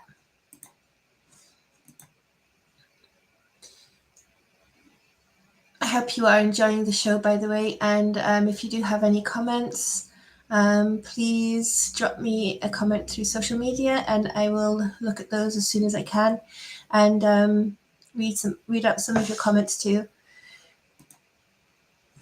Okay, so here we go. This is the Crystal Wheel of the Year, Imbolc and Ostara. I hope you enjoy. Greetings, everyone, and merry meet. My name is Reverend Joanne Williams, also known as Earthstar, and I'm very pleased to be here today to talk to you about crystals and the Wheel of the Year. In my last segment on this, I talked about crystals for Samhain and Yule, and now I will discuss some crystals that we can look at for Imbolc and Ostara. My love of crystals began as a small child when my paternal grandmother gave me a small quartz crystal geode. And I loved the way the light glinted off the facets and I could feel the soft tingle of the crystal in my hand. And it made me think that this was something really special. So my crystal collection has grown a lot over the years, as well as my study and love of crystals. And I use them within my everyday life in different ways. Before we get started, I'd just like to ask you a question. And I'd like to know, what crystals are you drawn to right now and why? Do you know the properties of these crystals or why you might be drawn to them at this time? Please drop me a comment in the chat and I'll read out some of them after this episode if we have some time left. So, as you know, there are 8 main holidays that we celebrate as Wiccans, which are known as Sabbats. They are divided into 2 sets of 4. There are the grand Sabbats, which are feminine and dedicated to the goddess, and the lesser Sabbats, which are masculine and dedicated to the god. The grand Sabbats are lunar in character, and in former times were tied to the lunar calendar. And some groups still reckon the grand Sabbats by these lunar dates, and some fix their date by other means. The lesser Sabbats are solar in nature and are the equinoxes and solstices of the sun. And this is what the solar calendar is based on. As the year is divided into a dark and light half, there are 2 grand Sabbats and 2 lesser Sabbats in each. In this segment, we're going to look at crystals for Imbolc and Ostara. Imbolc is usually celebrated on February the 1st, and Ostara between March the 20th to the 22nd. It's celebrated on the vernal equinox. So let's go ahead now and have a look at crystals for Imbolc. Imbolc is the time to celebrate the stirrings of new life. You may start to see snowdrops pushing their way through the soil and snow, and the lambing season begins. The days are growing longer now as the sun regains its strength and the snow begins to melt. Warmer days are on the way. Imbolc is sacred to the goddess Brigid, fertility, healing, and agriculture. It's the perfect time to start your spring cleaning and do some home blessing spells. It's celebrated on February the 1st. Some groups, however, celebrate it on February the 2nd. Imbolc is the festival of the beginning of spring by traditional reckoning. It represents renewed life of the earth after winter and the growing strength of the sun. Imbolc is a festival of light and of the dawn. It is traditional to light candles.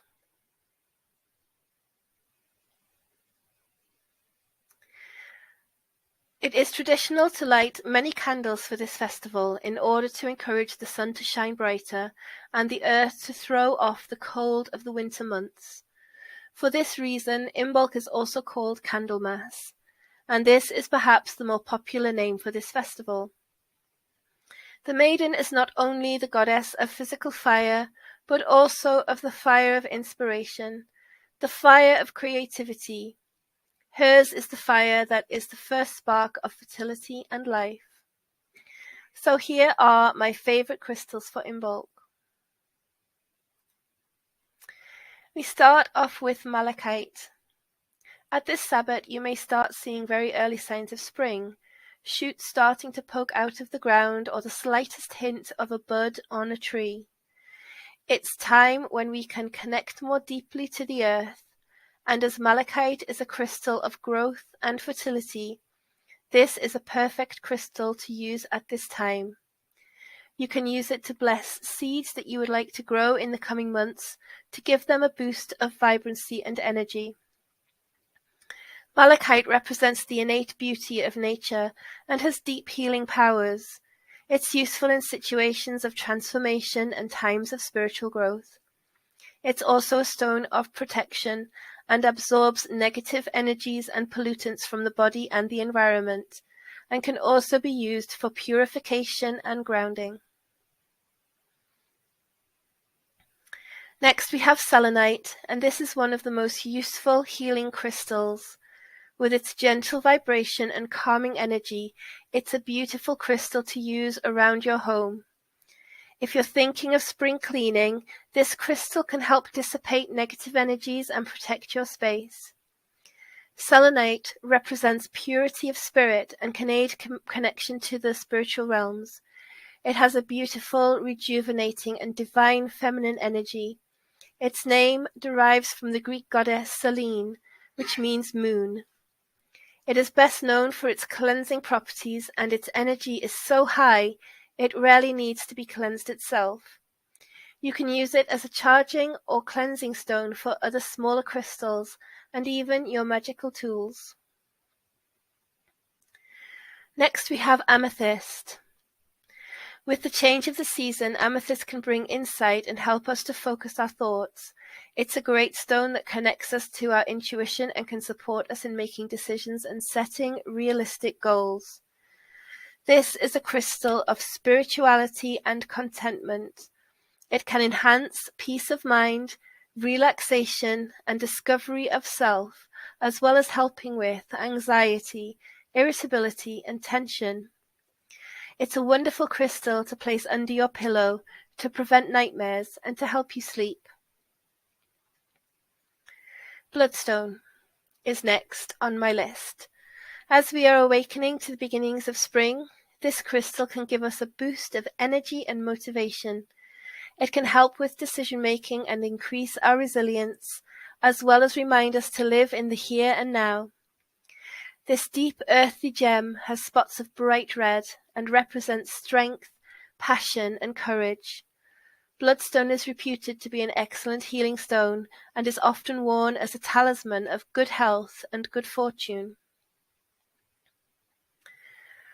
Then we have moonstone.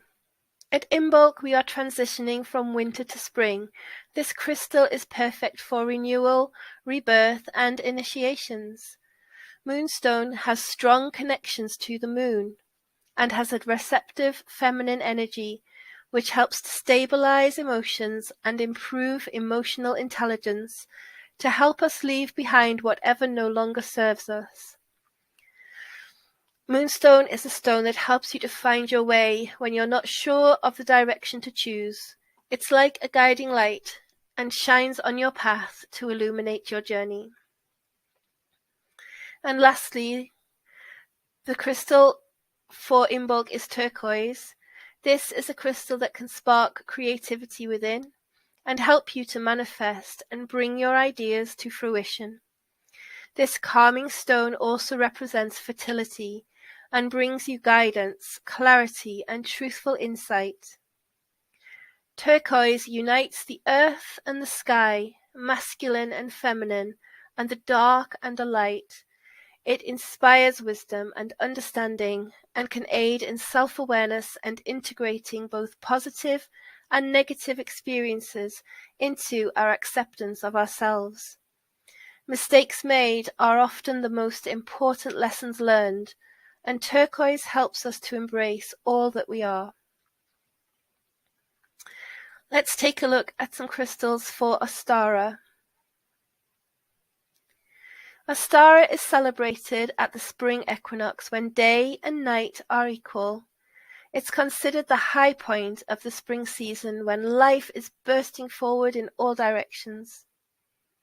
Like Imbolc, Ostara is a festival of the dawn and of increasing life.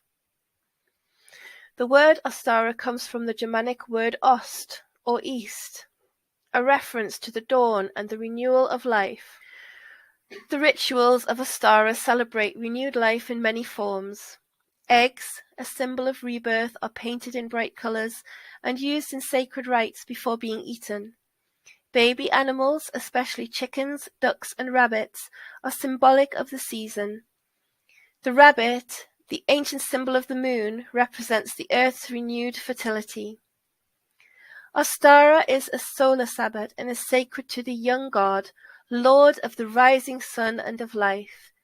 He is the custodian of the growing plants and animals as well as the growing light of the sun. This god has many names, but in particular, he is venerated as the Green Man, in which form he is shown surrounded by greenery and breathing it out from his lips. This Sabbath is also sacred to the goddess Ostara, who brings gifts of renewal and growth to the land. It's time to put our plans into action and give life to the ideas that we have been thinking about during the winter, to awaken the dormant energy that has been hibernating within us, and enjoy the warmth of the invigorating light and warmth of spring. So here are a few crystals that I like to use at Ostara. Firstly, we have ocean jasper. At Ostara, we're thinking about balance, and ocean jasper is a crystal that encourages cooperation at home and in the workplace. It aids positive communication and self-expression, and can also work to cultivate new ideas for spiritual and personal growth. This crystal is a stone of strength and renewal, and is wonderful for relieving stress and inducing calmness and tranquility. It helps during meditation to center and balance our emotions, and allows access to ancient wisdom and our past life experiences.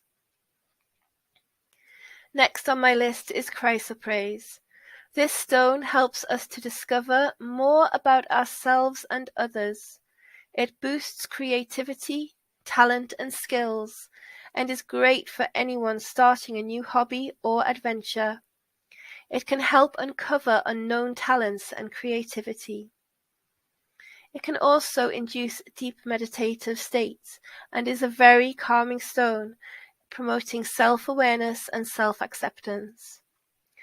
Chrysoprase helps us to find a more positive outlook in life and brings a sense of hope, love, and truth, helping you to feel a sense of security and independence.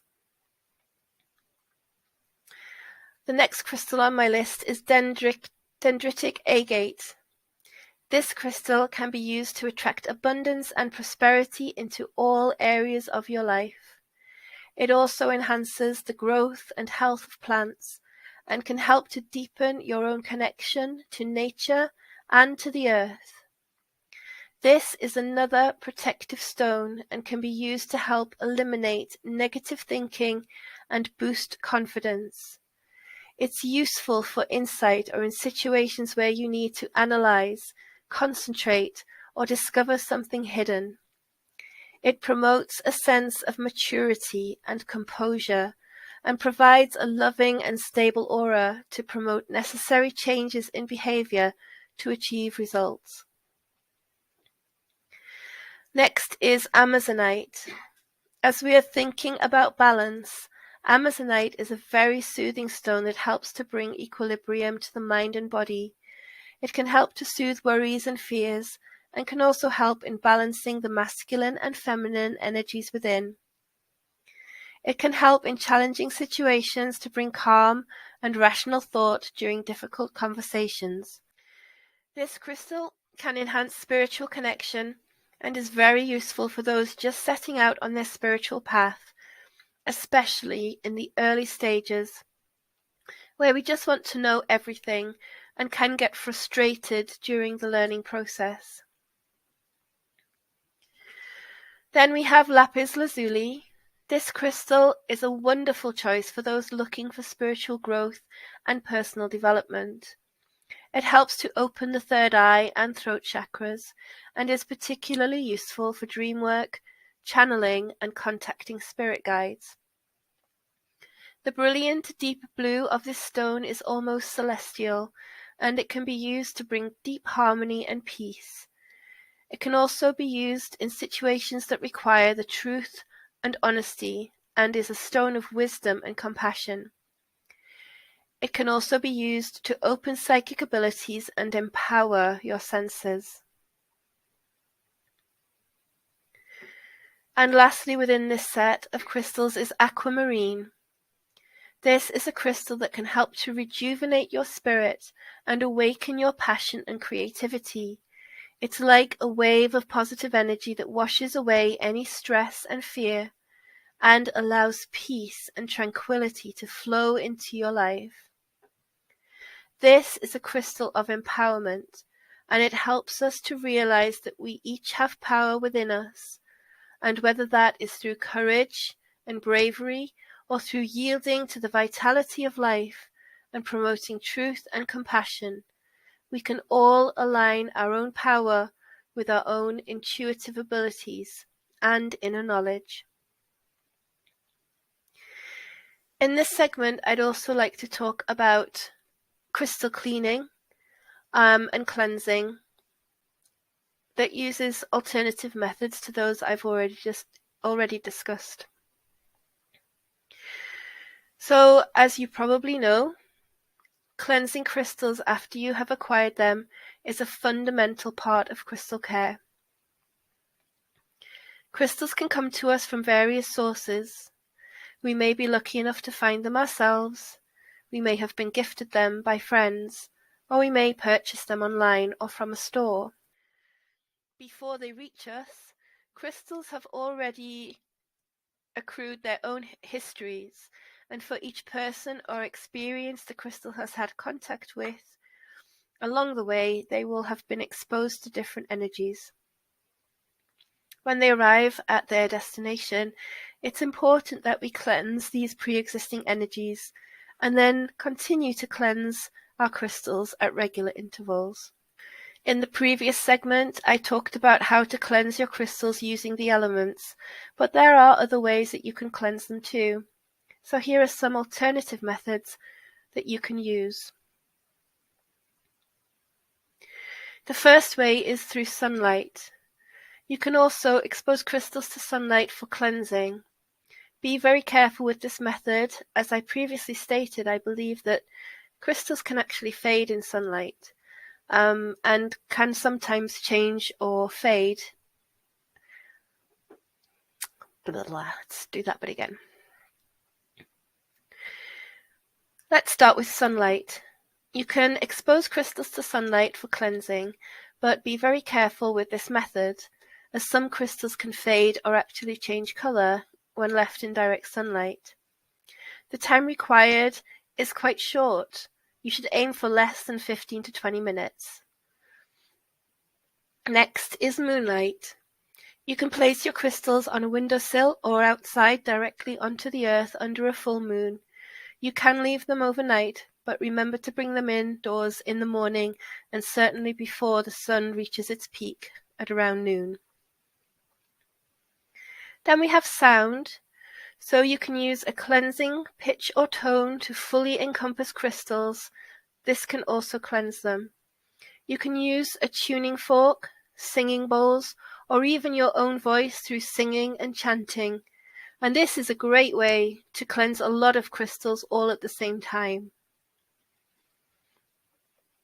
You can also use larger crystals, for example, an amethyst bed or a selenite slab. These kinds of crystals are wonderful for cleansing smaller or tumbled stones, and you can just place the smaller stones on top and leave them there for a few hours. Remember to cleanse your larger crystals from time to time by running them under water or using one of the other methods that I've discussed earlier. You can also use visualization. In the Correllian tradition, we use visualization as a standard practice to cleanse virtually everything, from our sacred spaces to our tools, and of course you can use this with crystals too. To do this with crystals, we would hold the crystal in our hand and visualize a yellow-white light moving from one side of the crystal through the crystal to the other side. And lastly is Reiki. And for those of you who have been attuned, you can place the crystal in the palm of your hand, draw the power symbol over the crystal, and then channel Reiki over and through the crystal to cleanse it. It works very similar to visualization and can be used to clear the energies from the crystals.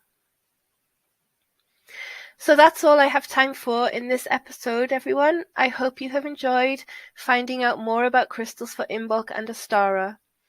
Later today, I'll be talking about crystals for the other Sabbats, but after the break, I'm going to be making a yarn goddess for Imbolc and a felted bunny for Astara, so stay tuned. Thank you for being with me today, and blessed be.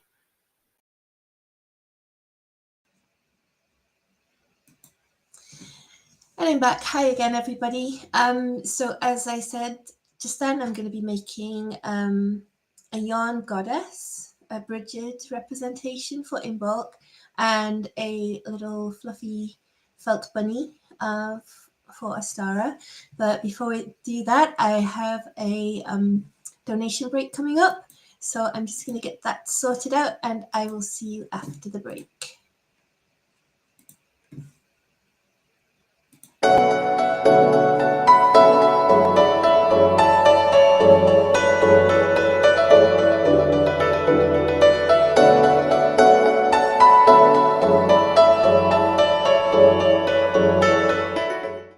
Hello, this is Reverend Don Lewis coming to you from the beautiful metaverse. I am the first priest and chancellor of the Correllian Nativist tradition of Wicca, and I want to thank you for tuning in to the Road to Parliament 22 Correllians Live Telethon, 100 hours of magic and community. We're here to ask you to help us as we send a contingent to the Parliament of the World's Religions in August of 2023. We're going to give voice to you and to our community. During this 100 hours, our goal is to raise at least $10,000, and you can help us to do that. We humbly ask that you go to correllians.live/donate and give what you can. Then share this telethon and make sure those in your spheres know where and when to watch. Again, thank you so much, and enjoy the rest of the show.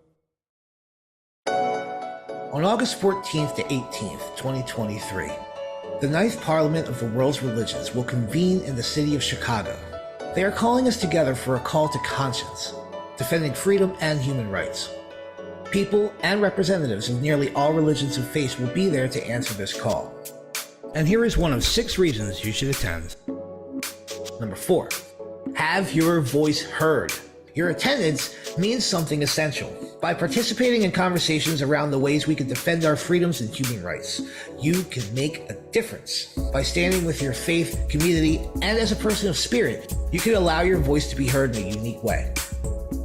Consider your commitment to defending freedom and human rights and attend the 9th convening of the Parliament of the World's Religions. If you wish to join the pagans to the parliament, we have a special rate at Correllian.com, or just click the link in the description. Blessed be everybody. What are you most looking forward to at the Parliament of the World's Religions? What I'm most looking forward to at the Parliament of World Religions is learning about all the different types of religions that are out there, meeting the various clergy and making new friends around the globe, and getting to know the other people and what they're focused on and what needs to be done to help me focus and teach others. Why do we need representation at the Parliament? Our attendance means something essential. By participating in conversations around the ways we can defend our freedoms and human rights, we can make a difference. By standing with our faith community and as a people of spirit, we can allow your voice to be heard in a unique way. Who are the Sacred Order of Paladins? The Order of Paladins is a service-oriented order dedicated to assisting our communities in moving towards a better, more sustainable stewardship of Mother Earth. And we are also dedicated to preserving Gaian culture today in order to support our civilization in the future. Why support the Paladins? Because we have had representation at every modern parliament, and we want to continue and expand on that with those of us who are attending in 2023. What is the money going to be used for? Most of the money we are looking to raise with our $10,000 minimum goal will go towards housing costs. Our plan is to house and feed all of us together for the week of the Parliament. Whatever money that remains when this goal is met will go towards bringing honored paladins in from other countries who would otherwise not have the opportunity to attend the Parliament. One such paladin is Reverend Sir Rolando Camon, whom we fondly call Apu Adman. But we can't do it alone.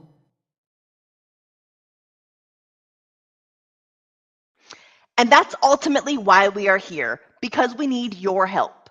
Thank you so much for watching and contributing in whatever way you can.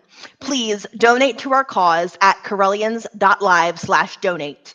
Like our video feeds and share so that others can join us in watching what we have planned for you throughout these 4 incredible days and nights.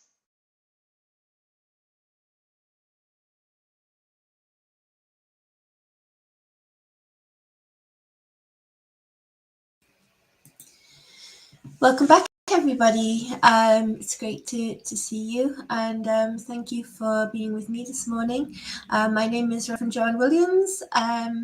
If you're just joining me, I'm from the UK, and I'm talking today about crystals in the Wheel of the Year, and also crafts for the different Sabbats. So I'd just like to thank everybody who has donated so far to this very worthy cause. As you know, we are doing this Road to Parliament 2022 Correllians Live Telethon so that Correllians can attend the Parliament of World Religions, which is coming to Chicago, Illinois on in August 2023. And the Sacred Order of Paladins and the Correllian Nativist Church will be attending to represent the pagan community as a whole, but we need your help. So if you have the capacity to donate today, please head on over to Correllians.live/donate, and please give what you can. So we have a lot of great programming coming up soon throughout the rest of the telethon, and I am going to be showing you how to make this, which is a little corn. Well, this is a yarn dolly, but usually these are made from corn or wheat, straw. So we're going to be making one of those for Imbolc, and a little rabbit for Astara. So I'm going to be bringing that up in just a moment to show you, but I just wanted to tell you all about our live readers. So if you would like a psychic reading, you can book one of our readers at correllians.live/readers. Choose the reader you'd like, and then it's $25 for a 15-minute reading. So very worthwhile. These readers are, fantastic, and completely recommend them. And also, if you'd like to get involved in our auction, you can head over to correllians.live/auction and find out what we have on offer there and how to get involved. So I'm just going to load up the video here for the next section, which is about crafts for Imbolc and Ostara. And you can follow along with that.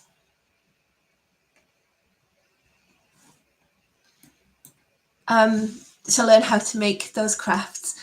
So I hope you enjoy it, and I'll see you after this video.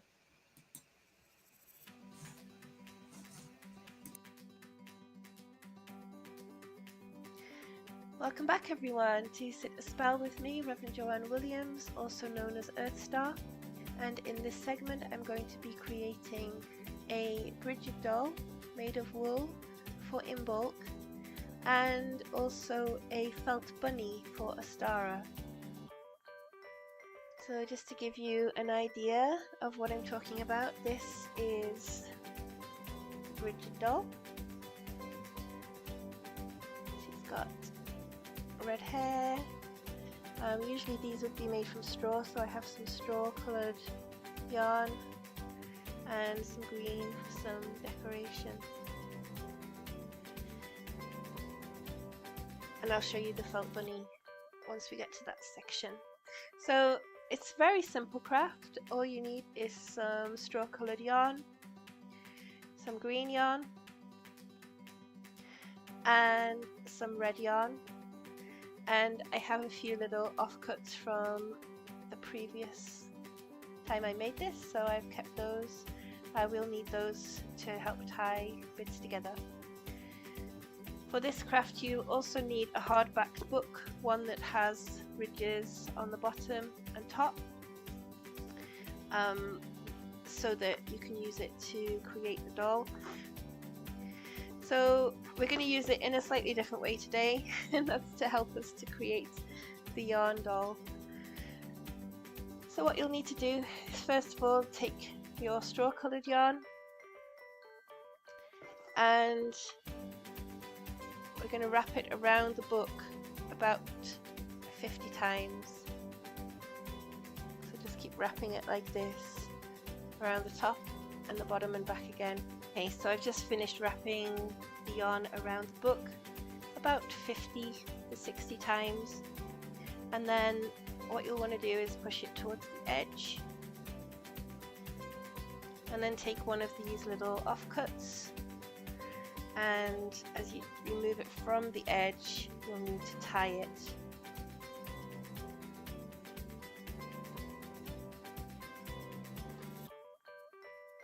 At the top and the bottom.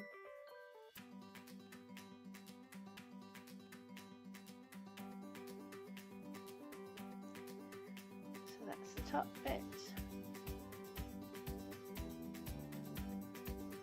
Nice and secure, then you can just take it off the bottom one, and you would secure it at the bottom as well. So now we have a loop of yarn. What you're then going to do is take about the first quarter, third, and you're going to secure that again with another strand. And this creates the head.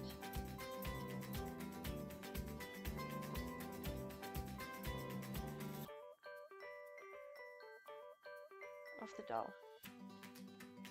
Like so. And we're going to secure around her waist, again with another section of yarn.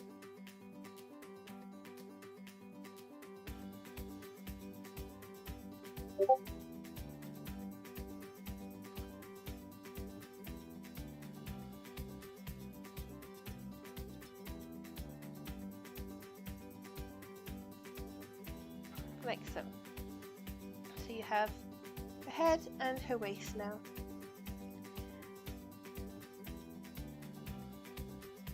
Like that.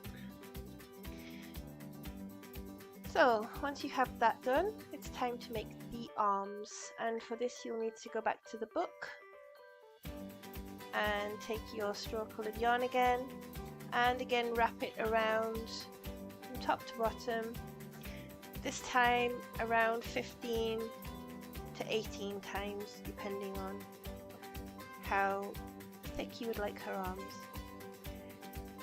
So again, I've just wrapped that round about 15 times, and this time when you take off the yarn, you want to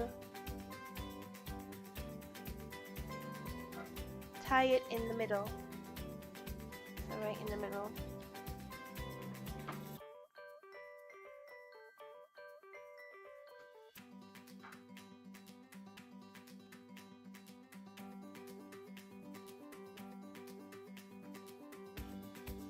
So try and make it even on each side. So you have it in the middle of her arms like that. And then what you can do is snip each end. I like to do one at a time because it keeps it all nice and tidy. And then you're gonna plait or braid the arms, so divide them into 3 equal parts, and then braid them into a nice plait, like so.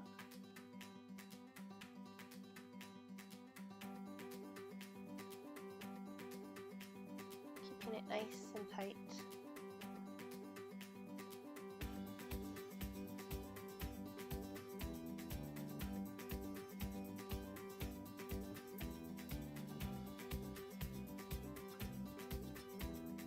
And then when you get to the ends,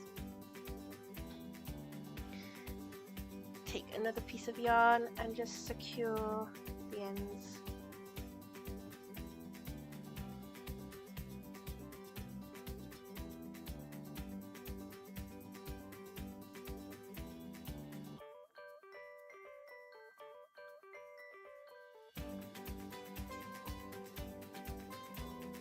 So, and then you can just trim off any excess to make all of the fronds the same length.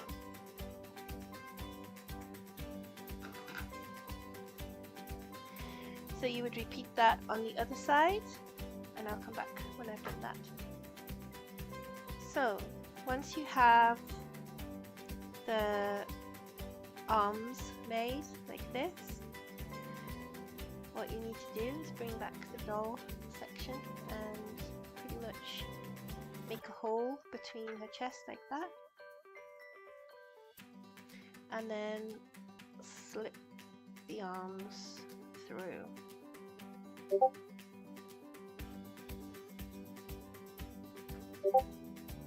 Like so. She's starting to take shape now. Her arms through there like that.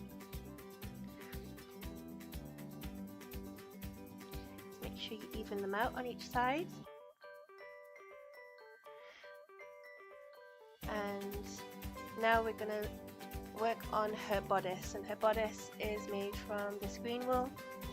So I find it easy just to like wind off quite a lot. So what you will do is start at the waist, go around her neck, then around her waist twice, and then repeat over her shoulder, around her neck, down her other side, and around the waist twice. And just keep repeating this until you have the desired design on the bodice. Once you have done that, just snip off the end.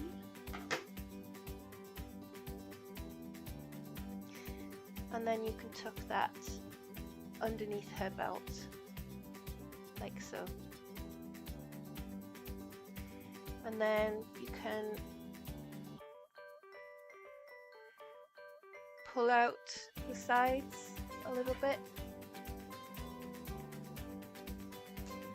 It might be easier to use like a pen or something just to kind of even that out a little bit.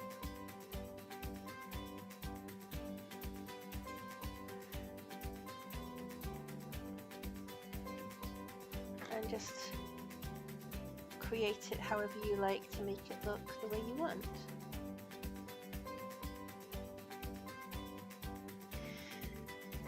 So the last thing to do is her hair, and for this we go back to the book again. So this time I'm going to use the sides. So instead of going up and down this way, I'm going from side to side and wrapping the wool around the middle of the book.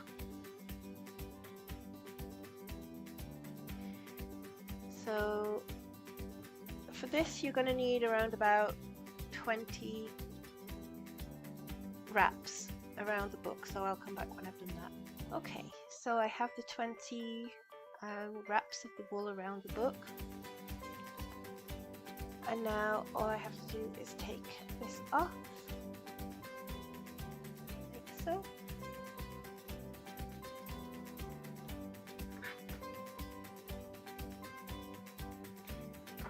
And I'm going to take a length of the wool. We're going to now tie this onto her head.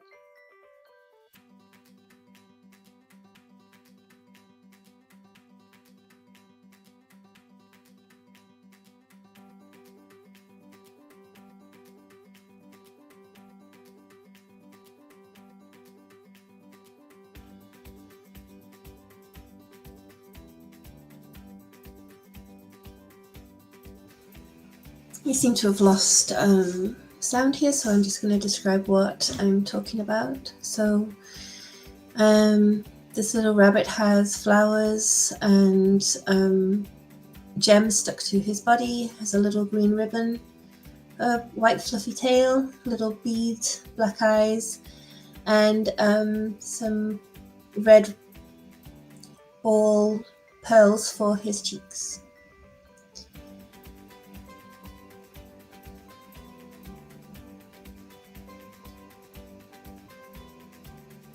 So what you'll need is some felt, readily available from most craft stores. A4 sheet would be fine. You need a template of the rabbit shape. Here's one I made earlier. And we just need to cut that out. You need some gems and crystals, some flowers, anything decorative that you'd like to stitch or stick on.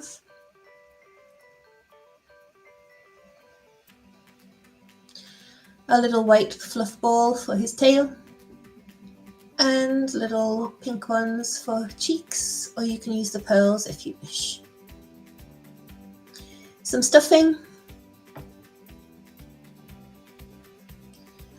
a needle and thread,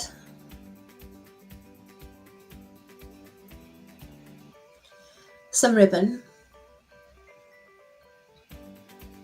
and little glass bead eyes. I chose black, and of course a glue gun.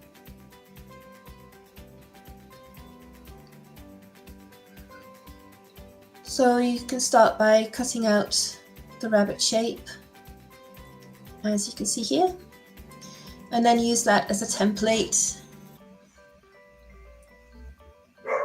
to draw onto your felt. So what I do is I cut off, I use half a sheet of A4 and then fold it in half and trace the rabbit around it like this.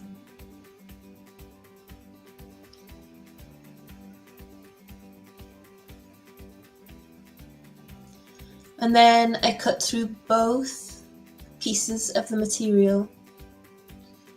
So you get a shadow of the rabbit. You get two pieces that can be back to back, like this.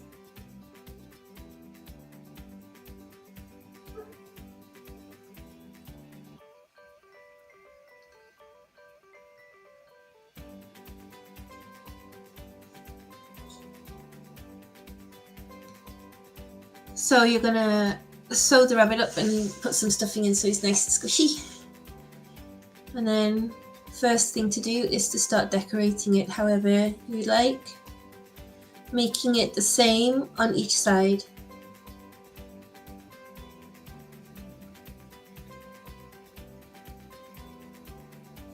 So once you have done that and you have the design how you want it,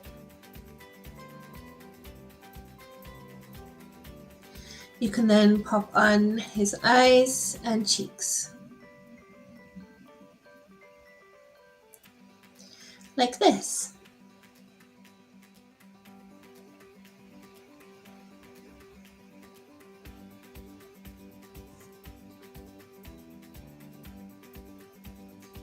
Then what you need to do is place them back to back so that the decorations are on both sides, like so.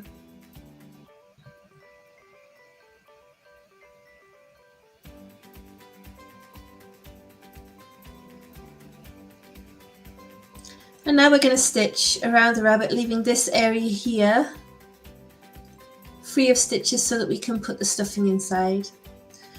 So you'll need your needle and thread. And for this we're going to use a blanket stitch. You can use other stitches like running stitch or back stitch if you prefer. I just like blanket stitch, it makes it look nice and neat. So firstly you go through the middle to the back of the material and go back through close to the hole and pull, and then you're going to catch the loop by pushing a needle through it and then pulling tight just to secure that. Then you go through both pieces of material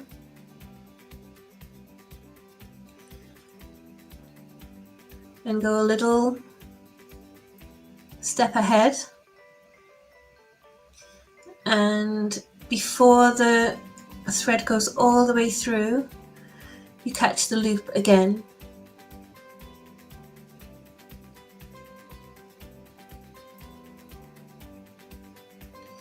So through the material a little way from the original stitch,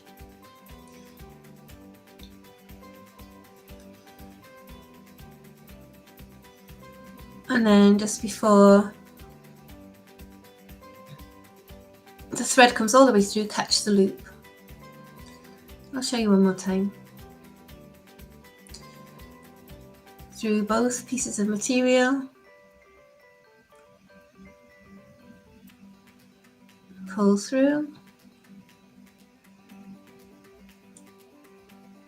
and then catch the loop like that and pull it tight. And you'll see that it's starting to make a nice edge around the outside.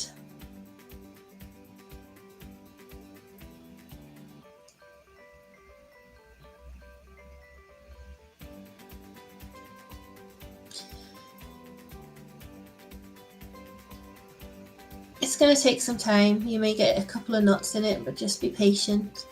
I'm going to sew all the way around till we get back to this point. And there we have it. The rabbit has been sewn all the way around, leaving that little gap at the end there on his rump. And that's for the stuffing to go inside. So when you're putting the stuffing inside, you need to make sure you get it down into the legs and up into the ears.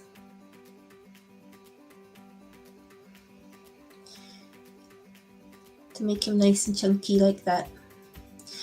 And you can use a pen if you need to, if your finger won't fit down into the smaller gaps, just to push that stuffing down into those areas.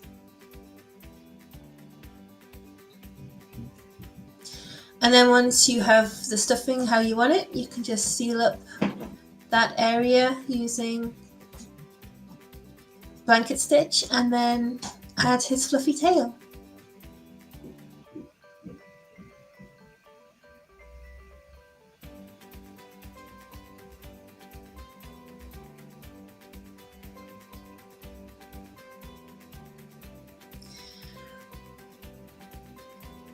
And then the final stage is to add a ribbon. So I just measure out a ribbon length, glue it down onto his neck with the glue gun, securing the ribbon around him. It's a little difficult to see there, but it's just a tiny dab of glue to secure the ribbon, then snip off the excess. And then with another piece of ribbon, make a bow. So for this I make like a loop and then squish it in the middle.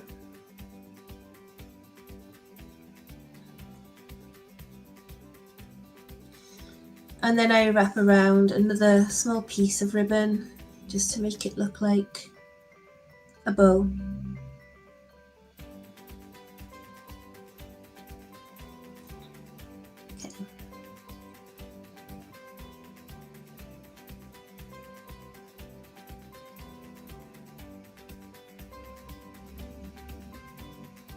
It's a little bit fiddly, but there you go, there's the little bow, and then just wrap that bit around the middle, like so.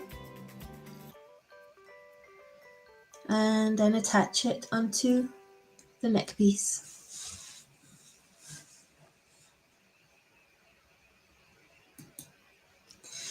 So there you have it, a little Ostara bunny and an Imbolc goddess for those sabbats.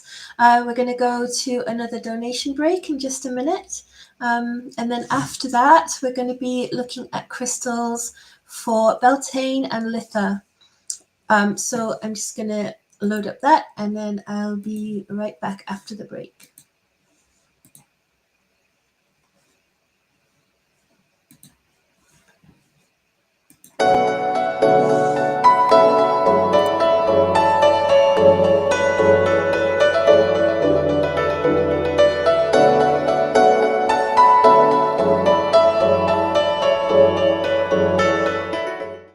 Hello, this is Reverend Don Lewis coming to you from the beautiful metaverse.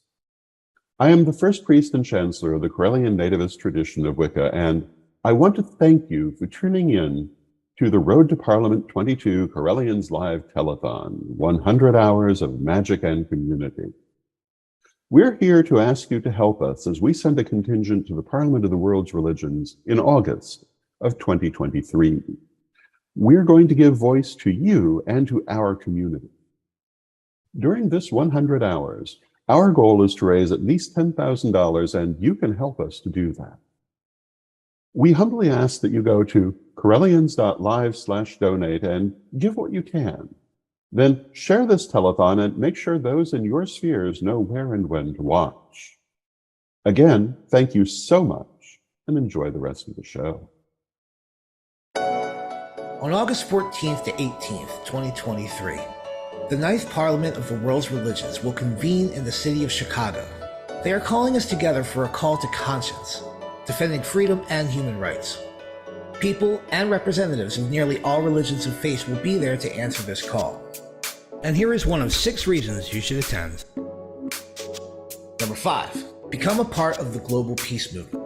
As you learn and share at the Parliament, you discover none of us are alone, and that people all over the world are working towards peace, a freer world, and the protection of human rights. Whether your service and goals are local or global, through the Parliament of the World's Religions, you will be able to act. Consider your commitment to defending freedom and human rights and attend the 9th convening of the Parliament of the World's Religions. If you wish to join the pagans to the Parliament, we have a special rate at Correllian.com, or just click the link in the description. Blessed be everybody. What are you most looking forward to at the Parliament of the World's Religions? At the Parliament of World Religions in 2023, I'm personally looking forward to broad exposure and deep engagement with various wisdom traditions from around the world, particularly as regards pressing issues from today and future goals for our human journey. I expect that I'll be able to incorporate much of the learning back into my own personal path, as well as share tangible insights back into the metaphysical and spiritual community that I work within. Why do we need representation at the Parliament? Our attendance means something essential. By participating in conversations around the ways we can defend our freedoms and human rights, we can make a difference. By standing with our faith community and as a people of spirit, we can allow your voice to be heard in a unique way. Who are the Sacred Order of Paladins? The Order of Paladins is a service-oriented order dedicated to assisting our communities in moving towards a better, more sustainable stewardship of Mother Earth. And we are also dedicated to preserving Gaian culture today in order to support our civilization in the future. Why support the Paladins? Because we have had representation at every modern parliament, and we want to continue and expand on that with those of us who are attending in 2023. What is the money going to be used for? Most of the money we are looking to raise with our $10,000 minimum goal will go towards housing costs. Our plan is to house and feed all of us together for the week of the Parliament. Whatever money that remains when this goal is met will go towards bringing honored paladins in from other countries who would otherwise not have the opportunity to attend the Parliament. One such paladin is Reverend Sir Rolando Camon, whom we fondly call Apu Adman. But we can't do it alone.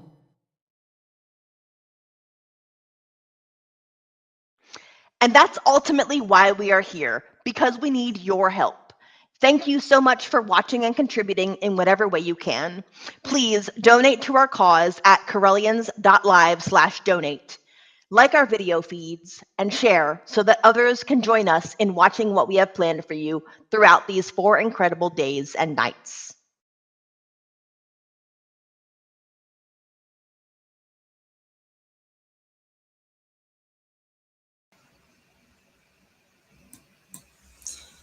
Welcome back, everybody. For those of you who don't know who I am, my name is Reverend Joanne Williams, also known as Earthstar, and I am a first-degree priestess with the Correllian Nativist tradition.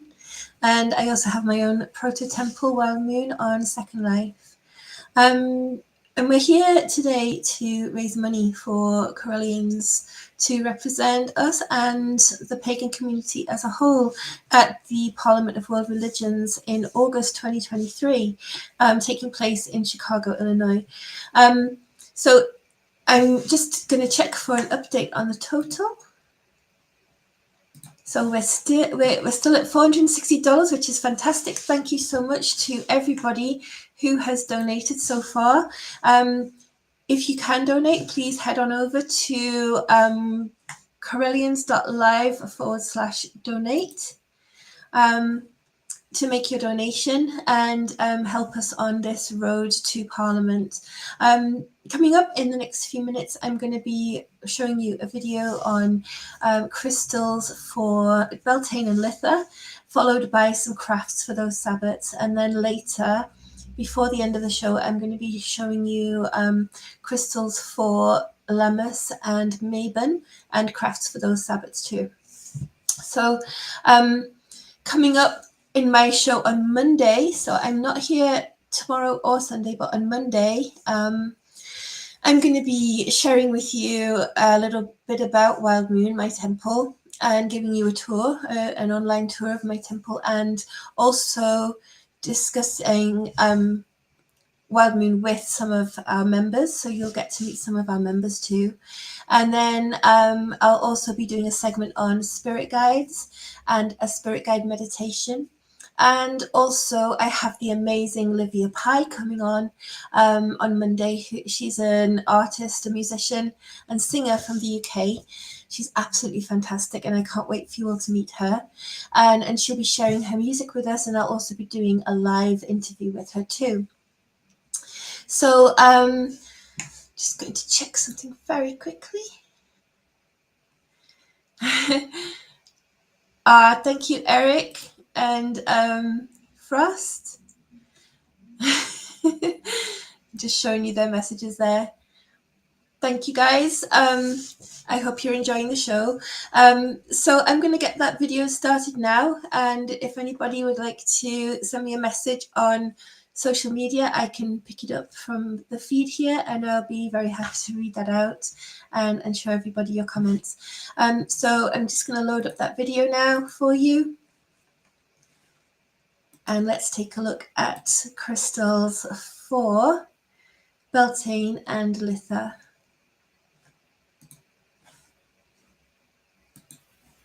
Greetings everyone and merry meet. My name is Reverend Joanne Williams, also known as Earthstar. I'm very pleased to be here today to talk to you about crystals and the Wheel of the Year. My love of crystals began as a small child when my paternal grandmother gave me a small geode of quartz crystals. And I knew as soon as I saw the light glinting off the facets and felt the soft tingle in my hand that this was something very special. My crystal collection has grown a lot over the years, and I use them in many ways within my everyday life. Before we get started on this segment, I have a question for you all. Have you used crystals during meditation? And if so, what was your experience? Please drop a comment in the chat and I'll read some of them out after this episode. I'll also be discussing precautions you need to take with your crystals to ensure you keep them safe and protected later in this segment. But first we'll look at crystals for Beltane and Litha. So there are 8 main holidays that we celebrate as Wiccans, which are known as Sabbats. They are divided into 2 sets of 4. These are the Grand Sabbats, which are feminine and dedicated to the goddess, and the Lesser Sabbats, which are masculine and celebrate the god. The Grand Sabbats are lunar in character, and in former times were tied to the lunar calendar. Some groups still reckon the Grand Sabbats by the lunar calendar today, and some fix their dates by other means, but most groups celebrate them by the calendrical dates, which I'll discuss in a minute. The Lesser Sabbats are solar in nature and are the equinoxes and solstices of the sun, on which the solar calendar is based. As the year is divided into a dark and a light half, there are 2 Grand Sabbats and 2 Lesser Sabbats in each. So Beltane begins the light half of the year and is usually celebrated around May 1st, and Litha is celebrated on the summer solstice, usually between June the 20th and 22nd. So let us now take a look at crystals for Beltane. At Beltane we feel the energy and warmth of the sun. Spring becomes summer, and it's the time to celebrate fertility, sexuality, and the creation of new life. We sow seeds, nurture and tend the crops, and focus on union, commitment, and banishing the last of the winter darkness. Beltane is celebrated on May the 1st, and it's the beginning of the light half of the year and the beginning of summer. By traditional reckoning, Beltane is the polar opposite of Samhain, and is the festival of life. The word comes from the Gaelic and refers to the sacred balefires and bonfires that were lit in ancient times for the god Bel, or Belanos. Beltane celebrates the union of the goddess and the god and is celebrated with great joy. Flowers are used to symbolize the divine union, and the maypole is used to represent the phallus of the god planted in the body of the Earth Mother. Beltane is a lunar or grand Sabbath and is sacred to the great Mother Goddess. She is the Lady of Life, who brings fertility to the earth, and at this time her power is on the rise as the earth brings forth an abundance of life. The Mother Goddess is the principal archetype of the goddess. So here are some of my favorite crystals for Beltane. First we have Lotus Stone, also known as Magnetite. This grounding stone aids in connecting us to the nurturing energies of the earth. As we're thinking of the union of the god and goddess at this time, this crystal can be used to help sustain life force and bring vitality and stability back to your life. As it is also magnetic, it can also be used to attract things you desire in your life and repel any feelings of negativity, fear, anger, or grief. It's a great crystal for gaining perspective or when you need to learn to trust your intuition. Lotus stone provides stability and grounding. It helps to align the chakras and balances the intellect and the emotions. It's a great stone to use during meditation and visualization. Next we have tourmaline, and this protective stone absorbs negative energies and promotes spiritual calm and balance. It can help to ground emotions and is useful in crystal healing too, as it creates an energetic boundary to contain the healing energy and integrate what you have received during healing into your physical body and consciousness. Tourmaline comes in a wide variety of colors from black to red, purple, and green. It can even have several colors in one crystal and has a beautiful sheen that can make it look so mystical. This is a very protective stone, especially during spiritual work, and depending on the color of the crystal, it can also be used for a variety of other reasons. Tourmaline exhibits polarity and when rubbed or heated can attract dust, dirt, or other lightweight materials. Next we have beryl. This crystal promotes courage and will help you to unleash your inner strength and power. It helps to filter out distractions so that you can focus on your goals and will also help to prevent you from feeling overstimulated and overwhelmed. This stone has warm and loving maternal energies and will inspire you to celebrate your romantic side, the connections you have with others, and to preserve the love you have by focusing on the positive aspects of your relationships. This is a great stone for helping you release emotions or old feelings that are no longer needed in your life. It brings out our inner strength and courage and will help you to realize your potential and remind you of the talents and abilities you have. Next we have rose quartz.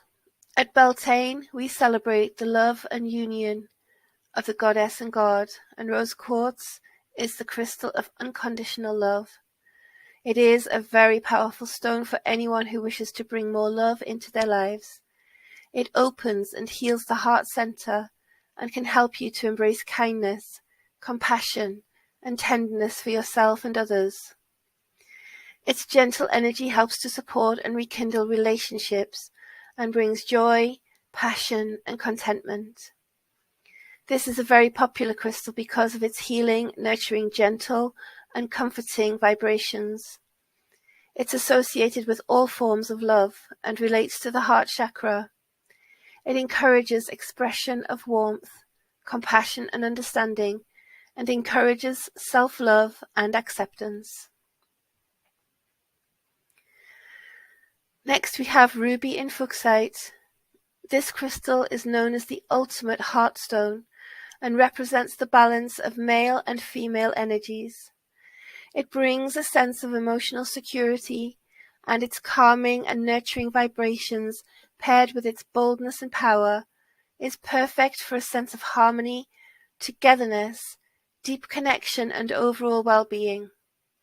It's a wonderful crystal to use during difficult times as it helps to provide strength and relieves emotional stress to assist in dealing with life's problems.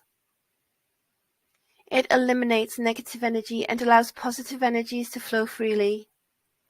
It helps you to appreciate yourself and brings power and passion from the ruby and calm and nurturing qualities from the fuchsite, promoting our capacity for self-love, enabling us to set limitations and boundaries, and helping us to appreciate our own uniqueness. And the last crystal in this set is carnelian. This vibrant crystal is useful for restoring energy, motivation, creativity, and vitality. It can also help to keep you focused and can be beneficial if you're thinking of making any improvements to your lifestyle. The crystal symbolizes energy and stimulation and is a wonderful stone for self-esteem and maintaining a healthy sense of self. It has powerful healing properties and can help the body to restore itself. It can be used for grounding, but it can also cause some people to feel the opposite, energized and a little lightheaded, so just be aware of this. Carnelian is great for connecting your spirit with your physical body, helping with willpower, confidence, spiritual growth, and awareness. It helps us to let go of fear and face the unknown. So those are the crystals for Beltane. Let's now take a look at crystals for Litha. So Litha, also known as Midsummer, as its name implies, is celebrated at the summer solstice, the longest day of the year. It's also known as Midsummer and is considered the high point of the summer season. Midsummer celebrates the very height of the powers of the sun and of life, but it also acknowledges that after this date the sun will begin to weaken and the days will grow shorter. A solar Sabbath, Midsummer, is sacred to the sun god as Lord of Life. The sun god has reached his peak and reigns over the darkness. We focus now on protection, inspiration, healing, and taking advantage of the sun's powerful energy to revitalize and add a powerful boost to any magical work we are undertaking. The celebrations of Midsummer stress the powers of light and life and rejoice in the good things the universe has to offer. Bonfires and candles are lit and burned throughout the day, and drumming, chanting, dancing, and healing rituals take place around the fire. So here are some of my favorite crystals for Litha.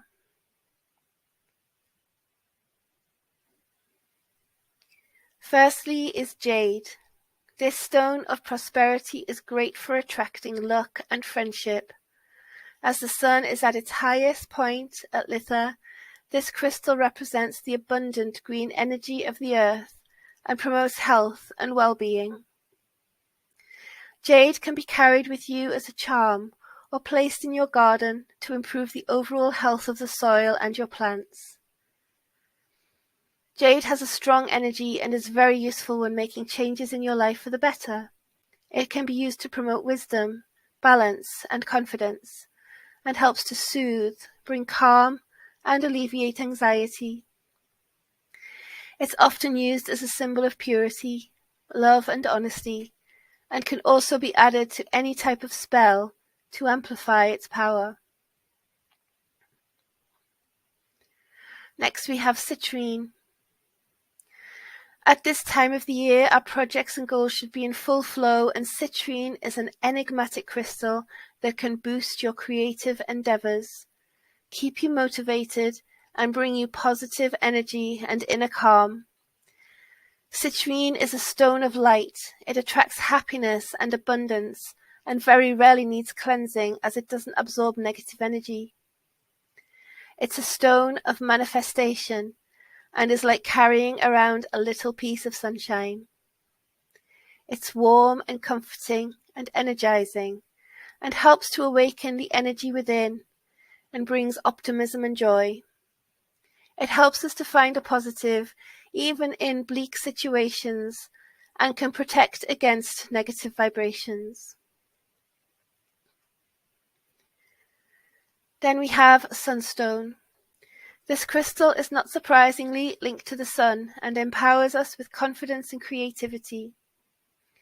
For a boost of personal power, you can carry a little piece of the sun with you wherever you go, or have it close to you where you work, focus on your goals, or do your hobbies and crafts. It can protect from all forms of negativity and can be used for courage, energy, vitality, and attracting wealth and abundance. It's a very active, stimulating force, concerned with the physical world, and an incredible stone for creativity. It helps us to burst through creative blocks and attracts to you everything you will need to complete your projects.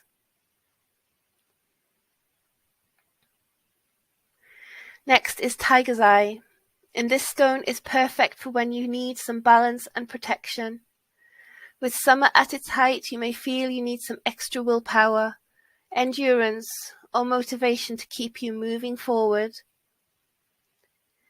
Tiger's Eye helps us to recognize our own strength and gives us courage to keep going. This crystal encourages us to listen to our own heart and minds and gives us courage to keep going. It encourages us to listen with our own heart and mind and seek your own way on your own terms. It brings prosperity, abundance, good luck, and attracts wealth. It's used for personal protection and is said to ward off the evil eye, protecting us from harm and danger. And next we have yellow topaz. This crystal represents friendship and attracts good fortune, wealth, and happiness to your life. It can heal, recharge, motivate, and direct energy to where it is needed. It's best used with affirmations and visualizations when working towards a goal. This stone helps us to clarify our intentions, actualize our will, and release our goals. It's a great stone for manifestation and enables us to align our intentions with our own life's purpose. It's a crystal of potency and can attract the energies needed to manifest dreams into reality. And the last crystal within this set is ruby. Ruby is a stone of protection, prosperity, love, and abundance. It can boost your confidence, increase sexual desire, and amplifies vitality and energy. It is said that this crystal can deepen your relationships and understanding of soul communion and sensuality. Litha is a time when the male energies are at their height, and so passion, drive, motivation, and commitment are at their peak too. Ruby draws health, vitality, and courage to love, passion, and relationships. They often change color to warn the wearer of danger and protect them from negative energies and against nightmares. They can also enhance lucid dreaming. So let's take a look now at some precautions we need to take with our crystals. So crystals can come to us from various sources. We may be lucky enough to find them ourselves, we may have been gifted them by a friend, or we may purchase them online or from a store. Before they reach us, crystals have their own histories, and for each person or experiences the crystal has had contact with along the way, they will have been exposed to different energies. As well as cleansing our crystals from their past associations, we also need to know how to take care of them. Every crystal is different, and they may sustain damage if you're not careful. Some crystals are very delicate, like kyanite or tourmaline, which may crumble or flake even with gentle handling. Selenite and softer crystals like calcite, fluorite, and apatite may scratch easily. Water can affect crystals such as halite, which will dissolve, and celestite, which can break apart, or carnelian, which can become fractured if exposed to salt water. Sunlight may fade some crystals, and some may oxidize or rust if left to the elements. All crystals are susceptible to breaks or fractures if they are dropped or hit with blunt or sharp implements. It's extremely important to research the crystals you have and find out what could potentially cause them damage, and try to prevent this from happening. Some crystals can also be toxic and harmful if ingested, and it is incredibly important to be aware of the base minerals they contain. Some may have copper, lead, zinc, and even arsenic within them, and this can lead to poisoning or in some cases can be fatal. This can certainly be a problem if you're using crystals as an elixir or as part of an infusion. You should make sure you do extensive research on your crystals before you use them, and use your own judgment when choosing crystals to work with and how you use them. Your health and safety are paramount. One way to protect your crystals is to store them correctly. It's a good way to reduce the chances of them becoming damaged, and there are various ways you can do this, from using separate bags and cloths for each crystal, organza bags or velvet, or bags made of cotton are suitable. You can also use containers made from wood, glass, or plastic with separate compartments, or jewelry boxes for your crystals. There are also specially designed display cabinets for crystals, and of course you can always have them on display in your home and use them as decorative pieces to enhance your environment. So that's all for this episode. I hope you're enjoying finding out more about crystals for Beltane and Litha. And later today, I'll be talking about crystals for the last 2 Sabbats. After the break, I'm going to be making a flower chandelier for Beltane and a dried flower tea light for Litha. So please stay tuned and join me for the crafts.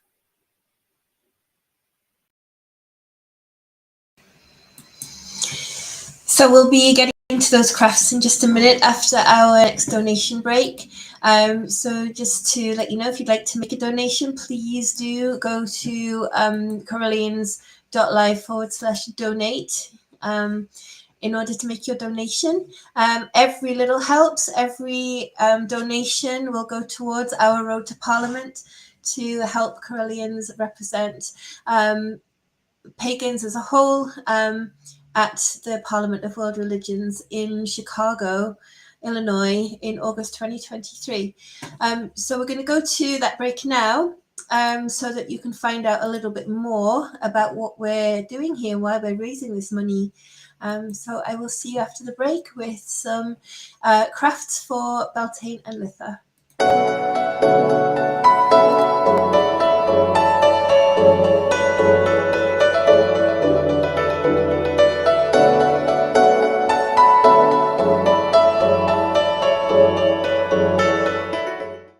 Hello, this is Reverend Don Lewis coming to you from the beautiful metaverse. I am the first priest and chancellor of the Correllian Nativist tradition of Wicca, and I want to thank you for tuning in to the Road to Parliament 22 Correllians Live Telethon, 100 hours of magic and community. We're here to ask you to help us as we send a contingent to the Parliament of the World's Religions in August of 2023. We're going to give voice to you and to our community. During this 100 hours, our goal is to raise at least $10,000, and you can help us to do that. We humbly ask that you go to correllians.live/donate and give what you can. Then share this telethon and make sure those in your spheres know where and when to watch. Again, thank you so much, and enjoy the rest of the show. On August 14th to 18th, 2023, the 9th Parliament of the World's Religions will convene in the city of Chicago. They are calling us together for a call to conscience, defending freedom and human rights. People and representatives of nearly all religions and faiths will be there to answer this call. And here is one of 6 reasons you should attend. Number 6, it's a spiritually transformative experience. Participants and attendees tell of the truly improving life experiences that forever changed them towards their own spiritual life. The spiritual and emotional growth in the days of the Parliament is intense, organic, and awe-inspiring. Consider your commitment to defending freedom and human rights and attend the 9th convening of the Parliament of the World's Religions. If you wish to join the pagans to the Parliament, we have a special rate at Correllian.com, or just click the link in the description. Blessed be everybody. What are you most looking forward to at the Parliament of the World's Religions? What I am looking forward for the Parliament of World Religion 2023 is that the Parliament will bring me in so that I could meet my Correllian family. It's been a long time that I've been following the Parliament World Religion and the Correllian tradition through Magic TV. But this time, with your help, and I'm really hoping that you could help me to be at the Parliament of World Religion 2023. So this is what I'm looking forward to meet you and be in person with you at the Parliament of World Religion. Why do we need representation at the Parliament? Our attendance means something essential. By participating in conversations around the ways we can defend our freedoms and human rights, we can make a difference. By standing with our faith community and as a people of spirit, we can allow your voice to be heard in a unique way. Who are the Sacred Order of Paladins? The Order of Paladins is a service-oriented order dedicated to assisting our communities in moving towards a better, more sustainable stewardship of Mother Earth. And we are also dedicated to preserving Gaian culture today in order to support our civilization in the future. Why support the Paladins? Because we have had representation at every modern parliament, and we want to continue and expand on that with those of us who are attending in 2023. What is the money going to be used for? Most of the money we are looking to raise with our $10,000 minimum goal will go towards housing costs. Our plan is to house and feed all of us together for the week of the Parliament. Whatever money that remains when this goal is met will go towards bringing honored paladins in from other countries who would otherwise not have the opportunity to attend the Parliament. One such paladin is Reverend Sir Rolando Camon, whom we fondly call Apu Adman. But we can't do it alone.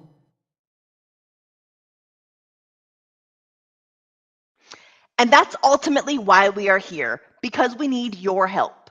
Thank you so much for watching and contributing in whatever way you can. Please donate to our cause at correllians.live/donate.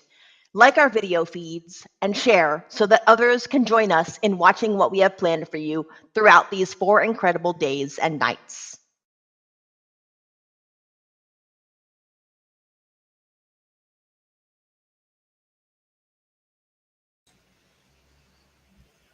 And welcome back, everybody. And for those of you who don't know who I am, my name is Reverend Joanne Williams, and I am a first-degree priestess with the Correllian Nativist tradition.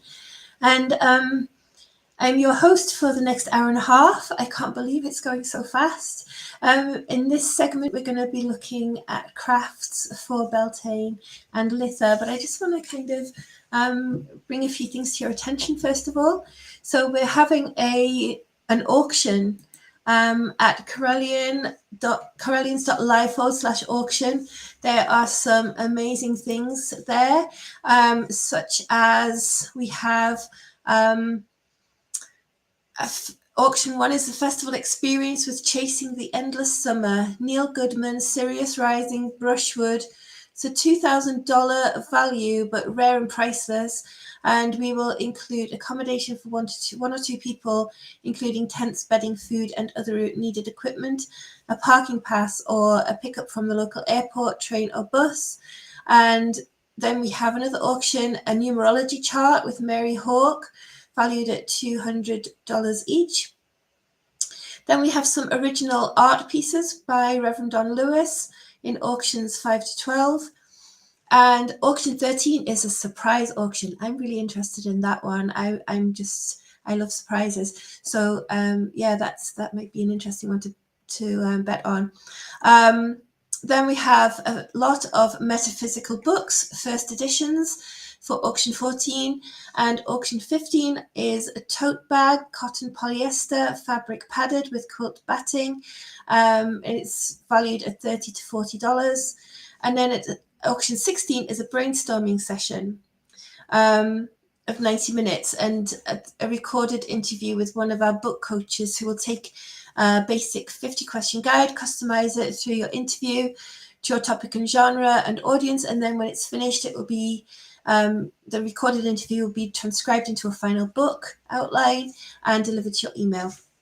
So there are some amazing things to bid on in the auction. And also, if you donate at least $50 during special programming, you may receive a special gift. So, you know, keep tuned in for details of that. So coming up later today after my slot is Ed the Pagan, and he's going to be visiting us with coffee, morning coffee. I think I could do with some more myself, to be honest. So I'm looking forward to that. And then later today, we're going to have some more great content coming up with Crafty Correllians with Sir Kai, and then the Cauldron of Story and the Well of Memes with Phaedra Bonowitz, hosted by Reverend Laurie. And then we're going to go behind the scenes of Pagan World TV with Ed again. And then at 8 p.m. this evening, we have Curio Rebecca Lynn Scott talking about Everybody Does It, Death and Dying, with host Cosmo Rubiconis. And then later this evening at 10, we have a tarot talk with Mary Hawke and Gail Tracy Mull. So there's loads of things to look forward to today. And that's just one day of programming. We have another 3 days after that of amazing content to share with you all. And this is all in aid of helping us to get to Parliament in August 2023. So any donation that you can give would be greatly appreciated. And if you'd like to make a donation, please go to Correllians Correllians.com Correllians.live/donate. Let's get it right. Sorry. So what I'm going to do now is I'm going to upload the video for the crafts for Beltane and Litha, and I'm making a chandelier for Beltane, and a lantern, glass lantern, with dried flowers for Litha. So I hope you enjoy it, and please drop me a comment in the chat, and I will have a look and chat and respond to you back, or read some out on after this part of the show. Enjoy.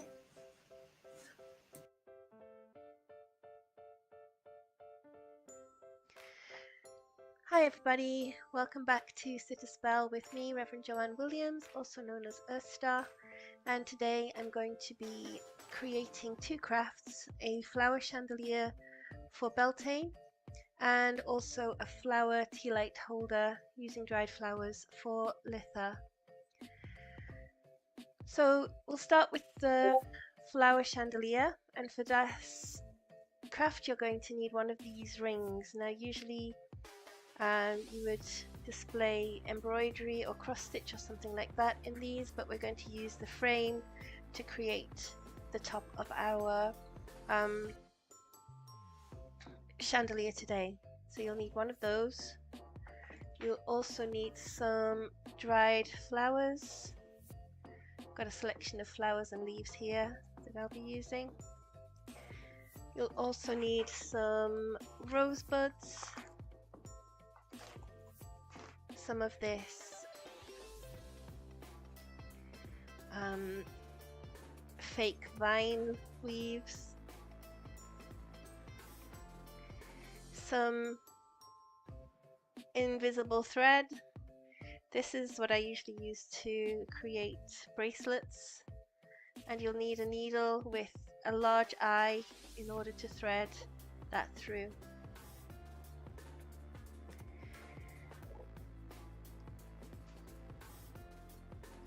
I also have some green glitter ribbon here that I'm going to be using to create a pentacle in the frame too.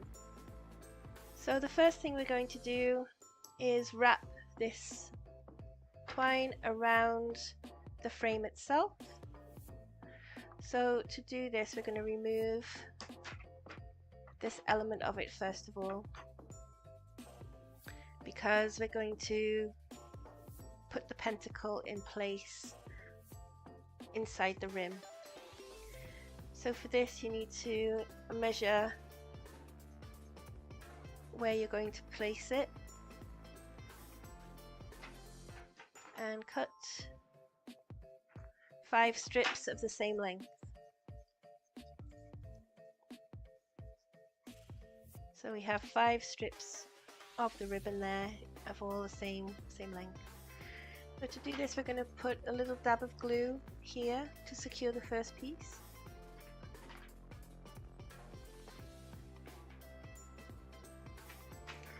Just like that. We're going to press that part in like that, so it's all nice and secure. And then take it to the other side and secure it on the other side across from the original place.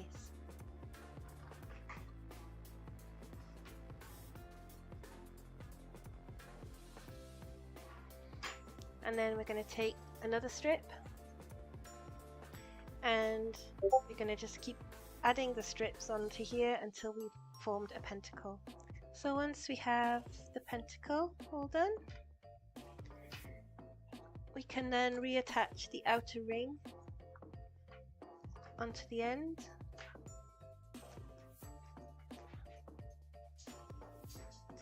Just to secure all of that in place, make it nice and tight. And then with this leaf twine, we're going to then wrap it around the whole of the frame.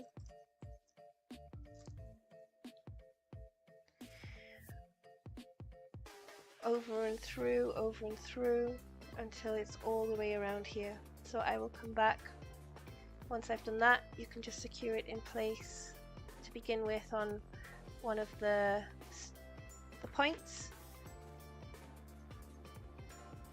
with the glue.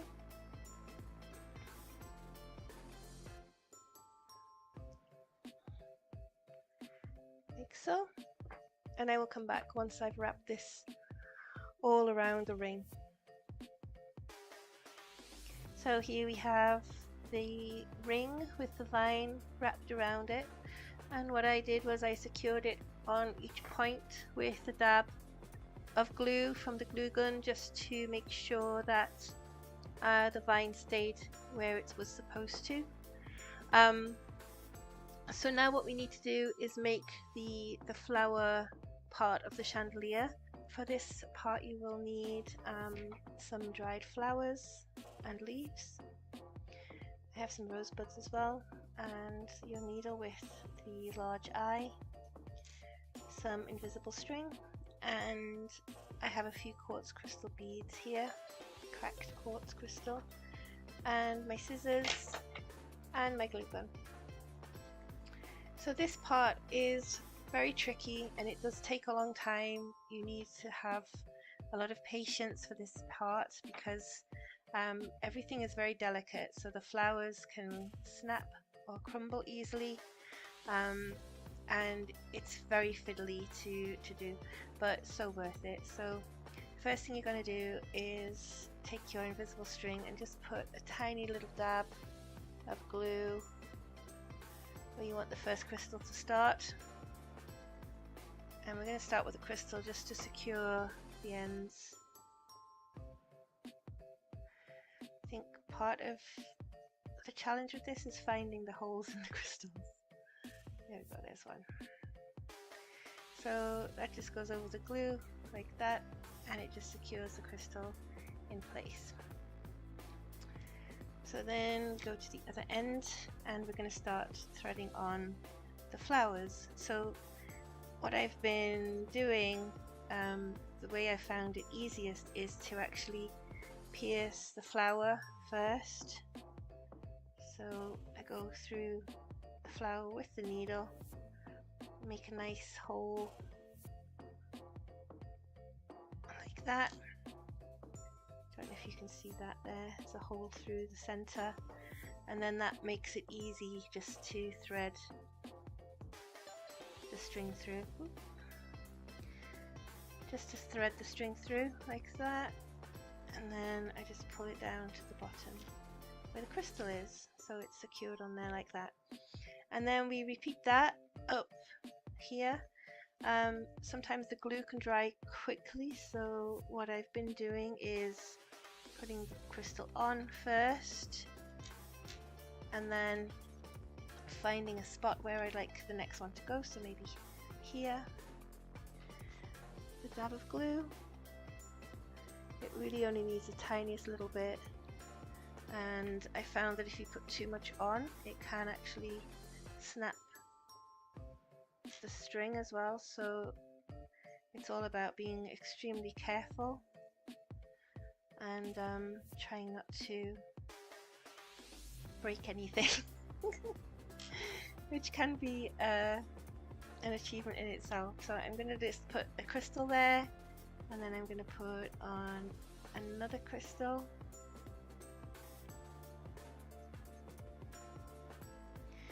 Move it down again to where the other one is. Find my spot on the string where I want to put the next one. And again, just a tiny dab, just to place that on there like that. And you'll see that they don't move, they stay where they're put, which is nice. And let's put a leaf on this one now. So here's the leaf. I'm going in through the back and just making a hole, as you can see, and then threading the leaf onto the string,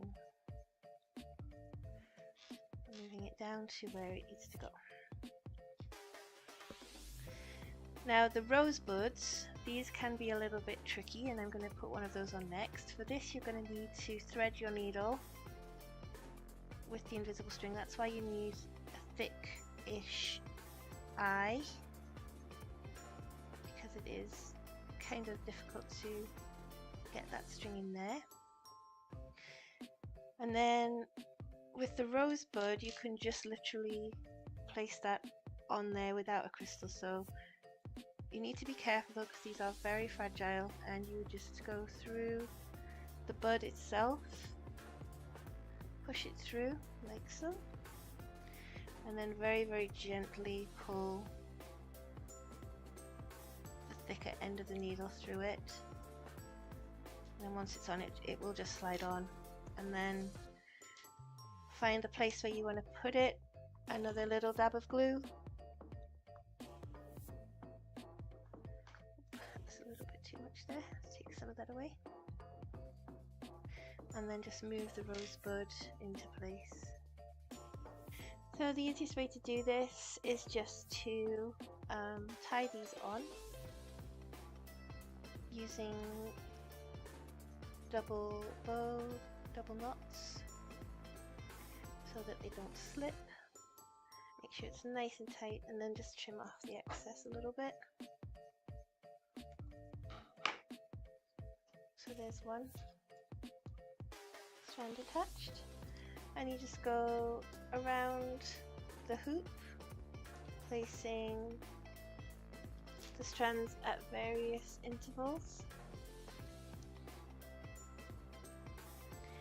Okay, so at the end, when you've attached all of the strings in equal distance around the hoop, we're now going to make the hanger. So for that you'll need some more of this vine twine, or you can use string if you wish instead, and you'll secure it at each of the cardinal points, north, south, east, west, and then join them together in the middle at the top.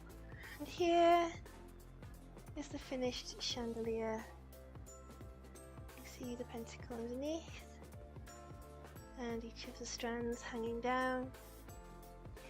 You can attach it to the ceiling or a beam in your home.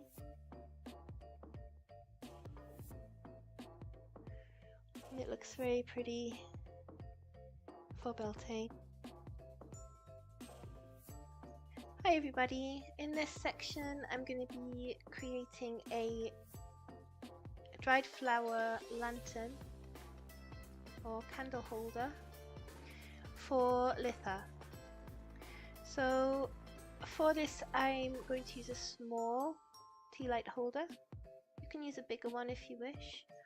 I have a candle for later and some decorative white crystal sand. I have some Mod Podge, which I'm going to be using to attach the flowers to the glass, and a brush, a selection of dried flowers and leaves, and that's pretty much everything you're going to need. So to get started, I'm just going to open up the Mod Podge. I'm just going to put that over here so it doesn't get in my way. And then I'm going to use the glass and the brush, and I'll apply a small amount of Mod Podge where I'd like to place one of the flowers. Just has to be a thin layer, not too much.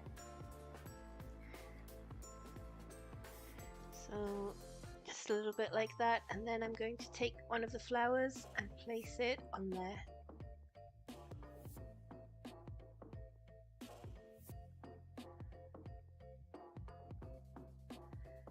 Might take a little bit of persuasion to stick down, but once it's in place, I can just keep going around the glass and place the flowers and the leaves where we'd like to place them. Some very delicate flowers here. You may need a little bit more glue.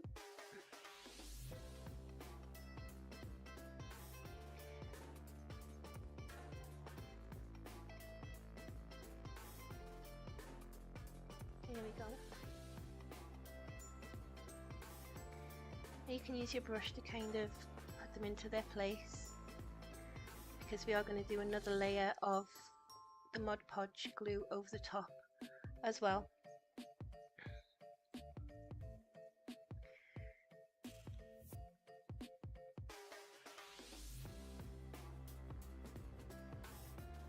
So if you have flowers that have like stems on, like these ones,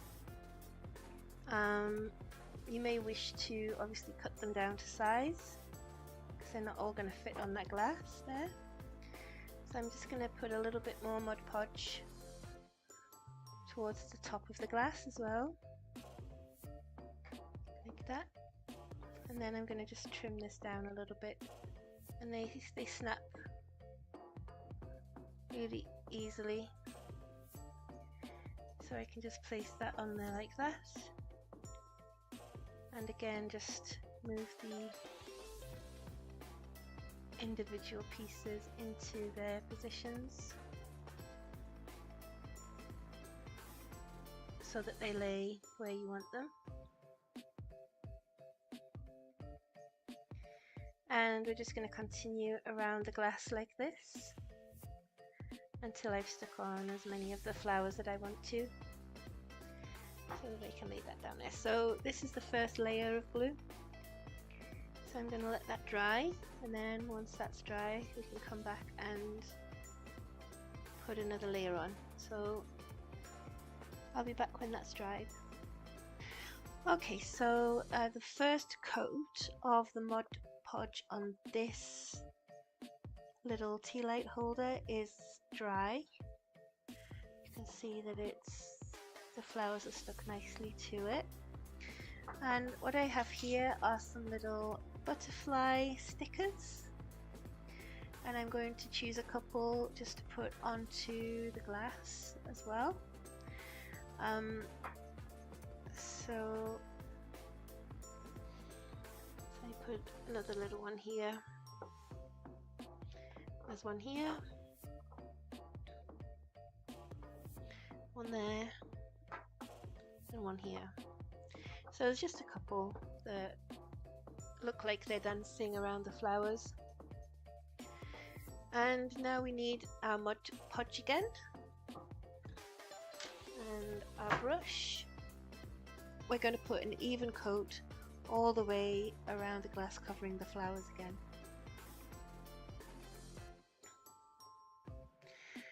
So we can put this on fairly thick, but just make sure it's evens out.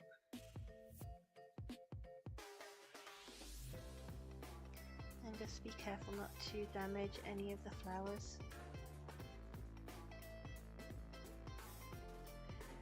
kind of lay it so it goes over the flowers. You can put it on fairly thick, as I said, and it'll just fill in all of the gaps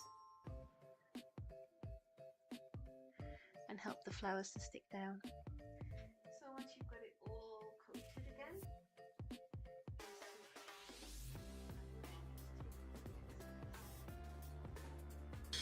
once you've got it all covered in the Mod Podge again, it's time to just even out and remove the excess.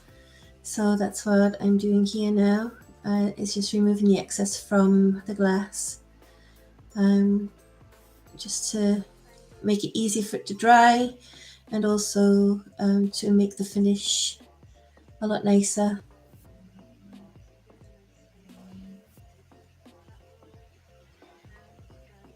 Oh, it's making a bit of a mess, but easily cleaned up. This Mod Podge is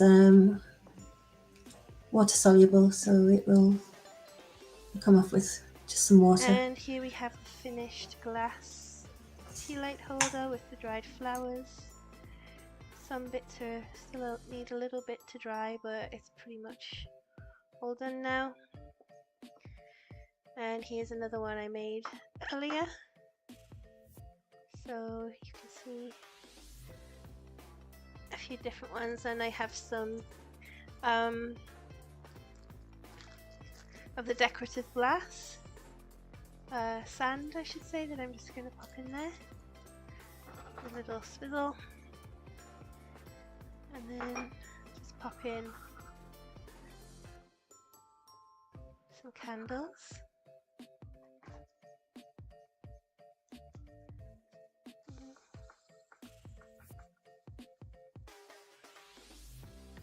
Light the candles.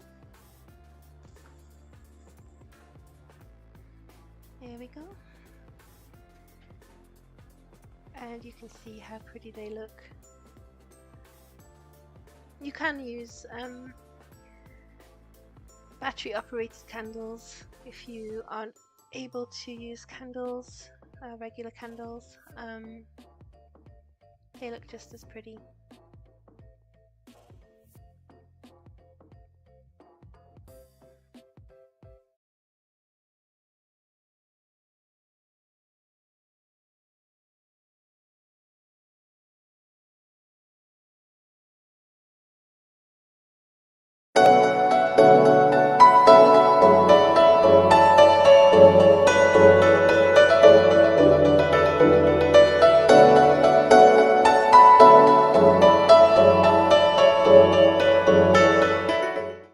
Hello, this is Reverend Don Lewis coming to you from the beautiful metaverse.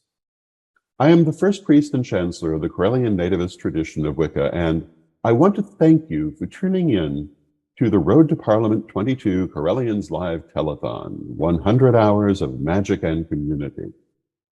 We're here to ask you to help us as we send a contingent to the Parliament of the World's Religions in August of 2023. We're going to give voice to you and to our community. During this 100 hours, our goal is to raise at least $10,000, and you can help us to do that. We humbly ask that you go to correllians.live/donate and give what you can. Then share this telethon and make sure those in your spheres know where and when to watch. Again, thank you so much, and enjoy the rest of the show. On August 14th to 18th, 2023, the Ninth Parliament of the World's Religions will convene in the city of Chicago. They are calling us together for a call to conscience, defending freedom and human rights. People and representatives of nearly all religions and faiths will be there to answer this call. And here is one of 6 reasons you should attend. Number 1, with hundreds of classes available across the spectrum of religious and spiritual thought. Presentations with real-world events taught by thought leaders and teachers. Workshops to cover important skills and information training that offers results long after the participants return home. Consider your commitment to defending freedom and human rights and attend the 9th convening of the Parliament of the World's Religions. If you wish to join the pagans to the Parliament, we have a special rate at Correllian.com, or just click the link in the description. Blessed be everybody.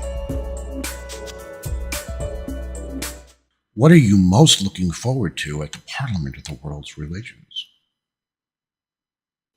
What I'm most looking forward to at the Parliament of World Religions is learning about all the different types of religions that are out there, meeting the various clergy and making new friends around the globe and getting to know the other people and what they're focused on and what needs to be done to help me focus and teach others. Why do we need representation at the Parliament? Our attendance means something essential. By participating in conversations around the ways we can defend our freedoms and human rights, we can make a difference. By standing with our faith community and as a people of spirit, we can allow your voice to be heard in a unique way. Who are the Sacred Order of Paladins? The Order of Paladins is a service-oriented order dedicated to assisting our communities in moving towards a better, more sustainable stewardship of Mother Earth. And we are also dedicated to preserving Gaian culture today in order to support our civilization in the future. Why support the Paladins? Because we have had representation at every modern parliament, and we want to continue and expand on that with those of us who are attending in 2023. What is the money going to be used for? Most of the money we are looking to raise with our $10,000 minimum goal will go towards housing costs. Our plan is to house and feed all of us together for the week of the Parliament. Whatever money that remains when this goal is met will go towards bringing honored paladins in from other countries who would otherwise not have the opportunity to attend the Parliament. One such paladin is Reverend Sir Rolando Camon, whom we fondly call Apu Adman. But we can't do it alone.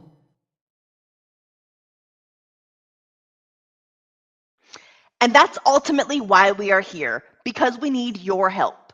Thank you so much for watching and contributing in whatever way you can. Please donate to our cause at correllians.live/donate. Like our video feeds and share so that others can join us in watching what we have planned for you throughout these 4 incredible days and nights.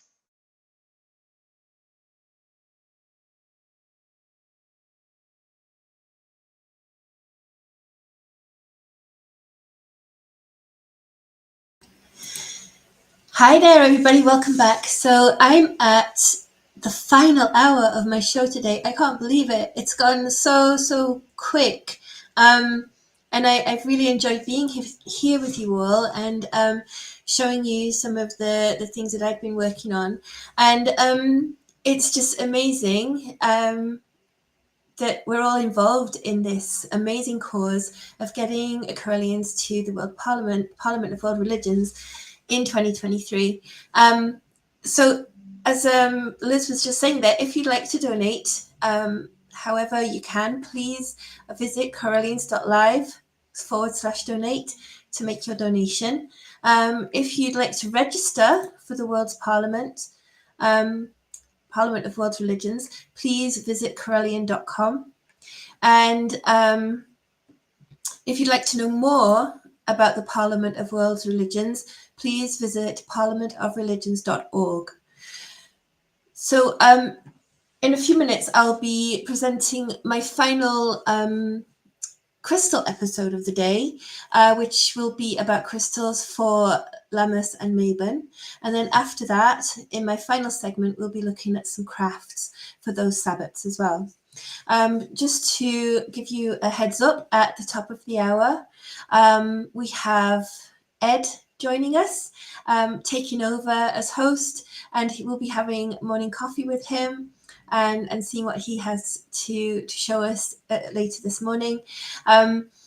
We also have an auction happening, which you can bid on the different auctions, which will also raise money to help us on the road to Parliament. And we have some psychic readers as well, offering psychic readings using tarot and some other divination tools. Let me see. I'll give you an idea of what they are offering. So we have Reverend Ravenwolf Greenfield offering tarot readings, all types of readings. Reverend Don Lewis offering tarot. Reverend Ed Hubbard offering tarot. Sir Brian Ellicott, offering tarot. Gail Tracy Mull with tarot. Liz Torrey Price with tarot. Lakai Magbaya Agama offering Philippine traditional divination, Paper Tawas, and Sibulan Adlo Tala Mystic Oracle. And then we have Reverend Phoenix Coffin Williams offering tarot and spirit messages, and Rebecca Lynn Scott offering bone readings or tarot. So there's quite a variety of different readings that you can choose from, and all you need to do is choose your preferred psychic reader, click on their name to go to their page, and psychic readings are $25 for 15 minutes unless otherwise stated, and you just click on your PayPal to pay for your psychic reading, and then you'll receive an email with further instructions for that. So definitely worth having a reading if you'd like one.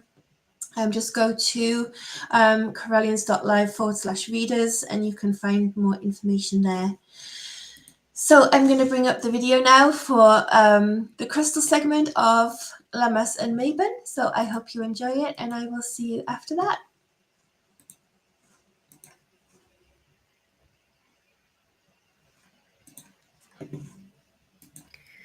Greetings everyone and merry meet. My name is Reverend Joanne Williams, also known as Earth Star, and I'm very pleased to be here today to talk to you about crystals and the Wheel of the Year. My love of crystals began as a small child when my paternal grandmother gave me a small geode of quartz crystals, and I knew as soon as I saw the light glinting off the facets and felt that soft tingle in my hand that this was something very special. My crystal collection has grown a lot over the years, and I use them in many ways within my everyday life. And before we get started with this segment, I have a question for you all.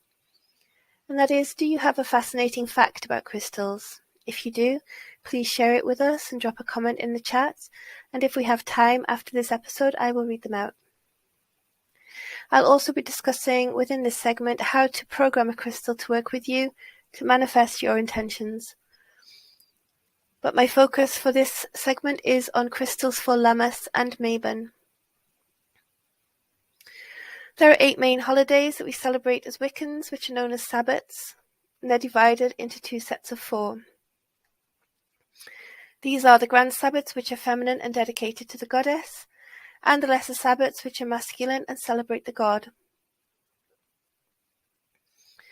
The Grand Sabbats are lunar in character and in former times were tied to the lunar calendar.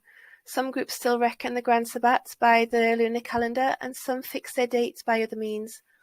But most groups celebrate them by the calendrical dates, which I'll tell you in just a moment. The Lesser Sabbats are solar in nature and are the equinoxes and solstices of the sun. And this is what the solar calendar is based on.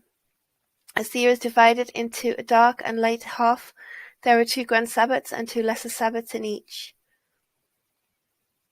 So we're going to focus on crystals for Lammas and Mabon in this segment. So Lammas is celebrated on August the 1st, and Mabon is celebrated on the autumnal equinoxes, between the 20th and 22nd of September. So let's take a look now at crystals for Lammas. So Lammas is the first of the 3 harvests in the Wheel of the Year. It's a time when crops ripen and become ready for harvest. The days begin to grow shorter and we start to think about the impending winter and the return of the darker nights. It's also the time of the year when we can start to think about the harvest of our own personal achievements and reaping the results of what we sowed earlier in the goals we made, the projects we've worked on, and the plans we set in motion are now coming to fruition. Lammas is also known as Lunasa. It's celebrated on August the 1st, though a few groups may celebrate it on August the 2nd. The name Lunasa comes from the Gaelic and it means marriage of Lu. Lu is the Celtic god of the sun and of vegetation and the cultivated fields. The marriage of Lu is the harvest, when the crops are reaped. When the harvest is completed and the last of the crops has been cut, Lu is symbolically married to the crone goddess of the dead. But Lunazar marks the beginning, not the end of the harvest. It's the beginning of the autumn or fall season, and it's celebrated as the festival of the first fruits, when thanks are given for fertility of the fields and the first baked bread from the new harvest is blessed. Though Lunazar celebrates the death of Lu, it is a lunar or grand Sabbath sacred to the mother goddess as the Lady of Harvest. So let's take a look now at my favourite crystals for Lammas. First we have aventurine.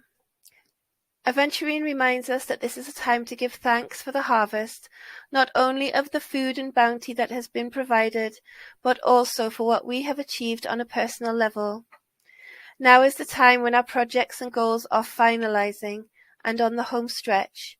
So take time to acknowledge where you were and how far you have traveled.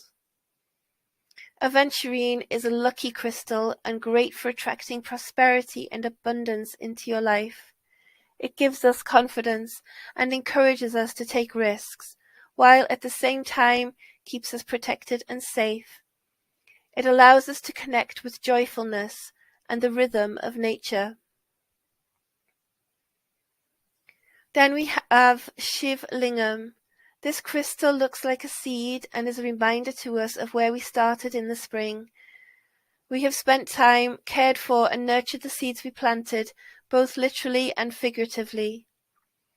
The Shivlingam helps us to reflect on how much we have grown, personally, spiritually, and how our ambition, hard work and determination have brought us to this exact moment.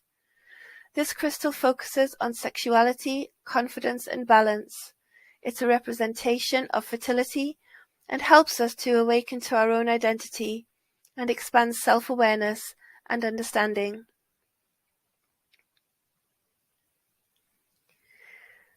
Next we have sardonyx. This Sabbath reminds us that the sun's heat will eventually fade and we're heading towards the dark half of the year.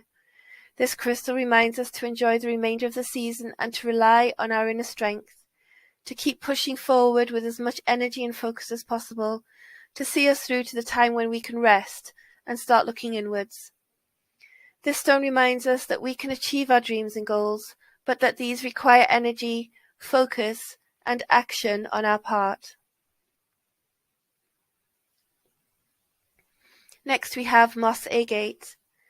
This stone is often referred to as a gardener's stone and is great for plant growth and useful at this time of year to give crops a final growth boost. Moss agate is connected to nature spirits and can help you to tune into the energies in your own garden and houseplants too. Hang it from a tree, bury it in plant pots, or place a piece on the ground to promote a healthy and bountiful harvest. This crystal calms and soothes. It attracts abundance and allows love to flow, nurturing friendships and relationships.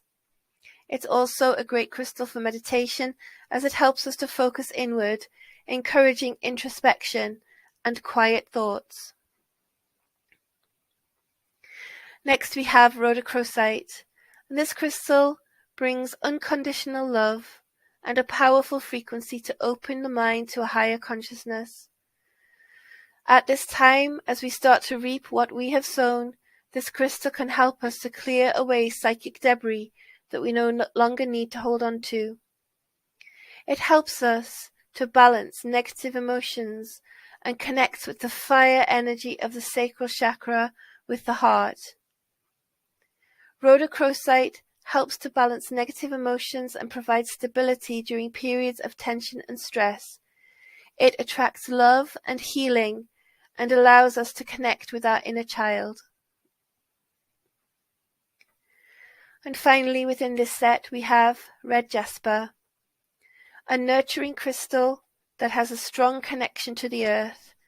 This stone encourages working together towards a mutual goal and to help others when needed.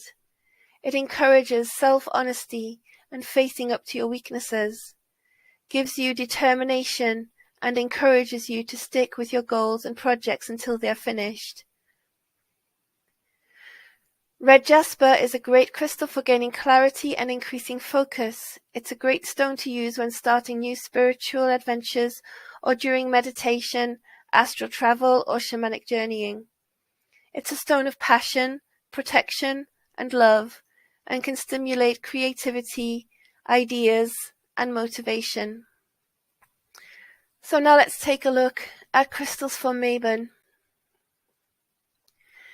At this time, most of the crops have been harvested and stored away. We see a plethora of fruits and vegetables, and we give thanks to the earth and the sun for a plentiful harvest. The sun grows weaker, and there is a crisp coolness to the air. The grass is jeweled with dew, and we see the silky horse chestnuts emerging from their spiky shells as we venture further into the cooler days of autumn.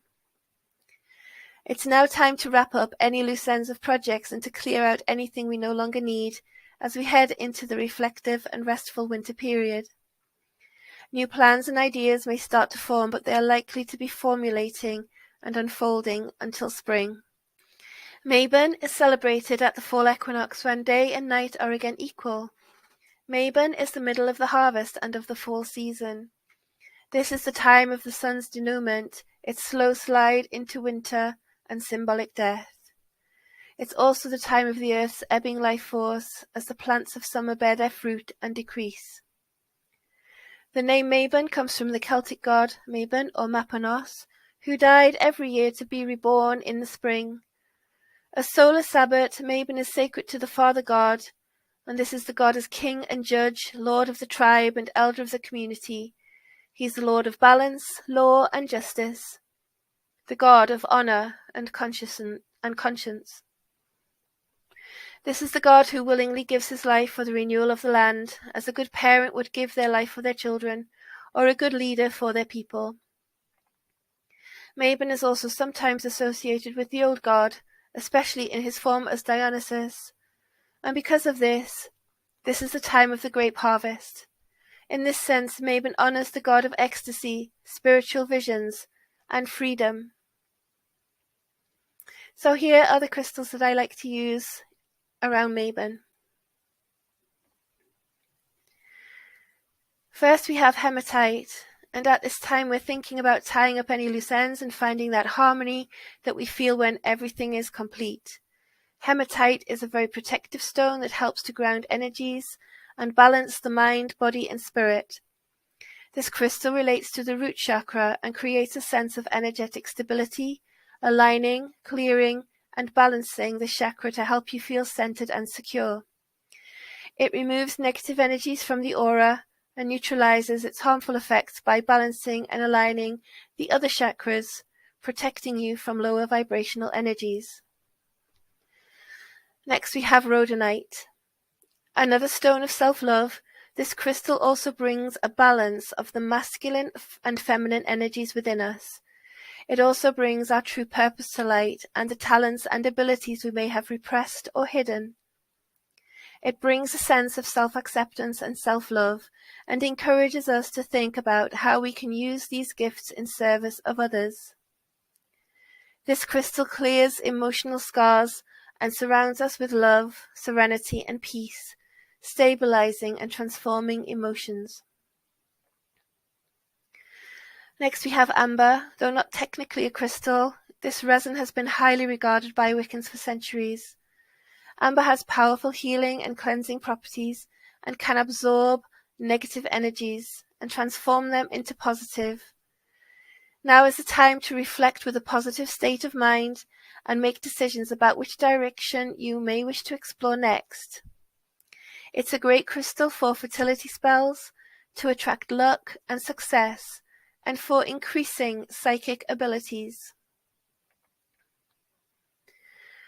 Next we have cassiterite. Traditionally, this is linked to astrology. This crystal helps us to understand major changes or cycles in life. It helps us to review situations objectively and understand why and how they happened, and our part in the way they occurred. As we're coming to the end of the liturgical year, this is a great time to reflect on what didn't go so well and to learn from mistakes made. Cassiterite is great for grounding and protects you against negative energies. It effectively deflects these energies and sends them back to their source. Next we have ametrine. This crystal is a combination of amethyst and citrine, and it's a very powerful stone that can be used to access the higher realms and yet also feel connected with the earth. Ametrine is a crystal that reminds you to seek clarification, direction, and purpose, to stay true to yourself, and to remember the importance of balance and harmony. Ametrine is a great stone for manifestation, to help you realize your desires and dreams. It's a stone of harmony. And finally, in this set, we have coprolite. Again, though not technically a crystal, this is actually fossilized dinosaur dung. It has a range of beneficial properties.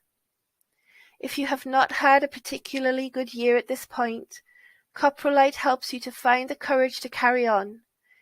It opens the mind to new ideas and alternative solutions, and assists in transitions, transformation, and personal growth. It helps us to recognize and release old or unhelpful thought patterns, beliefs, and behaviors, and open doors to new opportunities. This crystal also enhances memory and provides clarity on things that happened in the past. It can help us to feel protected and safe, and enables us to get rid of spiritual baggage that is no longer conducive to our paths. So now I'd like to talk a little bit about programming crystals.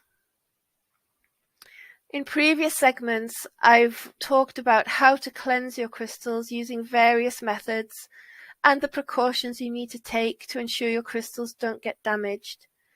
So now I'd like to discuss how you can program a crystal to work with you to manifest your intentions. Programming crystals gives them a specific purpose or function to perform in order to manifest your intentions into reality. It makes the crystal more powerful and effective, and helps to focus its energy onto your specific goal or desire. By programming the crystal, you are sharing your energy, your thoughts, your emotions, and your needs, so that you build a special bond with the crystal, so that it knows exactly what it's meant to do. You can program a crystal to help with things like relaxation, meditation, healing, protection, clarity, prosperity, abundance, creativity, positivity, dreams, loving energies, and many other reasons. Remember, it's important to dedicate your crystal's energy to the highest good for all and with harm to none.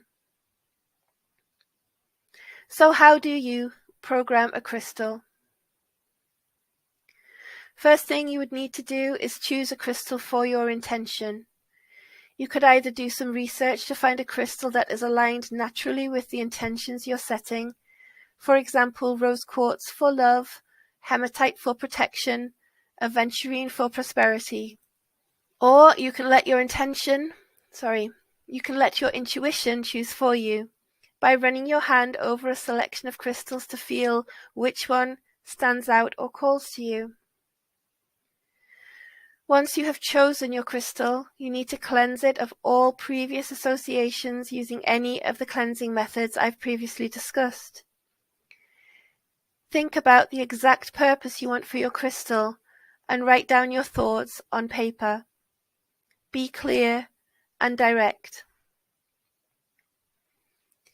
Next, it's a good idea to spend a little time in quiet meditation in a place where you won't be disturbed. Hold the crystal in your hand, take a few deep breaths, Meditate on the intentions you wish to program into your crystal. Have the paper with you that you wrote your intention down on earlier and read it aloud. State your intentions clearly and directly. Say something like, I program this crystal for, and then your intention. Or, I charge this crystal with the intention to. Or, crystal, I require your assistance with, and then add your intentions at the end of those sentences. You can use any words that feel right to you. So you can either say your intentions out loud, whisper them into the crystal, or just say them in your mind. And visualize your intention being absorbed into the crystal and see it glowing with an internal light. And that's it. That's a fairly easy, straightforward way to program your crystal. If you wish to deprogram your crystal, you would just need to cleanse it again to remove the intention and previous associations. And that's pretty much it. You need to decide what you will do with the crystal. You can wear it, keep it in your purse or wallet or in your person somewhere, or keep it in a safe place somewhere associated with your intention, such as under your pillow for a dream crystal. So it's really up to you what you do with it or where you put it. So that's basically all for this episode, folks. I hope you have enjoyed finding out more about crystals for Lammas and Mabon. After the break, I'm going to be making a burlap wall hanging for Lammas and felted and crochet acorns for Mabon. So please stay tuned. Thanks for watching. Blessed be.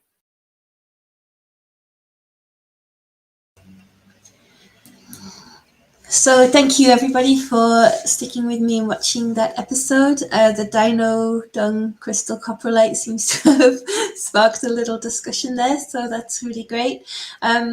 So as you all know, we're here to raise money to send Correllians to the World Parliament of World Religions in August 2023, and I have an update for the amount raised so far, and the total now stands at $560. So thank you ever so much, everybody who has donated so far. It's greatly appreciated. And I'm going to now show you a video just to give you more of an idea of why we're raising this money and what it's going towards to help on that road to Parliament. So just bear with me and I will bring that up, and then you'll find out more information about this amazing cause that we're raising this money for.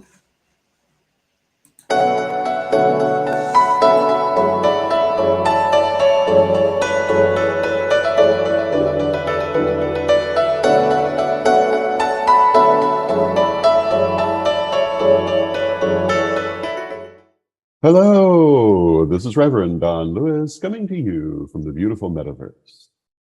I am the first priest and chancellor of the Correllian Nativist tradition of Wicca, and I want to thank you for tuning in to the Road to Parliament 22 Correllians Live Telethon, 100 hours of magic and community. We're here to ask you to help us as we send a contingent to the Parliament of the World's Religions in August of 2023.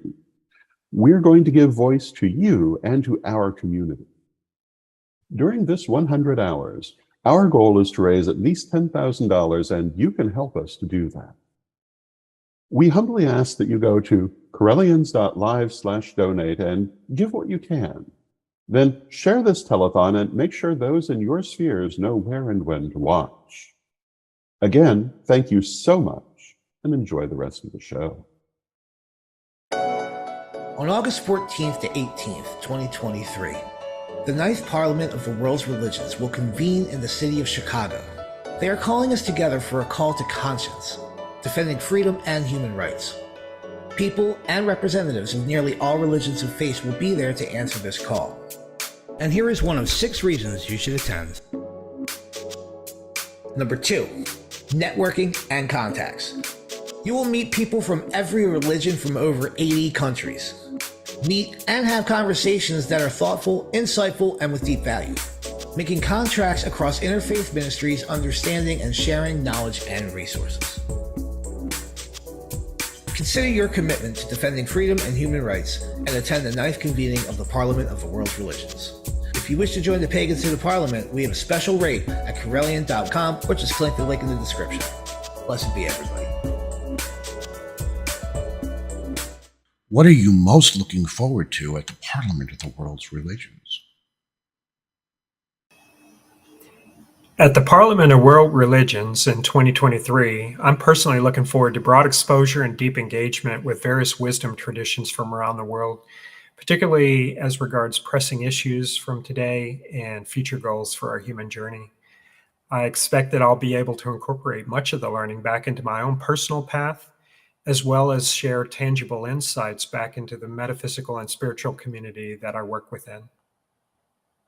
Why do we need representation at the Parliament?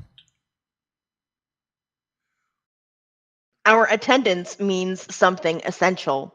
By participating in conversations around the ways we can defend our freedoms and human rights, we can make a difference. By standing with our faith community, and as a people of spirit, we can allow your voice to be heard in a unique way. Who are the Sacred Order of Paladins? The Order of Paladins is a service-oriented order dedicated to assisting our communities in moving towards a better, more sustainable stewardship of Mother Earth. And we are also dedicated to preserving Gaian culture today in order to support our civilization in the future. Why support the Paladins?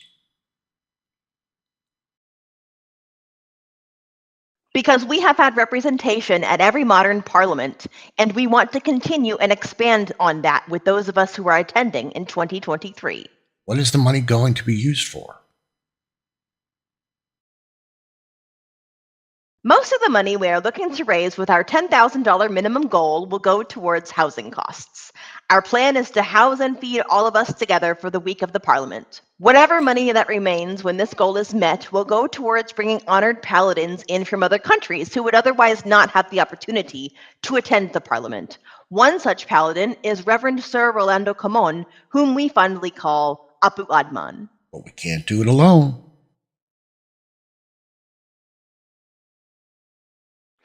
And that's ultimately why we are here, because we need your help. Thank you so much for watching and contributing in whatever way you can. Please donate to our cause at Correllians.live/donate. Like our video feeds and share so that others can join us in watching what we have planned for you throughout these 4 incredible days and nights.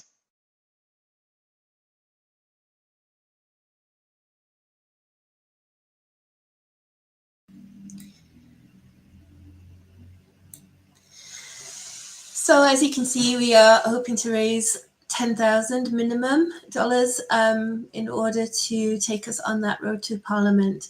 And here is the donation address if you would like to make a donation, Correllians.live/donate. If you'd like to have your views relayed at the Parliament, you can contact us by email, and that email is correllianslive@gmail.com. Just send us an email with your thoughts and what you would like to have represented there, and we will attempt to do that when we visit there. And we're representing the pagan community as a whole, not just Correllians, but as a whole. So it's a great way to get your views and points across. If you'd like to know more about the Parliament of World Religions, here is the website, parliamentofreligions.org, where you can find out more information about what's going to be happening. So we have in 29 minutes, the next host will be taking over, and that is the amazing Ed the Pagan, who will be joining us with morning coffee. So a nice way to wake up and start the day.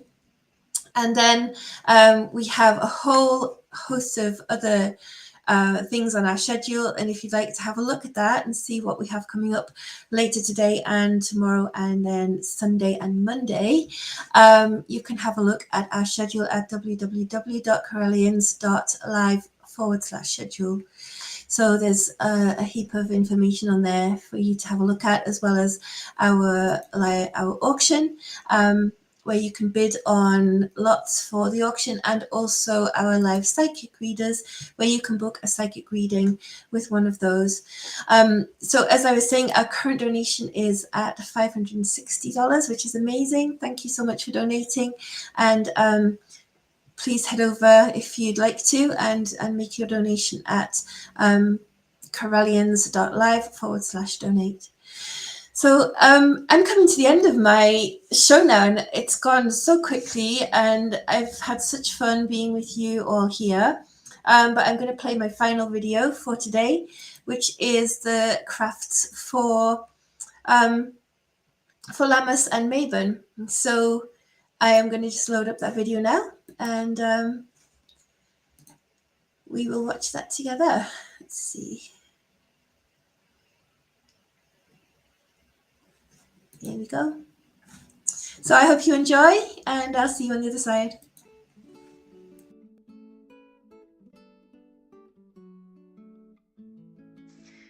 Hi everybody, welcome back to Sit a Spell with Earthstar. And for this we're going to need some hessian, which is this burlap kind of material here, some ribbon or lace and some pretty ribbon there, some lavender, wheat stalks and bamboo sticks, and this smaller roll of hessian in a different colour, and I also have my glue gun. So this is going to be a wall hanging. The bamboo sticks need to be around about 45 to 60 centimeters long, depending on the width of your burlap, of course, your hessian here. And we're going to get started with that straight away. So I'm just going to clear my desk and come back with the first steps. First, you'll need your sticks and your hessian. So we're going to do one stick at a time, one at the top and one at the bottom. So to start, I'm just going to put a line of glue at the top of the material. And we're just going to secure the stick to that glue there. We're then going to put a line in front of the stick, like so. And then we're going to turn it on to that side. And then again, another line of glue. And we're just going to roll that onto there, tucking in the ends so it's nice and tight. And then once more, just to make sure that it's all secure. So once you've done that with both ends, you're ready to go on to the next stage. So I'm going to do that and come back to you. So once the stick is at both the top and the bottom, we can then start the decorative process. So I'm going to start by just placing a nice piece of this lacy ribbon onto the top and the bottom, just to give it an edging. So you can either sew this on or you can glue gun it on, it's entirely up to you. So I'm just going to do that and come back to you once I've finished that bit. Okay, so I have attached the ribbon at the bottom and the top, and I'm just going to open up the area that I'll be working on next. So this is the area that we're going to be placing some of the wheat on into a love pattern, so L-O-V-E. We need to leave a little bit at the bottom because we're going to do something down here too, so we'll work on this top bit first. I'm just going to roll this up a little bit and then move it up there so you can see what I'm doing. Okay, so for this bit we need the wheat, and I need to cut off strands of wheat for each letter. So we've got 2 for the L, one for the side and one for the bottom. Then we have one for the O, and I'm going to show you how I use that in a second for the O. Then the V has two, a left and a right.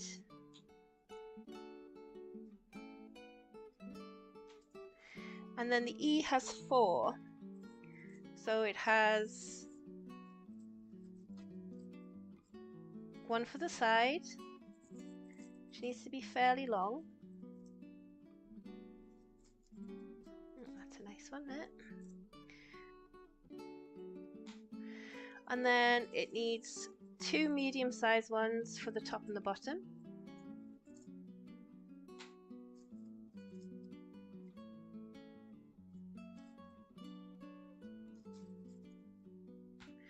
And then a smaller one for the middle. So I'm just going to use one of these small ones down here. There we go. So again, I'm just going to put the glue where I want to place the letter, or part of the letter. There's the side of the L, and now the bottom of the L. I'm just going to leave the O for a second because there's something that I want to show you with that, so I'll just leave that there for a moment. So let's move on to the V. So we need the two pieces for the V, the left and the right.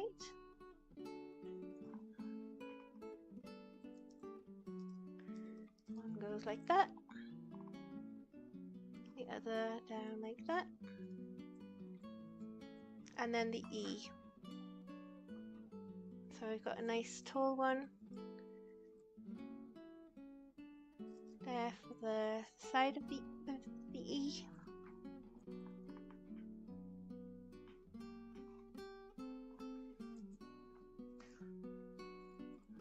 And there like that. And then we have two, the top and the bottom.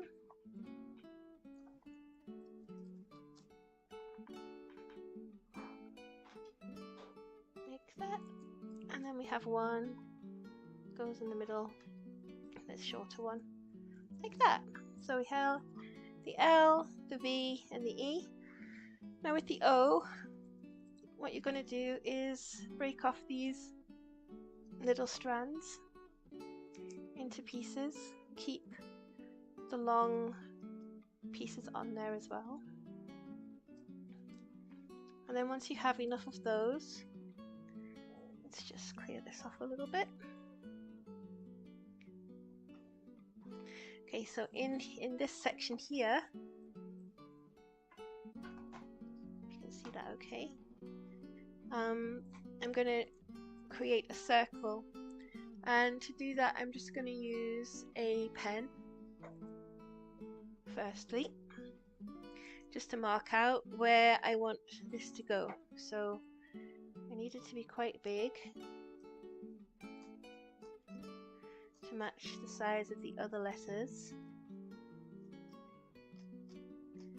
like so. And then what I'm going to do is use my glue gun and just go around a little bit at a time, and then attach these little frond bits to it.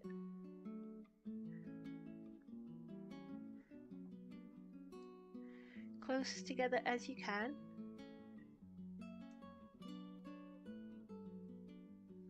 Don't worry if you have to overlap some, that's absolutely fine.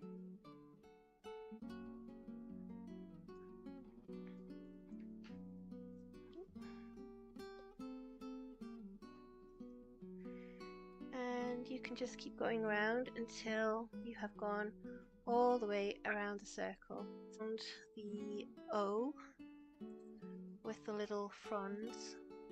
You can then take a piece of the other coloured hessian and cut out a small patch like this. Now we're just going to pop that into the centre and glue it on. So we're just going to glue on the back here. on there like that. And we're going to take a little sprig of lavender.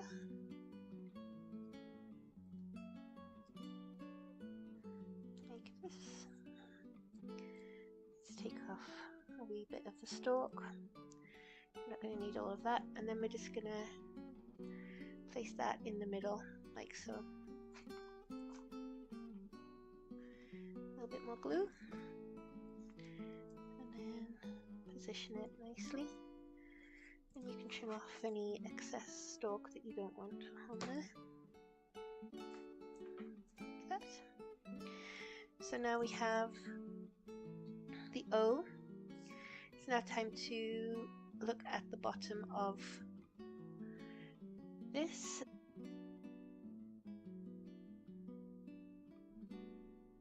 And here is the completed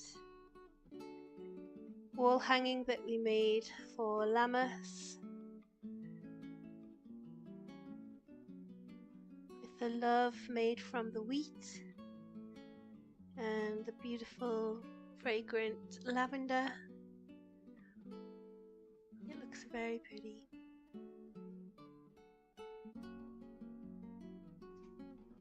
Hey there, for our final craft today, we are going to be making some crocheted and felted acorns. Seem to have lost a little bit of sound there, so I'm just going to explain what's going on here. I have a felter's block. You can also use a felter's brush, and we have some acorn caps.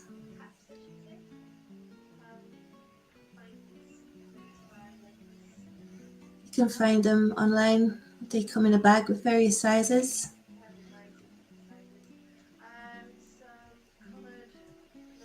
Some coloured roving in the different colours that you want. I have like red, orange, brown, and a mustard colour.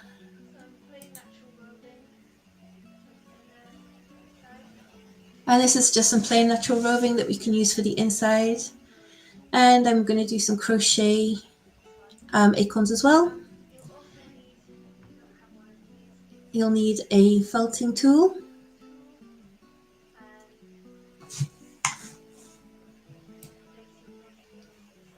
It's a place where you can keep your needles, and it also is a safety tool so that you don't end up stabbing yourself or damaging,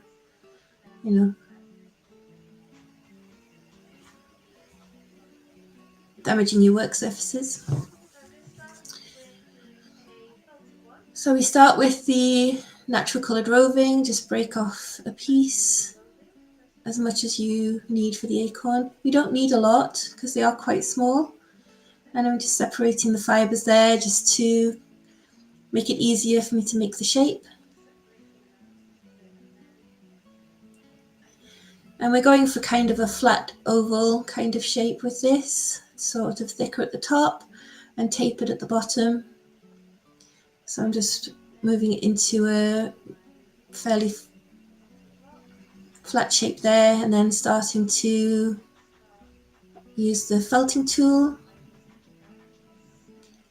to bind the fibres together.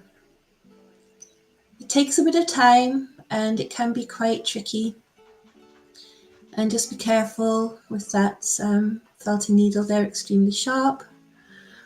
I'm just moving it around, trying to go up and down as much as possible rather than in from the side. If you go in from the side, you're likely to catch your fingers.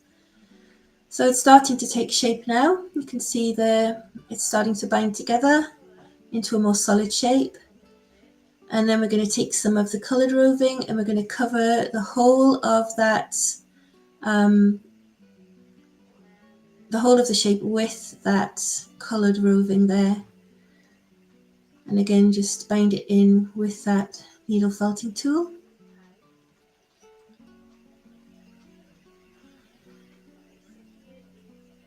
And then once it's all covered, you can see that it's taken shape like this, and it's just a case of finding a cap that fits.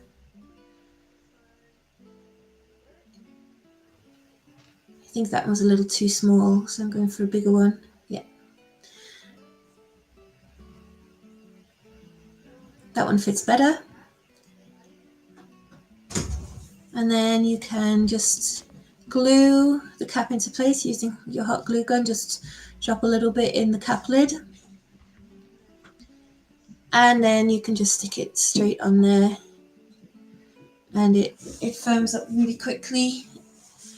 And there you go. There's the felted acorn, and then you can just tidy up the stray strands of the roving just to make it a little neater.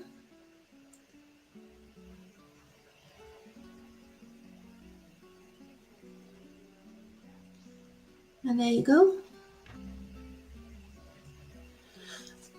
And now the crochet acorns. So with this one, you'll just need some wool and a crochet hook. I was using a 3.0 crochet hook. I'm not sure what that is in other measurements, but in the UK it's a 3.0. There are conversion charts online if you need to find out.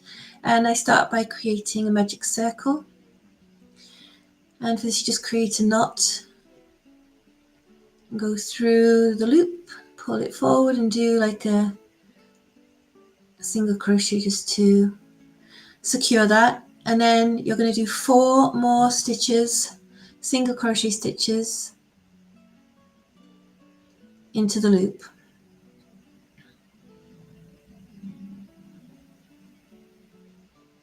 It's 1, 2,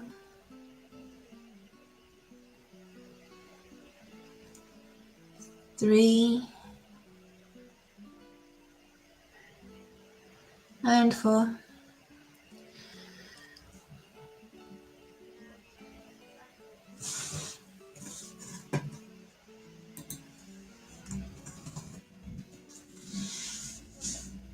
And then you're going to go back into the first stitch and do 2 single crochets in each stitch around. So you're going back into the very first stitch you made. It's a little bit tight and a little bit tricky.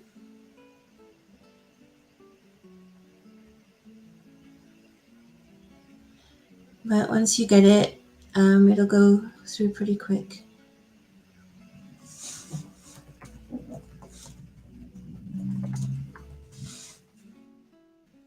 And then you're going to do 2 single crochet into each of the other stitches.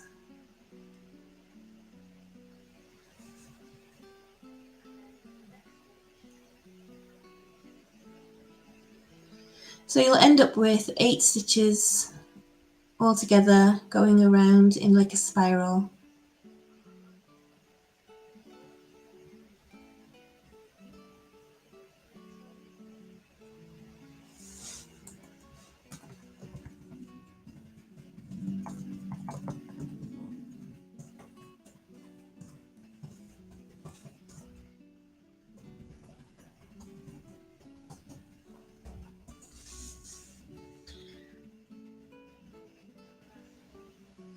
So this is the last one, the last of the 4 original stitches.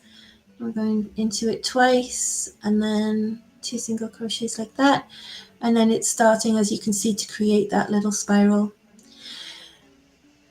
Now in the next part you're going to go into the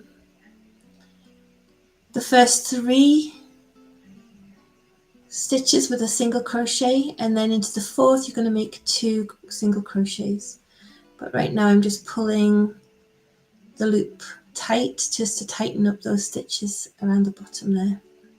That's going to form the bottom of the acorn.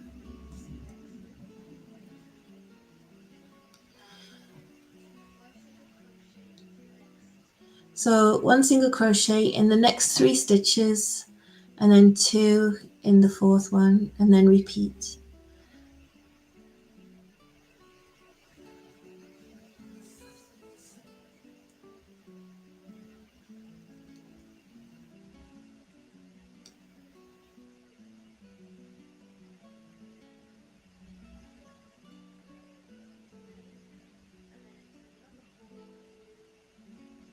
And then 2 into this 4th one here.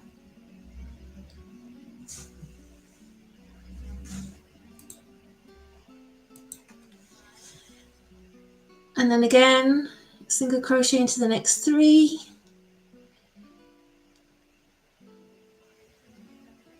And 2 into the last stitch, stitch 8.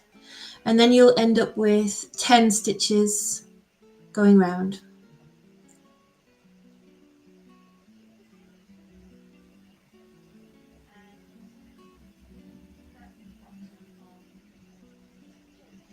So there's the bottom of the acorn, and we have 10 stitches going all around the outside. And now we're going to do 1 stitch into each for 30 stitches. And there it is, the 30 stitches. You've gone round 3 times into the 10 stitches for 30 stitches, and now you can hide the tail on the inside and add a little bit more stuffing just to pad it out.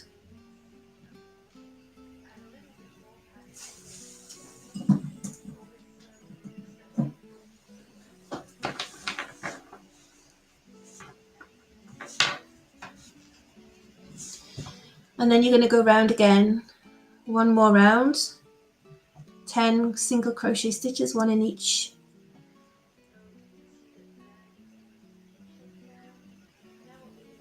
It's starting to take shape.